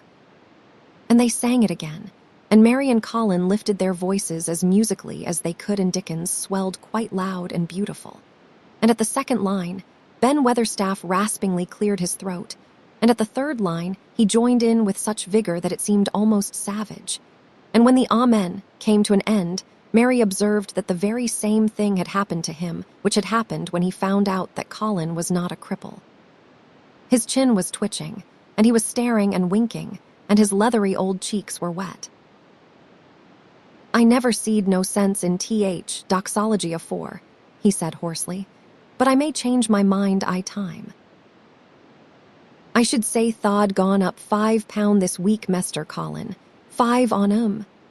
Colin was looking across the garden at something attracting his attention, and his expression had become a startled one. Who is coming in here? He said quickly.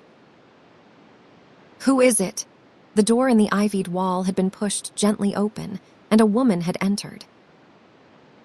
She had come in with the last line of their song, and she had stood still listening and looking at them. With the ivy behind her, the sunlight drifting through the trees and dappling her long blue cloak, and her nice fresh face smiling across the greenery, she was rather like a softly colored illustration in one of Colin's books. She had wonderful, affectionate eyes which seemed to take everything in, all of them, even Ben Weatherstaff and the creatures, and every flower that was in bloom. Unexpectedly as she had appeared, not one of them felt that she was an intruder at all. Dickens' eyes lighted like lamps. It is Mother, that is who it is, he cried and went across the grass at a run. Colin began to move toward her too, and Mary went with him. They both felt their pulses beat faster. It is Mother, Dickens said again when they met halfway. I know'd tha. Wanted to see her, and I told her where door was hid. Colin held out his hand with a sort of flushed royal shyness, but his eyes quite devoured her face. Even when I was ill, I wanted to see you, he said. You and Dickon and the secret garden. I would never wanted to see anyone or anything before. The sight of his uplifted face brought about a sudden change in her own. She flushed, and the corners of her mouth shook, and a mist seemed to sweep over her eyes. Dear lad, she broke out tremulously. Dear lad, as if she had not known she were going to say it. She did not say, Mester Colin, but just dear lad quite suddenly. She might have said it to Dickon in the same way if she had seen something in his face which touched her. Colin liked it. Are you surprised because I am so well? He asked. She put her hand on his shoulder and smiled the mist out of her eyes. Aye, that I am, she said, but that so like thy mother thaw made my heart jump. Do you think, said Colin a little awkwardly, that will make my father like me? Aye, for sure, dear lad, she answered, and she gave his shoulder a soft, quick pat. He mun come home, he mun come home. Susan Sowerby, said Ben Weatherstaff, getting close to her. Look at lad's legs, wilt thaw. They was like drumsticks I stockin' 2 month ago, and I heard folk tell as they was bandy and knock-kneed both at same time. Look at him now. Susan Sowerby laughed a comfortable laugh. They are going to be fine, strong lads' legs in a bit, she said. Let him go on playin' and workin' in the garden and eatin', hearty and drinkin' plenty good sweet milk, and there will not be a finer pair Yorkshire, thank God for it. She put both hands on Mistress Mary's shoulders and looked her little face over in a motherly fashion. And thee too, she said. That grown near as hearty as our Elizabeth Ellen. I will warrant that like thy mother too. Our Martha told me, as Mrs. Medlock heard she was a pretty woman. Thou'lt be like a blush rose when thaw grows up, my little lass, bless thee. She did not mention that when Martha came home on her day out and described the plain, sallow child, she had said that she had no confidence whatever in what Mrs. Medlock had heard. It does not stand to reason that a pretty woman could be. Mother O, such a foo little lass, she had added obstinately. Mary had not had time to pay much attention to her changing face. She had only known that she looked different and seemed to have a great deal more hair and that it was growing very fast. But remembering her pleasure in looking at the Mem Sahib, in the past, she was glad to hear that she might someday look like her. Susan Sowerby went round their garden with them and was told the whole story of it and shown every bush and tree which had come alive. Colin walked on one side of her and Mary on the other.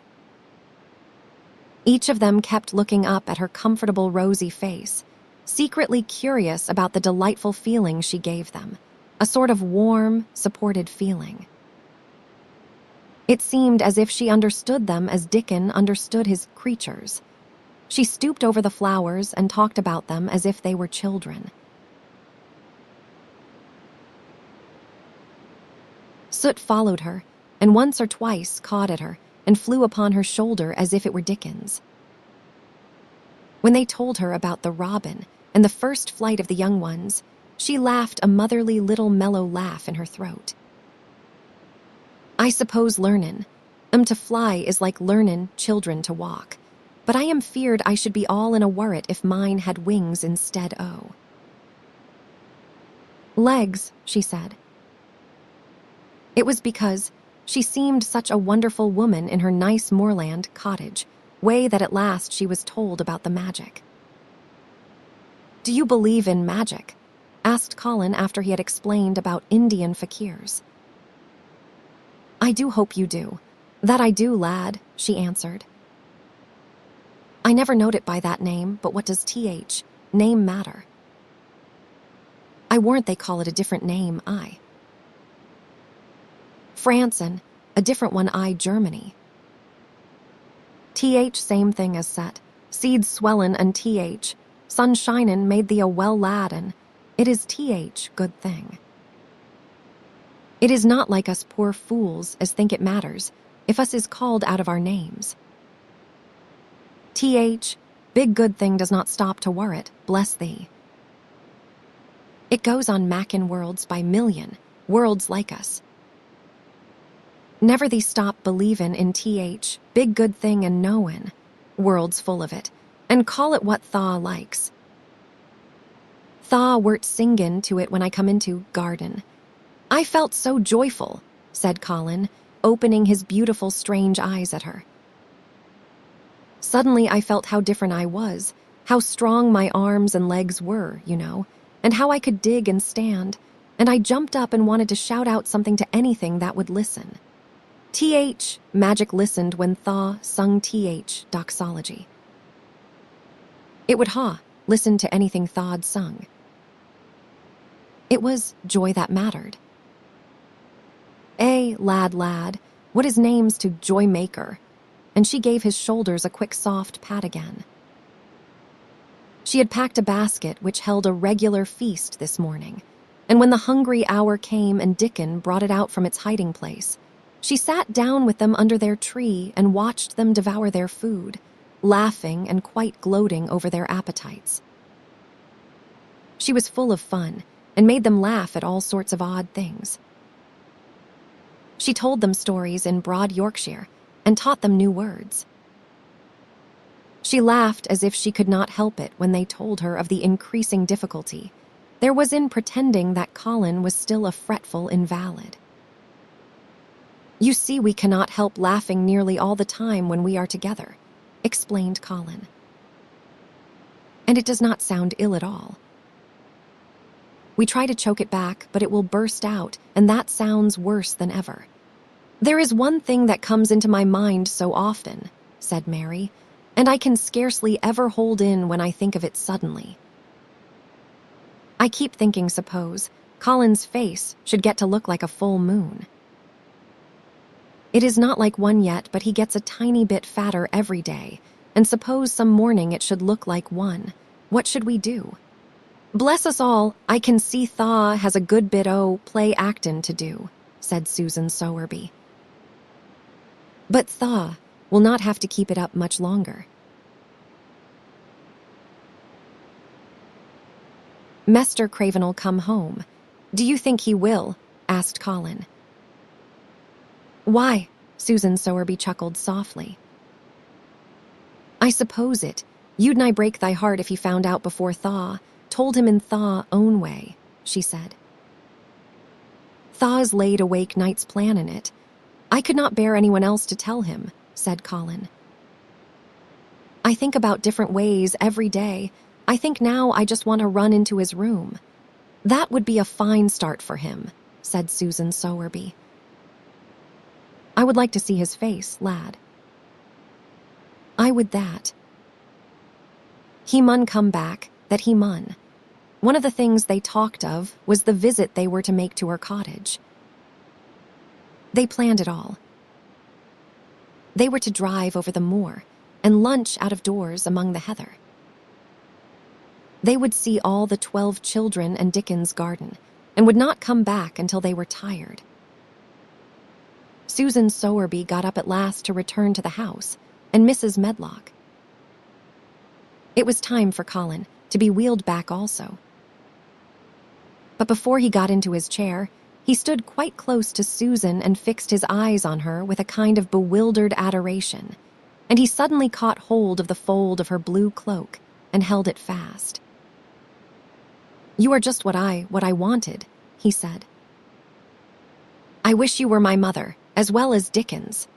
All at once Susan Sowerby bent down and drew him with her warm arms close against the bosom under the blue cloak, as if he had been Dickens' brother.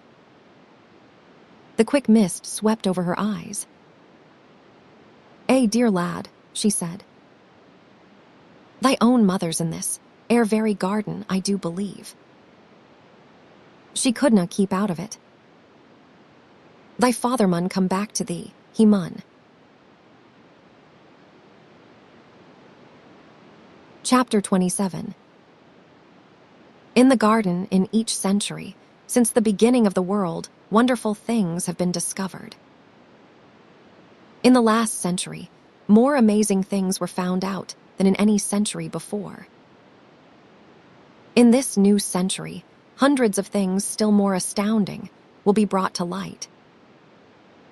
At first, people refuse to believe that a strange new thing can be done. Then they begin to hope it can be done. Then they see it can be done. Then it is done, and all the world wonders why it was not done centuries ago. One of the new things people began to find out in the last century was that thoughts, just mere thoughts, are as powerful as electric batteries, as good for one as sunlight is, or as bad for one as poison. To let a sad thought, or a bad one get into your mind, is as dangerous as letting a scarlet fever germ get into your body. If you let it stay there, after it has got in you, may never get over it as long as you live. So long as Mistress Mary's mind was full of disagreeable thoughts about her dislikes and sour opinions of people, and her determination not to be pleased by or interested in anything, she was a yellow-faced, sickly, bored, and wretched child. Circumstances, however, were very kind to her, though she was not at all aware of it. They began to push her about for her own good. When her mind gradually filled itself with robins, and moorland cottages crowded with children, with queer crabbed old gardeners and common little Yorkshire housemaids, with springtime and with secret gardens coming alive day by day, and also with a moor boy and his creatures, there was no room left for the disagreeable thoughts which affected her liver and her digestion, and made her yellow and tired. So long as Colin shut himself up in his room, and thought only of his fears and weakness and his detestation of people who looked at him, and reflected hourly on humps and early death. He was a hysterical, half-crazy little hypochondriac who knew nothing of the sunshine and the spring, and also did not know that he could get well and could stand upon his feet if he tried to do it. When new beautiful thoughts began to push out the old hideous ones, life began to come back to him. His blood ran healthily through his veins, and strength poured into him like a flood. His scientific experiment was quite practical and simple, and there was nothing weird about it at all. Much more surprising things can happen to anyone who, when a disagreeable or discouraged thought comes into his mind, just has the sense to remember in time and push it out by putting in an agreeable, determinedly courageous one. Two things cannot be in one place. Where you tend a rose, my lad, a thistle cannot grow. While the secret garden was coming alive, and two children were coming alive with it, there was a man wandering about certain faraway, beautiful places in the Norwegian fjords and the valleys and mountains of Switzerland, and he was a man who for 10 years had kept his mind filled with dark and heartbroken thinking. He had not been courageous. He had never tried to put any other thoughts in the place of the dark ones. He had wandered by blue lakes and thought them. He had lain on mountainsides with sheets of deep blue gentians blooming all about him and flower breaths filling all the air, and he had thought them. A terrible sorrow had fallen upon him when he had been happy, and he had let his soul fill itself with blackness, and had refused obstinately to allow any rift of light to pierce through.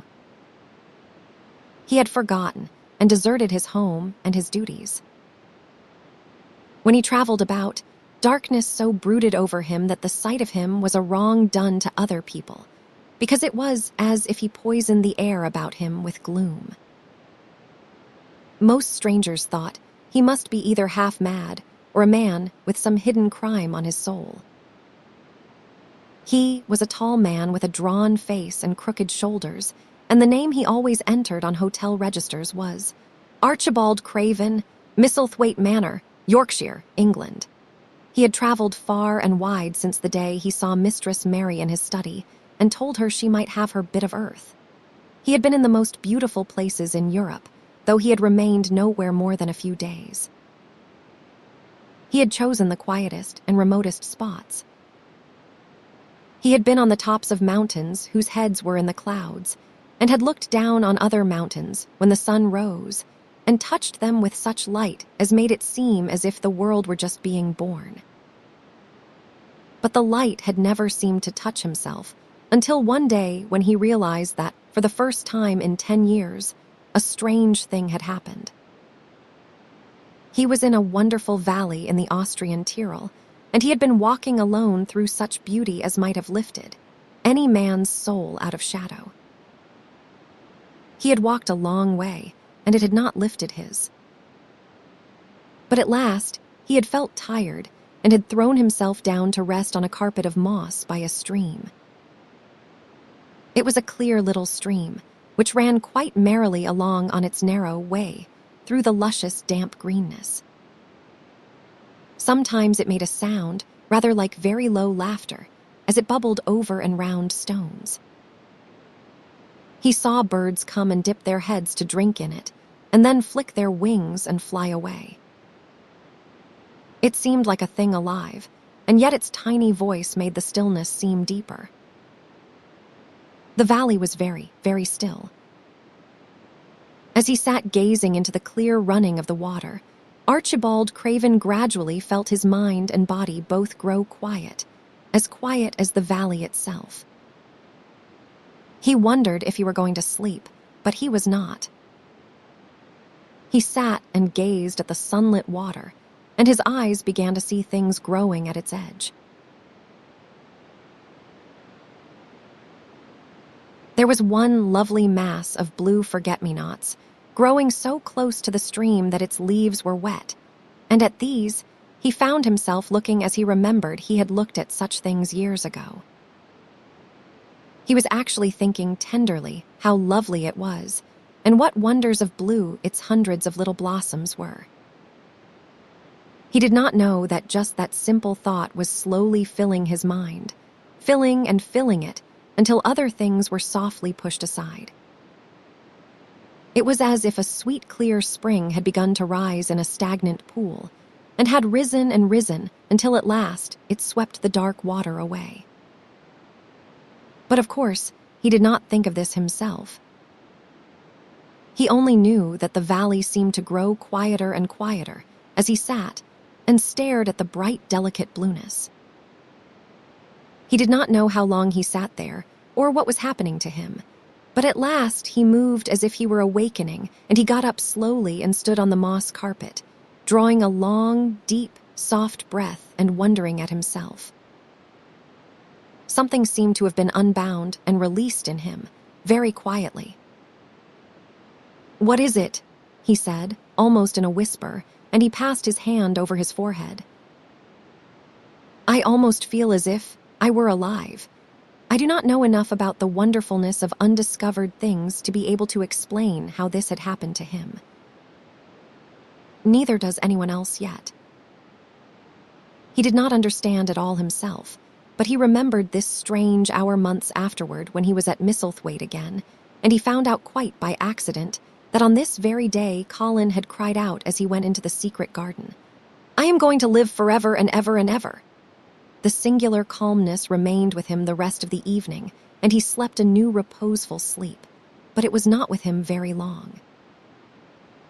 He did not know that it could be kept. By the next night, he had opened the doors wide to his dark thoughts, and they had come trooping and rushing back. He left the valley and went on his wandering way again.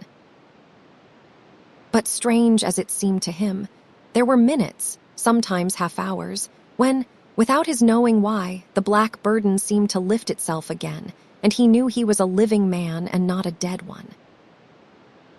Slowly, slowly, for no reason that he knew of, he was coming alive with the garden. As the golden summer changed into the deep golden autumn, he went to the lake of Como. There he found the loveliness of a dream. He spent his days upon the crystal blueness of the lake, or he walked back into the soft, thick verdure of the hills and tramped until he was tired so that he might sleep. But by this time, he had begun to sleep better, he knew, and his dreams had ceased to be a terror to him. Perhaps, he thought, my body is growing stronger. It was growing stronger, but because of the rare peaceful hours when his thoughts were changed, his soul was slowly growing stronger too. He began to think of Misselthwaite and wonder if he should not go home. Now and then he wondered vaguely about his boy and asked himself what he should feel when he went and stood by the carved four-posted bed again and looked down at the sharply chiseled ivory-white face while it slept, and the black lashes rimmed so startlingly the close-shut eyes. He shrank from it. One marvel of a day, he had walked so far that when he returned the moon was high and full, and all the world was purple shadow and silver.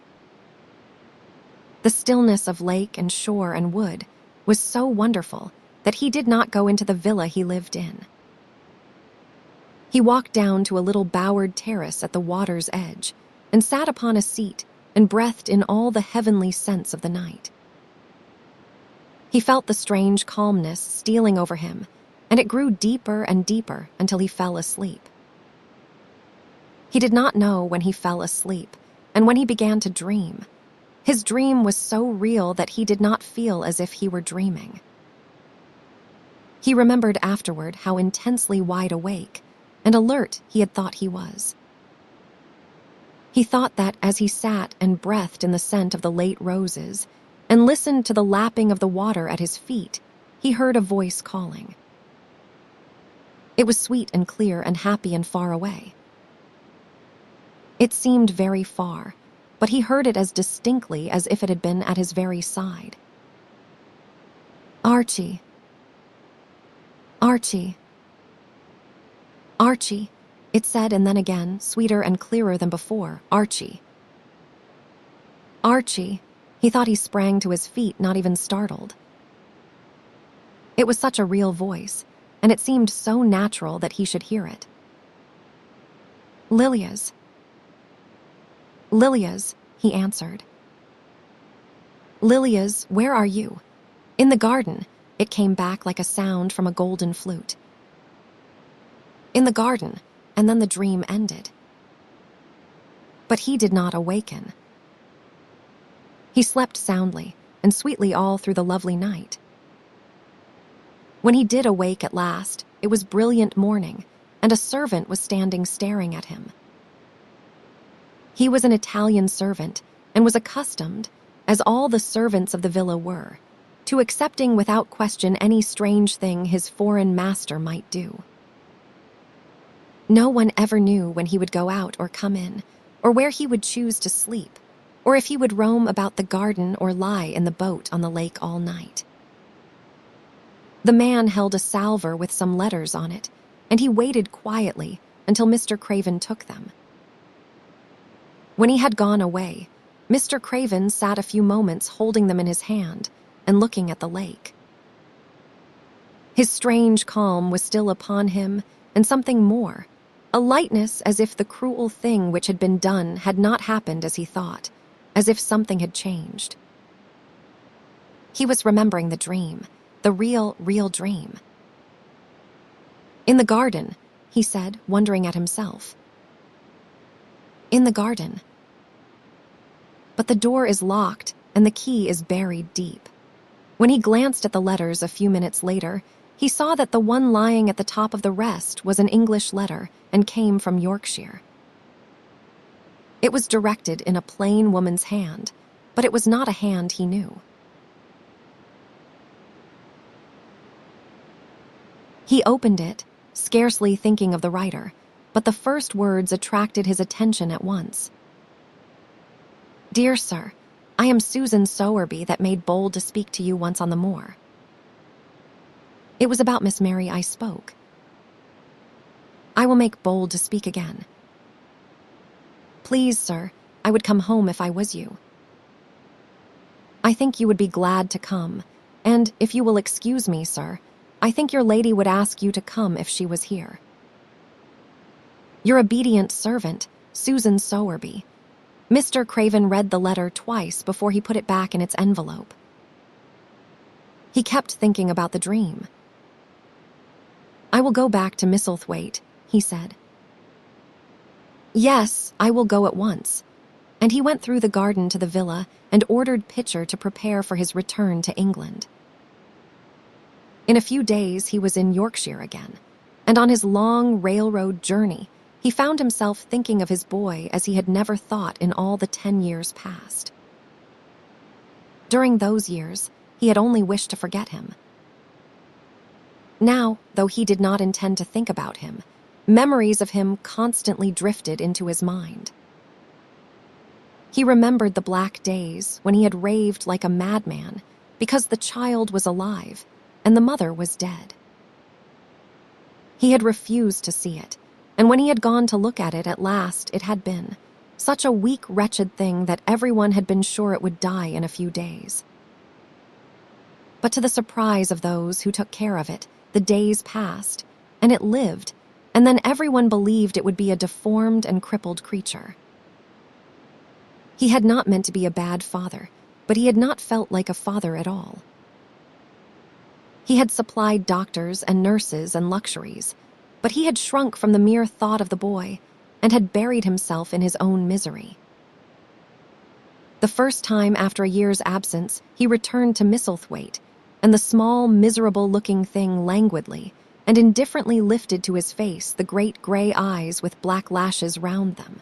So like, and yet so horribly unlike the happy eyes he had adored, he could not bear the sight of them and turned away pale as death.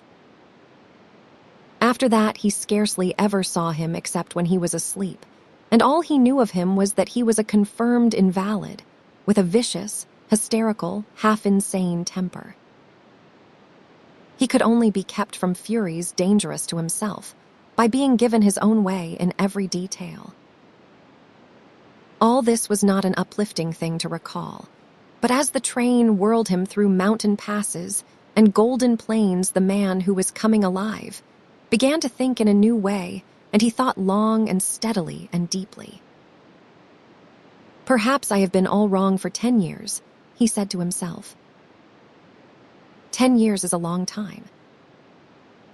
It may be too late to do anything, quite too late.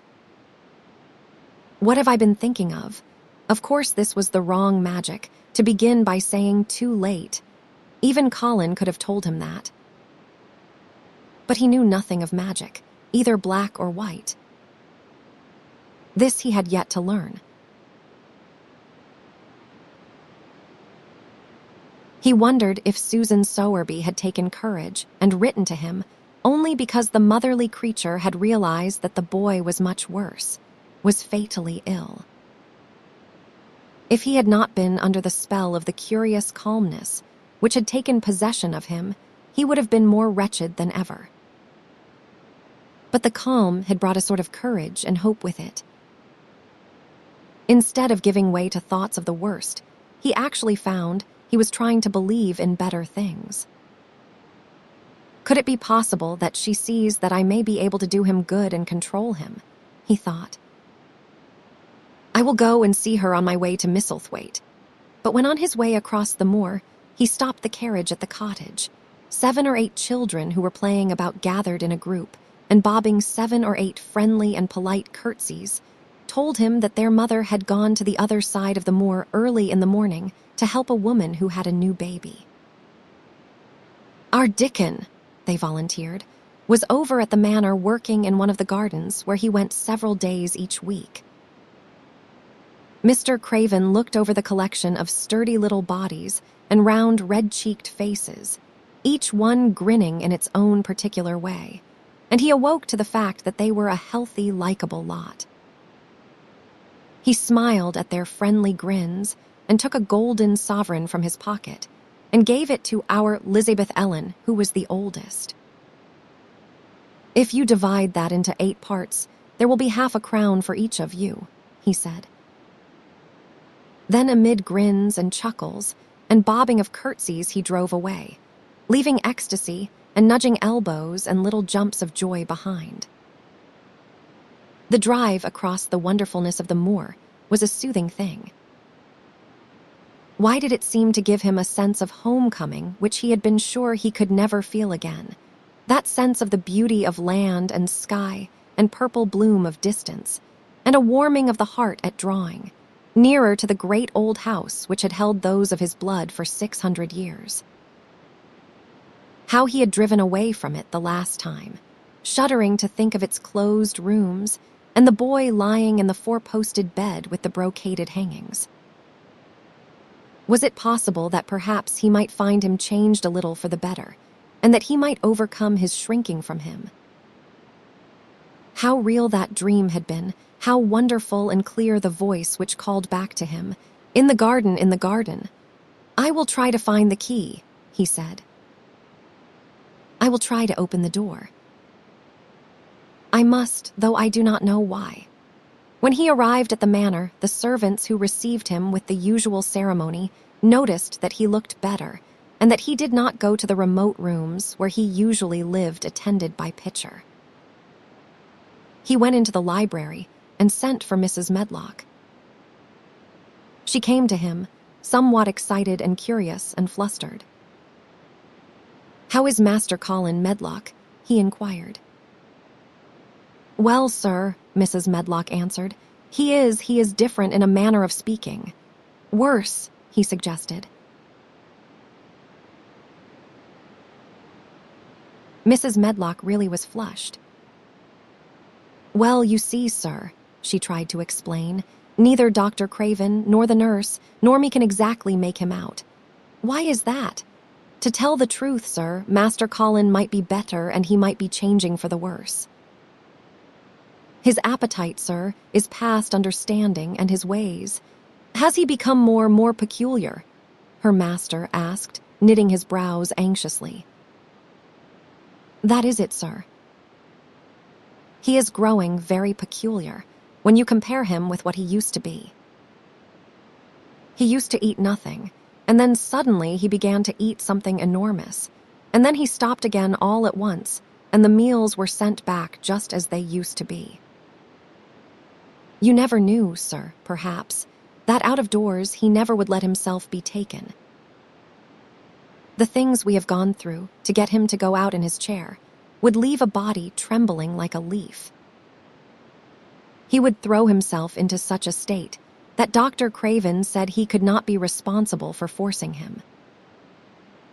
Well, sir, just without warning, not long after one of his worst tantrums, he suddenly insisted on being taken out every day by Miss Mary and Susan Sowerby's boy Dickon that could push his chair. He took a fancy to both Miss Mary and Dickon brought his tame animals, and if you will credit it, sir, out of doors he will stay from morning until night. How does he look? Was the next question. If he took his food natural, sir, you would think he was putting on flesh, but we are afraid it may be a sort of bloat. He laughs sometimes in a queer way when he is alone with Miss Mary. He never used to laugh at all. Dr. Craven is coming to see you at once, if you will allow him. He never was as puzzled in his life. Where is Master Colin now? Mr. Craven asked. In the garden, sir. He is always in the garden, though not a human creature is allowed to go near for fear they will look at him. Mr. Craven scarcely heard her last words. In the garden, he said, and after he had sent Mrs. Medlock away, he stood and repeated it again and again. In the garden. He had to make an effort to bring himself back to the place he was standing in, and when he felt he was on earth again, he turned and went out of the room. He took his way, as Mary had done, through the door in the shrubbery and among the laurels and the fountain beds. The fountain was playing now, and was encircled by beds of brilliant autumn flowers. He crossed the lawn and turned into the long walk by the ivied walls.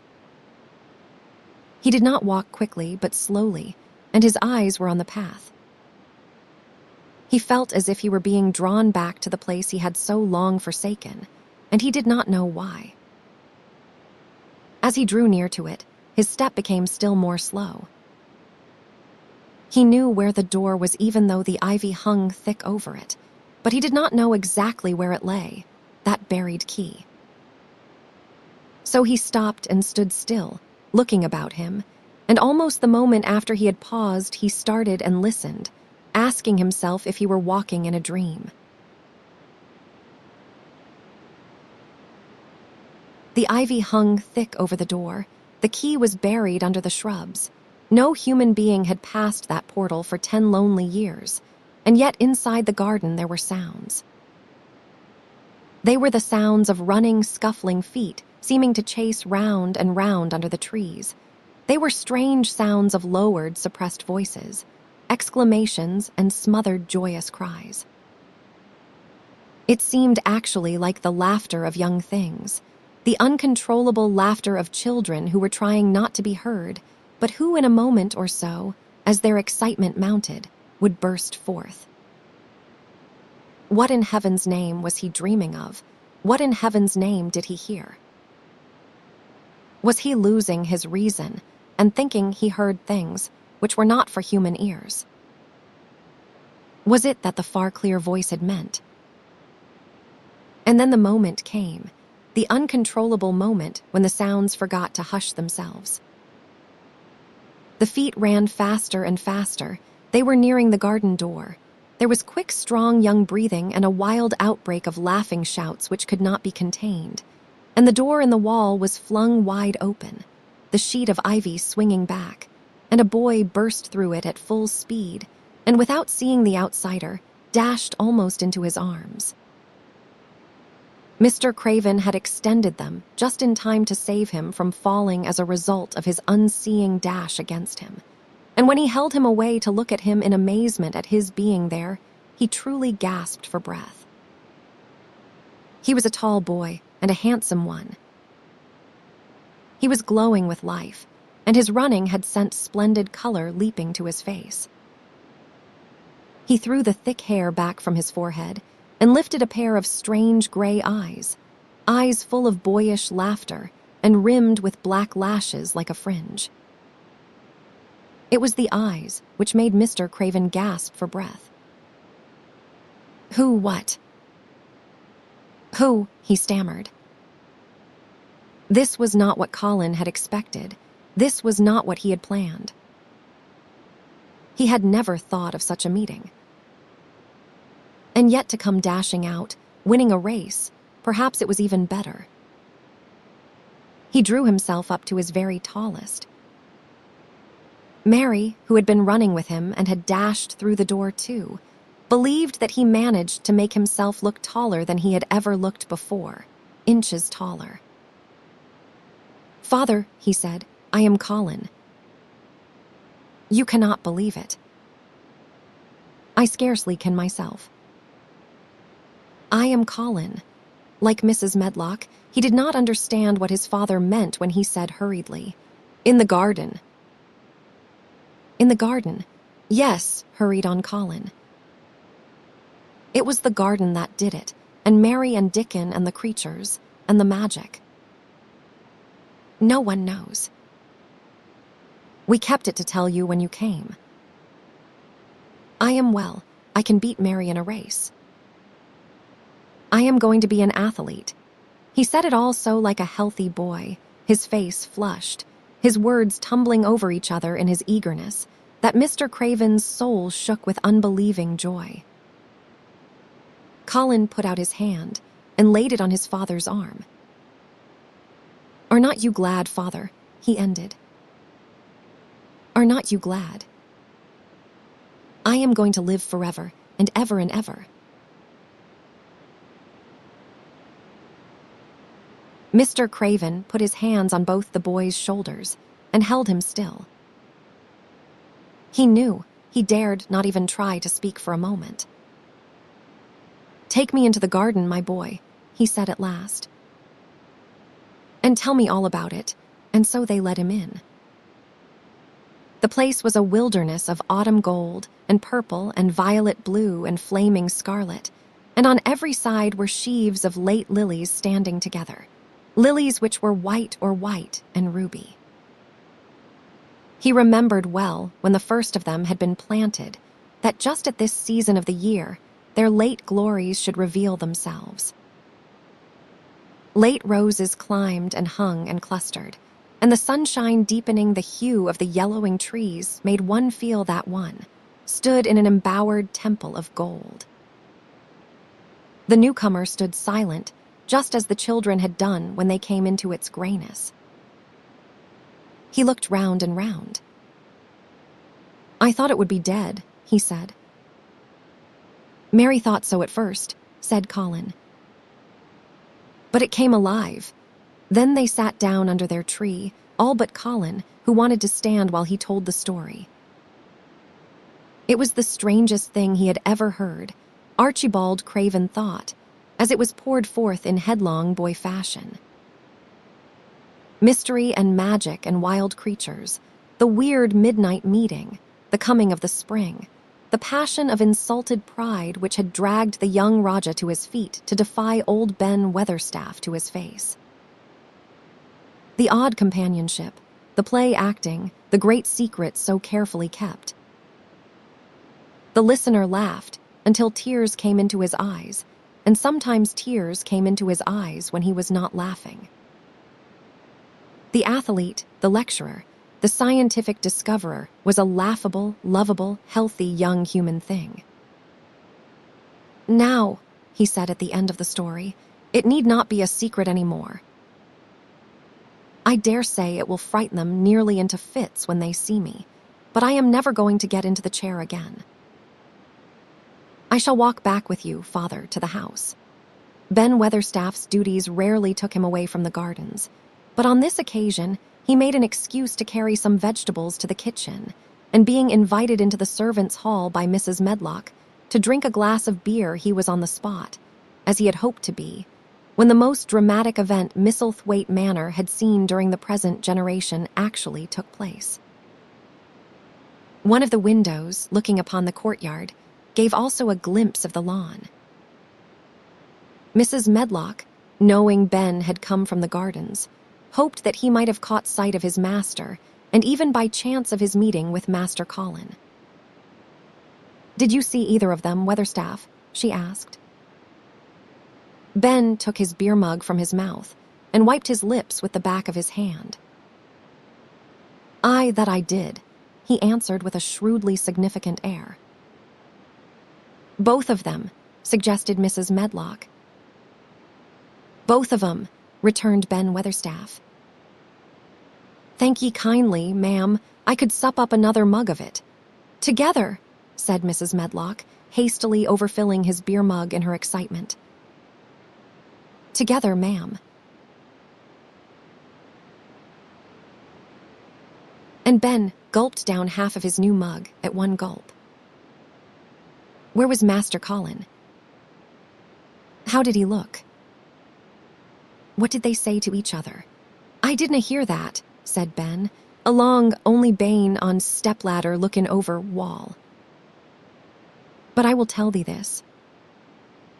There has been things goin' on outside, as you house people knows nowt about. And what thou'll find out soon." And it was not 2 minutes before he swallowed the last of his beer and waved his mug solemnly toward the window, which took in through the shrubbery a piece of the lawn. "Look there," he said, "if thou's curious. Look what is common across th. Grass." When Mrs. Medlock looked, she threw up her hands and gave a little shriek, and every man and woman servant within hearing bolted across the servants' hall and stood looking through the window with their eyes almost starting out of their heads. Across the lawn came the master of Misselthwaite, and he looked as many of them had never seen him. And by his side, with his head up in the air, and his eyes full of laughter, walked as strongly and steadily as any boy in Yorkshire, Master Colin. The end.